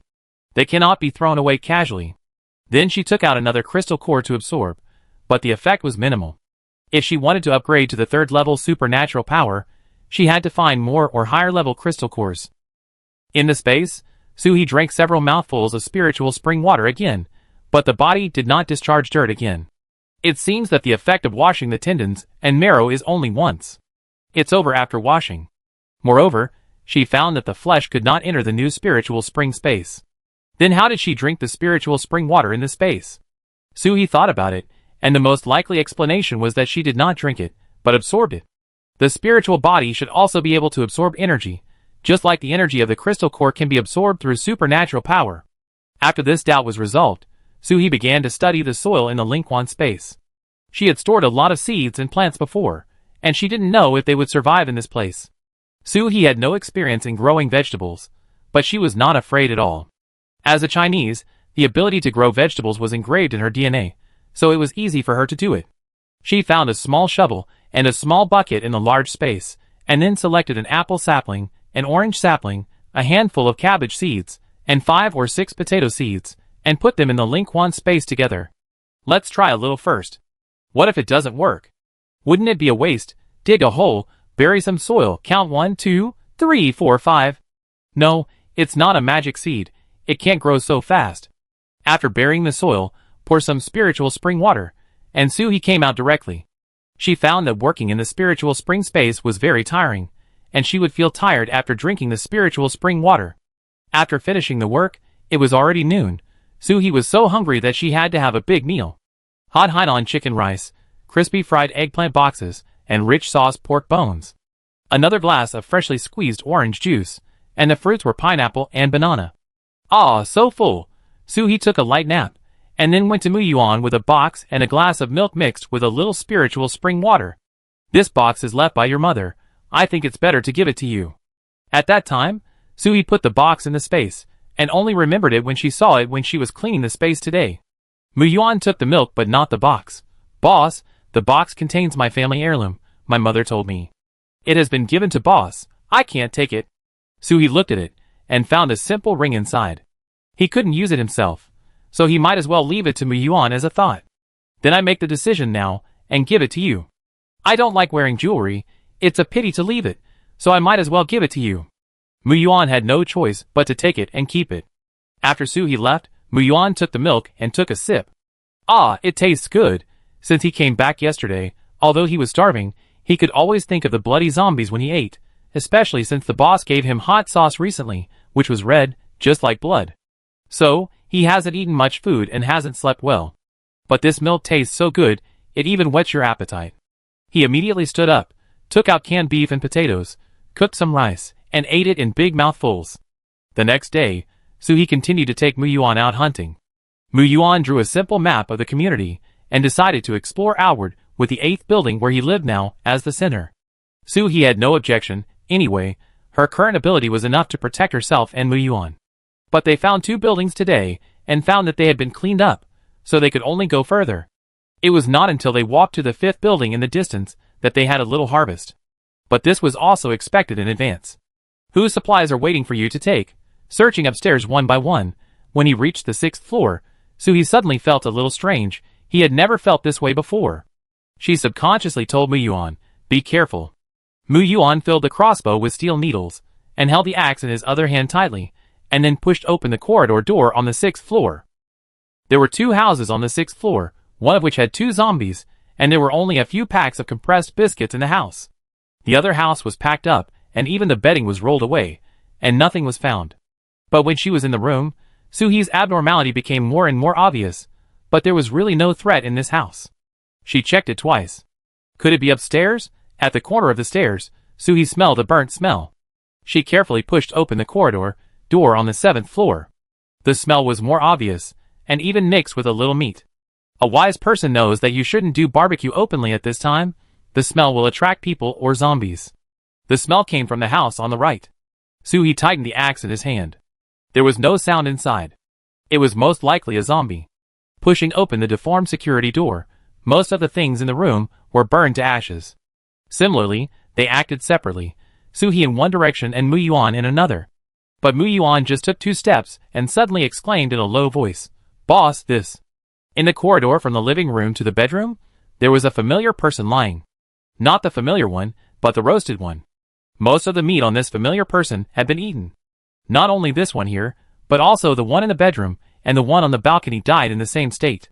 First roasted, then eaten. But when did zombies become so particular? They also eat roasted food?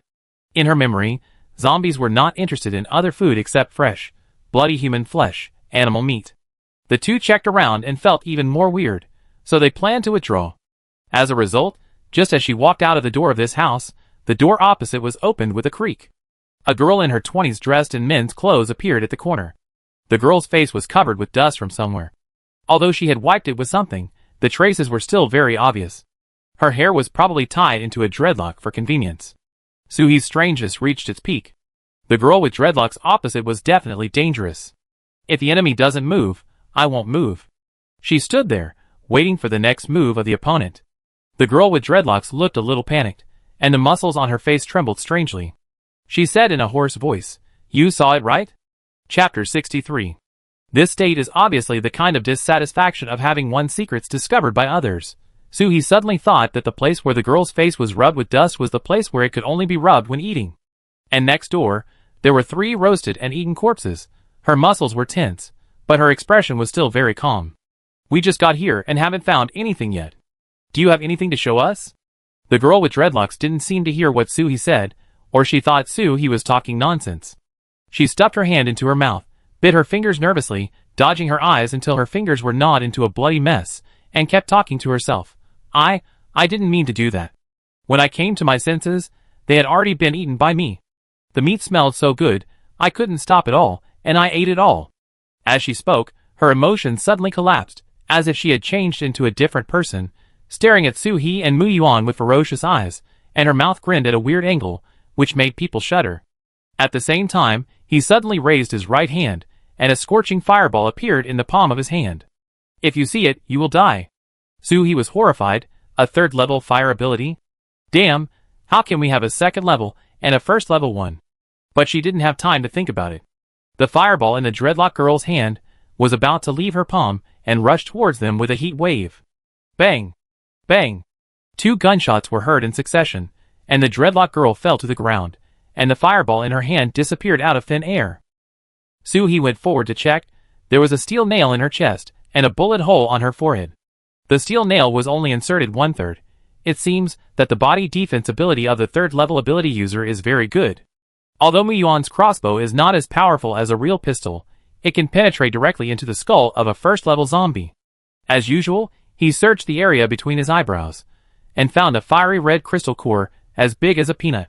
The higher the level of the crystal core, the richer and more colorful the color. Muyuan stood still. Just now, his hand subconsciously pressed the trigger of the crossbow for self-protection, but the whole person was still in shock. "Boss, her ability is so strong. How could it not be strong? This is a leapfrog body." Generally speaking, Most people or zombies are at the primary level after awakening their abilities. But there are always exceptions. There are very few individuals who are immediately at the second, third, or even fifth or sixth level after awakening. The higher the level, the more energy is overdrawn during the awakening process. Some individuals have exhausted their energy before their abilities are successfully awakened, so they fail to awaken and die on the spot, and even the crystal core cannot condense. There are also individuals who have successfully awakened, but they must replenish the energy in a short period of time to survive, otherwise, they will die of exhaustion soon. Take the girl with dreadlocks just now. If she hadn't roasted and eaten those 3 people, she would be dead now. However, although she survived, her spirit could not bear the fact that she had eaten people, and she collapsed. Moreover, even if the leaping body successfully survives, the strength growth afterwards is very slow, or even stagnant. So, the leaping body is both lucky and unfortunate. It can make you invincible in the early stage, but it can also make you a loser in the later stage. Of course, meeting Sue-Hee is unlucky. After all, the weapons in her hands are almost not afraid of those below level 5. There are almost no individuals who can directly jump to level 5 or above. If you encounter one, you can only say that fate is a trick of fate. Seeing that Mu Yuan looked like he was hit, Sue-Hee did not go forward to comfort him, but took the opportunity to encourage him. There are mountains outside the mountains. You think your metal ability is very strong, but there are stronger ones than you. So you have to keep working hard. Mu Yuan put away his crossbow and said firmly, "Don't worry, boss, I will definitely become stronger." The motivational effect was good. Sue-Hee took Mu Yuan to the house where the girl with dreadlocks came out. The situation inside was similar to the one next door. It was burned and in a mess. You don't need to see it to know that there must be nothing useful inside. Continue to go upstairs. The people upstairs have moved away. There is little harvest, so they can only leave. When they went downstairs, they found that there were actually quite a few zombies gathered around, and 2 of them had already swayed up the stairs. It is estimated that they were attracted by the gunshots just now. Sue-Hee and Mu Yuan started working without saying anything. Each of them held a crossbow in his hand, and soon the zombies fell to the ground. Mu Yuan was worried that Sue-Hee would run out of hot weapons, so he made a crossbow for Sue-Hee yesterday. Sue-Hee saved the bullets and used them directly. After the zombies used the fire axe to dig out their brains, they found 3 more crystal cores. The zombies are also constantly upgrading, so there will be more and more zombies with crystal cores. Mu Yuan took out the simple map of the community he drew, and drew a cross on the building that had been searched. "Boss, which building should we go to next?" Sue-Hee didn't look at the map. Although she had not moved here for long, she knew the layout of the community very well. "Let's go to the building in front. The building outside is the outer wall of the community. We can go to the roof to see what's going on outside." When they walked downstairs, they found that the staircase of this building was closed by an iron fence door. The lock was new and there were fresh footprints on the steps. "Let's go to another building." Just as Sue-Hee was about to turn around, she heard a hurried sound of footsteps behind her, followed by a man's voice. "Is that a person downstairs? What zombie can you talk to?" Sue-Hee didn't stop at all. From the tone of the man inside, she knew that he had something to ask for. She didn't want to get into trouble. "Don't go, don't go." I don't know if the man behind him was desperate and not afraid of death. He chased up and blocked the 2 of them. Sue-Hee looked at the thin man in front of him calmly, while Mu Yuan raised his crossbow vigilantly. "Don't move, or I shoot." The thin man immediately raised his hands in surrender. Don't. I have no ill intentions. I.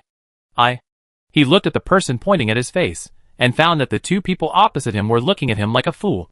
Then he reacted and quickly took off the scarf around his face, revealing his whole face. "I'm the first-line star Mu Zifeng." Sue-Hee only took a glance and said, "I don't know him." She has never been a fan since she was a child, and the number of stars she can recognize can be counted on 2 hands. And, even if she knows him, then what? Don't think that you can get any benefits from me just because you used to be a star, no way. Chapter 64. Mu Zifeng was a little doubtful about himself. His face was not to be said to be infuriating, but it was also very handsome.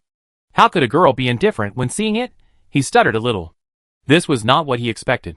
I've been hungry for several days. Can I ask you to exchange some food?" Sue-Hee looked at the star who was winking and flirting in front of him, and answered very straightforwardly, "No." Mu Zifeng was really anxious now. He hadn't seen a living person for many days. The big boss who supported him went out the day before yesterday and never came back. The only food in the house was eaten by him yesterday. Now he was very hungry, but he didn't dare to go out to look for supplies. I give you something in exchange. Can I give you my autograph photo? My autograph photo costs tens of thousands. Or, I give you money, branded bags, whatever. He was a little impatient. No need. Mu Zifeng made up his mind. I can sleep with you. As long as you give me food, I'm yours. You can do whatever you want. He couldn't help it this time. Who is he taking advantage of? I have to provide you with food and sleep with you. Do I look like I have a hole in my brain? She picked up the crossbow and shot directly at Mu Zifeng's thigh. The steel nails passed along the edge of his thigh, and he peed on the spot. Come up again, I hit your head. Mu Yuan was indignant and kicked Mu Zifeng, who was lying on the ground. Damn hooligan. The boss is so good, and you can't touch him? Don't look at my young age, I know everything. He called Mu Yuan away. Why waste your energy? God will take care of the waste. In a world where you can't even eat, you still want to live off others. You really can't see the reality clearly. He went to another building. This building was completely deserted, so naturally there was no zombie. The two of them went to the roof and looked outside the community.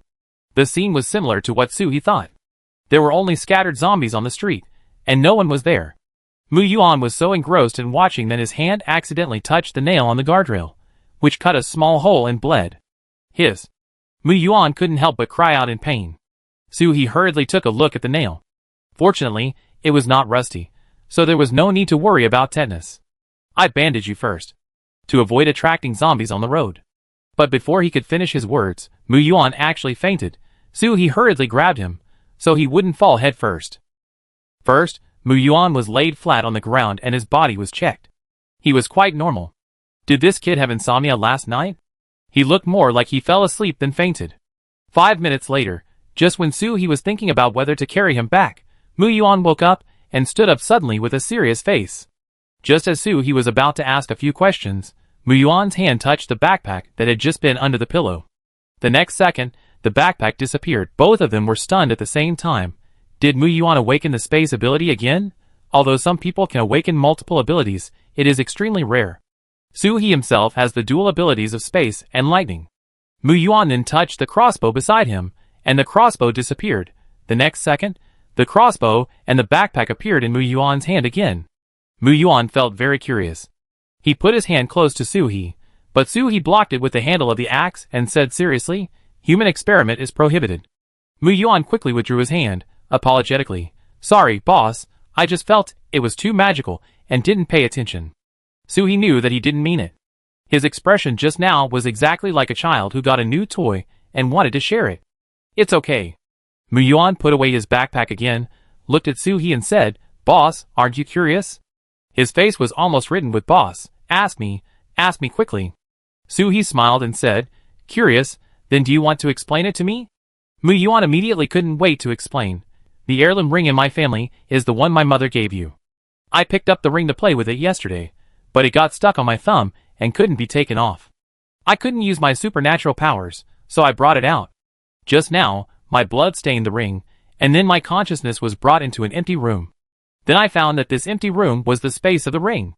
At this time, the ring was still firmly stuck on Mu Yuan's thumb. That empty room is as big as our living room. The houses here are mainly large mansions.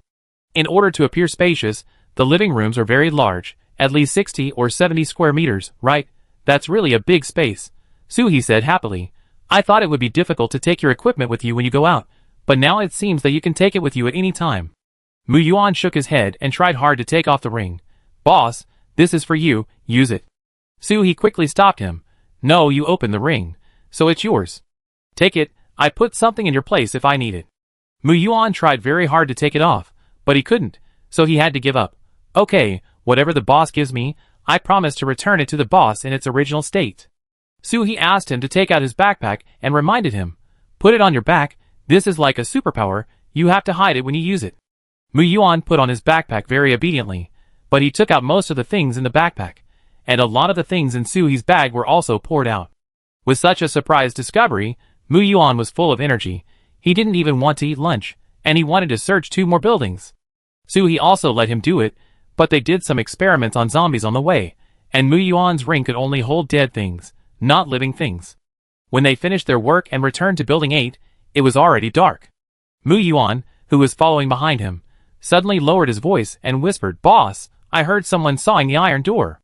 Soo-hee also heard it. She made a hushed gesture and walked up quietly. When passing the corner of the 4th floor, Soo-hee stopped for a while. When he reached the corner of the 5th floor, he could hear the sound at the stairs very clearly. "Brother, are you sure their family is not at home? Your brother-in-law said that this family is not easy to mess with. I always feel uneasy." "Sister, I saw it when I leaned on the window in the morning. The two of them went out very early and didn't come back for lunch. They must have been beaten to death by zombies." "Then move your hands faster. I heard the dog barking in their house." "We can eat dog meat hot pot then. You can't eat hot tofu in a hurry." "Sister, you should also use your hands.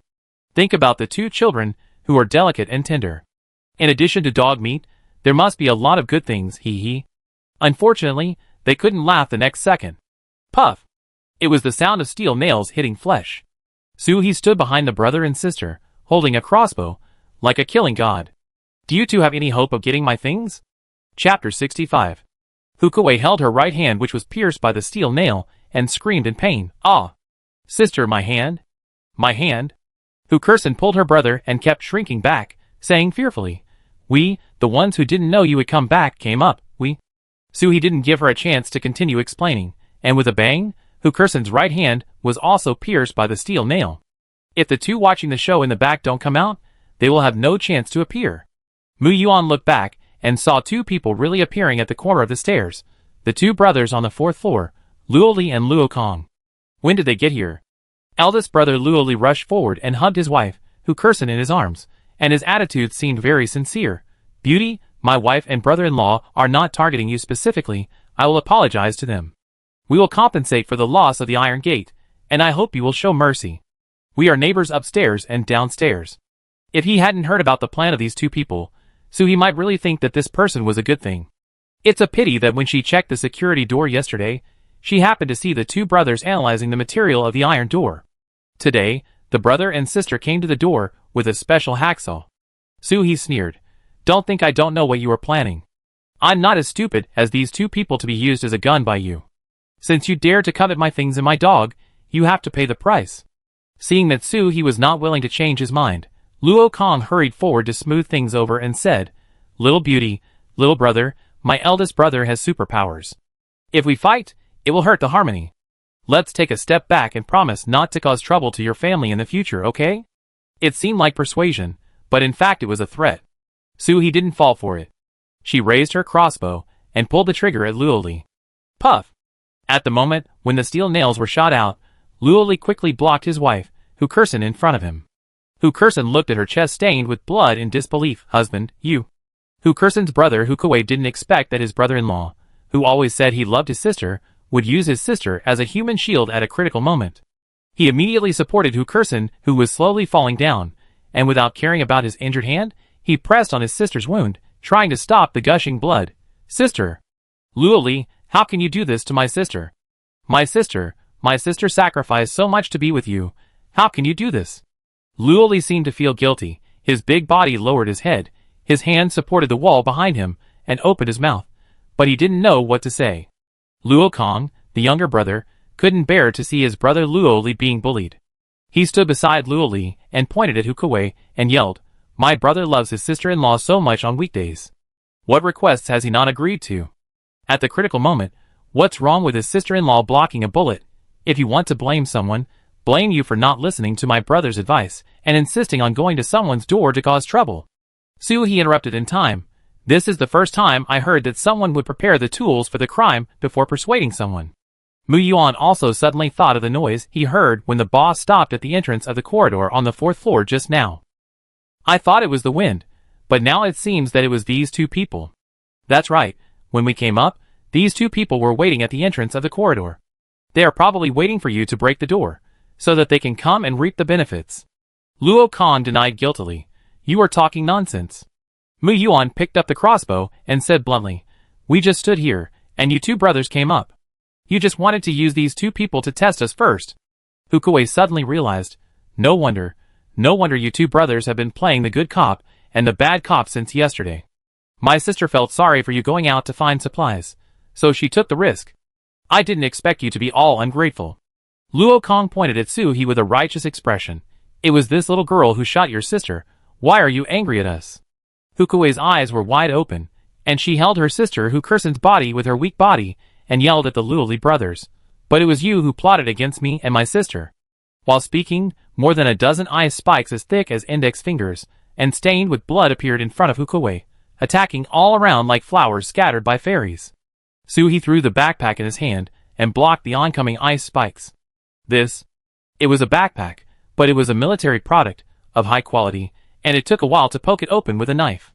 The moment the backpack was thrown out, Mu Yuan behind him also pressed the trigger of the crossbow. Bang! With a sound, the steel nail hit Hukuei's heart, and Hukuei closed his eyes unwillingly. On the other side, Luoli was panicking and pulling his brother Luo Kong to run downstairs. It seemed that they didn't know that Hukuei had also awakened his superpowers. Unfortunately, the speed of the ice spikes was not as fast as the speed of the speed superpower. More than a dozen ice spikes hit the wall and broke into ice cubes. Su-hee had expected this result.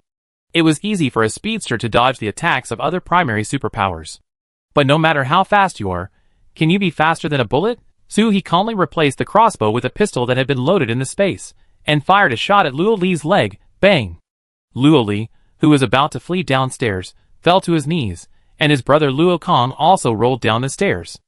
Luo Li looked at his injured leg in disbelief. How could it be possible? How could I be hit? I am obviously stronger and faster than before. How could I still be hit? Su-hee looked at him with contempt. Run? Why don't you run? You want to run after offending me? Do you think the weapon in my hand is a prop? Luo Kong, who rolled down the stairs, wanted to take advantage of Luo Li to attract Su-hee's attention, lower his body, and quietly dodge down. But Mu Yuan had already discovered this man's mind, and the crossbow in his hand accurately aimed at Luo Kang's head. The cold eyes only meant one thing. If you dare to run, I will kill you with a steel nail. Luo Li knelt down in fear. Beauty, I was wrong. I will never dare to do it again. Please spare my life. I still have a lot of food and supplies at home. Can I give you half? Su-hee felt that this deal was not worth it at all. I killed all of you brothers, so what in your house is not mine? If I give you half, who would I look down on? Su-hee fired 2 shots in a row, sending the brothers Luo Li and Luo Kong to the west. Mu Yuan helped dig out the crystal core. Although he was still a little uncomfortable seeing the brain, at least he didn't feel sick. Boss, what about the body? Su-hee took the crystal core and took a look. Luo Li was already level 2, no wonder he dared to come to the door. Maybe he thought he was invincible after upgrading, and was not afraid of bullets. How ignorant. Chapter 66. Su-hee put away the crystal core, picked up a corpse with one hand, opened the window on the corridor, and threw it down. Let's do it. The person is already dead, and the zombies around have been almost cleaned up by the 2 of them, so it doesn't matter if they just throw it away. It's 0 degrees outside now. The fresh keeping temperature, it will freeze in a while, don't worry about the smell. Besides, who doesn't have a few corpses downstairs these days? The presence of dead bodies will make people feel that there are zombies inside, so you have to think about it before coming in. After the 2 of them cleaned up the corpses, they went downstairs directly to Luo Li's home. Yesterday, Su-hee flipped through the chat records in the owner group. The Luo Li brothers are doing small business. They can stay at home until now, so they must have a lot of things. Also, looking at the state of these 4 people, although their clothes are not very clean, their skin is shiny and smooth, and they don't look like they have been hungry at all. When they opened their door, they saw that the furnishings inside were no different from those of an ordinary family. But when they came to the kitchen and bedroom, they were shocked by their hoarding. Mu Yuan touched the bags of rice on the bed in the second bedroom, which were piled higher than a person, and he could hardly control his smile. Boss, do you think they are stupid? They have so much food and use at home, but they still want to take our things.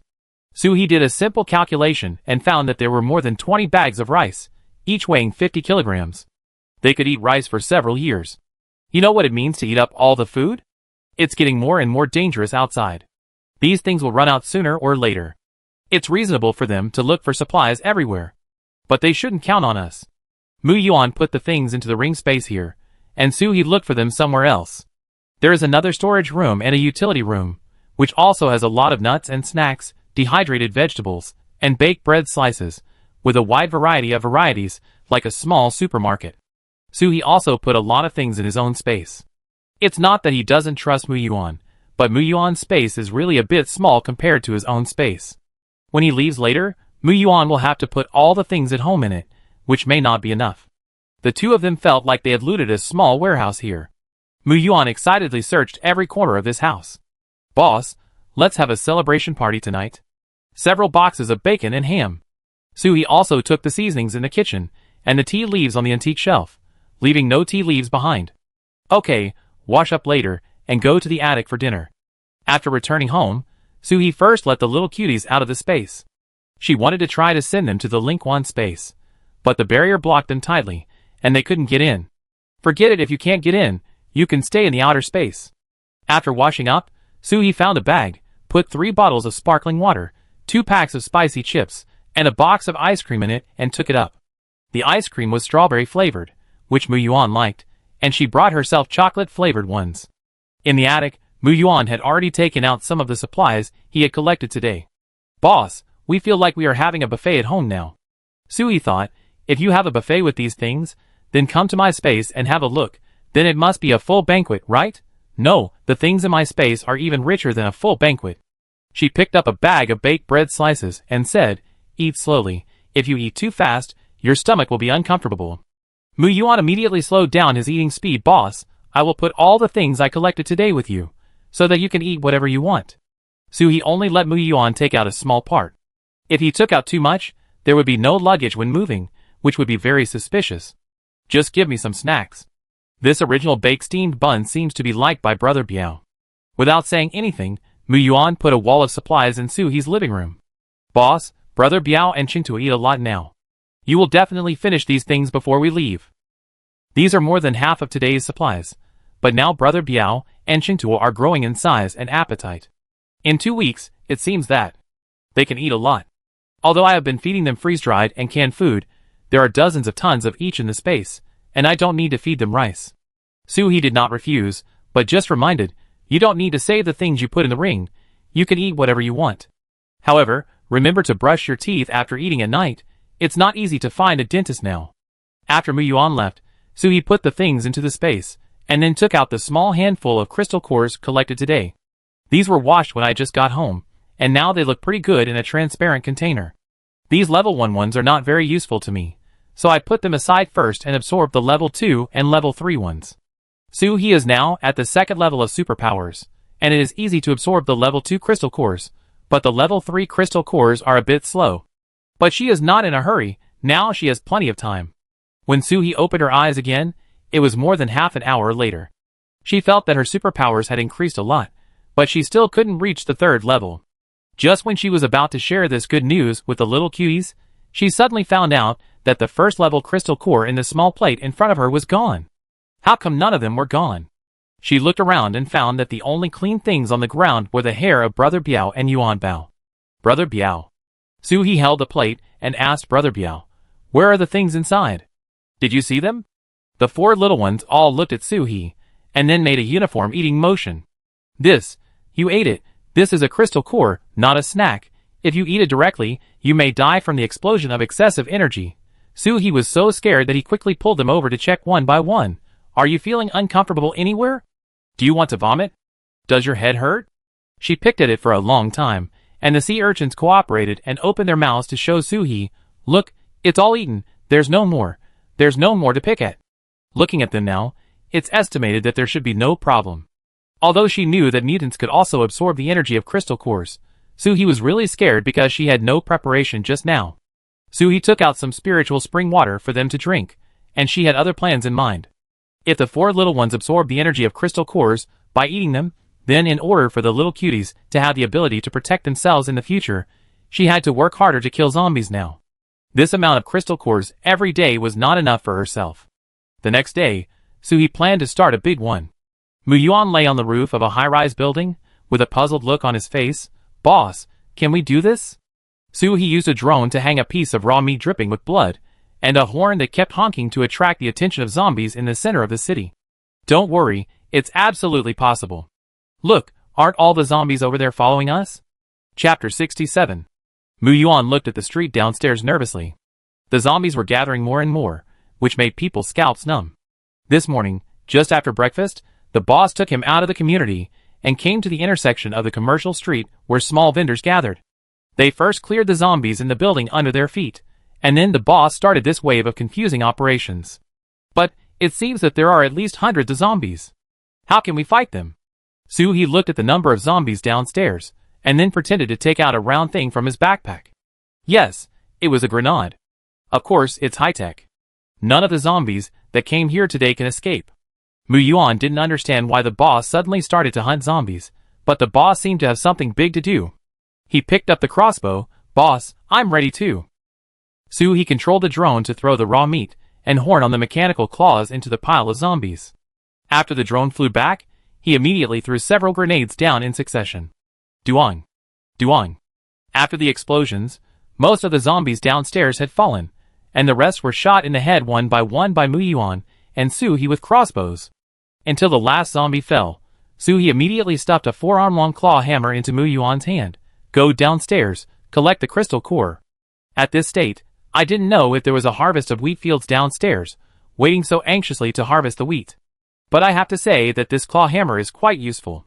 Just knock on the zombie's forehead, and the crystal core will be dug out, just like digging sweet potatoes. If any zombie is not dead yet and wants to stand up, the claw hammer can still be used as a weapon.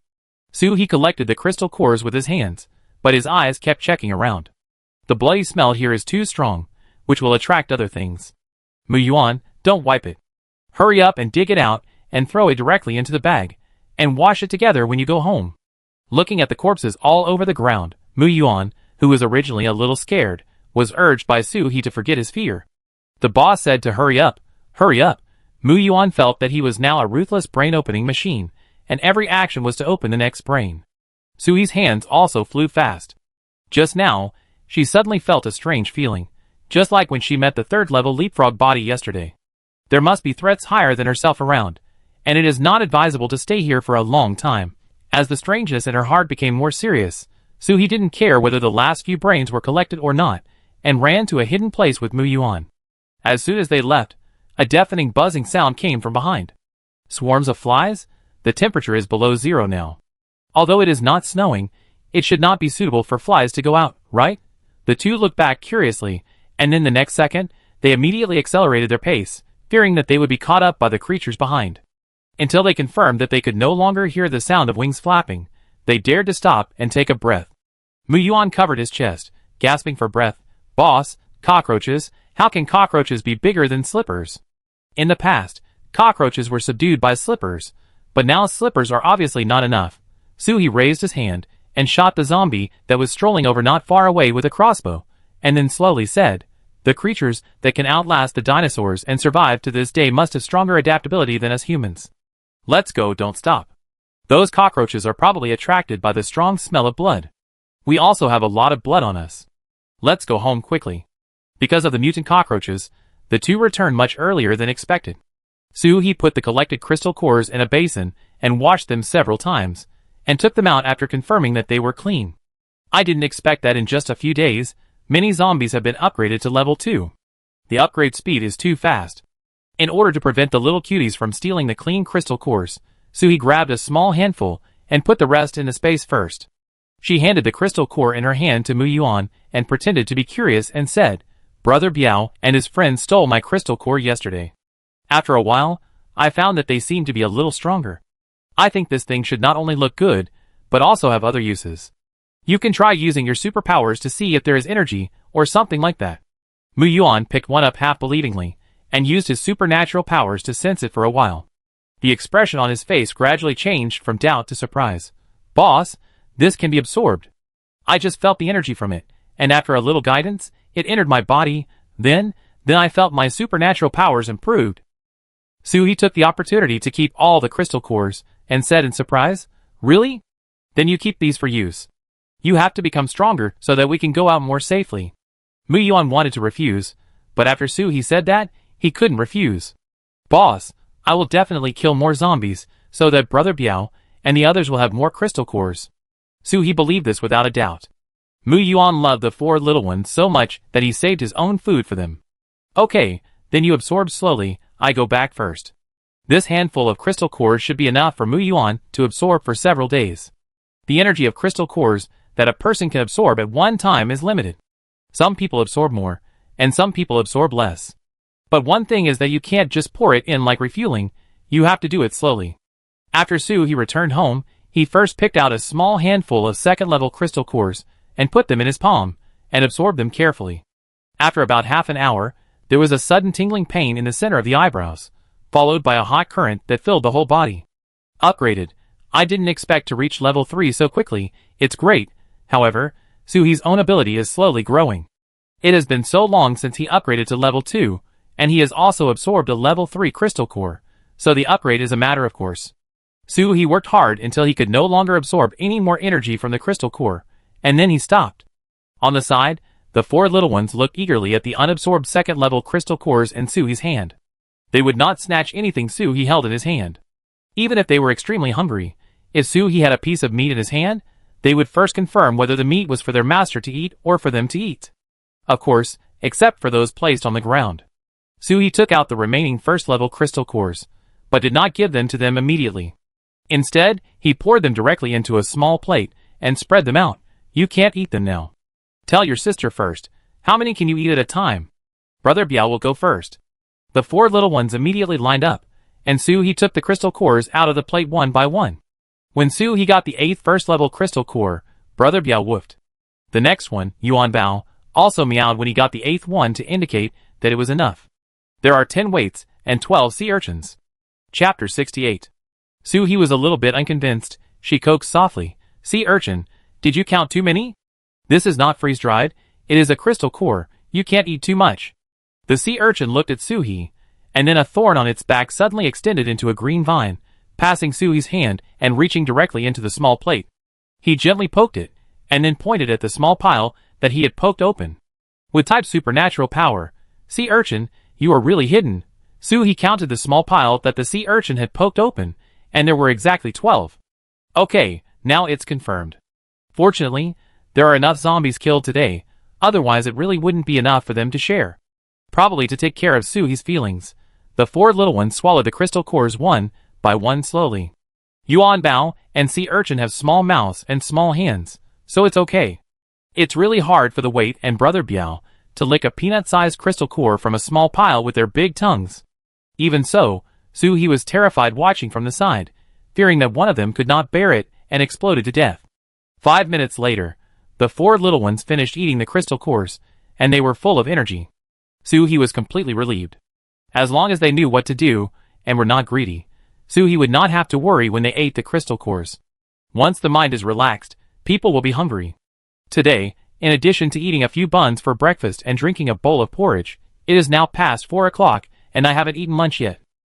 The 4 little ones were thrown into the space by her all the time, but they were not hungry. After eating the crystal cores, they lay on the mat and watched cartoons. Suhi just needs to soothe his stomach. She first took out a small stove, put a few washed sweet potatoes and potatoes on it, and slowly baked them. Then she kept taking out the feast: big plate chicken, spicy rabbit legs, stir-fried beef, crab roe noodles, and a bottle of sour plum soup, which was sweet and sour and appetizing. Suhi was chewing on the chicken leg, but he was still thinking about the mutant cockroaches that appeared at the intersection. What a pity, I had thought of using drones to catch more zombies, when there were not a large number of zombies in the city, so that I could concentrate on digging crystal cores. But if there are other mutant creatures in the city besides zombies, this high-profile method will not work. Who wouldn't shudder when seeing the army of thousands of cockroaches? But in addition to zombies, most of the mutant creatures will also produce crystal cores in their bodies. It depends on whether you have the ability to hunt them. After all, compared with other mutant creatures, zombies are still quite gentle. Suhi thought about it, and unknowingly finished the meal, and drank the sour plum soup. Oh, I haven't tasted anything yet. Sizzle. The aroma of roasted sweet potatoes accompanied by sizzling sounds, and in a short while, the sweet potatoes and potatoes were cooked. Suhi picked up a sweet potato without fear of the heat, blew on it twice, and stuffed it into his mouth. It was delicious. So sweet, but he couldn't eat it after eating 2, so he waited for the rest to cool down and gave them to the 4 little ones as snacks. They always eat dog food and cat food, and they also feel that their mouths are tasteless. After eating and drinking, Suhi began to calculate tomorrow's crystal core. The opening of the crystal core is so big that it is useless for her, and Mu Yuan to work hard. The 4 little ones couldn't go out at all in the early stage. Now the domestic mutant creatures are still rare, and they are very few. If they go out, people will be jealous. But they can't be left without upgrading, otherwise they will be in even more danger in the later stages. The next day, Suhi took Mu Yuan and headed to another direction of the city. The zombies in the community had been almost cleaned up by the two of them, and the zombies outside couldn't get in because of the fence of the community. So they could only look outside. Moreover, before leaving, Suhi asked Mu Yuan to put away all the things at home. They would spend the next few days outside.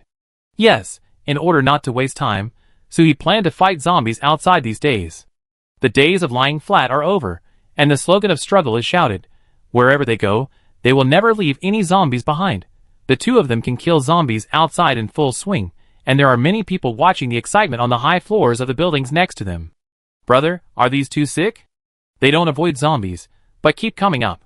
I guess someone in their family must have been eaten by zombies. It's not enough to kill the zombies, they also squeeze out the brains.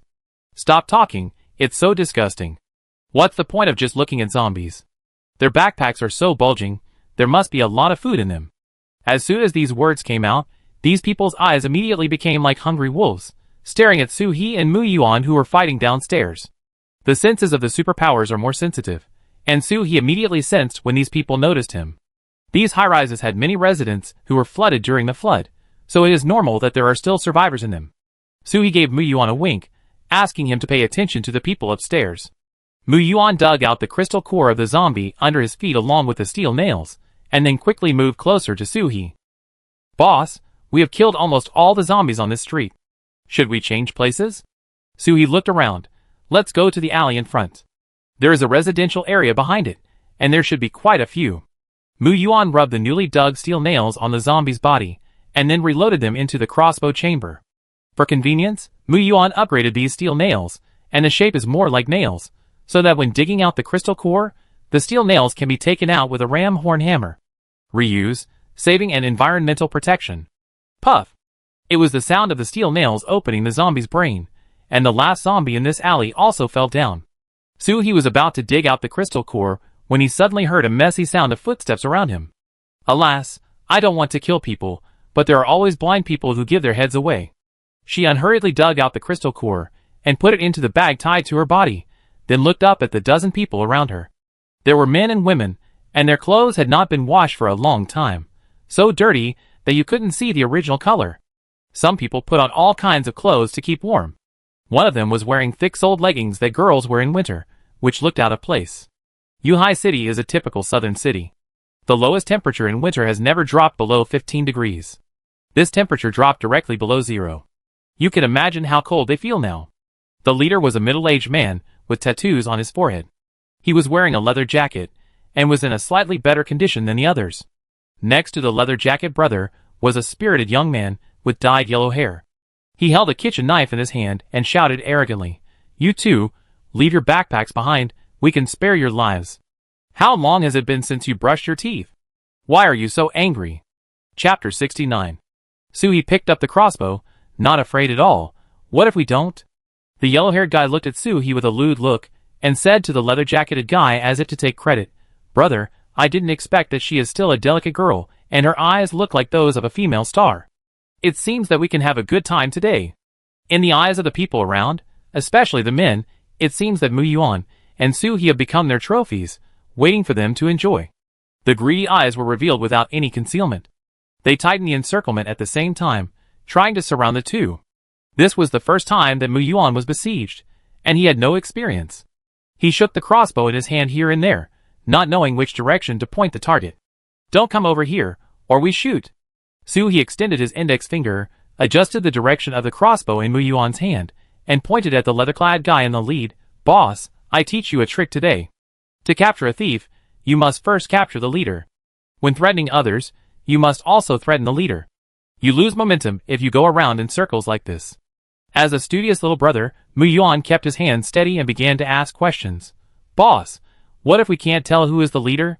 Suhi taught on the spot. "This is easier to deal with. Just press down on anyone you don't like and beat him to death. Then beat the next one." After saying that, the crossbow in his hand hit the yellow-haired guy who had just spoken arrogantly with a steel nail in the forehead. The yellow-haired guy fell to the ground, and the blood spurted out splashed on the leather jacket of the leather-clad guy next to him. Just like this. Mu Yuan said he had learned it, and a firm look appeared on his slightly immature face. Then I will beat the guy in leather jacket. Everyone was shocked when they saw the two men shooting and killing people without paying attention. They could not help but take 2 steps back when they saw the 2 skinny kids. The guy in leather jacket protected the machete in his hand in front of his chest, with a fierce look in his eyes. You are really good, little girl. You came up and killed my brother. Today I must make you kneel down and beg for mercy under my crotch. Suhi gave a look, and Mu Yuan immediately pressed the trigger. Dang! With a sound, the steel nail was blocked by a piece of iron plate that appeared out of nowhere. The leather jacket brother said proudly, if you have the guts, shoot again. Today, I will let you know what it means to be a god descending to earth. Puff, ha ha. Suhi really couldn't help it. He didn't expect that someone could be so funny. This god brother, are you here to descend to earth to overcome the tribulation? Ha ha ha ha. Have you ever seen a god so miserable, living by robbing and killing people? Ha ha ha ha. Mu Yuan is usually a cool guy with a very high sense of humor, but now he is a little. It's really funny to be said by the boss. The leather jacket brother was angry and embarrassed. Among their group of people, only he could control the movement of metal back and forth as he pleased, and let these metals do whatever he wanted. No one else can do it. It was with this divine power that he defeated the previous leader and succeeded in taking the position. This is something only gods can do. What are you laughing at? I'm going to show you how powerful I am now. As he said this, he turned his hands up, and dozens of metal plates, steel bars, and rusty nails around him emerged from the ground into the air. As soon as the leather jacket brother gave an order, they would turn into darts and throw them towards Suhi and Mu Yuan. How is it, are you scared? Mu Yuan looked at Suhi calmly, and his meaning was very clear. Boss, should I take action? I can do this too. Suhi shook his head slightly. With the first level metal ability, he was a weakling. Being able to control these things at the same time was already the limit. It was not worth it for them to expose their abilities. She exerted force on her feet, and used the zombie that had just dug out the crystal core as a football, and kicked it towards the leather jacket brother. Suhi is now a 3rd level ability, and her strength has been greatly improved. In this kick, she used 80% of her strength. These metal products in the air could not withstand the impact of the zombie corpse, with a super initial speed. Before Leather Coat Brother could react, the zombie corpse, along with the metal in the air, directly knocked Leather Coat Brother out, and he became one with the zombie. Leather Coat Brother was gone. Mu Yuan turned the crossbow gun to aim at the head of the strongest man in the team. The man was so scared that he quickly dropped his weapon, and knelt down to beg for mercy. Spare my life. Spare my life. They all dared to come down, because of Leather Coat Brother's divine power. Now Leather Coat Brother was killed in seconds after only 1 minute of his appearance. They were so scared that they dared not fight against these 2 killers. Moreover, the weapon in the opponent's hand was much stronger than the broken kitchen knife in his hand. Mu Yuan thought, I haven't even started yet. Why did he kneel down? He asked Suhi, Boss, what should I do? Suhi looked at this group of people and immediately had an idea. They dared to take the risk, just for a bite of food. If there was no food, who would take the risk to do such a thing? I won't kill innocent people, you don't have to be so scared. Suhi took 2 steps forward, but the group of people took 3 steps back. She had to stay where she was, and took out a pack of instant noodles from her pocket, which tasted like pickled cabbage. I can give you food, but you have to exchange something with me. When everyone saw the instant noodles in Suhi's hand, everyone swallowed their saliva involuntarily, and one even started chewing in the air, as if recalling the taste of instant noodles in his memory. What do you want? The speaker was a middle-aged woman holding a steel pipe. Behind her stood a 6 or 7-year-old girl with 2 small pigtails. She should be her daughter. What can we exchange for the instant noodles in your hand? Suhi took out a crystal core that he had just dug out from the zombie's brain and showed it to them. Use this. There is 1 in the zombie's brain. 3 crystal cores can be exchanged for a pack of instant noodles, and 5 crystal cores can be exchanged for a pack of biscuits. Other food can also be exchanged, as long as you have enough crystal cores. The middle-aged woman's eyes were a little hesitant. They were hiding in the building and rarely went out, just to avoid encountering zombies. Suhi didn't force it. If you want to eat and drink well, it's useless to just wait. She put away the instant noodles and said, We will pass by here again in 3 days. As long as you have the crystal core, you can come to us to exchange for supplies. Of course, if you still want to rob, that God who came down from heaven will be your fate. After saying that, Suhi planned to leave without caring about them. There are still many zombies waiting for me to collect the crystal core. Chapter 70. Wait! It was the same middle-aged woman as before. She called Soo-hee and dug out a slightly red crystal core from her daughter's pocket. She looked at Soo-hee with desire and pleading, "Are you talking about this? I only have one now. Can you exchange it for 1/3 of my instant noodles now?" Soo-hee took the crystal core from the middle-aged woman and looked at it. Of course. When our ancestor Shan Yang carried out the reform, he knew that the South Gate would be set up with a 10-gene reward to show his integrity. Since she wanted these people to have the motivation to kill zombies and dig crystal cores, she had to trade on the spot. She took out the instant noodle cake and broke it apart, divided it into 3 equal parts, took out one of them, and handed it over with a pickled cabbage bun. "You are brave. This ingredient bag is for you. It's a gift." Everyone looked at the 1/3 of the cake eagerly, and handed it to the middle-aged woman. The middle-aged woman looked at the people around her warily, then protected her daughter in her arms, took the instant noodles, and stuffed them into her daughter's mouth. "Xiaoxi, eat quickly." The little girl took only 1 bite, and pushed the noodles to her mother. "Mom, Xiaoxi is not hungry, you eat first." Mu Yuan was a little moved, but he always restrained his urge to share the food with the little girl. The eldest brother said that kindness in this era will kill people. If he gave the food to the mother and daughter, after they left, the remaining people would snatch the food away, and even kill the mother and daughter for the food. Mu Yuan looked at Soo-hee, who was standing there waiting for the mother and daughter to finish eating. Soo-hee could have just walked away, but she felt that this mother was very courageous. "Besides, I exchanged supplies for people, but they were robbed the next time. Who would be willing to exchange in the future?" So, she gave the mother and daughter a treat of food protection. Until the 2 of them finished the last instant noodle residue in their hands, Soo-hee said, 3 days later, as long as you have enough crystal cores, I will exchange as many as you want." Another man in the crowd spoke up, "What if you don't come? Then we killed zombies in vain? It's already this time, and you still want to sign a guarantee letter for you?" Soo-hee sneered, "The choice is yours. As for whether I will come or not, you will know when the time comes." After that, she took Mu Yuan away. "It's getting dark now, and we have to find a deserted place to rest overnight." Mu Yuan suggested, "Boss, how about we get a big speaker? The zombies will be attracted by the sound at night and gather around the speaker. When it gets light, we can just harvest a wave and then leave quickly. How about that?" Soo-hee killed this idea on the spot. "Not very good. Are you sure that the super loud speaker at night will only attract zombies and not mutant cockroaches?" Mu Yuan muttered softly, "Last time, the cockroaches were attracted by the smell of blood if we were faster." Soo-hee did not give in at all. What if the cockroaches think so too? She lived her life again, with only 2 words, that is, caution, and must be cautious again and again, so that she can live longer and live a more comfortable life. Mu Yuan's heart. Boss is obviously very strong but too cautious. The 2 of them fought zombies outside until it was completely dark, and then they chose a high-rise building that looked relatively solid and walked in. This should have been a commercial building in the past, with signs of various companies inside. Although the first floor had been washed out by the flood, it was still vaguely visible how high-end it had been. Looking at the time, it was only a little after 5 o'clock. There were a total of 20 floors in this building, and Soo-hee planned to clean up the upper floors before resting. This way, you can feel more at ease when you sleep, and you don't have to worry about the zombies hidden inside suddenly popping up and sticking with you. Mu Yuan took out the small hat with a headlight that Soo-hee had prepared in advance, and the 2 of them put it on and went inside. There was a cafe on the first floor, and the front desk reception of the entire building. There were no locked places here, and no matter what was there, it must have been looted. So the 2 of them didn't waste time here, and went directly to the second floor. The second floor was an international logistics company. As soon as you entered the door, you would see a lot of ship models and airplane models on the ground, all in pieces, and they had been rummaged through. Mu Yuan, let's go directly to the president's office. There must be a secret door and a secret room there. Bosses of large companies attach great importance to privacy. Almost all of them will build a secret room inside the company. It has a wide range of uses. It can be used to store things or do some shady things.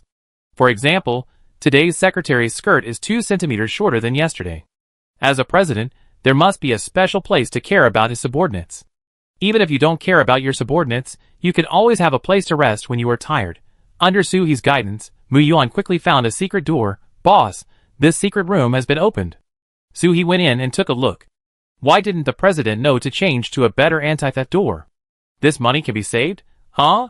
Mu Yuan, come here and try to see if there is a switch here. Mu Yuan touched the place where Soo-hee pointed, and used his supernatural power to sense it. There was metal. Click.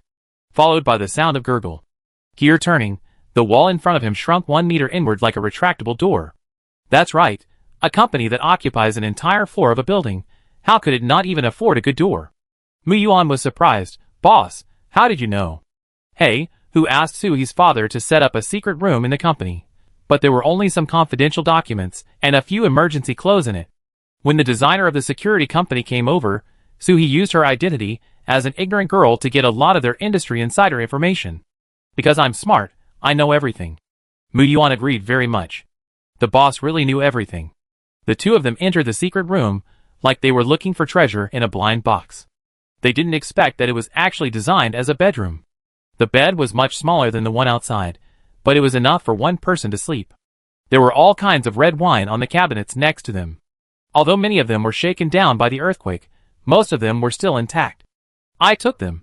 There were several men's business suits and high-end suits in the closet. The fabrics felt good. I took them. This president is not in good health. He put 5 boxes of ginseng thicker than his arms. He is not afraid of not being able to take the supplement. There was even a box of diamonds in the box under the bed. Wow, each one was as big as a pigeon egg. If they were embedded in a ring, you couldn't even see your fingers, right? After Suhi finished searching under the bed, he just retreated to a chair and was almost scared to jump up by the things on the chair. He shone a headlight on it. Oh, this president is quite cruel. Chapter 71. The chair was covered with a piece of white tiger skin in excellent condition. Based on Suhi's knowledge of animal fur, it was definitely real. Take it, and use it as a cushion for Yuanbao. While Mu Yuan was still fiddling with the safe in the corner, Suhi collected all the inconspicuous, but very useful things in it. Boss, this safe is so difficult to open, I didn't expect it to be a box of waste paper. Suhi took a look. The child is still young. Before the end of the world, one piece of paper could buy 2 large flats in a first-tier city. It's waste paper, so take it. It can be used to light a fire when it's cold. Only the secret room on the 2nd floor had some things, so they went to the 3rd floor. There were 2 companies on the 3rd floor, one for commercial trade, and the other for precision instruments. Seeing Mu Yuan's eager eyes, the two went to the precision instrument company first. As soon as they entered the door, a zombie rushed out from inside following the light. Suhi and Mu Yuan fired their crossbows at the same time, and the zombie fell to the ground. Suhi dug out the crystal core and warned Mu Yuan, "Don't be too focused when looking for things, you never know where the zombie will jump out from." Mu Yuan looked around vigilantly. "Got it, boss." After checking that there were no zombies here, Mu Yuan began to look for any useful instruments or metals. Suhi wandered around here, looking for toilet paper, disinfectant, hand sanitizer in the cleaning room, A4 paper, neutral pen, paper cutter in the storage room. These small things that are insignificant in the eyes of others are rare treasures that can be exchanged for high points in the base. Take toilet paper for example. This is a luxury that only rich people will spend points to buy. As for those who have no money, they can just find a stone to rub against. Suddenly, a ghostly figure flashed through the corridor on the 3rd floor. Suhi and Mu Yuan immediately looked outside.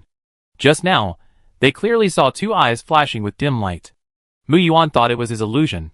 He rubbed his eyes and asked tentatively, "Boss, did you see it?" Suhi put away the crossbow in his hand. "I saw it. Give me the machete I gave you before." "You don't need to change weapons. The machete has a large damage area. Even if it doesn't hit the vital point, it can leave a mark." Mu Yuan handed over the machete, and the two of them slowly moved to the place where the ghost had appeared just now. Hiss! Just halfway there, the figure moved again. When Suhi's headlight shone on it, Mu Yuan was so scared that he quickly shot. Bang! It hit! But it didn't affect the speed of the creature rushing over with its claws waving. Poochie! Suhi used the machete in his hand to chop it diagonally, cutting it in half. But its front paws were still supporting the upper body to move very quickly, completely ignoring the blood and internal organs on the ground, and it was determined to bite off a piece of meat from Suhi. Suhi had been prepared, and with a New Year's greeting knife technique, he chopped its head in half, and the creature was completely motionless. Mu Yuan used a headlamp to take a closer look. "Boss, this should be a cat?" "It's not a should, it's a zombie cat about the size of a medium-sized dog. As for why cats have become larger, many creatures have become larger after the end of the world, probably to better adapt to the environment. Take out the crystal core at the center of the cat's eyebrows. It is a 2nd-level crystal core. Let's not waste time. Let's clean up and rest early." 3 hours later, The two stopped in the CEO's secret room on the top floor of the company. Closed the door, locked it, and collapsed to the ground. Why are there so many zombies in a commercial building full of companies? You all turned into zombies, and still want to work overtime here. After resting for 2 minutes, Mu Yuan took out a small lamp from the space ring, as well as an induction cooker, pots, a bucket of water, and a pack of disinfectant wipes. This secret room is extremely closed, but there is no need to worry about light and smell at all. Boss, what are we having for dinner? Suhi took off his mask and blood-stained coat, and he felt tired even when he raised his hands. Of course you have to eat meat. Is it called rice without meat? The canned elbows I gave you this morning, take them out, 1 elbow for each person, and put some potatoes in it. A pack of turkey noodles, spicy chicken feet, and 2 bottles of orange juice. Suhi said one thing, and Mu Yuan took one thing out. Don't just take what I want to eat, take out what you want to eat. Mu Yuan took out a bag of spicy strips, fish tofu, and cheese noodles. He was still stirring the elbow in the small pot, but his face was full of worry. Boss, we have been out for so long, will Brother Biao and the others be safe at home? Suhi stuffed a big mouthful of turkey noodles into his mouth. We will go back in 3 days. You can't open the iron door and the security door at the entrance of the corridor. It will be even more difficult for others to get in. Don't worry. Mu Yuan was relieved and ate heartily. Eat more, so that you will have strength when fighting zombies. Brother Biao and the others are now in the space, but Suhi has not yet planned to tell Mu Yuan the secret of the space. In order to relieve fatigue, Suhi secretly added a little spring water from the Lingquan space to their juice. Otherwise, with the amount of exercise today, they would probably tremble when holding an axe tomorrow. After eating and drinking, sleep. It is impossible to sleep directly, and we need to keep watch. Even if this place looks safe, 2 people are needed to take turns to keep watch to prevent accidents. Mu Yuan volunteered, Boss, I will keep watch in the second half of the night. Suhi agreed. He originally planned to keep watch in the first half of the night today, and in the second half of the night tomorrow, so it doesn't matter who comes first. There is a bed in this secret room, but Mu Yuan refused to sleep on it. Boss, I can sleep on the floor. There is a carpet, so it won't be cold. I am not clean, and the bed will be dirty if I go on it. Suhi didn't mind at all. In her previous life, she squeezed on a big bunk bed with others, and there were both men and women next to her. She still cared about these. My order, go to bed. We will be out for several days. If you are sick, we have to go back early. Mu Yuan had no choice but to go to bed, but he was very serious and only took up a small area, and the quilt only covered a corner. Suhi slightly raised the temperature of the electric heater, and 10 minutes later, a slight snoring sound came from the bed. It seems that he is really exhausted. Suhi was not idle during the night watch. She took a handful of secondary crystal cores collected today and put them in her palm, rinsed them with water, and put them in her palm to absorb a wave. Then she checked the seeds planted before in the Lingquan space. Unexpectedly, they sprouted so quickly. Suhi hurriedly watered the green seedlings so that they could grow vigorously. But Suhi did not dare to stay in the Lingquan space for too long. The Lingquan space was too energy-consuming, and she still had to keep watch. Chapter 72. Suhi drank the spiritual spring water and sorted the materials collected today in the space. There is a pet company on the 8th floor. The zombie cat should belong to that company. They found a lot of canned cat and dog food, pet products, toys, etc. that have not been discovered by anyone in the company. Cat food and dog food can be eaten by people. It can keep you full and prevent diarrhea. I thought that since the end of the world has been going on for so long, there must be nothing to be found. I didn't expect these people to have no experience in collecting materials. Except for finding food for people, they don't care about anything else. It seems that they are not hungry enough. Only 10 minutes have passed since they sorted out the materials. Suhi was bored and pinched a piece of bubble paper in the space with his mind. The bubble paper was flattened, but no sound was made. Suhi felt unsatisfied. Why not try pulling it? Suhi thought so, and a square bubble paper immediately split into 2 pieces from the middle. The cut in the middle was as smooth as a horizontal surface. Suhi was ecstatic. So could everything in the space be cut at will according to her will? She controlled a bag of potato chips with her mind, and the next second the bag of potato chips split into 2 halves. Damn, a bag of potato chips, half a bag of air. Seller, are you selling potato chips or air? After Suhi cut every potato chip in the bag of potato chips in half, it was boring. Then, in addition to the things in the space, can I try things outside? She raised the empty juice bottle in her hand, imagined that it was in her own space, and then cut it in half. 2 seconds later, nothing happened. Is Soo-hee someone who gives up so easily? It must be because I was not focused enough just now that I failed. This time she took a deep breath, concentrating, and whispered to the plastic juice bottle, divide it into 2 halves. Divide it into 2 halves. I don't know if Soo-hee's mumbling worked. A palm-sized, crescent-shaped transparent blade slowly condensed in front of her, rotating and piercing through the juice bottle. It's no use. Not even the wrapping paper was broken. Soo-hee picked up the bottle and planned to put it aside. The moment her hand touched the bottle, the upper half of the bottle fell off. Soo-hee covered her mouth tightly to prevent herself from screaming, "Woo! What is this? Space blade?" What amazing skill did she comprehend? She excitedly replaced the bottle with her usual fire axe, and such a large iron axe head was silently divided into 2 sections. Handy, useful. What about the diamond? She took out a pigeon egg without any regret. After all, it was contributed by the president downstairs, so she had to make use of its value. In order to prevent her fingers from being hurt, Soo-hee clamped the pigeon egg with a large clamp, and then she moved her mind. Wow, it works, but before Soo-hee could get excited, a wave of fatigue came over her, and she felt her body was hollowed out. This skill seems to consume a lot of supernatural power. Soo-hee hurriedly drank a few mouthfuls of spiritual spring water, and then she stabilized herself. It seems that she can't use it more unless it's a critical moment. She drank the spiritual spring water, ate Snickers, and continued to keep watch.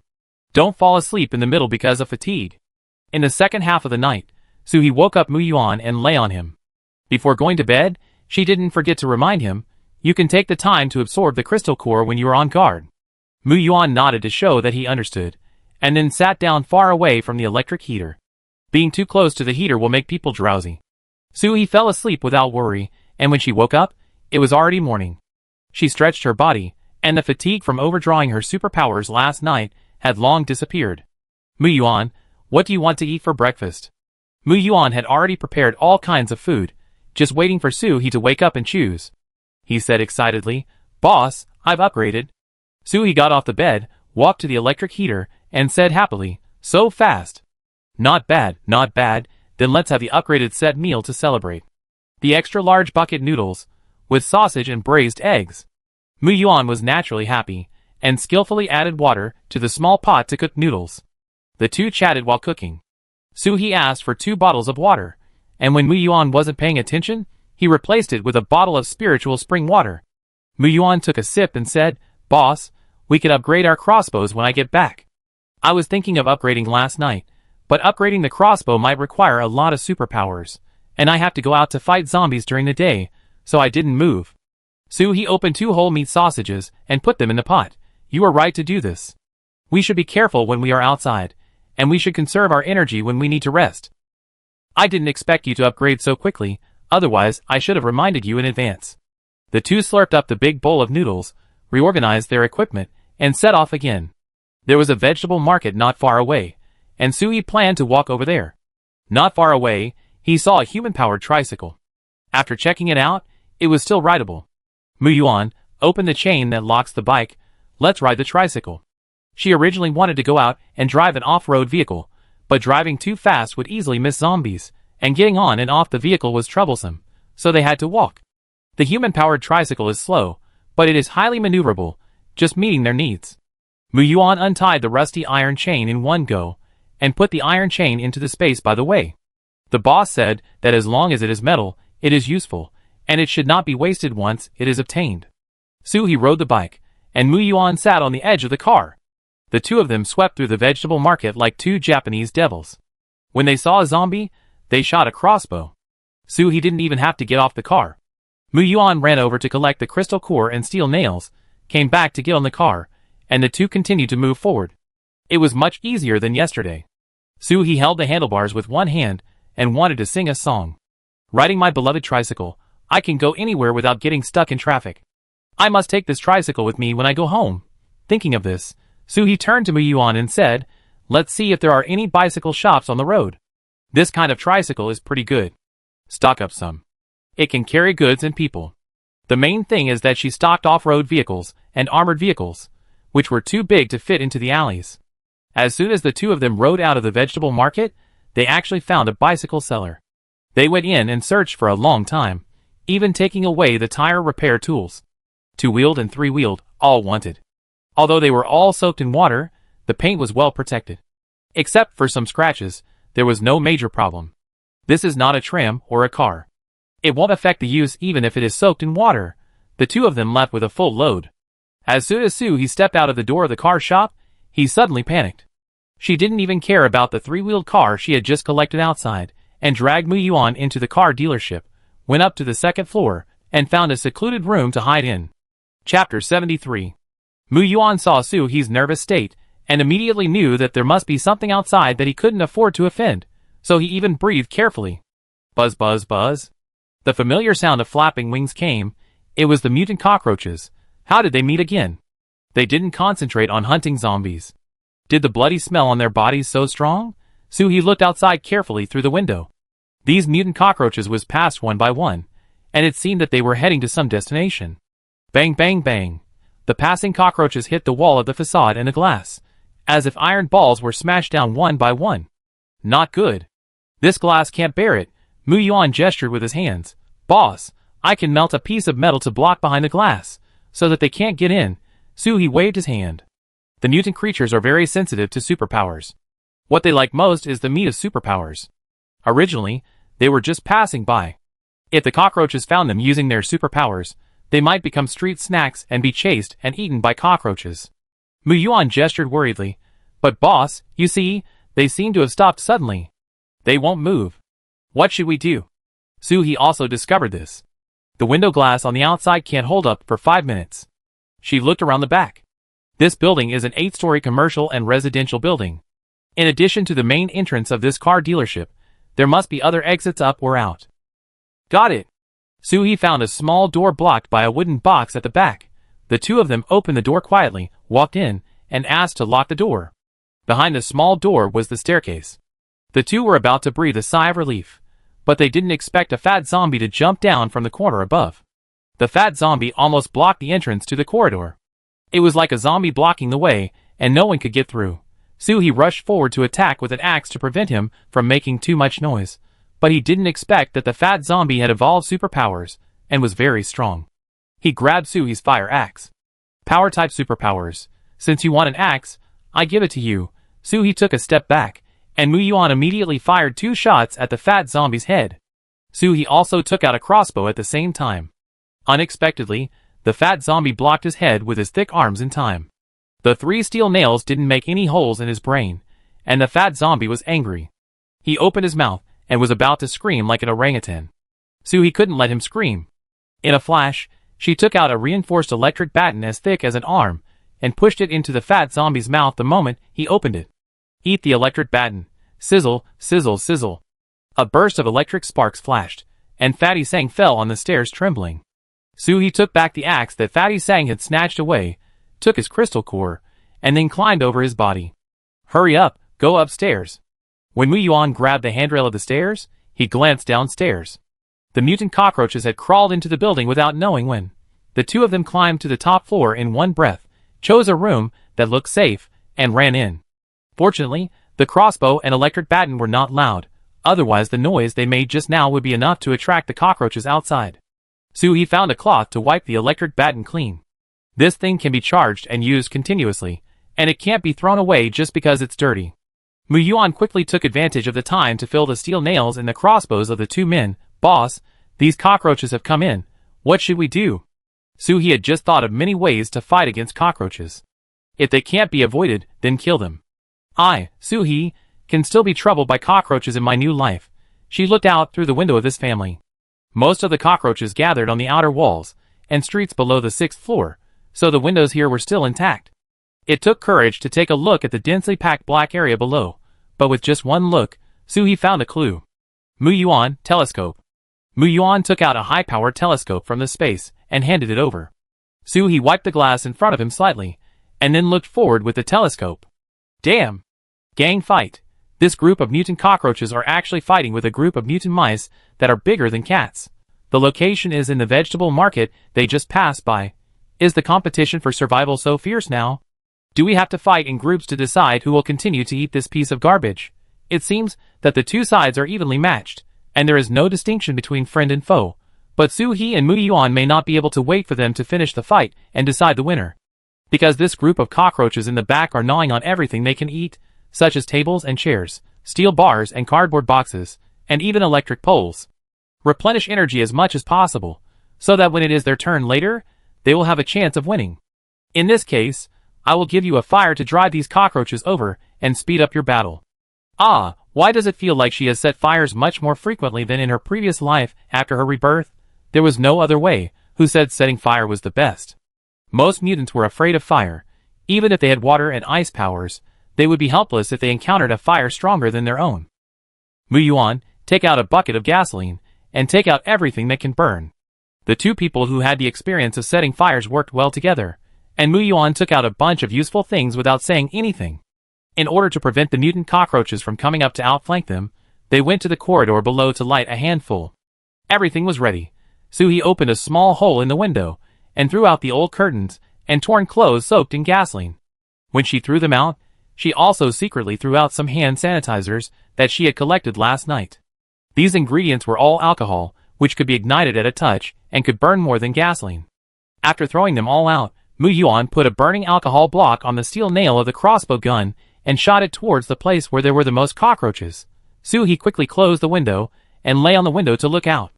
The cockroaches all over the street flew up into the air at the moment of the fire, covering the sky and dimming the light. But the more they flew, the more they seemed to fan the flames, and the more they burned, the more the black cockroaches turned into fireflies. There were so many fireflies, let alone watching fireworks up close. Perhaps knowing that the flames on their bodies were not easy to extinguish, these cockroaches turned themselves into weapons and flew to the center of the battlefield. It was so tragic. Su-hee even felt a little sympathetic for the cockroaches, but it was only for a second, because a burning cockroach suddenly pounced on the glass in front of them. The two of them shuddered. Su-hee and Mu-yuan simultaneously stretched out one hand to cover each other's mouth, and picked up the crossbow with the other hand. Fortunately, it did not break the glass, and it slid down, so the two of them were relieved and took their hands back. But Su-hee might have used too much force just now, and it felt like he slapped Mu-yuan out of thin air, and his mouth was red. Oops, sorry, I couldn't catch it. Chapter 74. Mu-yuan naturally didn't take it to heart. He was also shocked by the boss just now. Maybe the boss's skin was thick, so he didn't turn red like him. It's okay, it doesn't hurt. If the boss hadn't covered my mouth in time, I would have screamed. After such a small episode, the two of them didn't dare to lean on the window to watch. They retreated a safe distance of 10 centimeters at the same time, and then continued to watch the battle in front. However, he held the crossbow in his hand more tightly. Mu-yuan looked outside in surprise. Boss, look, that rat is as tall as a human, right? The Rat King? Its eyes are bleeding. Su-hee also saw it. That should be the original color of its eyes. Not only is the rat big, but the cockroach fighting with it, flying back and forth in the air, is almost bigger than you. Mu-yuan has grown taller recently, and his height is nearly 1.5 meters. He showed an embarrassed expression on his face. Boss, can you change the metaphor? Su-hee changed the subject. Look, they are going to duel. Mu-yuan also hurriedly looked forward. At the intersection of the vegetable market, the red-eyed Rat King took advantage of its front paws, jumped with its hind legs, grabbed the two tentacles on the top of the Cockroach King's head, and dragged it down from midair. The Cockroach King was not to be outdone, and bit the left hind leg of the red-eyed Rat King, causing it to scream to the sky in pain. The cockroaches that had just rushed to the front line with firepower gradually weakened their firepower in the fight with the rats, and there were signs of them disappearing. The two sides gnawed at each other, treating each other as food, and the fight was bloody and dusty. Suddenly, the red-eyed Rat King opened his mouth and a huge fireball sprayed out, rushing straight to the face of the Cockroach King. In a hurry, the Cockroach King tore off his antennae and dodged, then spread his wings, flashing cold light, like a sharp blade, trying to cut off the red-eyed Rat King's head, but the Rat King was agile and took 2 steps back to dodge. But his long tail was cut off, and his blood gushed out immediately, and the atmosphere was anxious. Su-hee was overjoyed. She must have the crystal cores of these two. This posture is definitely more than the 3rd level supernatural power. It may even have reached the 5th level. The Rat King, who was in pain, was ruthless and fired a series of fireballs at the surroundings, regardless of whether they were enemies or friends, forcing the Cockroach King to retreat. The two soldiers fought again, and the fight was so fierce that Su-hee and Mu-yuan could not see clearly with telescopes. When they stopped again, They saw that the Cockroach King's wings had been inserted into the Rat King's stomach, and the Rat King's fireballs also burned a black hole in the Cockroach King's body. The soldiers around were even more tragic, with corpses lying on the ground. Mu Yuan threw the melon seeds in his hand. Both sides will suffer? Sui picked up the axe. Cockroaches can survive without their heads. It's just a hole in their bodies, they won't die. Mu Yuan watched Sui packing up his things, and he quickly packed up his things. Boss, what are we doing now? Escape? Sui put on his backpack and checked whether his clothes covered his skin. Then he said, Is running away my style? Boss, I will take you to face your fear. Although the Cockroach King won the battle, all the men on both sides died, so Sui now wants to kill it while it is weak. The two of them didn't bother to take a detour. They stepped on layers of cockroach corpses, and quickly rushed to the building closest to their battle. Sui rushed to the top floor in one breath, took out the bomb he had prepared, and threw it towards the Cockroach King with all his strength. Boom! Boom! Humph, because of you last time, I didn't collect several crystal cores. Now it's time for you to pay me back. The smoke passed, and the dust settled. The Cockroach King, who still had some vitality, was blown to pieces, deader than dead. Sui ran in front with an axe. Mu Yuan, go to the intersection in front, take out 2 bicycles, and wait for me. Mu Yuan immediately went around the small road on the side of the building, and Sui ran straight to the center of the vegetable market. The vitality of the mutant creatures is very tenacious, and the few that can move vaguely were killed by Sui with an axe. 2 minutes later, Sui arrived at the destination. The smelly blood flowed all over the ground. Sui was smoked through the mask, and the shoes on his feet were soaked through, and every step he took felt like stepping on shit. She accurately found the Cockroach King's head that was blown away, and then her hands exerted force, and with a clang, Sui's palms were numb. Was his forehead welded with iron? It was so hard. However, the previous blow also cut a gap. Without caring about the disgust, Sui directly picked out a golden crystal core from it. This color, a good deal, level 5. Put it away, and then come to the head of the red-eyed Rat King. This brain hole opened without much effort, and it was also a level 5. Happy, happy, happy.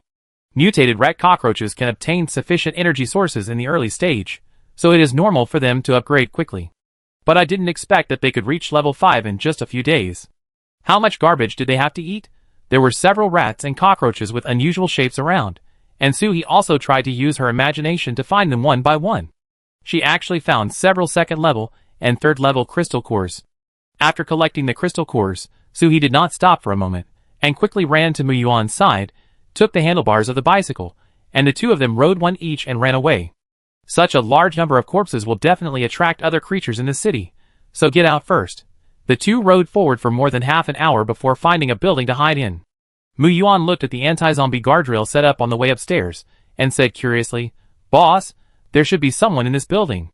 Look, there is a bell on the guardrail, which should be used to prevent zombies from entering and for warning. Someone means trouble, and Sui doesn't like trouble. Let's go somewhere else, not to visit someone's house." After the two left, a big-breasted girl holding a knife upstairs collapsed to the ground with weak legs. How scary. Why haven't the teammates come back yet? The two people outside are covered in blood. It's so scary. Sui and Mu Yuan changed a building and found an office that looked relatively solid. They closed the door, locked it, and drew the curtains. Take off your wet shoes and socks, apply a layer of antifreeze ointment on your feet, and then put on dry ones. It's so cold, be careful not to freeze your toes. Mu Yuan first took out the package that the boss gave him before departure, and then took out an electric heater. While applying the ointment, he put the dry socks on it to bake. "Boss, I give you a wet wipe first. Wipe it, and then change to a new one. Otherwise, it will be sticky and uncomfortable." Sui took off his shoes and socks, and found that his legs and feet were soaked with blood and mucus. However, with the electric heater, they dried up in a while. Looking at the time, it was noon. I didn't expect to watch the game all morning. Let's take a break here and eat something before going out. This place was not very closed, so the two of them did not take out any food with odor. They each had a bag of Oreos and 2 Snickers bars as lunch. Chapter 75. After eating, Sui took out a map from her package. She had bought many maps of various cities in China for convenience. Our home is here, and the vegetable market next to it is here. There are few zombies on the way here. If we want to collect more crystal cores, we have to go to the residential area. There are many people staying in the city in the residential area, and there must be many people who become zombies. Mu Yuan felt that what the boss said made sense. They didn't see many zombies all the way here by bicycle. The two went downstairs and rode their bicycles for a long way before they changed their bicycles to tricycles in a hidden corner. Tricycles are more convenient. They are going to the largest urban village in Yunhai City, Fuyun Village. I heard that when there were many people, there were tens of thousands of people living in this area. Mu Yuan carried Su He and ran forward. It must be said that when life gets better in the future, Mu Yuan can ride a tricycle to support her, the boss. We've been here for such a long time. How come we haven't found a single zombie? Mu Yuan looked around curiously. Boss, have you noticed that this community is so quiet? A little weird. Su He patted Mu Yuan's shoulder and asked him to stop the car, then looked around with a telescope. Why does this community feel like it has been abandoned for half a year? It's been less than 4 months since the asteroid exploded. Could it be that the zombies inside have left to join the zombie tide? That wouldn't be the case. Zombies are stupid, and there will always be some left alone. After all, their initial strength was gained by sacrificing their brains. Su He was cautious and did not go further inside. Let's ride around the outside now. If there is any problem, we can climb over the wall of the community and leave. Mu Yuan pedaled steadily. Suddenly, there was a stone on the road, and the car shook for a while. The two did not take it seriously. It is impossible to make the road washed by the flood smooth and unobstructed as if it had just been cleared. But the road ahead was getting more and more bumpy. It didn't look like there were so many stones when I looked at the road just now. Mu Yuan tried his best to keep the handlebars steady. When he looked up, he found that a zombie appeared in the direction of the left front. He hurriedly warned, "Boss, there is a zombie in front." Su He also found that this was a zombie in security uniform, staggering, and his clothes were already dirty. She was about to pick up the crossbow, but found that the security zombie stopped when he saw them. This? Shouldn't it speed up and run over with its teeth bared? It doesn't look like it's happy to eat at all, Mu Yuan said in surprise. Boss, this zombie is waving at us. Su He's face suddenly changed, and he grabbed Mu Yuan's collar and jumped out of the car with him rolling sideways. Is that waving? That's summoning souls. As mentioned before, zombies' brains don't work very well. When they are at a lower level, they rely on gestures to release long-range superpowers. So, when you see a zombie suddenly stop and wave at you, it is most likely to release superpowers. This is a lesson learned from Blood and Tears half a year after Zero Night. As expected, at the moment when Su He dragged Mu Yuan out, a sharp earth cone suddenly rose from the ground in front of the two people's original position. It looked like bamboo shoots after rain, which were inedible but deadly. If they hadn't dodged quickly, the earth cone would have strung them together like a candied hawse. She slapped Mu Yuan's back fiercely. Run, don't stop. You become a target if you stop. Mu Yuan immediately jumped up like a puppy, following behind Su He, trying to present an irregular running route. Su He raised his crossbow gun, bang. Bang. He fired 2 shots in a row, but they were blocked by the zombie's earth shield. This security zombie not only knows how to defend, but also attacks well. He seemed to know that the 2 humans in front of him wanted to deal with him, and immediately gave birth to a sharp earth cone in the middle. The sudden large-scale attack caught the 2 of them off guard, and they lost their balance. Seeing that Su He was about to be attacked by the earthworms behind him, Mu Yuan rushed over desperately, trying to protect Su He with his body. Boss! Be careful!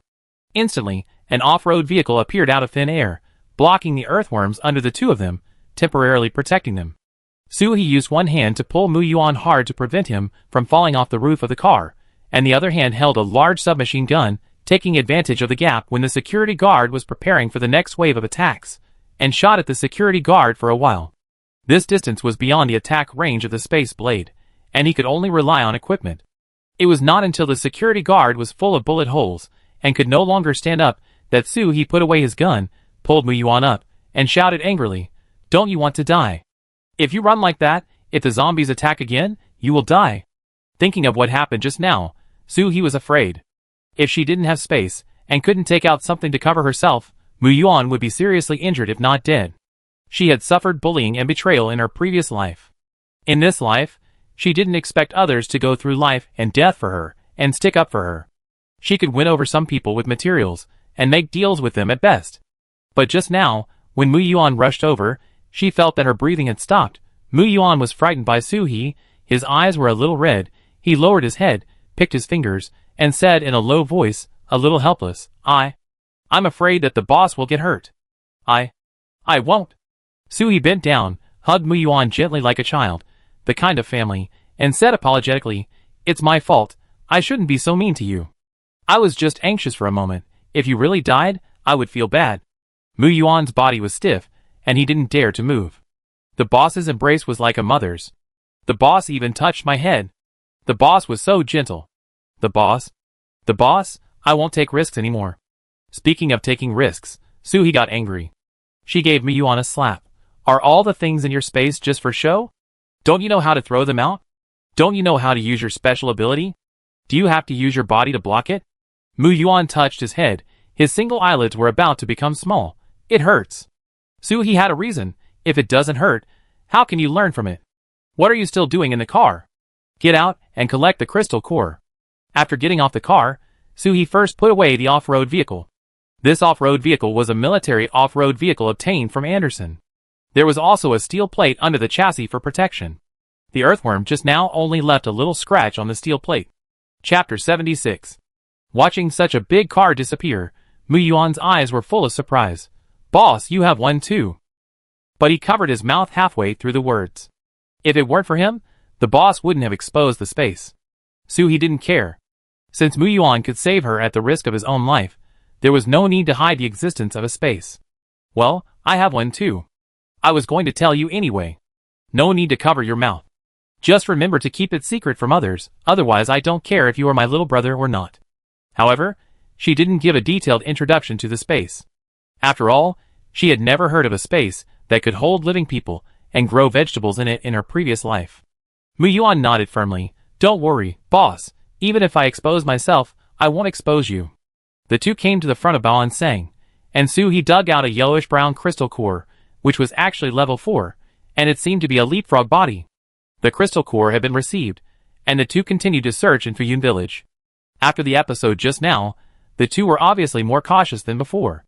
Suhi took out an automatic pistol and gave it to Muyuan, and told him, "It's fully automatic. Just pull the trigger. The recoil is stronger than your crossbow. You must hold on tight. If there are zombies in a while, just shoot them in the head."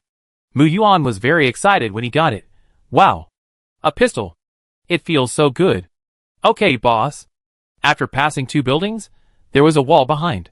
It seemed that this community was divided into districts. Suhi first looked at the situation inside the wall, and then asked Muyuan to unlock the door. After entering, it was still strangely quiet inside. Suhi stopped and listened carefully. "There are zombies roaring. Go over there." The two followed the sound and found the residential building in the center of the community. The closer they got, the louder and more piercing the zombies' roars became. They should have been attracted by the gunshots just now, but why did they just roar and not run out? The two approached with great curiosity, and then took a step back in tacit understanding. Are they raising goo? Putting all the zombies in one building? There were so many zombies desperately trying to squeeze out at the entrance of the corridor, but the iron door at the door blocked them tightly. They could only stretch their hands through the gap, and keep grabbing at Suhi and Muyuan. Human flesh. The smell of human flesh. They want to eat human flesh. Not only on the first floor, Su looked up and saw zombies behind almost every window. If the windows of the residential buildings here were not sealed with iron bars, they would have rushed down through the broken glass long ago. At first glance, these zombie hands sticking out from the cracks of the windows and fences looked like the nails of the skylifting wolf teeth club, which made people's scalps numb. Muyuan felt terrified. He scratched his side face and asked Suhi, "Boss, do you think there are still living people inside?" Suhi looked at the iron door that was blocked tightly. Unless that person can turn himself into a piece of iron from head to toe, he will definitely not survive. The two studied this place for a while. If the iron door is opened, so many zombies will rush out at once, and it may not be possible to deal with them. But if you want to go in, you can't get in because the zombies block the door. Suhi thought about it, and decided to shoot through the iron door first to solve the problems on the first floor, and then clean up the ones on the upper floors one by one. They did what they said. Suhi was in charge of shooting, and Muyuan was in charge of supplementary shooting. 1 minute later, there were no zombies standing in the lobby on the first floor. The two of them quickly collected the crystal cores, and Suhi changed a magazine and walked up the corridor quietly. From the second floor up, there are residents. There are 6 families on the first floor. This building has 16 floors. Excluding the lobby on the first floor, there are 90 households in total. There were no zombies in the corridor on the second floor. There were a few stupid zombies who got lost in the unlocked room and couldn't get out. They were all solved by Suhi. But this is reasonable. The first and second floors were almost flooded before, so it's normal that no one was there. Going up to the third floor, there were suddenly a lot more bloody handprints at the entrance of the corridor, some new and some old, which made people feel uncomfortable. Suhi searched room by room, and his doubts became more and more. It is said that there are many partitioned rooms in the urban village, but after searching 2 rooms on the 3rd floor, not only were there no partitions, but they were all large bunk beds. The 3rd room was even stranger.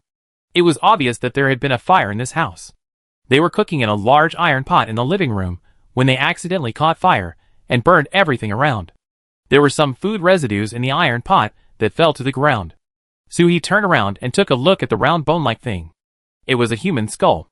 To be precise, it should be a child's skull. These people are cannibals. Ugh! Mu Yuan couldn't help it and ran to the door to vomit. Suhi took out a bottle of water from the space and handed it to him. When he saw the scene of cannibalism in his previous life, he didn't care about being disgusted. He was all scared. After all, he was the one who was almost eaten. Mu Yuan vomited for 2 or 3 minutes and then stabilized. However, his lips were tightly pursed afterwards, proving that he was under great pressure both mentally and physically. Suhi also considerately quickened his pace so that Mu Yuan could quickly dilute the scene just now. The middle room on the 4th floor was used as a warehouse, and it was filled with all kinds of food and drink supplies, cigarettes, alcohol, tea, sugar, seasonings, canned food, compressed biscuits, rice, flour, oil. Everything was piled up at the door, and there were only 1 or 2 zombies guarding it. Mu Yuan didn't understand. Boss, they obviously have so much food. Why do they still eat people? Suhi thought for several seconds, because people have meat. Mu Yuan remained silent. This reason was the most straightforward and the most frightening. This is the end of the world. There is no bend at all. Being weak and having it is a sin. What are you doing? Collecting supplies? Suhi threw the zombie's body out the door, and then began to continuously load things into the space. Who can resist supplies these days? Mu Yuan also followed and loaded them into the space. He was just following the boss's orders. His brain was not thinking at all, but his hands were already moving. When he came to his senses, the things on the 4th floor had been put into the space by him and the boss. Mu Yuan didn't care whether he felt uncomfortable or not. There were so many things. He and the boss could use them for a long time. Suhi glanced at Mu Yuan. He was really a child. His emotions came and went quickly. With the supplies, he even forgot the nausea just now. But it's good this way. In the end times, you can quickly judge what you really need and don't be defeated by emotions. The chance of survival is greater. From the 4th floor to the 5th floor, every household's door was tightly closed, and there was not even a zombie in the corridor. But the strange thing is that there are too many zombies in each room. Chapter 77. A normal family of 3, or even more like 5 people from 3 generations living together, even if they share a house, 6 or 7 people are the limit. However, Suhi discovered that there were at least 8 people in each room of the residence above the 5th floor, and they were all elderly, women and children, without a single young adult. Ding! As soon as Mu Yuan opened the door, a zombie's arm stretched out at an extremely fast speed and hit the muzzle of the gun. Suhi fired a shot subconsciously, and the bullet collided with the arm, making a crisp sound like steel. The arm was instantly blown apart, and Suhi immediately turned the gun head and shot at the long-haired female zombie hiding behind the door. Damn, the metal ability that can metalize itself. I was almost scratched by this steel claw. Mu Yuan was obviously very interested in the fallen zombie. Boss, after death, the metallized arm returned to its original state. So magical. Suhi explained. Because the metallized part is maintained by the ability, after death, the ability disappears, and the metallized form cannot be maintained. Mu Yuan felt a little sorry. I wanted to chop it off and study it. Suhi had already blasted the heads of all the zombies in the house while speaking. She took out a claw hammer and picked the crystal core. I took a large piece of the metallized wing of the mutant cockroach this morning and gave it to you when I got home. For some reason, the wing remained metallized after the mutant cockroach died. I hammered it with a hammer. The texture was extremely hard, but the weight was super light. Mu Yuan's eyes were incredible. When he ran to the location the boss said, he kept looking in the boss's direction. He had no idea when the boss put a large piece of wings into the space. Suhi can now collect things without touching them with her hands. As long as she wants, she can collect things within a certain distance in front of her into the space. This should be the unique effect of the space power. When she reached the 12th floor, Suhi opened a room full of children. The oldest child in the room looked only 12 or 13 years old, and the youngest was 5 or 6 years old. Even though Suhi had seen the end of the world, she couldn't help but feel a little nervous when she saw a room full of children zombies. Mu Yuan cried while collecting the crystal cores. These children were even younger than himself. Baji. When Suhi checked the room, a small notebook the size of a palm was rubbed off. Seeing the 3 words diary, Suhi picked up the notebook and flipped through it. The childish handwriting above revealed the cruelest truth. Today is the 5th day since we were captured by the bad guys. I am so hungry. I don't want to be separated from my mother. I want to go home. The other children were also captured. Why did they capture us? The police uncle said that some bad guys would capture children to sell for money. Are they going to sell us? What about the police uncle? We are all good children. Why don't the police uncle come to save us? Another child was taken away. They said we are all 2-horned sheep. The teacher said that we are human beings, and we don't have horns. I asked the big sister, but the big sister just cried and didn't answer me. My crayons are out of color.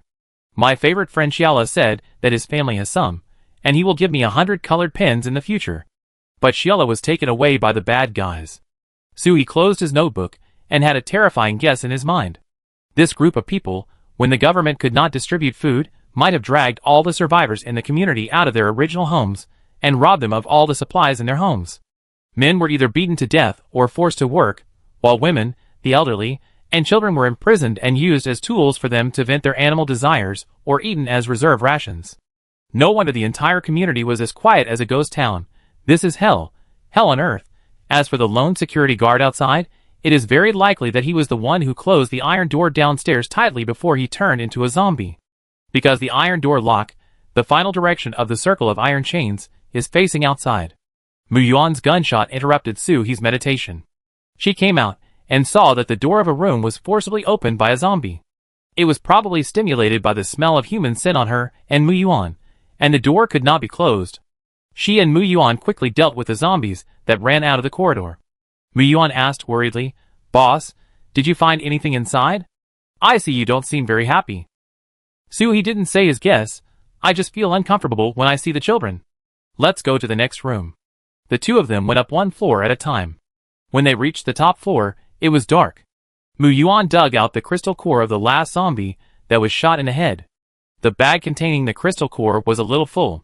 He handed the bag directly to Suhi. "Boss, we are not going to stay here tonight, are we? It is definitely not possible to stay here. The smell of blood here is so strong. Whether it is safe or not is another matter. The blood is really affecting the appetite for dinner. When we came here, we passed by an e-commerce company, which was only 6 or 7 floors. It's not far from the community. There should be many offices inside. Let's go there. Generally, few people go into commercial buildings, and there are few obstacles. So if you want to spend the night, you still have to find such a place. It's safe and convenient. Even if there is a problem, you can retreat from multiple angles." The two turned on the headlights to illuminate the road, and soon arrived in the building. The submachine guns in their hands had long been replaced with crossbows. If they encounter zombies, they can quickly and quietly deal with them. Suhi wondered as he walked. There was not a single zombie in this building. Has it been cleaned up? Could it be that there would suddenly be so many zombies in one room, like in the community just now? Mu Yuan pursed his lips, and didn't say anything. It seems that he has a big shadow in his heart today. Hua la la. Suddenly, the sound of something being knocked down came out. It was upstairs. The two went up quietly. In addition to finding a pile of messy documents that were knocked to the ground, there was nothing else. Wait, Suhi walked towards a half-open door, and Mu Yuan raised his crossbow very vigilantly. Squeak! The door was pushed open by Suhi, and under the light of the headlamp, a machete with a cold light rushed towards him. Suhi flexibly dodged to the side and kicked the attacker in the stomach. Clang! With a sound, the machete fell to the ground. Mu Yuan, who was still at the door, was about to come up and shoot again, "Boss." At this time, several people ran out from the corner and stopped him, saying, "No." Suhi first signaled Mu Yuan not to do it, and then shone the headlamp on the other side. They were all people, no zombies. Chapter 78. I had seen one of them at noon, the busted girl.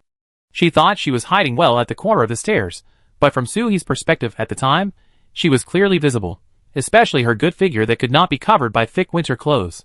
Soo-hee was slightly amazed at the time. Wow, can I buy a comfortable bra for this pair of weapons? I didn't expect to meet this again, it's really fate. The busted girl also remembered Soo-hee and Mu-yuan. At that time, they were covered in blood and almost scared her to death. She told her teammates about it when they came back. She was also scared when she saw the two of them now. But Soo-hee's initiative to leave the building at that time made her feel that Soo-hee should be able to communicate. Yes. I'm sorry. Uncle Zhao thought you were zombies. It was all a misunderstanding. Please don't kill. Uncle Zhao. Uncle Zhao, who was lying on the ground with his hands on his stomach, also explained, I really thought you were zombies. Soo-hee put away his crossbow and said coldly, since it's a misunderstanding, I won't bother you anymore. Uncle Zhao had recovered by now, and said apologetically, I guess you are also here to spend the night.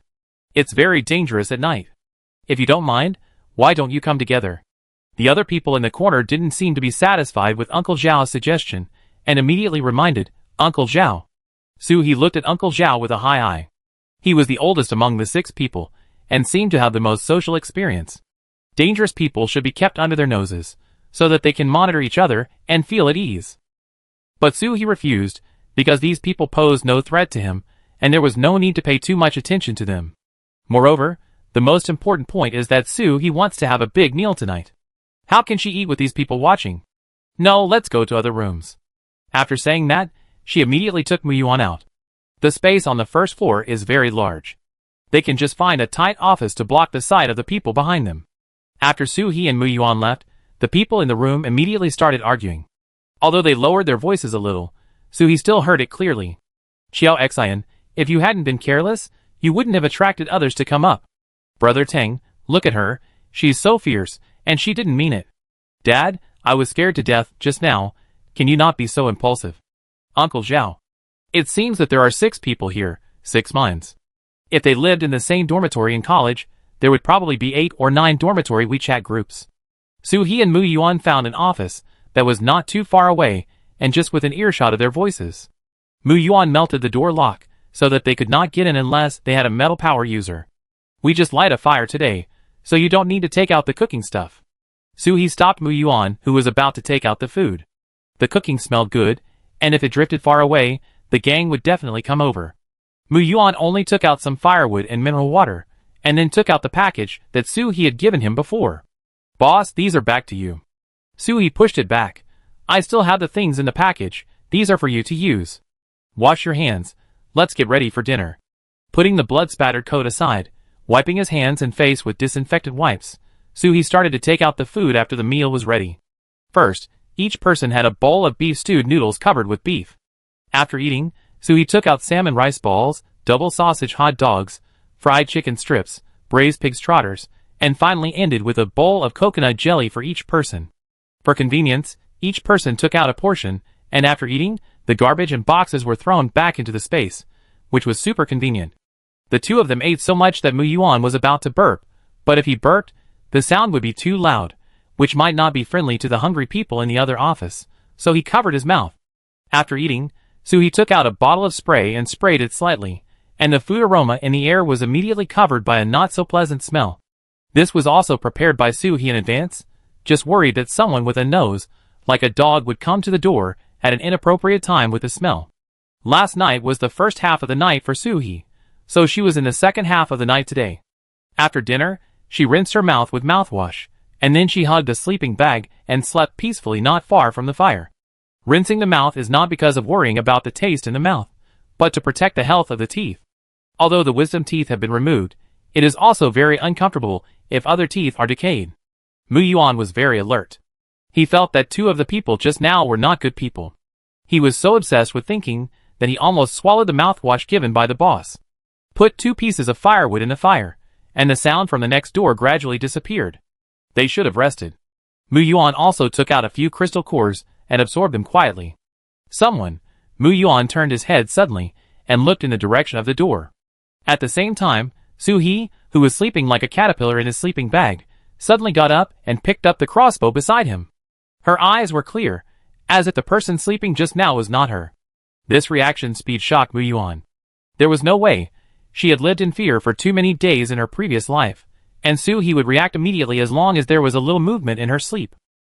Outside the door, Yi-young gently stopped her, saying, "Isn't it a bit unkind for us to do this without telling Uncle Zhao? Besides, these two people look like children." "Soo-hee, I am an adult, I just look young. These people have been arguing during dinner." Soo-hee heard it clearly, and based on the impression when they met, he matched their names and people. Yi-young is the girl with short hair, who looks thin, but has a neutral beauty. "We are just secretly taking some food, and we won't hurt them." The speaker is Wang Tung, who has a clean-looking face, and is about 180 centimeters tall. He should be the image of a good brother next door, that college girls like at first sight. "You haven't eaten for a day, have you?" Their backpacks are so full, they must have a lot of food. Yi-young wanted to stop him, but they have guns, they are very lethal, they look very dangerous. "If you don't want to help, don't come with us." Yi-young was interrupted by Xiao Xian. She said in a coquettish voice with some admiration, "Brother Tung is also thinking about us. I believe that with Brother Tung's psychedelic flower, they will definitely not know what happened tonight, right, Brother Tung?" This voice is like green tea. But Wang Tung obviously enjoyed it. He was full of confidence. "I am here, Yi-young, just help open the door. I promise that no one will be hurt." If he can open the door, it seems that Yi-young has metal ability. Psychedelic flower should be some kind of plant, and Wang Tung has wood ability. Chapter 79. Where is Xiao Xian? Is green tea also of the wood element? Soo-hee was thinking, and Xiao Xian helped to answer, "Yi-young, we won't take it for free. I have just used my supernatural power to condense a bottle of water. Look, there are so many, a whole bottle. Let's use water to exchange for food. You also know that water is much harder to find than food now. They won't lose." Oh, it turns out that green tea is water, but this calculation is too smart. A bottle of water, just want to exchange for so many people's rations. How to say, if this deal is successful, it means that they could have robbed directly, but they still left me a bottle of water. Disgusting. Yi-young was obviously persuaded. Although she hesitated, the door lock was gradually opened. But it was not completely opened, just a small gap, and then a small vine squeezed out from the gap. Soo-hee had felt that the psychedelic flower was not a good thing when they talked about it just now, so she took out 2 gas masks early, one for her and one for Mu Yuan. Now looking at this small vine, after squeezing in and growing for about 20 centimeters, 2 flower buds slowly emerged. The flower buds opened into a trumpet shape, as if something was about to erupt from inside. Soo-hee looked at the fire behind him, took out a burning firewood and lit it. There are many types of wood-related superpowers, including but not limited to induced seeds, with thorns, poisonous thorns, vine whips, and some can grow some strange plants directly on their bodies without seeds. Soo-hee didn't know whether this psychedelic flower was induced or grew in Wang Ting's body, so she wanted to try it. 1, 2, 3, 4, 5. Soo-hee counted silently in his heart. When he counted to the 5th second, a cry of pain suddenly came from outside. "Ah! It's so hot!" At the same time, the door of the office was completely pushed open by a strong force. "Wow, what a blessing!" Wang Ting hugged his smoking right hand and jumped in pain. Yi-young and Xiao Xian surrounded Wang Tung from the left and right and blew on him. It turned out that it grew out of thin air, not induced. Curiosity was satisfied, and Wang Tung no longer had to exist. Bang! Soo-hee pulled the trigger of the crossbow in his hand, and the steel nail hit Wang Tung's forehead. "Okay, you won't feel the pain now, no need to thank me." Xiao Xian and Yi-young didn't expect Soo-hee to actually shoot and kill people. After a short daze, Xiao Xian took 2 steps back, and Yi-young tried hard to catch Wang Tung's fallen body. But the weight of a grown man is still too heavy for an ordinary girl. She was also thrown to the ground by inertia and cried sadly, "Wang Tung! Wang Tung!" Xiao Xian stuttered in fear. How can you shoot and kill people? Do all green tea girls think like this?" Soo-hee wanted to laugh a little. "You guys can sneak in and attack in the middle of the night, but I can't kill someone with my backhand." The noise here was a little louder, and the few people who were resting in another office were also woken up and ran over. The leader was Uncle Zhao, who was holding a machete, and was kicked away by Soo-hee. "What's wrong? What happened?" Yi-young, who was still in a daze, seemed to see some hope the next second. He stood up and dragged the big-breasted girl Si Jiejia, who was walking over. Pushing her to the side of Wang Ting's body, he pressed her hand, and touched the wound on Wang Ting's forehead, shouting hysterically, "Jia Jia, save Wang Tung, heal him quickly. Use your healing skills to heal him." Si Jia tried desperately to take back her hand, but she was petite and not as strong as Yi-young. so she could only let her hand be controlled by Yi Yang. Wang Teng is dead, I can't heal him. Yi Yang, let me go, you hurt me. It turns out that the big-breasted girl is a nurse, who can heal injuries. This ability is good. In the end times, there is a shortage of medical care and medicine. It is very important to have a mobile medical kit. Okay, I want it. During the tug, a sissy spoke. Oh Yi Yang, you are so fierce. This sissy voice came from the mouth of a man named Zhao Weiming. Zhao Weiming is Uncle Zhao's son. I don't know if he regrets giving his son such a name now, but Zhao Weiming should not like this name. Dad, look at them. They definitely didn't listen to your advice, and sneaked over here. They are such troublemakers, While speaking, Zhao Wei twisted his waist, raised his orchid finger, and smoothed the hair beside his ears 3 times, with a bit of disgust in his eyes. It felt like I was born a girl, but was born a man. Uncle Zhao saw the 2 sides like this, and guessed what happened just now. Besides, the 2 kids on the opposite side, each holding a crossbow, looked extremely difficult to mess with. Uncle Zhao didn't bother to talk to his son. He first said to Suhi, you too, why did you kill people? Xiao Xian, who was trembling with fear just now, immediately changed her face to look bullied after seeing Uncle Zhao and the others coming over. Uncle Zhao. We just wanted to exchange purified water for some food for them, but we didn't expect them to shoot without explanation. Uncle Zhao looked over and shouted at Xiao Xian. Shut up. How could I not know what you were thinking? Xiao Xian burst into tears. Uncle Zhao, how could you be so mean? We came here for everyone. Woo woo woo. Her words sounded as if she had done something to save sentient beings, but was wrongly accused. Zhao Weiming raised his orchid finger and snorted, saying dissatisfiedly, you cry for a little thing really. On the ground, Yi Yang was still struggling with Si Jiejia. Si Jiejia couldn't stand it anymore, so she pushed Yi Yang. Yi Yang, wake up! Wang Teng is dead. Even if I overdraw all my superpowers, I can't save him. Yi Yang didn't want to believe it, and held Wang Teng's body tightly. This miserable state was really sad to watch. Crack! Crack! In such a tragic scene, who is cracking melon seeds? The quarreling people were attracted by the crisp crack sound in the office, and couldn't help but look over. Su He and Mu Yuan each had a small handful of melon seeds, looking at them like watching a monkey show. The melon seeds were well bought, really crisp, and the heat was just right, but the sound of cracking the melon seeds was a little loud. Su He put the unfinished melon seeds in Mu Yuan's hand. Sorry, I disturbed your quarrel. There was no way, she wanted to speak just now, but there were 6 of them, and although one of them was lying on the ground, the quarrel was too loud for others to interrupt, and Su He was happy to watch them make a fuss. Just treat it as listening to crosstalk, or a group crosstalk.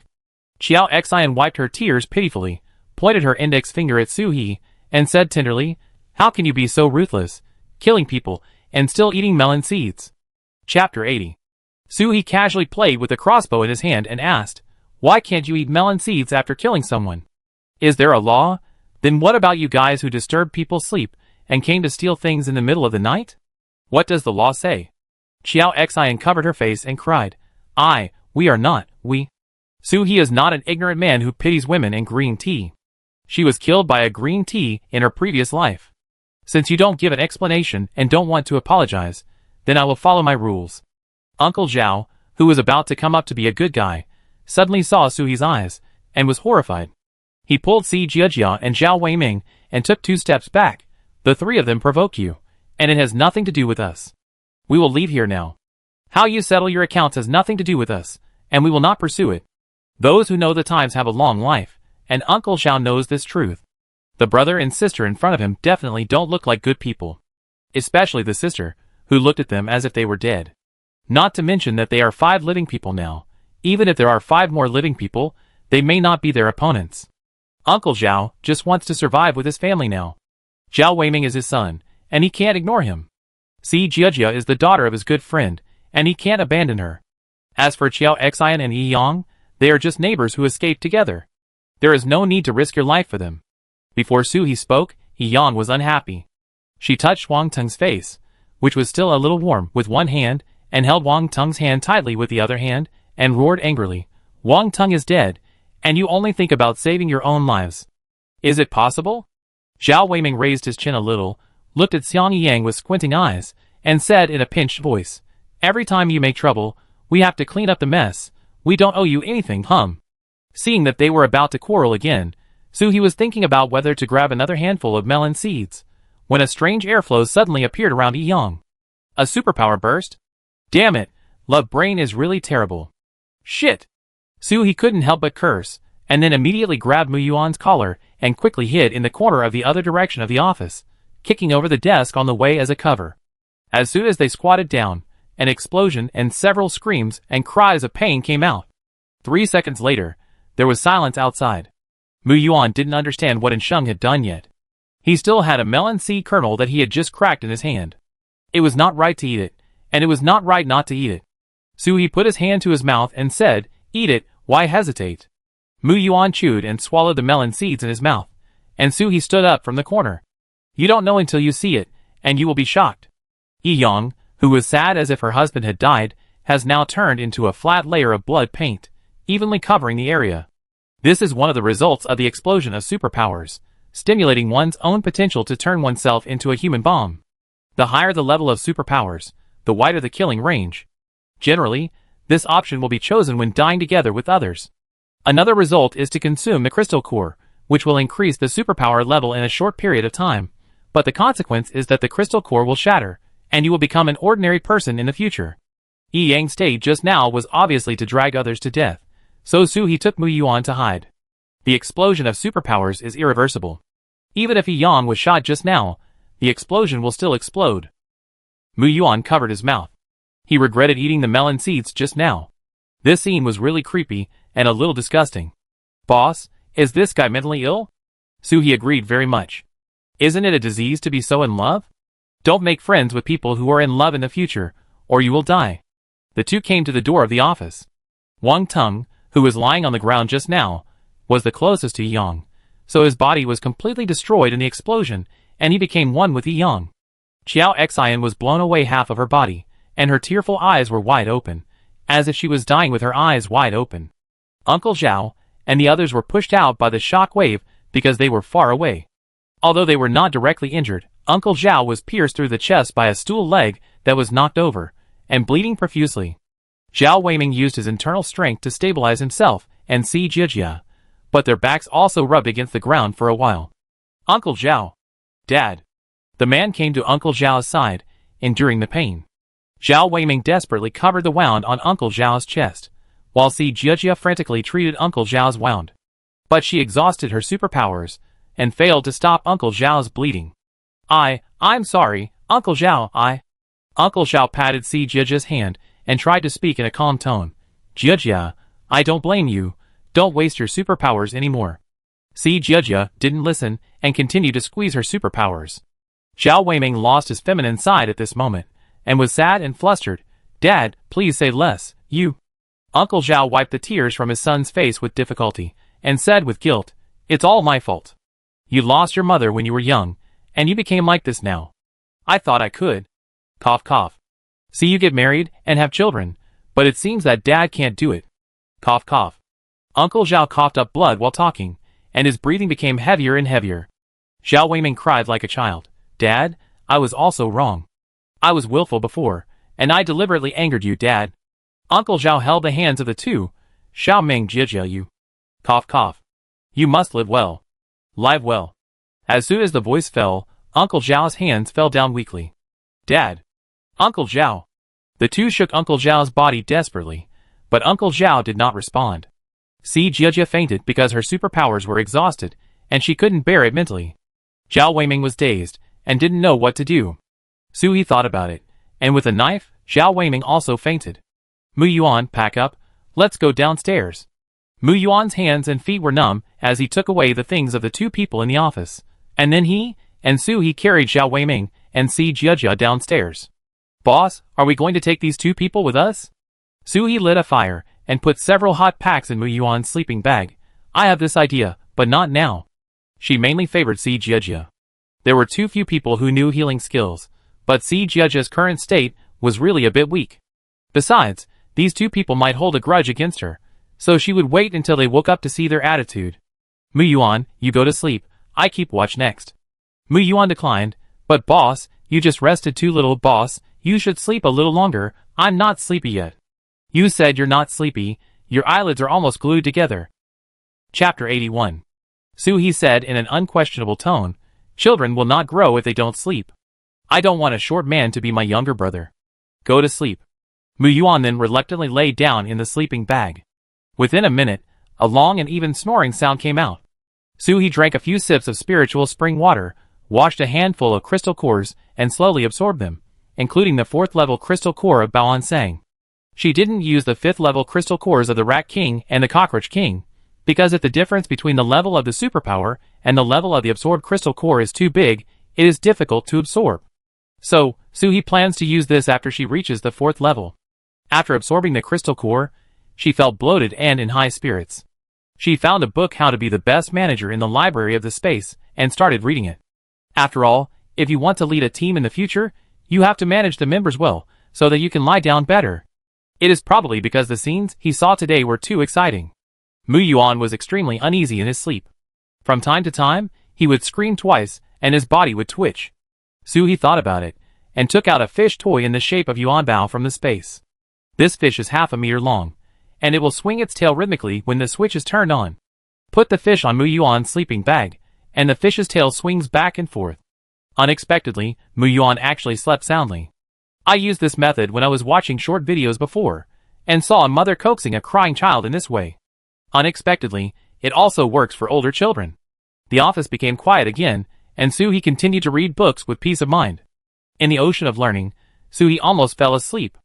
It was obvious that the person who wrote this book had never managed a company. What he wrote was all bullshit, not as good as what his parents taught him casually.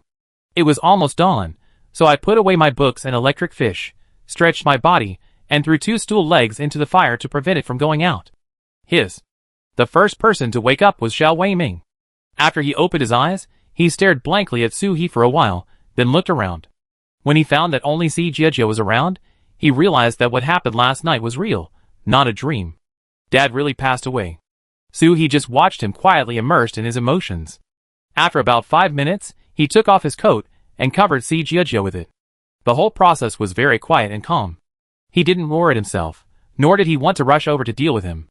Just when Su-hee thought Zhao Weiming would stay quiet, he licked his dry lips and said hoarsely, "Thank you for saving me in Jiejia." Su-hee fiddled with the fire and lit it up. According to the common people's thinking, I should be your father's murderer. Zhao Weiming looked at Su-hee calmly. If Wang Teng and the others hadn't caused trouble, you wouldn't have beaten Wang Teng to death, and my father wouldn't have been killed by them. So even if it wasn't you, and someone else had been replaced, the result would still be the same. And if you hadn't brought us here last night, Jiejia and I would have either frozen to death or been eaten by zombies who came here smelling blood. Speaking too much at once, Zhao Weiming couldn't help coughing twice, and Su-hee handed him half a bottle of water. He took it without hesitation, drank only 2 sips, and handed it back. Su-hee motioned him to put it on the ground. "You're not afraid that I poison the water?" Zhao Weiming curled his lips. "It's easy for you to kill us, no need to poison us." This is a wise man, Su-hee couldn't help but look up to Zhao Weiming. Indeed, water is more important than human life now. Zhao Weiming seemed to hear the joke in Su-hee's words, so he was not so tense and asked what was in his heart. "You are attracted by Jia Jia's ability, right? You saved us, if you want us to follow you." "Stop!" Su-hee interrupted what Zhao Weiming was about to say. "I am indeed attracted by Jia Jia's ability, but I don't want you to follow me now, you are too weak." Zhao Weiming didn't expect Su-hee to say that. Although it was true, it was too straightforward. There was no trace of disgust in the words. But how could she refuse so quickly? "I just thought of 2 words of pretending to be reserved and refusing." We. Su-hee didn't expect Zhao Weiming to be so shocked. She continued to explain. "If you can reach the Red Star base alive, we will talk about it then." Zhao Weiming can now say that he will follow her because of his strong martial arts value, which can also be regarded as a kind of dependence. But Su-hee didn't want to be the headmaster of the kindergarten. Besides, she had too many secrets now. If too many people followed her, it would inevitably be exposed. So, it's better to give them some tests, and then accept them. If I accept them now, I still have to take care of them. Her supplies don't cost money. After listening to Su-hee's words, Zhao Weiming's first reaction was, "We can survive well when we get to the base. Do we still need to team up with you? It's because I see that she is not a wicked person who kills innocent people now, that I thought." "Wait! How did she know that our destination is the Red Star base?" Zhao Weiming's shocked expression made Su-hee unable to help. "You talked so loudly last night, and I'm not deaf." Zhao Weiming then controlled his expression a little. After a while, Mu Yuan woke up, put away his sleeping bag and came over. Boss! The child was a little confused in his sleep, so he handed him a wet towel to wipe his face. Can you have noodles for breakfast? Mu Yuan had no objection. It was okay not to eat. He ate too much last night, and he was not hungry now. So he didn't care that Zhao Weiming was still watching, and took out 2 bowls of noodles, 2 bottles of mineral water, and a pack of ham from his backpack. These ingredients can be found, and they are not shocking. Mu Yuan folded a bowl with tin foil, boiled hot water, and poured the hot water into the bowl with ham and seasoning packets. The aroma of instant noodles immediately filled the room after being stimulated by the hot water, and Zhao Weiming couldn't help swallowing twice. But until Su He and Mu Yuan finished breakfast and packed up, he didn't ask them to share a bite or borrow some to return later. Although Zhao Weiming was almost unable to hold back, he still restrained himself. The woman opposite is not easy to mess with. Don't give up your life for a bite of food. The food is delicious. Life is more important. If Su He knew that Zhao Weiming was mumbling like this in his heart, he probably wouldn't be so kind to take out the compressed biscuits. 20 crystal cores. Zhao Weiming looked at the compressed biscuits that suddenly appeared in front of him, hesitating. I don't have a crystal core. Chapter 82. Su He took out a crystal core from his body, and showed it to Zhao Weiming. Almost all zombies have one in their heads. Just dig it out of their heads after killing the zombies. It's okay if you don't have it now. It's on credit. You can return it to me when you get to the Red Star base. Of course, if you think you're lucky enough, you don't have to return it. Zhao Weiming hesitated for a moment, but still took the compressed biscuits. Thank you, I will definitely return it to you. After Su He gave the biscuits, he turned around and left with Mu Yuan. They still had to continue collecting crystal cores, so they couldn't waste time. After walking a long way, Mu Yuan asked, Boss, aren't you afraid that he won't keep his word? Su He raised his eyebrows. No, I wasn't worried that you wouldn't keep your word when you came to steal electricity from me. Besides, I gave him the most unpalatable kind, so it's okay if he loses it. Speaking of the previous things, Mu Yuan was really a little embarrassed. He didn't expect that he could be a thief. But fortunately, I made up my mind to steal electricity, otherwise I would not have met the boss. The two of them walked forward with a relaxed pace. Today's destination is Yunhai University. At that time, many college students did not evacuate in time, and were stranded in the school. The government could not watch this group of social pillars starve to death, so they gave them a lot of supplies. In addition, when the government could not distribute food, it did not use the things of Yunhai University, and even sent a team of troops to protect them. So now Yunhai University may still have some remaining supplies. Mu Yuan had a question on the way. Boss, I remember that when there was a flood before, the radio broadcast said that the government sent people to Yunhai University to help these people evacuate. There should be no one inside, right? No people means no zombies. No zombies means no crystal cores. So they had to go there in vain. Su He was riding a bicycle. Yes, she was riding a tricycle again, chatting with Mu Yuan slowly. We were evacuating, but later we found that the base couldn't accommodate so many people at once because of the heavy rain, and there were many research equipment in the university that needed to be protected and guarded, so most of them stayed. Later, the base was almost built, and when we had to evacuate again, there were not so many cars and boats, so we could only come in waves. You know, there are 40,000 to 50,000 people in Yunhai University. How can we evacuate so quickly? Mu Yuan said regretfully, Hey, I still have a place for graduate students at Yunhai University. What a pity, I have never been there. Su He turned his head in confusion. At your age, you should not have gone to college yet. How can you get a postgraduate place?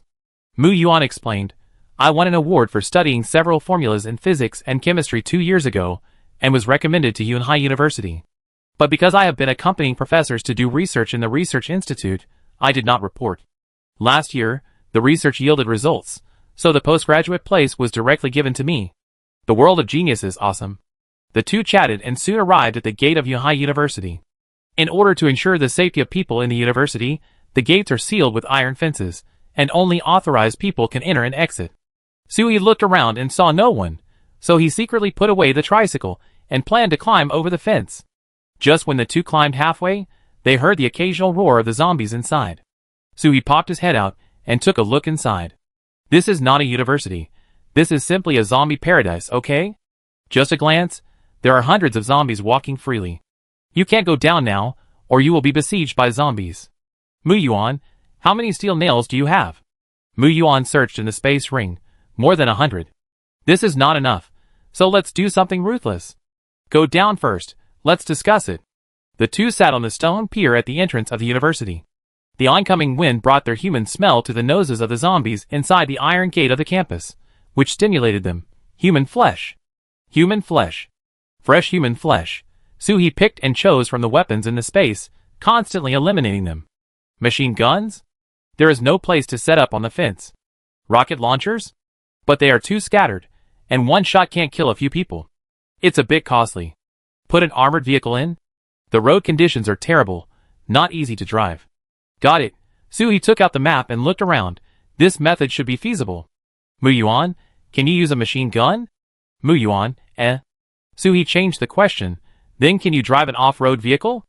Mu Yuan, question mark. Suhi scratched his butt awkwardly. The military literacy of children nowadays is worrying, and they don't have any survival skills. It's okay, you just need to provide cover later. You don't need a crossbow, change to a submachine gun, I teach you how to change bullets first. 3 minutes later, the well-trained submachine gunner Mu Yuan climbed up the fence again with Suhi. While the zombies on the other side hadn't run over yet, Suhi immediately threw out a military off-road vehicle from the space, and the two jumped directly from the fence to the roof and got into the car. Sit tight. The SUV jumped out with a bang of the accelerator. The zombies who heard the sound immediately attacked the SUV, but Suhi always left them behind with his excellent driving skills. I don't know if you have ever played with the koi in the scenic area, the kind that sprinkles a handful of fish food, and the koi in the whole fish pond are boiling, which is very similar to now. Suhi and Mu Yuan are the fish food that the zombies are fighting for. Mu Yuan held a submachine gun and, under Suhi's guidance, opened the round machine gun on the roof of the off-road vehicle and fired at the zombies behind him. Suhi looked at the rearview mirror and took out a box of grenades. Use this when there are too many zombies. Just pull out the fuse and throw it out. For safety reasons, she still reminded him, when pulling out the fuse, you must lean out, and then pull it out after your hand is outside. You must use force before throwing it out. Mu Yuan asked curiously, is it more powerful this way? Suhi looked ahead and drove seriously. No, this way you won't drop the grenade into the car and blow us both to death. Mu Yuan, am I so unreliable in the boss's mind? But when I threw the first one, my hands were shaking so much that I was afraid of blowing myself up. But when he saw the zombies being blown away, he was excited. Wow, look at me, I'm so powerful. Suhi was relieved to see Mu Yuan getting better.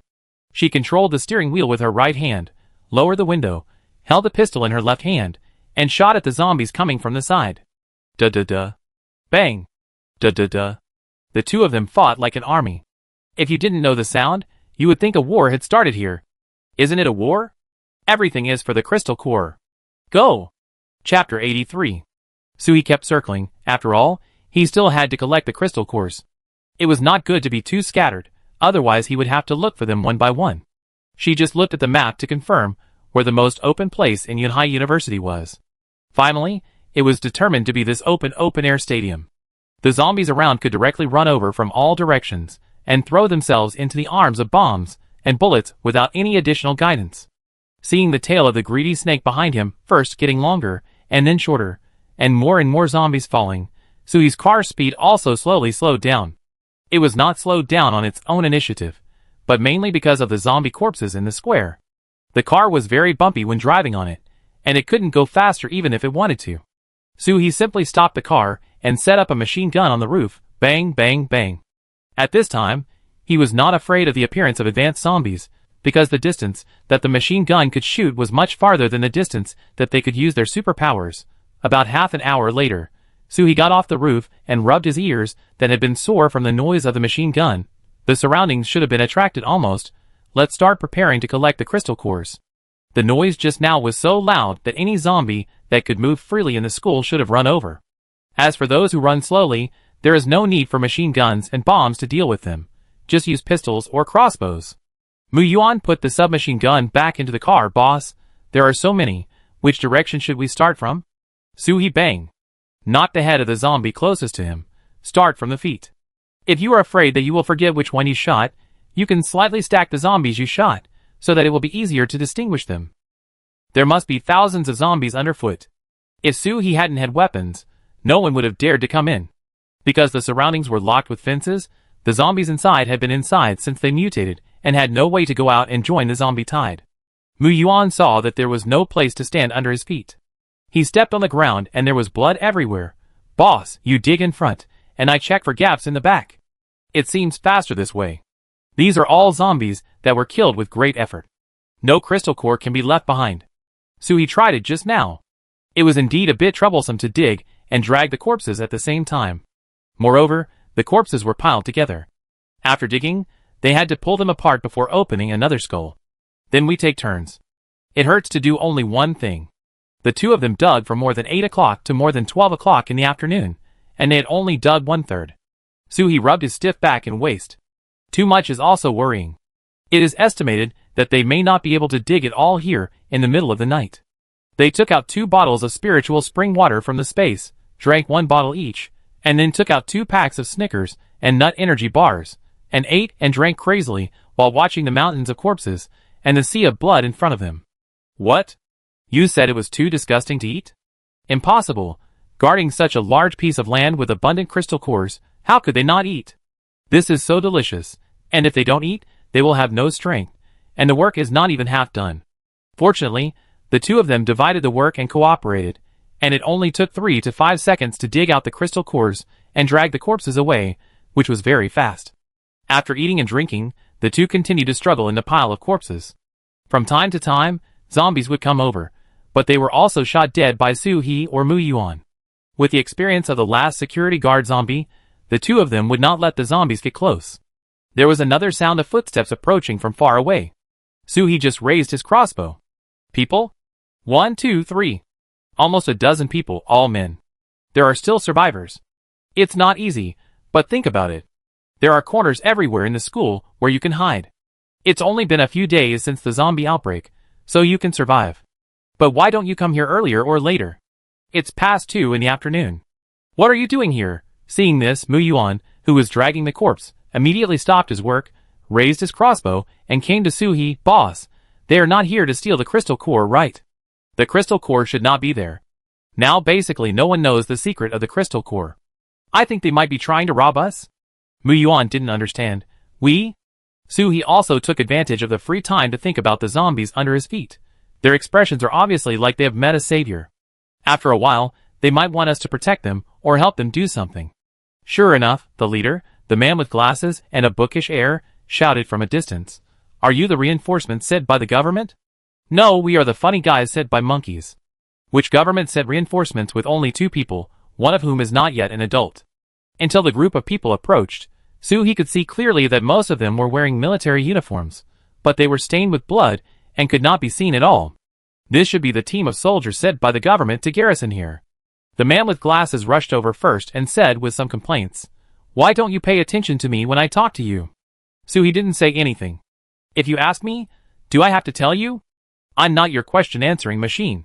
The soldier behind him, who looked a little dark, hurriedly pulled him, but he was still not happy. "Why are you pulling me?" The black-faced soldier, regardless of the attitude of the glasses, first saluted Suhi respectfully, and then said, "I'm sorry to bother you. I am Chiu Yuanwu, the captain of the Yunhai City Garrison Army, and this is Qian Yusong, a professor in the administrative department of Yunhai University. May I ask if you are the reinforcements sent by the government?" Suhi was quite polite. Most soldiers are rigid, but they are also honest. She has a good impression of soldiers. "We are here to hunt zombies, not your reinforcements." Xiao Yuanwu didn't expect that this was actually a girl. In winter, she wore a lot of clothes, and Suhi was wearing a mask and a hat, revealing only her eyes. He thought they were 2 men. Just when he was about to say something, Qian Yusong kept chattering. "If you are not reinforcements, how come you have so many weapons? We heard it clearly in the morning. There were guns and cannons, and that car, it should be from the army, right? Where did you come from?" With every question Qian Yusong asked, Suhi's eyes became colder. Xiao Yuanwu hurriedly grabbed Qian Yusong. The military off-road vehicle was obviously not of the domestic style. "We shouldn't ask too much about things that are not ours. Since you are not reinforcements, we won't bother you." Qian Yusong broke free from the restraints of Xiao Yuanwu's soldiers, and mainly because he didn't try hard to stop him. He walked straight to between Suhi and Xiao Yuanwu. "Why don't you bother us? We came here to ask you to help us get supplies. Do you have weapons in your hands you can deal with?" Suhi asked back. "Help? Why should we help you? Qian Yusong did not hear the displeasure in Su-hee's words at all, and continued to talk at length. It's normal for people to help each other. If you help us get supplies, we can treat you to a meal and give you rewards. Or if you need anything else, we can talk. Chapter 84. Su-hee wanted to refuse directly, but seeing the miserable appearance of Chiao Yuanwu and his group of soldiers, they probably suffered a lot to protect the survivors here. The guns that should have been held in their hands have turned into iron sticks, thick branches, and iron plate lunch boxes. What the hell? She bypassed Qian Yusong and asked Chiao Yuanwu directly, "What happened to your supplies?" Chiao Yuanwu told the truth. It was well stored, but on the day when the zombies appeared, the rabbits in the laboratory of Yahai University suddenly mutated and became zombie rabbits, occupying the supply warehouse. Rabbit? The furry one that can eat carrots? You guys can't beat it with such a big group? Chiao Yuanwu also saw Su-hee's surprise and continued to explain. These rabbits were specially bred to meet the meat supply after the disaster. They are very large, and there are hundreds of them. He gestured as he spoke, and Su-hee saw his arms stretched. It's such a big circle. Is this a rabbit? It must be a suckling pig? After the mutation, the size of these rabbits has not changed, but they are extremely ferocious, eating both meat and vegetables, and eating living people. When the three-petal mouth opens, it becomes like the tentacles of an octopus, eating the whole person directly. There are barbs on the tentacles, which pierce into the flesh fiercely, and it is impossible to break free. There is a picture? This is not a rabbit. This is the yuan-devouring beast in the movie, right? Su-hee pulled his feet out of the pile of corpses and shook off the brains on it. That's really quite ferocious. But we can't help. You can see, there are only my brother and I. The car is this big, and we have used up all the ammunition just now to kill zombies. Qian Yusong covered his nose and took 2 steps back to prevent Su-hee from throwing the dirty stuff at him. He said impatiently, "Don't you still have guns in your hands? This should be enough to deal with those rabbits, right? Besides, I see that the machine gun on the roof of the car still has a long string of bullets." Woo woo woo. Seeing that the people on the opposite side were touching their guns, Chiao Yuanwu quickly gave a look to the soldiers behind him, and immediately 2 people came forward to cover Qian Yusong's mouth, holding him tightly and pulling him to the back. "I'm sorry, this professor has been in school for too long, and his brain may not be very good. I hope you don't mind." Su-hee patted Mu Yuan's arm that had just held a crossbow, and then said, "It's all for a meal, I understand. I can't help you with the rabbits, but I can help you solve your dinner." This Chiao Yuanwu is a man who knows how to advance and retreat, and knows the limit, so it's not impossible to lend a helping hand a little. Besides, she was really tired of digging the brains. Chiao Yuanwu's eyes were a little excited, and his soldiers hadn't eaten for several days. Not to mention that the opposite side was a mutant rabbit. Even if it was a zombie, the 3 of them couldn't beat one. "Excuse me, what do you need us to do?" "Yes, I know that food won't be given for free." Su-hee pointed to the bloodstained stadium. "As long as you help me dig out all the crystal cores in the remaining zombies' brains before dark today, I will give you a dinner." In order to facilitate their work, Su-hee also asked Mu Yuan to demonstrate to them on the spot. "That's it, just dig it out and give it to me. I have some instant noodles and compressed biscuits in my car, which will be your reward." Chiao Yuanwu immediately agreed. "Okay. Let's do it. What are you doing?" Qian Yusong bit the soldier who covered his mouth, broke free, pointed at Chiao Yuanwu's nose, and said in a tone of pointing, "The principal and others haven't eaten for 2 days, and they are waiting for supplies." Su-hee looked at the sky, and it would be dark if he hesitated any longer. "Are you going to do it or not?" Chiao Yuanwu first checked the bitten soldier's hand, which was bleeding, but the soldier held back his tears and didn't shout out, and said with guilt, "I'm sorry, Captain, I didn't stop the professor." Chiao Yuanwu. He clenched his fist and punched Qian Yusong on the cheek, shouting, "You are human, but these soldiers are not? They haven't eaten for 4 or 5 days. In order to give you food, I have more than 100 people in my squadron, but less than 20 are left. How can you bite him? Do you know that a wound at this time can kill him?" The punch just now directly knocked Qian Yusong to the ground. He covered his mouth like a young wife who was bullied. "You hit me. You actually hit me." Chiao Yuanwu ignored him and said to Su-hee, "Let's do it now. As long as you can give us something to eat after we finish it, it's fine."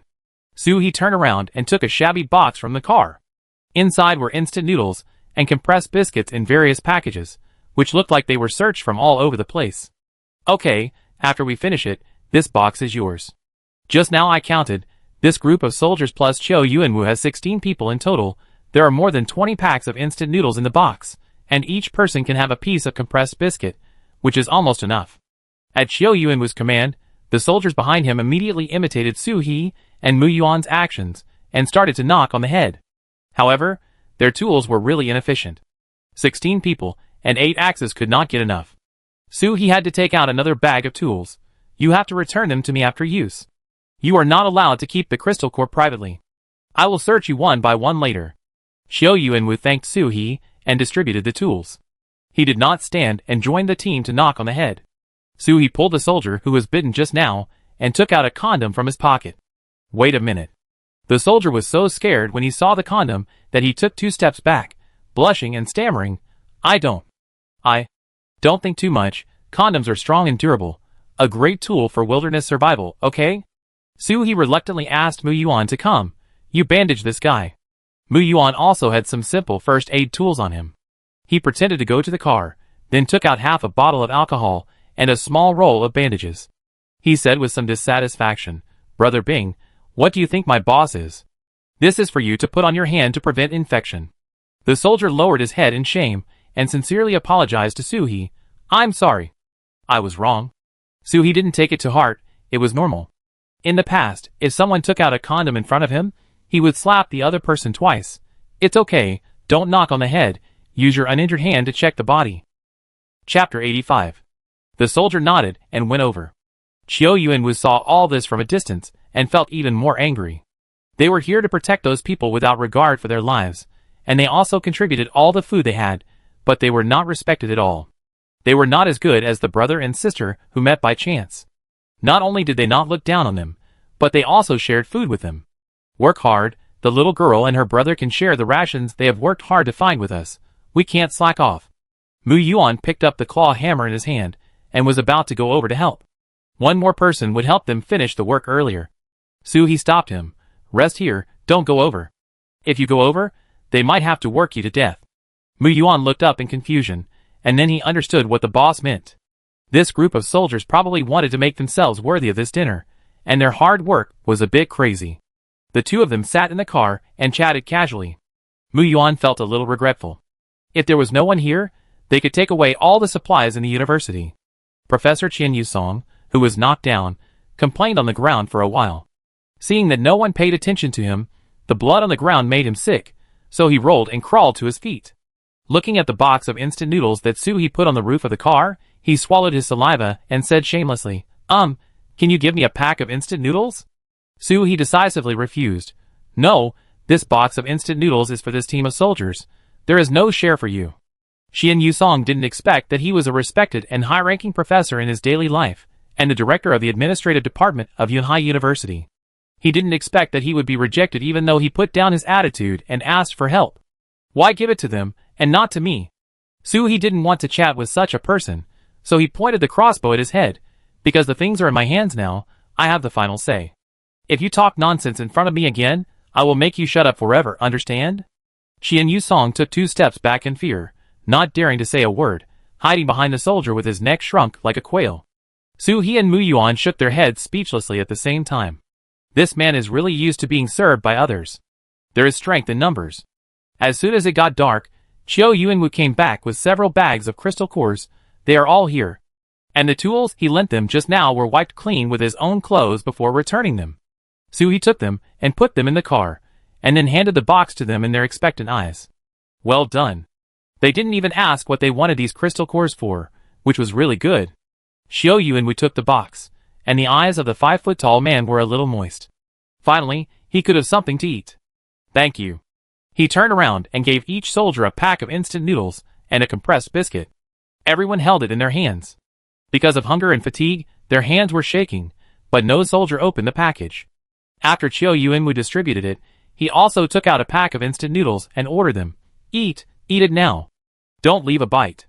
At the captain's order, everyone couldn't wait to tear open the package and stuff it into their mouths. Qian Yusong, who had been standing by like a quail, came over eagerly and stretched out his hand to take the remaining packs of instant noodles in the box. Captain Xiao. Xiao Yuanwu put the box in his arms and said, We got this by ourselves. If you want to eat it, go find it yourself. Qian Yusong was furious. A captain dared to turn his face to him. It was outrageous. You are soldiers. How can you only care about your own food and ignore the people?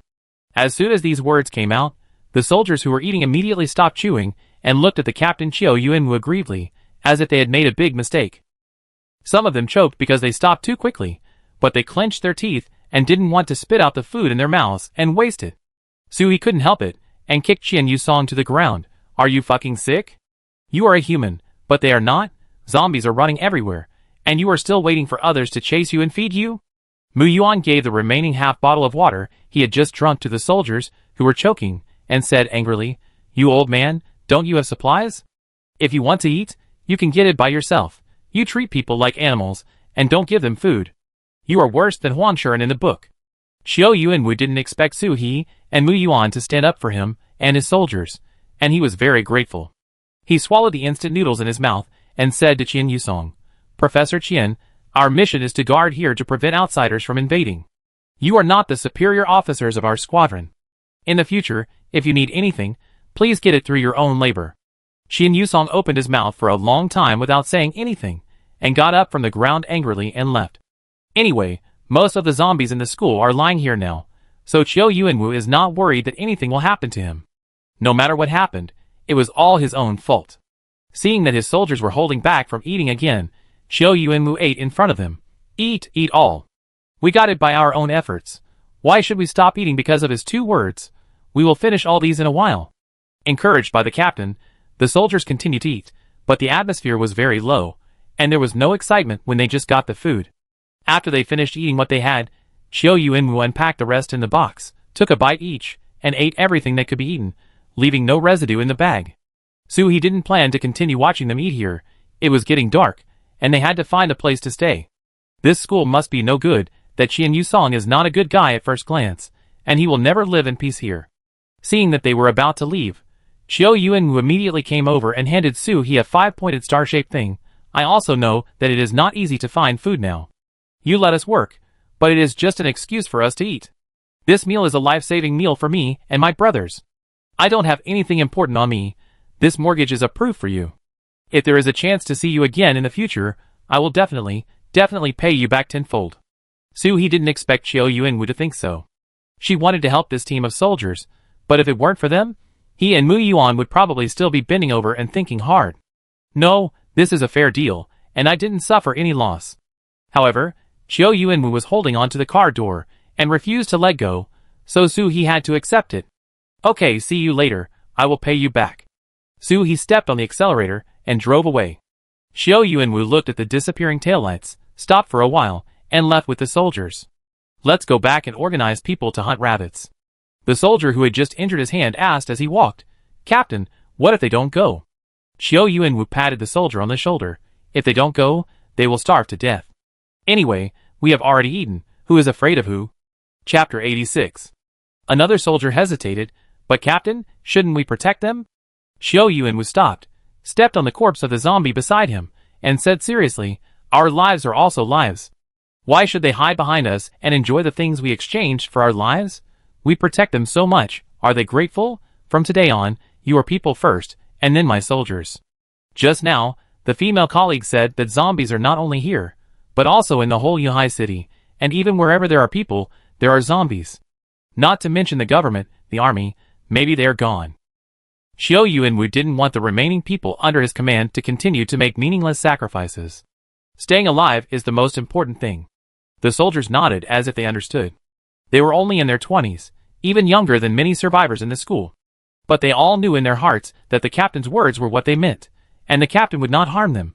After Chiao Yuanwu sorted out his thoughts on the road, he took the team members back. This time, he would not give in. Outside, Suhi, who had driven out of the school for a long time, parked the SUV in a remote place. In order not to attract unnecessary attention on the road, she did not even turn on the headlights. "Let's go to the building in front tonight. Such a large bathing center should have a lot of places for people to live." Mu Yuan had never been to such a place. Is there anyone who can't take a bath at home now? It's so luxurious, it should be very expensive to take a bath, right? This bathing center is not a bathhouse. Suhi was thinking about how to explain to Mu Yuan, and found that the introduction board on this floor had not been washed away by the flood. It's not just a bath. Look, There are so many projects, even a boutique wine party. Let's go up. Maybe we can find a lot of wine. After looking at the floor guide, the first floor is the lobby and customer storage room. The second floor and above are all themed bathrooms. The sixth floor is the SPA. The seventh floor is the food hall. And the eighth floor is the VIP reception. Mu Yuan explained that he had learned a lot. It's really troublesome to take a bath. Wouldn't you be embarrassed to see each other naked in this situation? He had never experienced such a place before, and it didn't match the level of her family. She thought about it, and when taking a hot spring bath abroad, people seem to wear bathrobes or swimsuits. You should still wear clothes after leaving the bath. Bang! He, who was talking, suddenly shot at Mu Yuan's back, and the steel nail rubbed Mu Yuan's earlobe and went out. Poochie! The sound of the steel nail entering the flesh, followed by a bang. The zombie fell to the ground. Mu Yuan covered his earlobe with one hand, and his heart with the other. Why is this zombie silent? He went over and dug out the crystal core, which was light blue. It should have the ability to be invisible, or the wind type ability. The wind type seems to be able to move without making any sound. Mu Yuan didn't dare to chat anymore and concentrated on checking the surroundings. They are now on the third floor with the theme of medicinal baths. So much time has passed, and there is still a smell of Chinese medicine in the air. The men's bath on the left and the women's bath on the right. But at this time, don't distinguish between men and women. The most important thing is to go in and see if there are any zombies and supplies. In the storage room at the top, he found a lot of Chinese medicine bags, which were not inferior powders, but large pieces of herbs. This is great. Although she didn't know Chinese medicine, there were people who knew medicine in the base, and Chinese medicine could also be exchanged for a lot of things. Collect them. There are also soaps, shower gels, shampoos, disposable gloves. Collect them all. There is also a cleaning room at the other end of this floor, which contains disinfectants, toilet paper, wet wipes, detergents. Collect them too.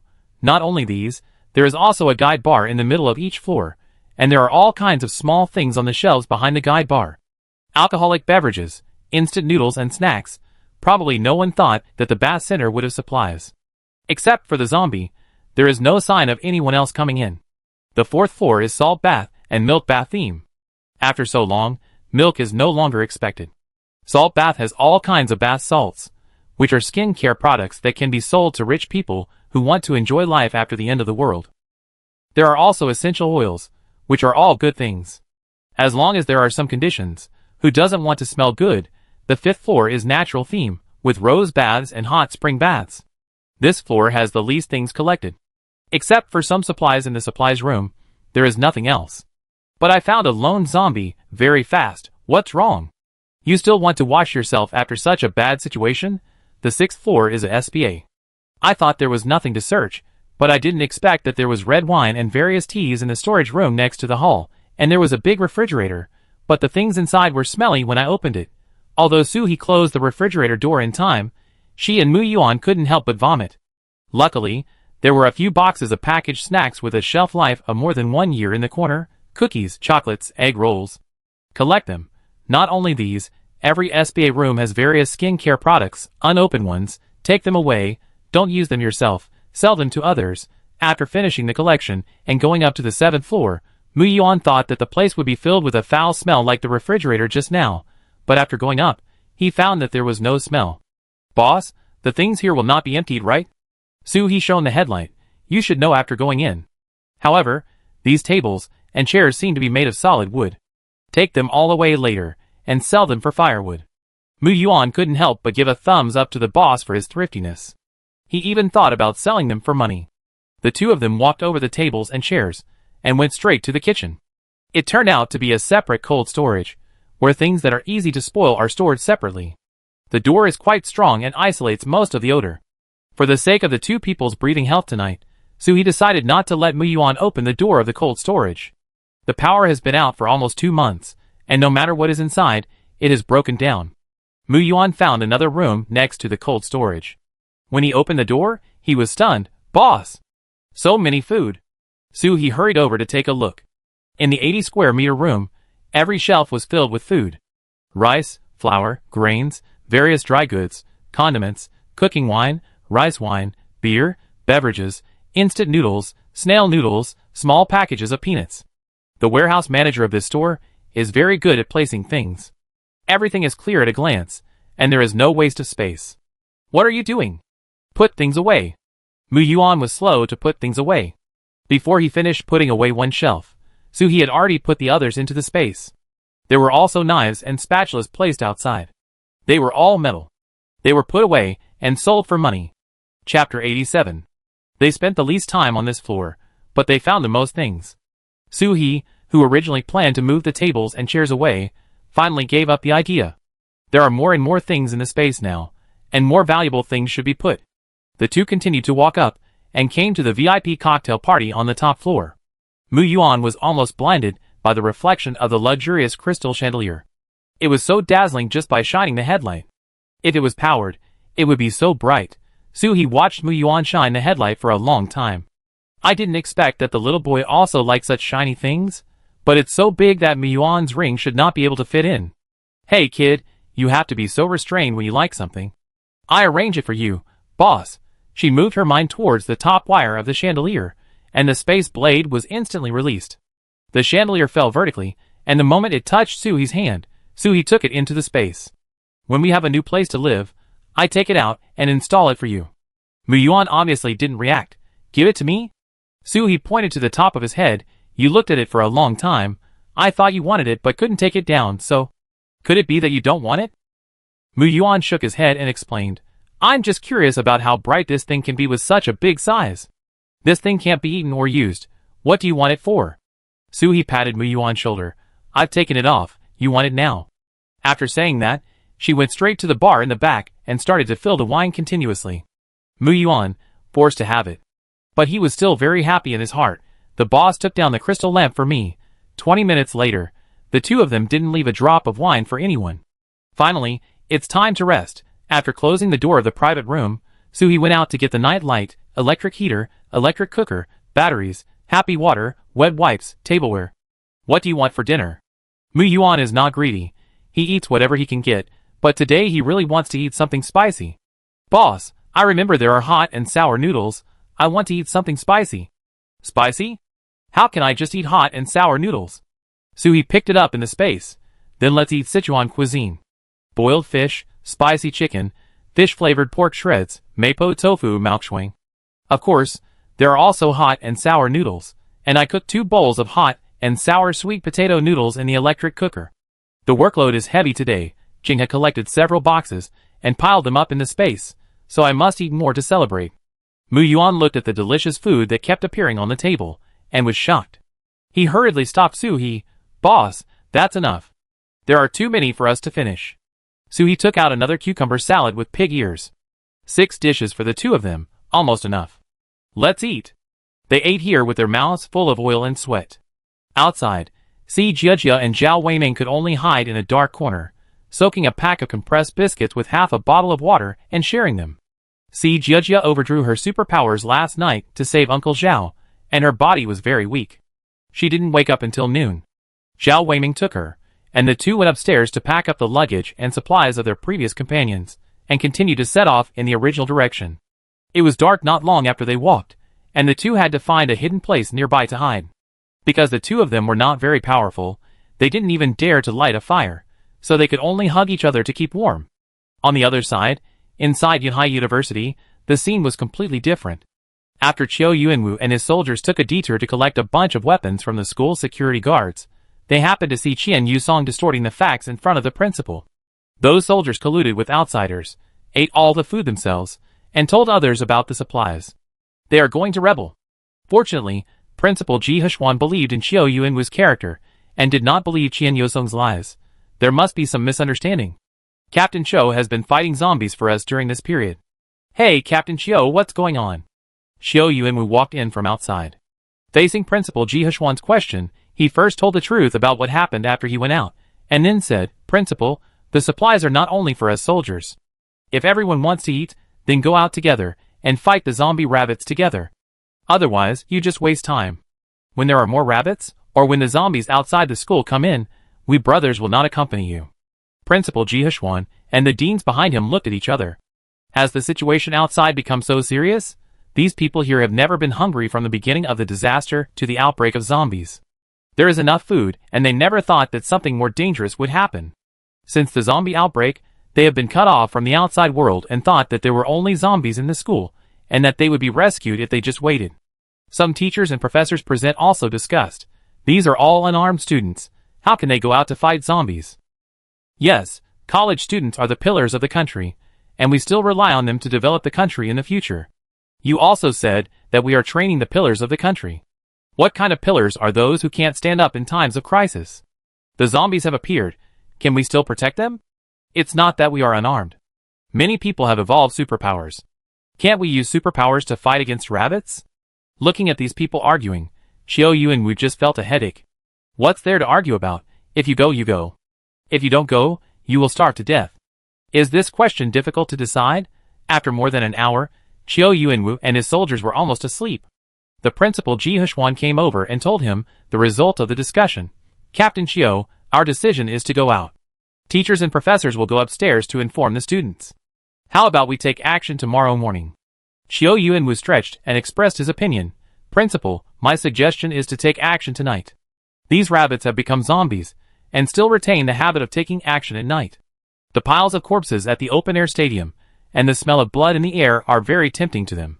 Tonight, they will definitely go to the stadium. We can take advantage of this gap to quickly grab the supplies. Principal Ji Huishuan looked back at the teachers. After a few seconds, no one raised any objections. Then tonight, everyone will go upstairs immediately, gather everyone, take weapons and protective gear, and assemble within an hour. Xiao Yu and Wu asked his soldiers to take advantage of this gap to rest in the corner for a while. Principal Ji Huishuan turned around and walked 2 steps, then came to Xiao Yu and Wu again, with a somewhat apologetic tone. I'm sorry, Captain Xiao, we thought this was just a coincidence, and there would always be reinforcements to save people. So we made a lot of excessive demands on you, causing you to sacrifice a lot of people. I'm sorry. Chapter 88. Xiao Yu and Wu could feel the sincerity of the principal Ji Huishuan. He also understood that this principal was not a bad person. He just wanted to protect the people in his school. After the zombie outbreak, the survivors in the school gathered in this dormitory building. For the safety of the students, these teachers and the principal volunteered to live at the bottom. It was to buy more time for the students when the zombies came. We are all old, and opportunities should be left to the young. The other survivors were not bad people either, but in the face of danger, everyone subconsciously wanted to fight for themselves more. It doesn't matter. Now we can stand up together to fight against the zombies. Those companions have not died in vain. Xiao Yu and Wu said this with gritted teeth. Protecting the teachers and students here was the order issued by the superiors at that time. As a soldier, protecting the people is his duty. He also wanted to shout for those dead companions, but shouting now is useless. They can only find a way to escape from here, and then solve other conflicts. Half an hour later, each teacher who went upstairs came back with a piece of paper, which had a lot of things written on it. Principal Ji Huishuan collected these, and handed them to Xiao Yu and Wu. Captain Xiao, we only know how to teach but not how to fight. You still have to lead the fight against zombies. The teachers just summarized the superpowers that everyone has shown. See if you can help? Xiao Yu and Wu took it. There were a total of 1,485 survivors in this building, and 376 people with superpowers were counted. The rest were ordinary people, or people who had superpowers but didn't say it. There are almost no zombies outside, so we just need to deal with the hundreds of zombie rabbits occupying the supplies. However, the biology professor who studies these rabbits said that many rabbits are pregnant. If these little rabbits can be born safely in the next few days, then the number of rabbits they will deal with will be more than a few hundred, and it is possible to deal with thousands. Principal, you take these superpowers who can condense water, stimulate plants, and heal injuries to guard the dormitory building, and the others will follow me to grab supplies. Hey, what superpower is this mobile warehouse? The teacher who just counted was still on the side, and he immediately explained to Xiao Yu and Wu. This girl said there is a warehouse about the size of an 8-person dormitory, and you can put things in and take them out at will. At that time, she demonstrated it on the spot, and the table in the dormitory disappeared immediately. Xiao Yu and Wu was overjoyed. Bring this female student here. I thought it was too hard to carry too many things, but now there is a way. Almost another hour later, everyone was ready to go. Many students laughed at themselves and said, it is said that scholars are useless. Aren't we the scholars in the book now? We can't even get a meal, and we have to fight with rabbits. Principal Ji Huishuan walked up to the student who said this and said word by word, scholars also fought in ancient times, with hemp scarves and feather fans to command the army. Students, don't be discouraged. As long as you face it bravely, we can definitely defeat the rabbits. In this situation, he still did not forget to teach and educate people, and other teachers and professors also cheered him up. Xiao Yuanwu thought this was not going to work. Why did he become more listless the more he cheered? More than 1,000 people, but they don't even have the momentum of 500 people. If the zombie rabbit opens its mouth, won't they be scared and tremble? He knocked the 2 iron rods in his hands, attracting everyone's attention. Classmates, do you know who wiped out the zombies in the school today? I tell you, it's a brother and sister. The brother doesn't look more than 15 years old, and the sister is younger than you. But they can go out and fight independently to protect themselves. Why can't you go out? They haven't been to school? They haven't read books? You are just cowards. Cowards, who only know how to scream and hide behind others. Cowards. As soon as these words came out, the pot exploded instantly. How can you talk like that? You are a coward. I must show you how tough I am. Xiao Yuanwu's momentum was rising. He opened the shield under the dormitory building and said one sentence after another. Go, show your courage. I think the zombies appear to eliminate you cowards. Go. It's just a rabbit. If one person can't beat it, can 3 people beat it? Principal Ji Huishuan thought that everyone would not set off in half an hour. Looking at the empty lobby, he didn't expect that scolding would be so effective. He quickly took the students stationed here to close the shield. It would be a joke if they lost their home after fighting in the front. Xiao Yuanwu led everyone to run to the food college building where supplies were stored according to the planned route. They did not turn on the lights or take torches. Because the eyes of zombie rabbits emit scarlet light at night, if there is fire, people's first reaction is to follow the fire, and it is easy to ignore things in the dark. Swoosh! A female student's foot was entangled by something, and she fell to the ground instantly. Oh my God, help me! In a panic, she grabbed another student, and this student hugged another. Xiao Yuanwu was so angry that he cursed. Go ahead. Cut the tentacles. Are you playing snake? Then a student rushed over tremblingly and chopped the first student's foot several times, and everyone was saved. Seeing that the building of the School of Food was right in front of them, they didn't encounter many rabbits. It seemed that they were really attracted to the stadium. Everyone, hurry up. Let's try to take away all the remaining supplies at once. Xiao Yuanwu grabbed Li Ru's wrist, the girl with the space, and had to protect this mobile warehouse. It would depend on her to load things later. Suddenly, there were several sounds of animals' pus in the air, and the next second, hundreds of small red dots emerged from the opposite side. Many people were already screaming in fear, and the morale that had just been scolded also fell down at once. Some were so scared that they left the team and ran away, but they didn't run far before they were grabbed into the darkness by the 3-petaled tentacles of the rabbits and disappeared. Now, they didn't dare to run. Xiao Yuanwu had to use his loud voice again. Those with superpowers hit the little red dot. Have you become idiots in school? Suddenly, a flash of fire lit up the place. Not only fire, but also various types of superpowers showed their magical powers, crackling and clacking. Not to mention, after a lot of random beatings, there were many corpses of zombie rabbits on the ground. With the help of the students with fire superpowers, the surrounding area was on fire. It is estimated that they must have always had a wish to set fire to the school. Chapter 89. Everyone fought more and more bravely, and the fear at the beginning disappeared in this wave of victory, replaced by the belief of rushing forward to grab food. Go for supplies. Go! For biscuits? I don't know who shouted this, and everyone rushed forward. If another classmate was caught by the tentacles of the zombie rabbit, they already knew the division of labor. Some people held the classmate to prevent him from being dragged away, some people cut the tentacles, and some people used sharp steel pipes to hit the zombie rabbit's head. Captain Chiu, don't stop me, I want to fight the rabbit too. Xiao Yuanwu stopped Li Ru, who vowed to be the modern Sun Earnyang, and reminded her, Classmate, your task is to load supplies, we have to go upstairs quickly. The supplies were on the 4th floor. At the beginning, they were placed a little higher to prevent flooding. When Xiao Yuanwu went up, several people were already loading things into their backpacks. They couldn't help eating while loading because they were hungry. The soldier behind him looked around vigilantly. With so many things, it was hard to guarantee that there were no zombie rabbits around. Captain, we are on alert, you hurry up and pick up the goods. He was here to pick up the goods. Xiao Yuanwu opened the door of a classroom, checked that there were no rabbits, and immediately let go of Li Ru's hand, saying solemnly, Classmate, it's up to you. Li Ru's hands flew, and the neatly stacked compressed biscuits immediately disappeared from the spot, which shocked Chiao Yuanwu. But within 2 seconds, he also started to put things into his backpack. There was only enough space for an 8-person dormitory. After the backpack was full, he retreated to the corridor and directed other students who had already filled their backpacks. You are on alert. Let other students who haven't loaded the supplies do it. Before everyone went out, everyone brought a backpack, and some even brought 2, one on the chest and one on the back. This is a school, and the most lacking thing is not school bags. When they were busy packing, suddenly there were roars outside. Everyone was horrified. The zombie rabbits just now were almost defeated. How could there be more? Chiao Yuanwu asked the soldiers to take care of Li Ru, and immediately took people to the open space downstairs. This is the group of rabbits that went to eat zombie corpses and came back, or this is the companion summoned by the injured rabbit here. A teacher behind him hugged the supplies in front of his chest tightly. Chiao. Captain Chiao, these rabbits are more powerful than the ones just now.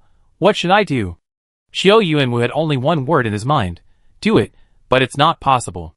The students with superpowers have exhausted their superpowers in the battle just now, so they can only fight hand to hand. Teacher, there are kitchen knives on the 2nd floor. There are also boning knives. Come and get your weapons. Teacher, I got a long rolling pin here. It's made of stainless steel. A burst of surprise came from upstairs. It's really worthy of being the building of the School of Food Science. It's really professional. Or you can set up a pot and roast the rabbit on the spot. Chiao Yuanwu wants to eat spicy rabbit heads. There are quite a few rabbits in front of him, at least more than 300. It seems that those little rabbits have been born. He was about to lead the people behind him to delay the students who were still loading supplies in the building, when he heard a boy upstairs shouting loudly, Captain Chiao, you hide, we are throwing things down. Then, there was a crackling sound, pots and pans were thrown, and they actually blocked the rabbit's attack for a while. There was also a large soup bucket that was taller than a person, which directly caught a zombie rabbit. This is a good idea, but just when they thought they could easily defeat this group of rabbits, screams suddenly came from the building, help! Ah! The rabbit is climbing up from behind. Rabbits can climb walls? But now is not the time to think about this, because the zombie rabbits have surrounded the teaching building. Many people were pulled out of the window, and thrown out by the 3-petal tentacles of the rabbits before they could react. All everyone could see was a parabola, and a scream that stopped abruptly. Everyone suddenly fell into panic, pushing and shoving, and some pushed their classmates out without hesitation when the tentacles were thrown at them, just to leave themselves a glimmer of life. This place has become the home ground of zombie rabbits, and humans are the food in their hunting grounds. Professor Qian Yusong was also moving supplies in the teaching building. He filled his backpack and pockets with supplies, and even took off his shoes and stuffed 2 compressed biscuits into the soles of his shoes. Decorate more, who knows that there will be food to eat in the future. Swoosh! A sound of breaking through the air came, and Qian Yusong was so scared that he immediately hid in the gap between the supplies, watching a female student being ripped open by the tentacles and pulled out. Professor! Save me! Qian Yusong shrank back into the corner desperately. He didn't dare to go out, he wanted to live. At this time, 2 more students saw this corner and wanted to hide in it, but the corner was so small that these 2 students, although petite, could not fit in. Qian Yusong suppressed his voice and shouted, Go find another place to hide. Don't come over. The students were so scared that they begged, Professor, please let us hide for a while? We just used our superpowers and have no strength left. Qian Yusong took out a dagger and threatened them fiercely, Go somewhere else, or I'd be rude to you. The 2 students were so scared that they could only retreat. The professor, who was amiable in the past, now looked like a fierce god, something they had never seen before. But at this moment, the tentacles outside the window swung in again. Just when they thought they were about to die, the tentacles entangled Qian Yusong's hand, holding the dagger. The next second, Qian Yusong was dragged up. He grabbed a corner of the supply box in panic, and shouted to the students, Save me! Save me! The student just now wanted to use a weapon to help cut off the tentacles, but before he could get forward, Qian Yusong was dragged away. The 2 students didn't hesitate, and quickly hugged each other, and hid in the gap left by Qian Yusong. Downstairs, Chiao Yuanwu mobilized the remaining superpowers in his body, and in an instant, vines grew on the outer wall of the entire teaching building, tightly entangled the rabbits climbing on the outer wall. Hurry up, I can't hold on for long. The people upstairs heard this roar, especially the soldiers, and immediately rushed to the window and slashed at the immobile zombie rabbits.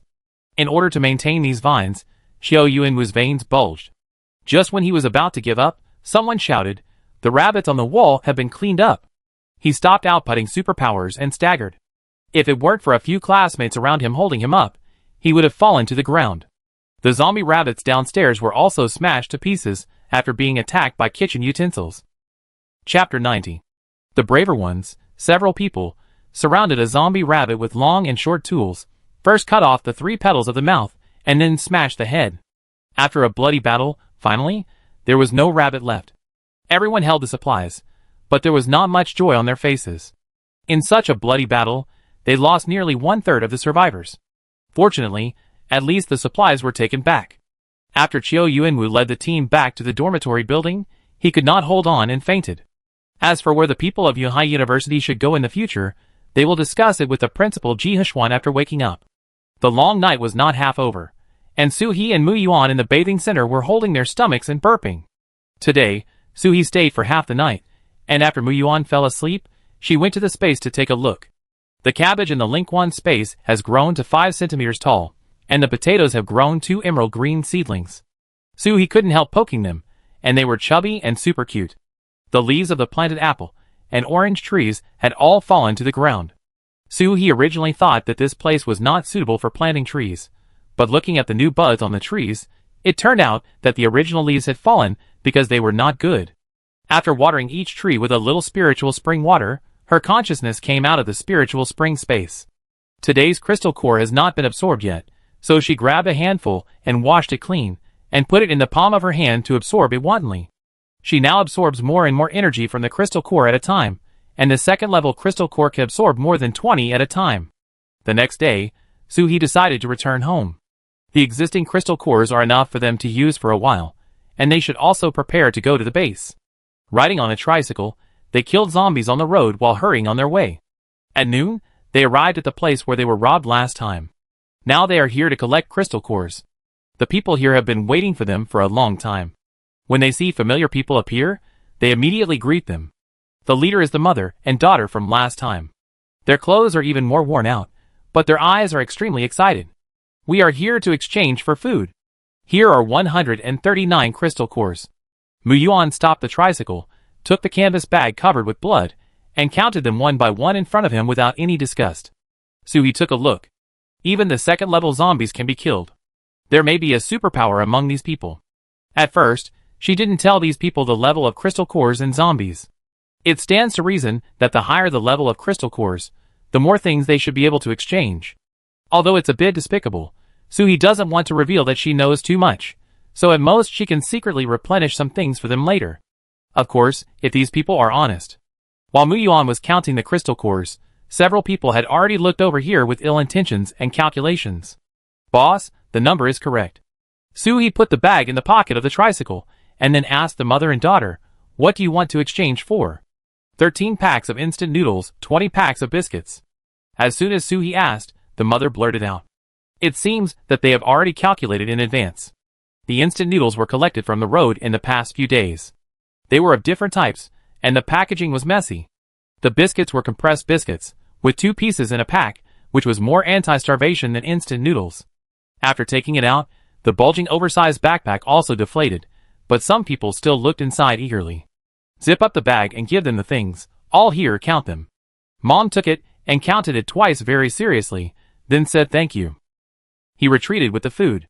Just after retreating 2 steps, the people around immediately surrounded him, eager to get their own share of rations. Su-hee got on the car and planned to continue on his way.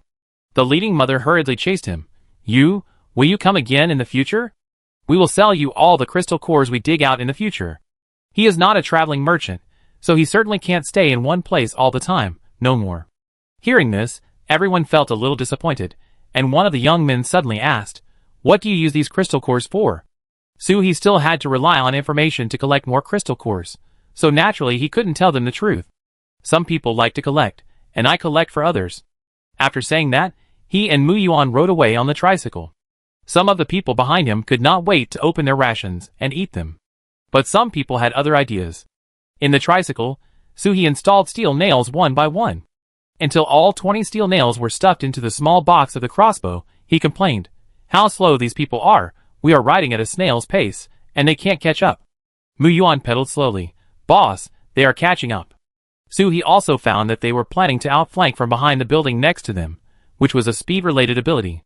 Another idiot who wants to compare whether the legs are faster or the bullets are faster. She reminded Muyuan. Slow down, they are not enough to compensate for hitting my tricycle. Muyuan slowed down again, pretending not to see the man in front of him who had exposed half of his legs. The moment the tricycle completely passed the intersection, two people ran out instantly, at a very fast speed, and they ran out of shadows. When approaching, they suddenly stretched out their right hands, trying to use their speed to snatch the backpacks they put in the tricycle. Waiting for you. The moment their hands were about to touch the backpacks, Suhi bang! Bang! 2 shots, 2 bodies left on the ground. The 2 men died without reacting to how they died. How could I be beaten when I was as fast as the wind? Suhi got off the car and searched the 2 men without any scruples. The compressed biscuits just now hadn't been eaten yet? Take them away. Muyuan took a claw hammer and hit one with one hammer, and got 2 crystal cores. After that, no one came forward to cause bad luck until they returned to the community. I had been out for 4 days, and I didn't know what happened to the iron gate at the door of my house, and whether anyone had been electrocuted when they went up there. The 2 of them rode their bikes to a hidden place, and put them into the space, and then went upstairs directly. The door of the house was very clean, as if someone had come and left. Suhi and Muyuan checked up and down, left and right, and there were no traces. They probably left because they didn't fix the iron gate. Open the door and go home. Suhi couldn't wait to take a hot bath. After Suhi washed and packed up, he took advantage of the bath water to wash the crystal cores. There were several thousand peanuts, and it was too tiring to wash them by hand. Suhi threw them into the washing machine, and after taking them out, he just rinsed them twice with clean water. Chapter 91. Next, the 4 cute little ones, hurry up and release them from the space. Suhi couldn't wait to bury his head in Yuan Bao's soft belly, to stroke Brother Biao's big dog head, to hug the weight, and to pinch the claws of the sea urchin. Hurry up, come and throw yourself into your sister's arms. After the 4 little ones came out, they looked at their overly enthusiastic master in a daze. The next second, the sea urchin immediately stretched out 2 vines from its back and supported Suhi's hands. Then the other 3 looked serious and checked Suhi. Could it be that you knew I was out? That shouldn't be the case. You can't see anything in the space. Suhi looked along the sea urchin and saw 2 large tubs full of washed crystal cores. It turned out that the 4 little ones knew that crystal cores were difficult to obtain. The master took out so many at a time, so he must have gone out hunting alone. Their expressions were serious but with some dissatisfaction. How could you not let us help? What if you get hurt like this? Suhi was moved. She thought that the 4 little ones would run to the crystal core basin as soon as they appeared. It turned out that in their hearts, they were more important than the crystal core. After they checked even the hair, the sea urchin let go of Suhi's hand, showing his belly and letting Suhi touch it. The other few also came over so that he could feel the happiness of being surrounded by pets. Suhi played with the 4 little ones for half an hour, and then told them, "The crystal core is here, but don't eat too much, understand?" The 4 little ones nodded obediently, and the sea urchin used vines to flexibly pick up the crystal cores from the basin one by one, and then put them in front of each one, and the number taken out was exactly the number they needed. Seeing that they were so sensible, Suhi went to do other things without any worries. Because Muyuan was worried about the 4 little ones on the way, Suhi took the 4 little ones to eat dinner in another room. Fried pork chop rice, with durian lasagna, and large French fries.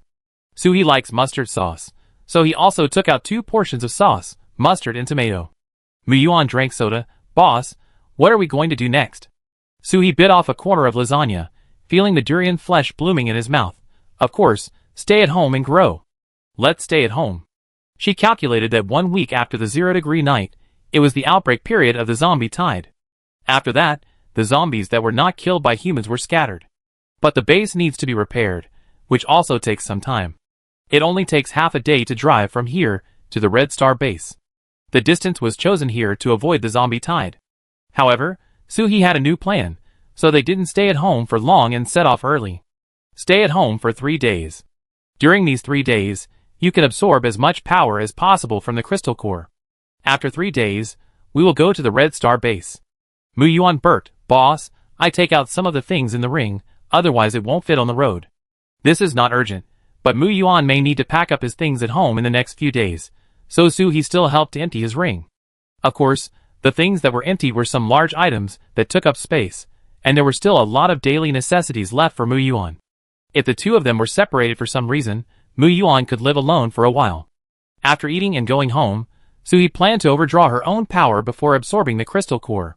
The lighting power was consumed too slowly, and it was not safe to discharge it in the house, so Suhi kept using the space blade on the steel pipe. After using it 3 times, she could no longer condense it, so she picked up a second-level crystal core to absorb it. Sure enough, it was smoother than before, and the feeling of power flowing through the body was even more comfortable than a hot bath. With such efforts, Suhi successfully upgraded to level 4 on the night of the 3rd day. The 4 little ones were also constantly eating crystal cores. Brother Biao and the weight were getting bigger day by day. It was estimated that if they continued to grow like this, they would really be able to ride in less than 2 months.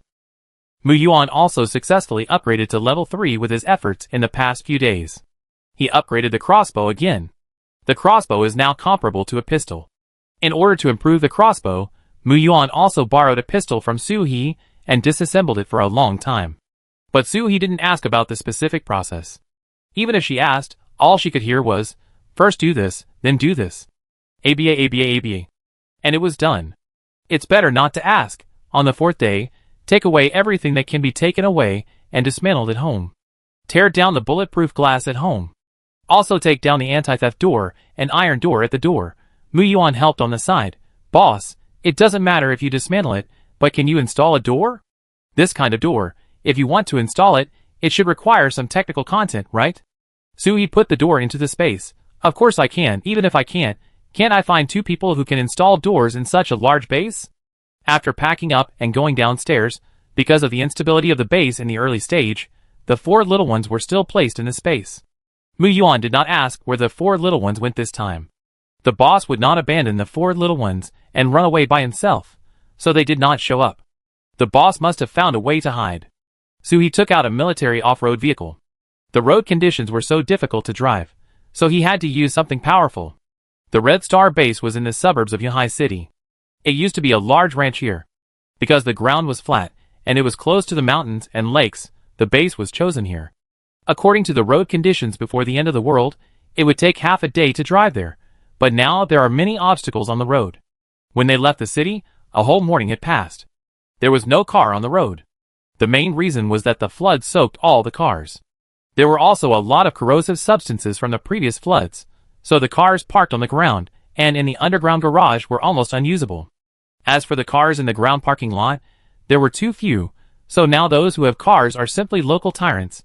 Looking at the map, when there was about an hour and a half of driving, Suhi changed the car to a small tricycle, and the 2 of them took turns riding. The clothes on his body were also changed, and they were replaced with dirty clothes that were worn for several days, and were covered with blood and filth. They had to do something big this time, so it was not good to be too bright and beautiful. The tricycle was slow, and many zombies came over after smelling the smell of human flesh. Suhi also accepted everyone who came. "As long as you dare to come, I dare to take your crystal core." In such a short journey, he actually collected a lot. Hasn't the base started to arrange people to clean up the zombies nearby? However, after riding for a while, they saw people, some riding bicycles, some electric vehicles, and only 2 gasoline-burning cars. The appearance of riding away from the dust made the people around him look envious. Chapter 92. There are more and more people around, and everyone has come to the base from all over. They didn't know the base was good before, and mistakenly regarded their home as a treasure. The base has a high wall, so the zombies inside can be driven out, and the zombies outside can't get in. At least they can sleep peacefully. The 2 put away their crossbows, replaced them with axes, and silently lined up behind the team. The base's communication has returned to normal. The day before yesterday, Suhi could already receive the base's broadcast through the radio at home. So, the base must be operating normally now. After more than an hour, it was finally their turn to register. The registration place was like a toll booth at a highway intersection. There were people patrolling around. There were only 2 registration gates here. No wonder the speed was so slow. The registrar who came to their line was a middle-aged woman in her 50s.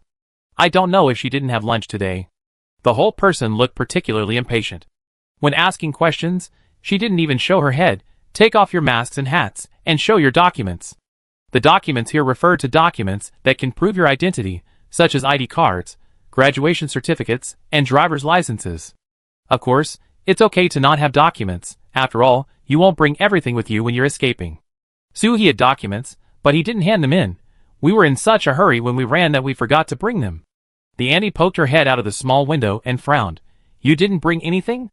To enter the base, each person needs to pay 10 kilograms of supplies. Do you have them? Soo-hee had prepared this in advance.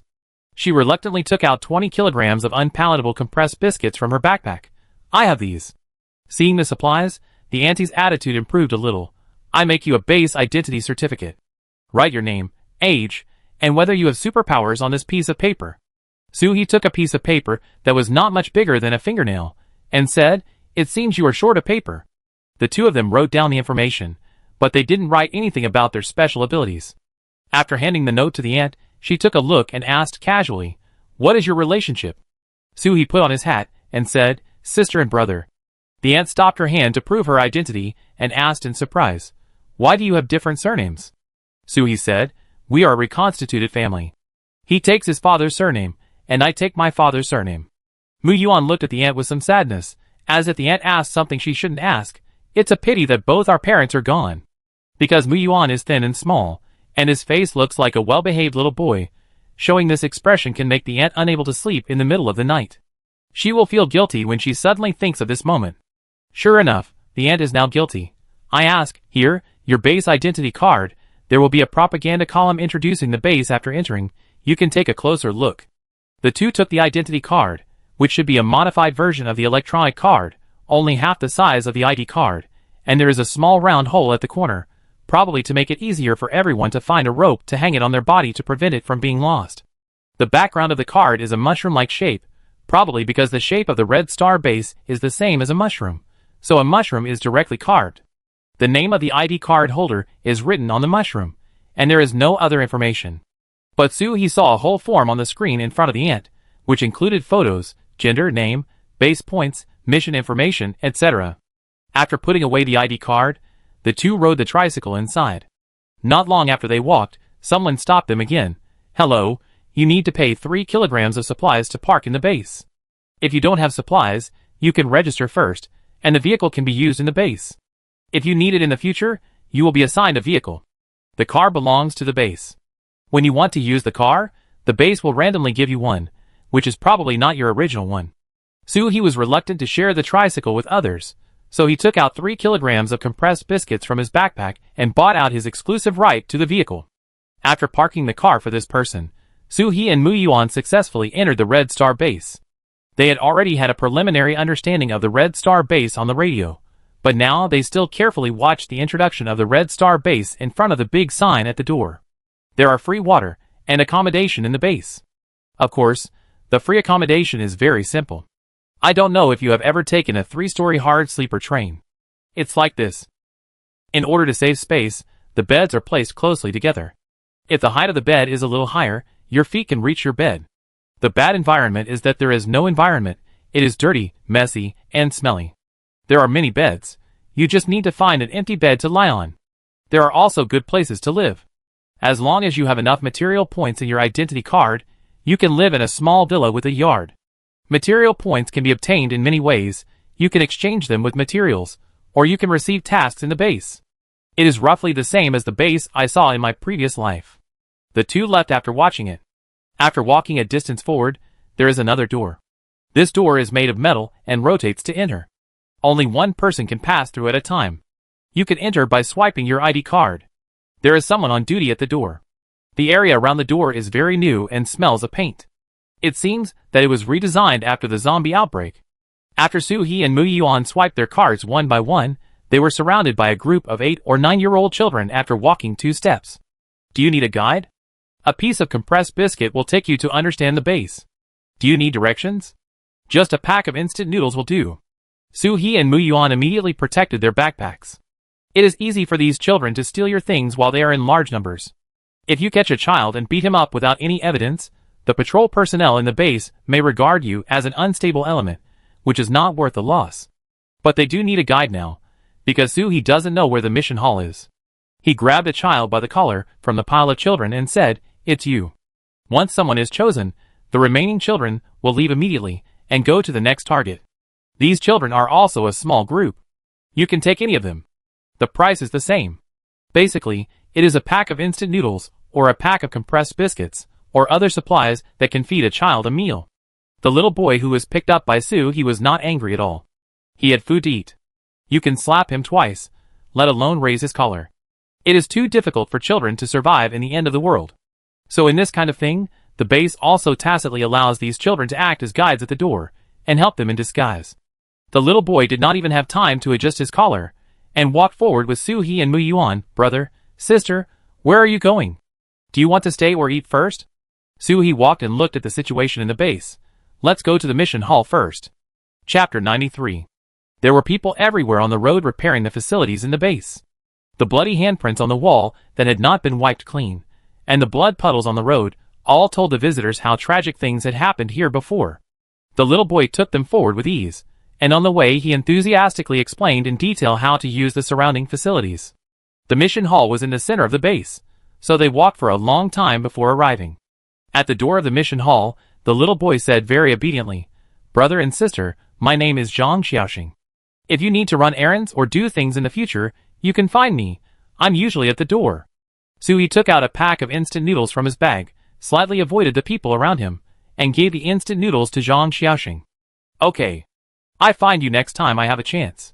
Zhang Xiaoxing took the instant noodles and immediately put them in his arms, said thank you and ran away. Because the base had just experienced a zombie wave, the population had dropped sharply, and there were not many people in the mission hall. Soo-hee pushed the door open and went in. On the wall opposite the door was a large electronic screen, which was filled with official missions issued by the base. There was also a small electronic screen on the left wall, but it was filled with private missions issued by individuals. There was a clear price tag behind each mission. Official missions gave material points, while personal missions gave more miscellaneous things.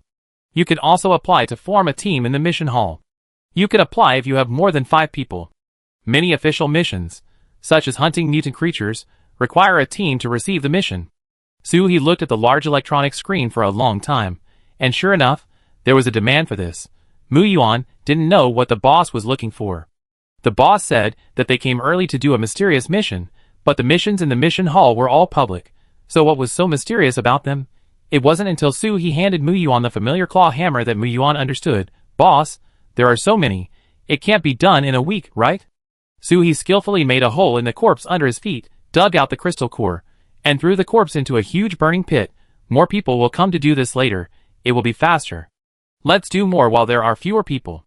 Yes, the mysterious mission Soo-hee mentioned was to help the base clean up the corpses. After the zombie tide, the corpses of people and zombies piled up into a mountain. If they were not handled, they would attract other mutant creatures and cause infectious diseases, which would pose a great hidden danger. Besides, the smell was not good. It was okay if the temperature was low now, but if the temperature rose, I dared not even think about it. So the base would burn these corpses. Now is not like the time when volcanic ash was everywhere, and all energy is tight. There are plenty of combustibles such as wood that can be burned outside, so we can just use them to burn the corpses. What Soo-hee and Moo-yuan did was to throw the corpses that others collected from the base and the surrounding areas into the fire pit one by one. However, because of the last zombie wave, the entire base lost almost 3/5 of its population, and the base is now extremely short of labor. Many people would rather use rickshaws to help the base collect corpses around than burn them here, because in the process of picking up corpses, they can look for useful things on the corpses. For example, gold and silver jewelry, unfinished compressed biscuits, etc. When the bodies arrived at the crematorium, except for the clothes, everything useful had been stripped clean. So this was a pure laborious job, dirty and smelly, and no one wanted to do it. When Soo-hee signed up for this mission, the staff in the mission hall wanted to send the siblings to the crematorium immediately, fearing that they would regret it. The crematorium was behind a small valley 5 kilometers away from the base. There was no incinerator. It was just a lot of deep pits of more than 10 meters dug on the ground with large tools. There were a lot of discarded wood in it. The bodies were thrown in, and some combustibles were found around, and that was it. Because there is a lot of fat in the human body, it can help burn later. However, it takes time for the bodies to burn, and they cannot be thrown too fast or too much, otherwise the fire will be extinguished. This also gave Soo-hee and Moo-yuan enough time to dig crystal cores. In addition to Soo-hee and Moo-yuan, there were more than a dozen elderly grandpas and aunts who burned the bodies here. Because they are too old, They can't get other high-quality tasks in the base, so they choose to come here. An old man with a hunched back saw the two of them working hard, and couldn't help but step forward to persuade them. Kids, why don't you go pick up the corpses? Burning corpses smells, and these things are very dirty. You must not have been deceived to come here? Soo-hee patted Mu-yuan's shoulder and explained, my brother is in poor health, and other jobs are too tiring. This is a little easier, and it also provides meals, so we came here. Mu-yuan immediately coughed twice, looking weak. Thank you for your concern. The old man threw the corpses in his hand into the pit and sighed, hey, it's not easy. But you were knocking on these corpses just now. Are you looking for something?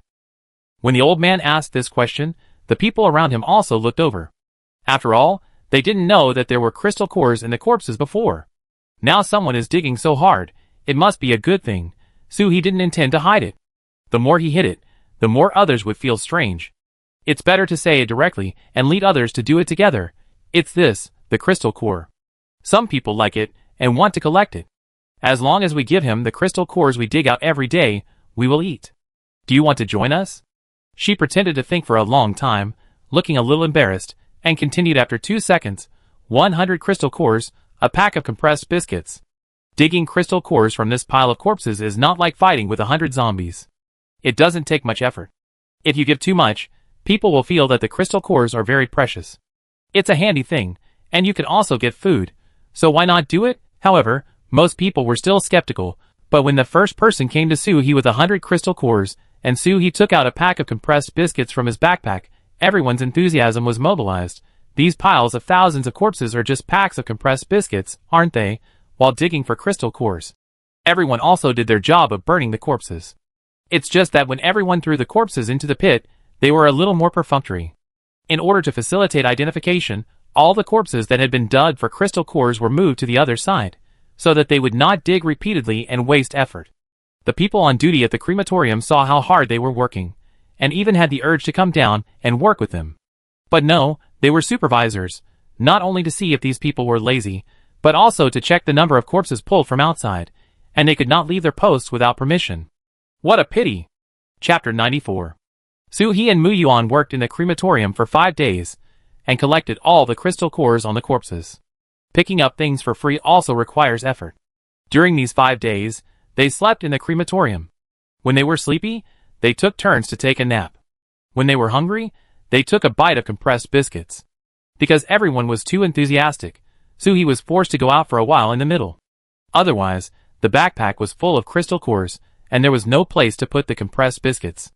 However, Soo-hee did not return to the base. He just wandered around for a few laps, and dug up the corpses when he saw them. He strolled for more than 2 hours before returning. After leaving the crematorium, the two were so tired that they couldn't straighten their waists. However, the harvest was quite rich. Relying on the accumulated crystal cores, it was not a problem for the two of them, and the 4 children to upgrade to level 5. In this way, in the early stage, they can basically walk sideways. The mission of the crematorium was to give 2 supply points a day. After 5 days, they took the mission completion sheet given by the crematorium to the mission hall to hand in the mission, and then everyone's account had 10 more supply points. 10 supply points were too few, and they couldn't even afford to rent a single room. However, Soo-hee didn't think about renting a single room. A single room would be rented for a week, but she and Mu-yuan didn't need to live there for that long, and they had to pretend to go out to collect supplies. So, they just needed to rent a capsule room that could be rented for a day, so that the two of them could rest first. Renting a single room for a day was 2 supply points, and the privacy was much better than the free one. The capsule rooms were like beehives, and each room was independent, and had a door that could be locked, so at least they could sleep at ease. There seemed to be quite a few people in the capsule room. When they saw the newcomers, the people chatting at the door of their own room immediately looked over. The next second, they showed a look of disgust. It was too miserable to be covered in blood, dirt, and stinking, and the cotton on the clothes was exposed. This is the effect we want, so that you can't even have the desire to get close to each other. For convenience, Soo-hee chose 2 adjacent rooms where no one lived nearby, swiped the card to enter, 1 for each person. Soo-hee went to Mu-yuan's room first, closed the door, and took out 5 hamburgers, 3 cups of hot milk tea, a large bowl of braised beef, several hand-grabbed pancakes, and a dozen oranges for him to eat before going to bed. These foods are more convenient, and he will have a snack after he is done with this busy period. The room was empty, But there were various mats and blankets in the space for the two people, and any one of them could be a bed. He returned to his room, closed the door, took out 2 heavy boxes, and put them behind the door, took off his blood-stained coat and threw it aside, and took a basin of warm water from the space to wash his hands and face. He didn't take a shower, it was too troublesome. After doing all this, Suhi began to prepare for eating and sleeping. The space in the capsule room was not much bigger than 2 coffins stacked together. After laying a mat and blanket, there was no place to eat. Suhi simply lay on the blanket to eat, and there was an electric blanket under the blanket, which was warm and cozy. First, he took out a cup of hot brown sugar ginger tea. Alas, it's the end of the world, and women still have their periods every month. Isn't it annoying? Fortunately, Suhi prepared a lot of safety pants in advance, so he only needs to change them once or twice a day. Today is the first day of my period, and I am exhausted. After drinking ginger tea, I didn't have much appetite, but I had to eat. I had been busy for several days in a row. If I went to bed without eating, I would get sick easily. I thought of the Korean ginseng chicken soup I had stocked up before, which was served in a small stone pot. Suhi even bought the small pot. She took out a bowl, which was still hot. This chicken soup was made with a whole chicken, and the chicken's stomach was filled with ginseng, glutinous rice, red dates, chestnuts and other ingredients. The one Suhi found had solid ingredients, and she felt energetic after drinking a sip of the soup. She ate the meat and soup before the fragrance spread, and then grabbed 2 handfuls of the crystal cores that had been washed clean from the space to absorb. The crystal cores that can be absorbed each time are limited, so every day cannot be wasted. But Suhi was really tired now, and fell asleep while absorbing. When she woke up, it was already the afternoon of the next day. It was more than 2 o'clock. The battery power was consumed by the electric blanket. No wonder it was a bit cold. After replacing the battery, he picked up the intercom. Mu Yuan, call me back if you wake up. This intercom was modified by Mu Yuan to allow voice messages, so there is no need to worry about missing messages. The intercom immediately responded, Boss, I'm awake, what's the matter? Suhi stretched his body. Pack up, if you haven't had lunch, eat something, and in half an hour, we will go out for a walk and get familiar with the base. There was a sound of okay from the intercom, and then Suhi heard the sound of packing behind the wall. The sound insulation effect of this wall is that if someone grinds his teeth and snores in the room, both sides can probably hear it. Fortunately, I chose a corner far away from others, otherwise, I might not sleep so comfortably. Half an hour later, the 2 people who had packed up opened the door at the same time. Suhi did not rush out, but went to the toilet first. He had to solve his personal physiological problems. The public toilet was extremely dirty, but fortunately it was flushed with water, so the smell was not too strong. There were a few bright words painted on the wash basin at the door. Toilet water is not drinkable. The base has free drinking water, but each person is only entitled to 550 milliliters of free water per day. If you drink more, you have to buy it. The water used to flush the toilet may have only been preliminarily purified, or even unpurified. Drinking it will make people sick. Don't ask how Suhi knew. After coming out of the toilet, Suhi and Mu Yuan walked downstairs with ease. As mentioned earlier, the appearance of the Red Star base is a huge mushroom with a round closed dome on its head. It is made of special transparent materials that can withstand acid rain, hail, and earthquakes. To the naked eye, you can't see that there is a layer of something blocking you in the sky. Except for Mu Yuan, he was very excited now. Boss, this is a new alloy. I think I know what material it is made of. Suhi was shocked. He just took a look at it, brother. You even pulled out the pants of the patented technology. You are awesome, you are awesome. Hurry up and leave, keep your voice down, or you will be sliced. The capsule room has no elevator, so you can only go up and down the stairs by legs. Fortunately, the base took earthquake issues into consideration when building the houses, so all the houses are not built high, and the highest is only 20 stories high. There are also underground buildings, but most of them are for scientific researchers. Ordinary people can't afford to live there. It's too expensive. Chapter 95. The center of the base is the mission hall, points exchange office, real estate center, high-quality large flats, etc. The whole building is like the pillar at the center of the mushroom. The capsule room and free large bunk bed are in the outer circle of the base.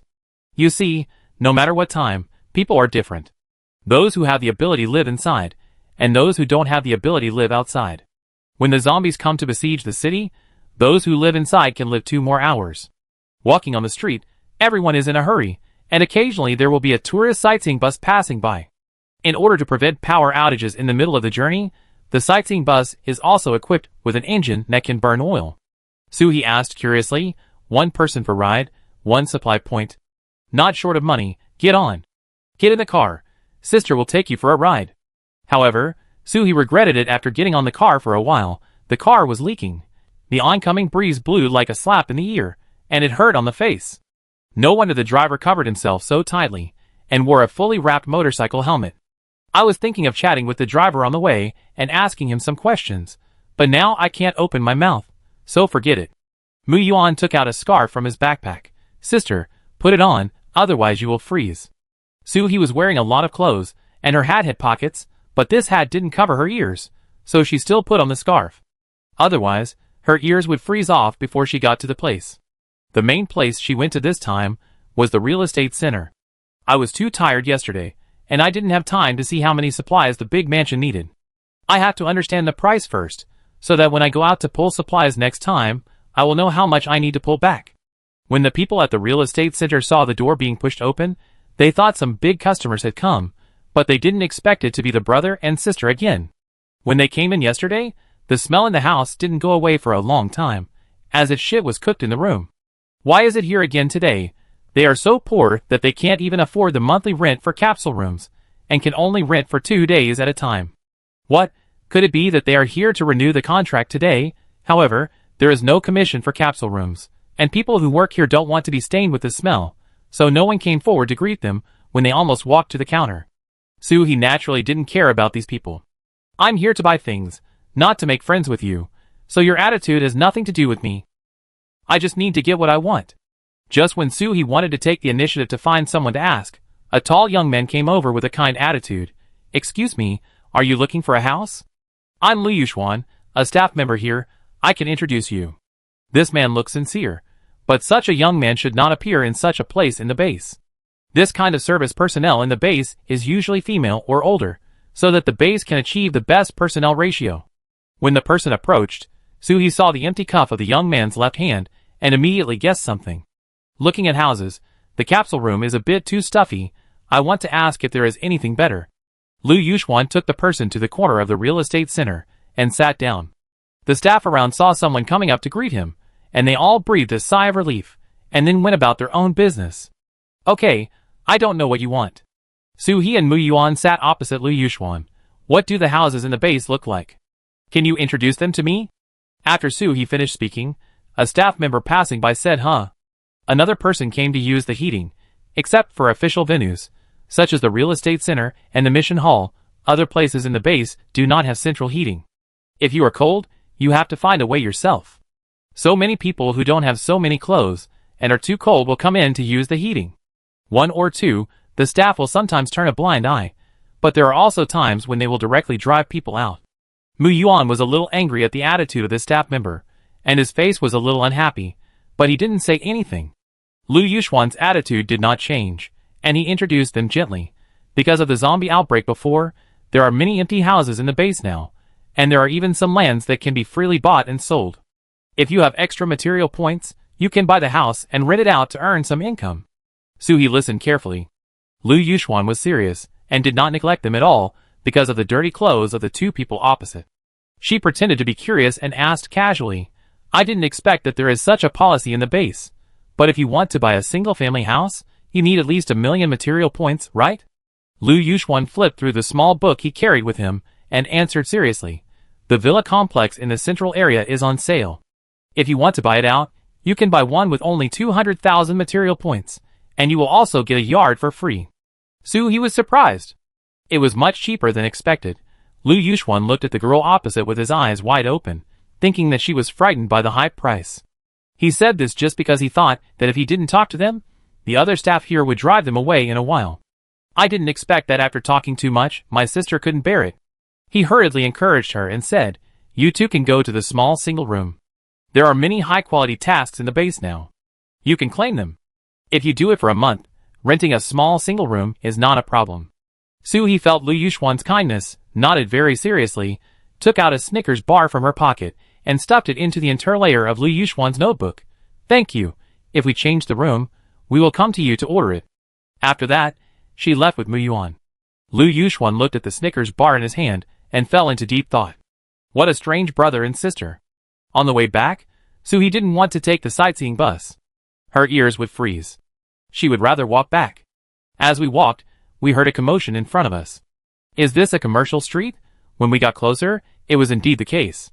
Everyone was setting up stalls, and the items on display were dazzling, with everything on display. The main reason was that the base would not accept these items, or the price they were charged was not appropriate, so they came here to try their luck. Take these antiques for example, they are a burden to carry with them, but it is a pity to throw them away, so we set up a stall to see if anyone likes them. For just a pack of instant noodles, you can get a luminous cup from the Tang dynasty. But Suhi doesn't like antiques very much. He always feels that they are used by others, and it is so disgusting to use them by himself. There are also people selling branded bags, clothes, and shoes. These days, these things are useless. Who would waste the money? Looking around, there is nothing I like, so I asked Mu Yuan, and Mu Yuan just shook his head. Chapter 96. Walking from this street to the next one, it looks much more upscale. There are many privately run shops on this street. The interior decoration is pretty good. It is a place that only rich people can consume. The one in the front sells noodles, ramen, steamed buns, flour rolls. I looked at the price list outside. A bowl of ramen costs 5 points. Wow, the price is dozens of times that of the previous life. I looked through the window. The soup is watery, and there is not even a leaf of green vegetables. But if this is in the mouth of someone who is tired of canned food and compressed biscuits, it is delicious. What are you looking at? Don't stand here if you don't want to buy. The proprietress saw 2 dirty people standing at the door and looking in eagerly, and she couldn't wait to come out and drive them away. It's really unlucky to be dirty. Mu Yuan wanted to step forward to argue, but was pulled away by Suhi. Why get angry with them? It's not worth it. We are dressed like this, so it's no wonder they chased us away. Let's go home and eat meat buns. Mu Yuan muttered, this person is really too much. Sister, why do you endure everything? Since coming to the base, Mu Yuan changed his words, and called Suhi sister instead of boss. Suhi squeezed the hot pack in his pocket to make it warmer. Mu Yuan, we are people, not dogs. Some things can be treated as his farts. You should focus on more important things, not on dealing with garbage. Do you understand? Mu Yuan nodded obediently, thinking, sister's image is too tall. Why does everything she says make so much sense? Back to the capsule room, there are more people than when they left. It's almost evening now. Many people who went out have returned, and some new members have joined. There are 2 more neighbors next to their capsule room, because the sign at the door of the room is red, and red means there are people. Suhi pulled her hat down and covered her mask tightly. As a woman, she really can't get any benefits here. Just look at the girl who was molested by several gangsters at the corner. Suhi doesn't intend to meddle in other people's business, but that's the only way to go back. Mu Yuan walked in front very considerately. The gangsters couldn't help but cover their noses and backed up when they smelled the smell on them. Is this from the stinky ditch? It smells terrible. Go faster. I can't breathe. The 2 walked 2 steps one after the other, and the girl who was molested just now didn't know where the strength came from, and rushed over. Suhi is already a level 4 supernatural power, so he naturally knows what's going on behind him. This girl wants to drag me down, or ask me for help. You can say whatever you want, but why should I help her? Not only is there no benefit, but there are also a lot of troubles. In a flash, when the person behind her was about to pull her, Suhi took a quick step and dragged Mu Yuan directly into the door of her capsule room, closed the door, and locked it, all in one go. Bang bang bang. Open the door, open the door. Please save me. I won't open the door. Even if it's Aunt Shui who knocks on the door, I won't open the door. I took out 2 heavy objects and pressed them against the door. In a blink of an eye, Mu Yuan had already taken out 2 thick mats and laid them out. Sister, I eat at your place today. I go back after she leaves. Suhi also planned to do so. There are people outside asking for help. Can you eat it? Mu Yuan took out a cookie from the ring, tore open the package and took a bite, chewing slowly. Why can't you eat it? It's so chaotic outside, she has no ability to protect herself, and she is dressed like a peacock. It's all her own fault that those people came to her. Besides, she almost grabbed you just now. If those hooligans knew that you are also a woman, they might even tease you. I want to shoot her when I think about it. I didn't expect that the little brain turned so quickly, not at all saintly, and even protected her shortcomings. Suhi sat on the mat and took out food from the space, Do you want hot cocoa or coconut milk tea? Muyuan's eyes were bright with excitement. Hot cocoa. Soo-hee gave Muyuan a cup of hot cocoa and took a cup of brown sugar ginger milk tea for himself. The two of them completely ignored the sound of the girl knocking on the door outside and immersed themselves in the happiness of hot drinks. Outside the door, the girl knocked on the door for less than a minute before she was dragged away by the gangsters. After the people left, Soo-hee started to take out other food. She was afraid that there would be something smelly when she was at the door just now. What do you want to eat? Muyuan drank a cup of hot cocoa and was half full. Sister, I haven't finished the hamburger you gave me yesterday. I just continue eating the hamburger. Soo-hee pursed her lips. The hamburger is a bit oily, let's eat something light. How about Rijiamo? And Liangpi, by the way, a plate of glutinous rice cakes. Because she was still in her period, the glutinous rice cakes for Muyuan were original flavor, and her own were brown sugar flavored. The QQ springy and stringy rice cakes were soft and sticky, and delicious. It was boring to just eat, so Soo-hee took out her tablet and played Late Night Canteen. Of course, she turned it off and watched it while eating. An hour later, the two of them were full, and there was no more noise outside. Muyuan did not disturb Soo-hee's rest. Sister, I'm going back. Soo-hee packed up her things and sent Muyuan out. Sleep until you wake up naturally tomorrow, and then go out. Don't rush to get up early. When Muyuan closed the door, Soo-hee also went back to the room. At the moment she closed the door, she saw the girl coming back from the corner with a sob, and gave her a vicious look. It seems that this girl is not a good person. Soo-hee closed the door and locked it neatly, arranged the things, and relayed her own soft cushion, electric blanket, and hot pack. Bang! There was a sound of a door slamming next door. Does this girl live next door? Soo-hee suddenly had a bad feeling. Sure enough, 3 seconds later, there was a sound of knocking on the wall, pounding the ground, and crying for her parents next door. After shouting for 5 minutes, she stopped shouting when she was tired, but the sound of throwing and hitting did not stop at all. Soo-hee couldn't help it. I was so annoyed by my period, and I had to put up with you. A stupid thing. If the tiger doesn't show its power, do you really think that everyone will spoil you? She hammered the wall fiercely and shouted loudly, if you knock it again, I will go over and cut you into pieces, believe it or not? Because Soo-hee didn't control the strength well, an extremely fine crack appeared on the wall here, and a small fist mark. But she didn't feel any pain. With her 4th level ability, it would be easy for her to bring the wall down if she wanted to. After Soo-hee's move, the person next to her became completely quiet, and even her sobbing became much quieter. Sister, do you want to change rooms with me? Muyuan's voice came from the intercom. Soo-hee wrapped herself tightly in a quilt and replied, No, keep warm when you sleep. Chapter 97. Muyuan whispered back, Okay. Turn off the intercom. Soo-hee hugged the pillow. Originally wanted to take Yuanbao out of the space. After all, Yuanbao is soft and feels much better than the pillow. But Yuanbao, this noble little fairy, must dislike the environment here, so forget it. Brother Biao is even worse. If Brother Biao comes out, Soo-hee may not even have a place to step. Wait until I buy a big house again, and then let you come out to play. In the space, I touched every little cutie with my consciousness, and then the next second Soo-hee entered the Lingquan space. The cabbage and potatoes planted before are actually ripe. This growth cycle is too short. And it is a pure natural and pollution-free green food, without a single insect eye. Soo-hee couldn't help but eat a bite of raw cabbage. Wow, it must be delicious to wrap pork belly. The apple and orange trees are also blooming, but are apples and oranges in the same season? No matter. Since they are blooming, it means they can bear fruit. Dig out all the ripe vegetables, and then choose some fruit and vegetable seeds that you like and plant the seedlings. It's too difficult to control this land with your mind. Planting the last seedling and watering it with spiritual spring water, Soo-hee feels that it is more difficult than doing 80 sets of advanced math papers in a row. She used her last bit of strength to come to the edge of the spiritual spring pool. Ton ton ton.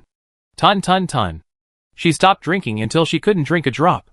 Today's crystal core has not been absorbed yet, so she can't fall asleep. The next day, Soo-hee was still woken up by the woman next door. Can't we really change to a better place to live? It's too hard here. A man's voice coaxed gently. Lily, we have too few supplies, so we can only live here for the time being. If you want a good place to live, you have to go out to do the mission. Lily cried even more sadly and complained. You didn't say this when you married me.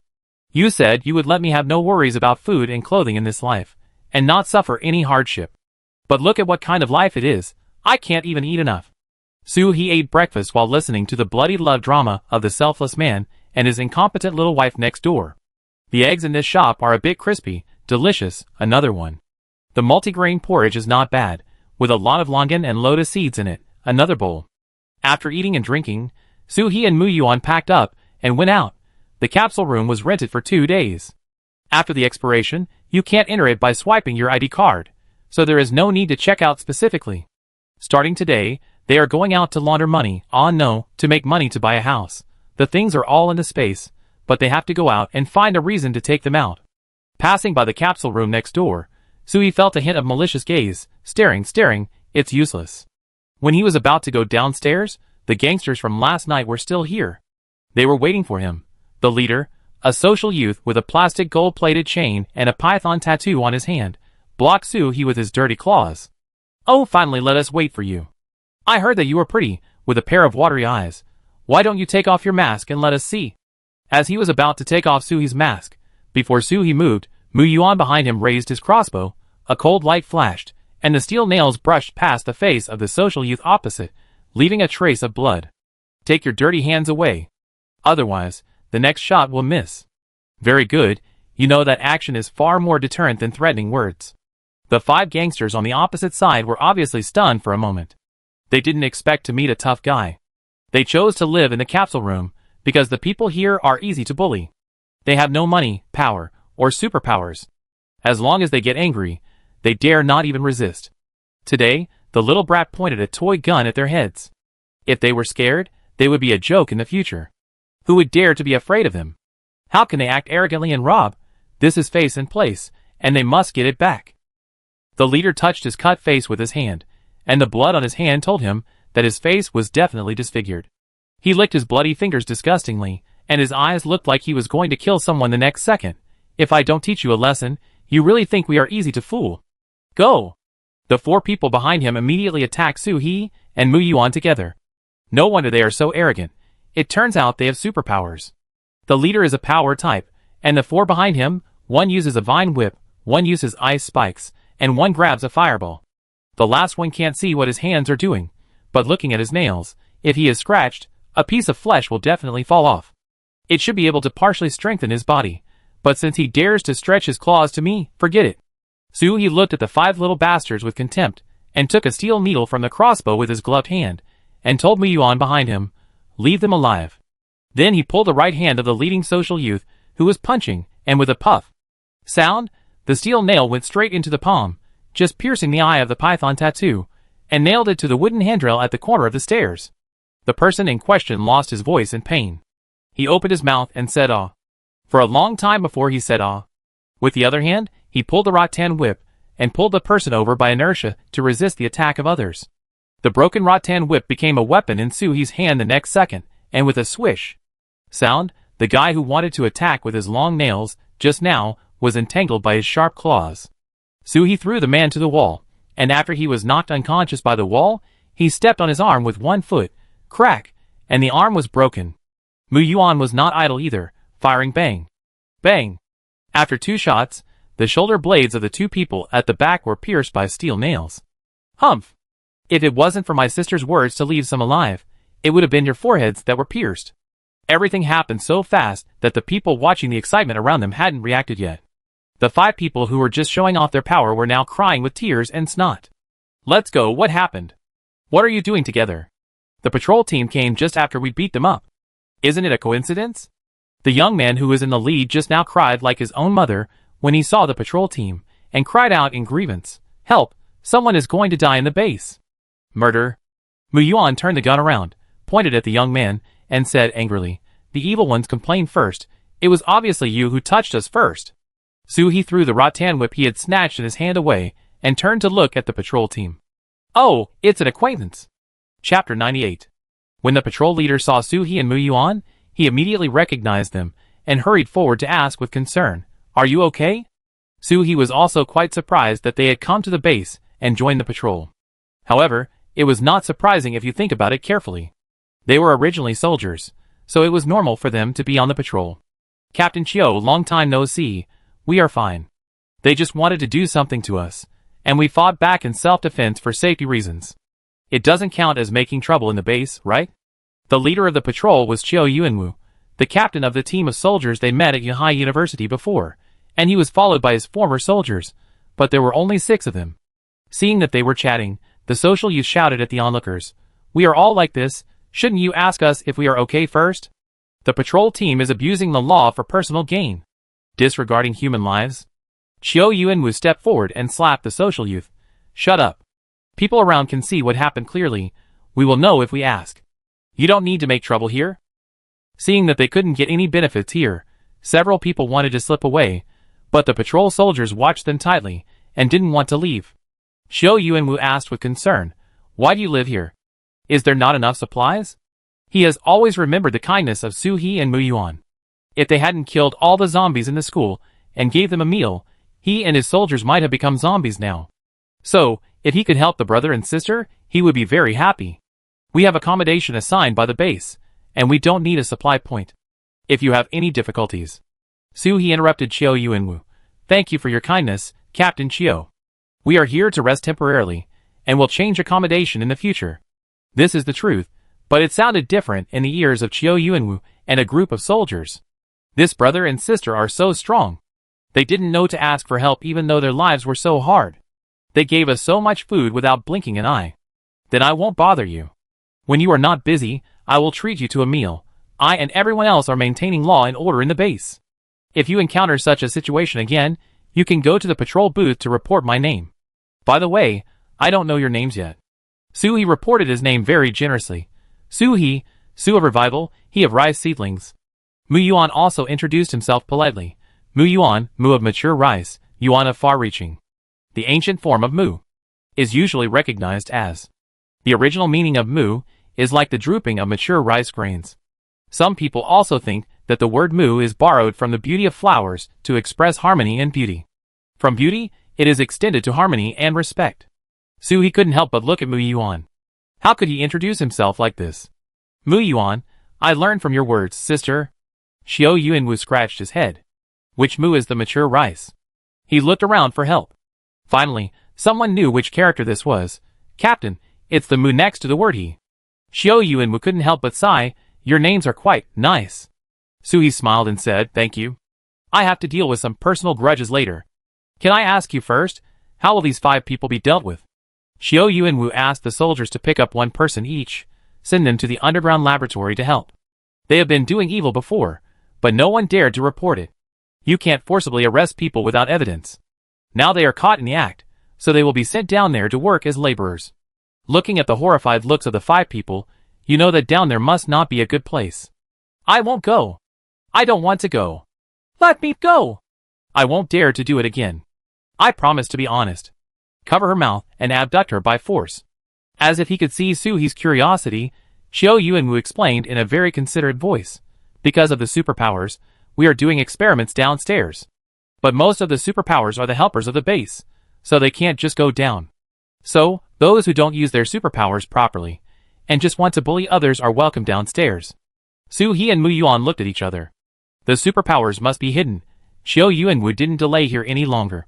It was working time now, so he had to go to work first. We leave first. You must remember to find us. We still want to treat you to dinner. Su He watched them leave. Okay. After everyone left, Su He didn't go downstairs, but turned back. Kicked open the door of the Ying monster's room, completely ignoring that her husband was still beside her, and slapped the Ying monster. Did I ever tell you to be quiet? The Ying monster was stunned, covering her face, and forgot to cry. You. Yingying's husband reacted quickly, and quickly stopped Su He who was about to hit someone. Why are you hitting people? Mu Yuan pushed away the man who was approaching and stood in front of Su He like a fierce little wolf dog. Stay away from my sister. Ask your wife what she did. Su He exposed herself as a woman here. She only couldn't help but yelled when Yingying was fighting last night. Just like that, she was blocked by gangsters when she went out in the morning. It was hard not to know who contacted the gangsters. Yingying's husband hugged Yingying tightly and coaxed her softly. Lily, what happened? Tell me. Yingying naturally didn't dare to say it. She saw the way the brother and sister pressed the gangsters to the ground and rubbed them. The patrol team also protected these 2 people. I didn't. It's not my husband. Su He has seen many vicious women who are not good themselves and can't stand others being good. Since you like to talk about it everywhere, He will let you taste what it means to suffer the consequences of your own actions. She pulled her husband, who was crying, to the door and whispered, "Did you see the excitement at the entrance of the corridor just now? It was your wife who caused it. As for how she caused these people, I don't know. But I know one thing, that is, the grassland on your forehead can run horses. If you don't believe it, you can ask the people around you." After saying that, Sui gave him a very sympathetic look, "Come on, brother," and left with Mu Yuan in a relaxed manner. Sure enough, just after going downstairs, and before reaching the corner, he heard the roar of the man upstairs. "What's the relationship? What's the relationship between you? In the end times, women have a hard life. If you don't make trouble for me, I won't come to your house to mess with you. This is what you asked for." The two of them came to the parking lot and, under the guidance of the guard, found their tricycles. They swiped their cards and rode away directly. Chapter 99. The exit gate of the base is different from the entrance gate of the base. After they exited from the other gate, they headed directly towards the city. The place they went to this time was something that others might not expect. It was the largest waste recycling station in Yunhai City. Scrap iron, scrap aluminum, secondhand steel plates, discarded copper wires, in large quantities, all sorted out, and could be taken away directly. After riding the tricycle for almost half an hour, they saw that there were no people around. They came to an abandoned factory building with ease, took out the off-road vehicle, stepped on the accelerator, and drove out. While burning cars are still easy to use. They don't hurt your legs and they are warm. Sui drove with one hand, chewing spicy strips in his mouth. Mu Yuan, who was sitting in the passenger seat, was holding a bag of potato chips and eating happily. "Sister, according to the map, turn left at the intersection ahead." Sui had already started turning without Mu Yuan saying anything. She had done her homework before. She had marked all the places near the Red Star base that she felt were useful on the map. Even if the scrap factory was taken over today, there are still boiler factories, transfer stations, and various other places. Only others can't think of it, but Sui can't find it. 5 years of experience in the end of the world is not in vain.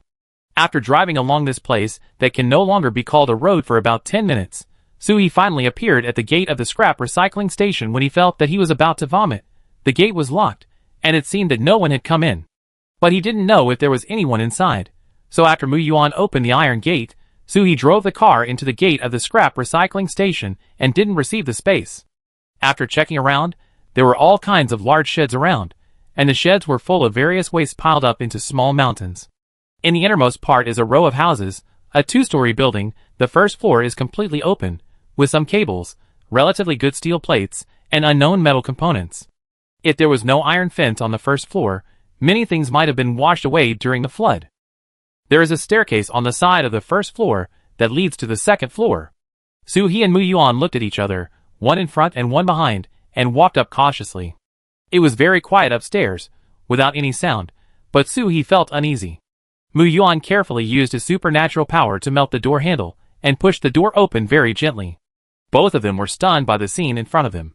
This is Ponzi Cave? Before the two of them could react to their surprise, a huge web fell from the sky. Mu Yuan quickly closed the door. "Such a big web, wouldn't it catch both of us?" "Sister, I just saw a spider as big as a car." Sui silently changed the crossbow gun to a submachine gun, and handed a few bombs to Mu Yuan. "I saw it too, that long leg, it's amazing." The two of them ran from the second floor to the first floor. Before they ran to the yard, the door of the second floor was hit by a huge force and flew downstairs, followed by a bang. Bang! Bang! The sound of heavy objects falling to the ground. "This is the giant spider coming downstairs." Sui ran to the yard with his legs spread out. "Sorry to disturb your nap." When the two of them ran to the middle of the yard, the spider chased them out. This spider was dark all over, and there were all kinds of fluff on its legs and body like steel brushes. A pair of fangs opened and closed like a gate knife, ready to cut the food in front of it in half. The butt twisted and turned, as if brewing something extraordinary. Sui found a small pile of garbage as a cover, and threw a bomb first, but he didn't expect that it would be bounced away by the spider's feet. Defense is perfect. The bomb exploded not far away, and in the sky full of confetti, Sui took out a machine gun. "Accept the judgment of fate, stinky spider." Da-da-da. Da-da-da. The spider web released by the spider was broken into pieces by the submachine gun, and Mu Yuan also continued to attack the spider's legs. 2 minutes later, the spider turned into a ball of flesh and blood, deader than dead. The two went forward to check, and sure enough, this thing was poisonous, and the places infected by its blood were smoking. How corrosive is this? In line with the principle of not wasting, Suhi found a glass box, and picked up a large piece of spider flesh and blood with a stick and put it away. It's so vicious, whoever it dislikes, it can be used for dirty tricks in the future. Let's burn the second floor. We don't know if there will be small spiders in it. It would be bad if they run out while we are collecting things. The two picked up some paper shells from the ground and carried them to the second floor. The air is very dry now, and the fire will catch fire. There is smoke when setting fire, but this place is very remote, so there is no need to worry about being discovered. Without the threat of spiders, the two did not relax. They carefully checked such a large area twice, and only started to collect things after confirming that there were indeed no living people or zombies around. The things on the first floor of the residential building are all precious metals, such as cables and wires, large iron lumps, steel plates, and copper wires. They were all taken away, even the iron fence on the first floor was not spared. After collecting this, there are two small shovels and excavators in the garage. Collect them. Super large loading trucks, collect them too. What? A little rusty? It can still be used even if it is rusty. After all, it is for the base, and the points are still given. The huge scrap collection station, although all the things have been soaked in water, there are still many good things. The two of them collected them until dark. I don't plan to go back tonight, I will live outside. It's not realistic for the two of us to go back too soon with so many things. Take out a motorhome, and put it in an open space. This is where I will live tonight. Mu Yuan looked at the off-road motorhome in front of him that he had only seen on the internet, and he couldn't let it go. He touched it all over. Boss, can I really live in it? Suhi chewed an apple and pretended to close the door.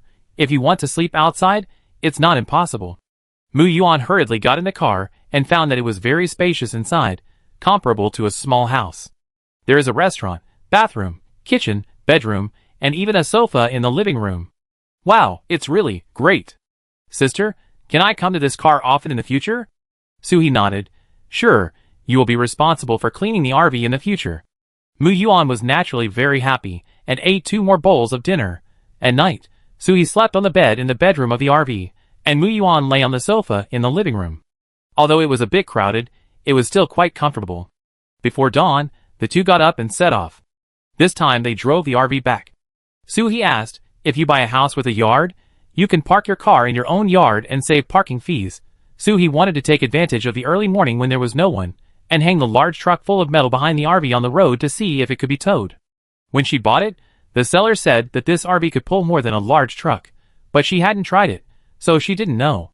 Suhi and Mu Yuan stacked the things on the truck bit by bit, stacking them tightly. While loading the truck, they calculated how many points they would get. Chapter 100.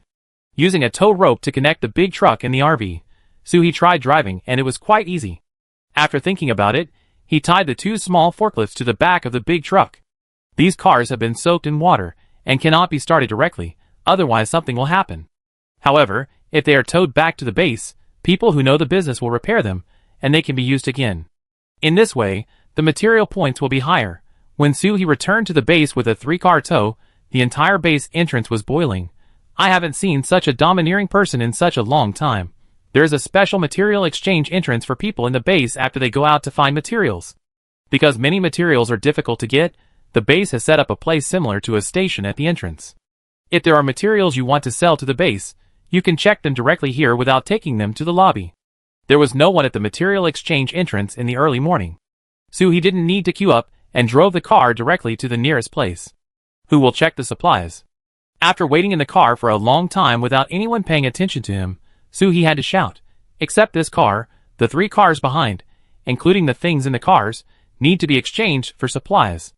The staff on duty were so excited that they bowed and nodded to Suhi. With so many supplies, they could make up for the gap in the base. Please swipe your ID card. Because you have too much stuff, we need to find more people to check. Can you park the car over here? It's just a matter of turning a corner.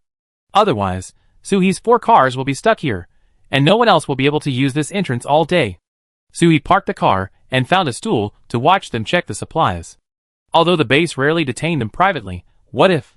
These were all brought back by her and Mu Yuan bit by bit. Mu Yuan was more serious and took a small notebook to record them one by one, fearing that they would leave a piece of scrap metal behind. The people who came to exchange supplies later were all jealous when they saw so many things, but no one dared to ask. Not asking where the supplies came from is the rule of all bases, and the basic rule of getting along between survivors. The source of the supplies is the survivor's money. If you ask someone where the things came from, it is equivalent to asking what their bank card password is. Can they tell you? This is also the reason why Suhee dared to bring back so many things at once. In addition, there will be no trouble with the patrol team here. As for those who dare to think about themselves, no one can control the hot weapons in their hands after leaving the base. From morning to noon, the check was finally completed. Hello, Miss Suhee. Heavy trucks can be repaired and still be used.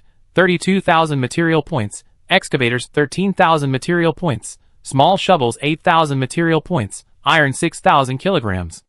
Rare metals. The staff read the list for more than 2 minutes, and felt that his mouth was a little dry. A total of 216,496 material points. The price reduction is too serious. Just that large trailer truck used to cost at least tens of millions to buy one, but now it's not even a fraction of that. However, the total number of material points is similar to the previous calculation, and Mu Yuan also closed the book to show that he did not make a mistake. Suhee took out her ID card, and the staff immediately used something like a POS machine to transfer the supplies. Looking at the long string of numbers on the card, Suhee was very satisfied. Can I park here? Can I park for 2 hours? I drive away after I'm done with my business. This place is blocked by the large truck behind, and there are many patrol officers watching. It is very safe. Safer than leaving it in the garage. The staff was naturally happy. For someone who can get so many supplies at one time, let alone parking a car here, she can even put a garage here. Okay, go and do your business, we watch for you. Suhee took a bicycle off the RV. Mu Yuan, you wait here, I'm going to buy a house. Mu Yuan's novelty about RVs has not yet passed, and he wishes he could live on the RV. Okay, sister. She rode her bicycle all the way to the real estate center. She was still wearing the same tattered down jacket as before, which was dirty and smelly, so when she opened the door, everyone in the center avoided her. Lu Yuxuan, who was packing things, saw Suhee and walked over without any disgust. Are you here to change houses? Suhee nodded. Yes, I saved enough money to buy a house. Can you take me to see it now? Lu Yuxuan was stunned for a moment. This is the speed of making money.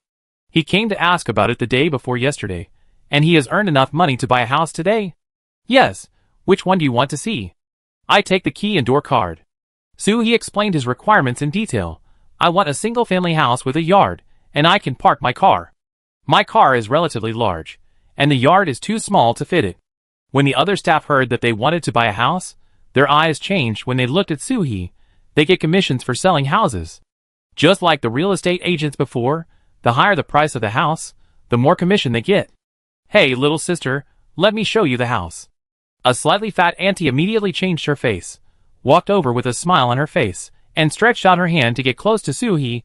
I'm very familiar with the houses in the base. Suhee turned back calmly and refused coldly.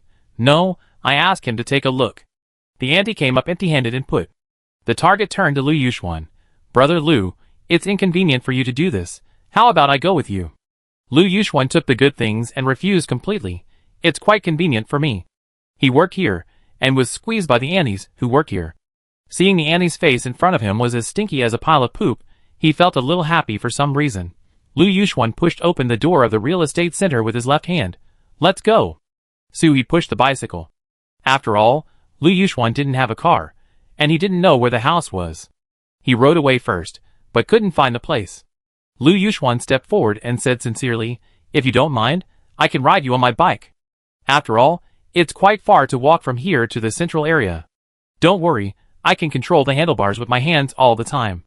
Suhee certainly didn't want to leave, since he had said so. Okay, then you ride the bike and I jump on the back. Lu Yuxuan didn't expect that he just mentioned it, but this person really dared to get on the bike, and was not afraid of being thrown off by him. This was the first time he was not treated as a disabled person after losing his arm, and he couldn't help but feel more emotional.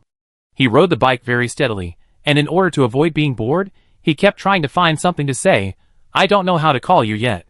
Suhee sat in the back seat of the car with his hands in his pockets, and his feet hanging in the air swayed. Suhee,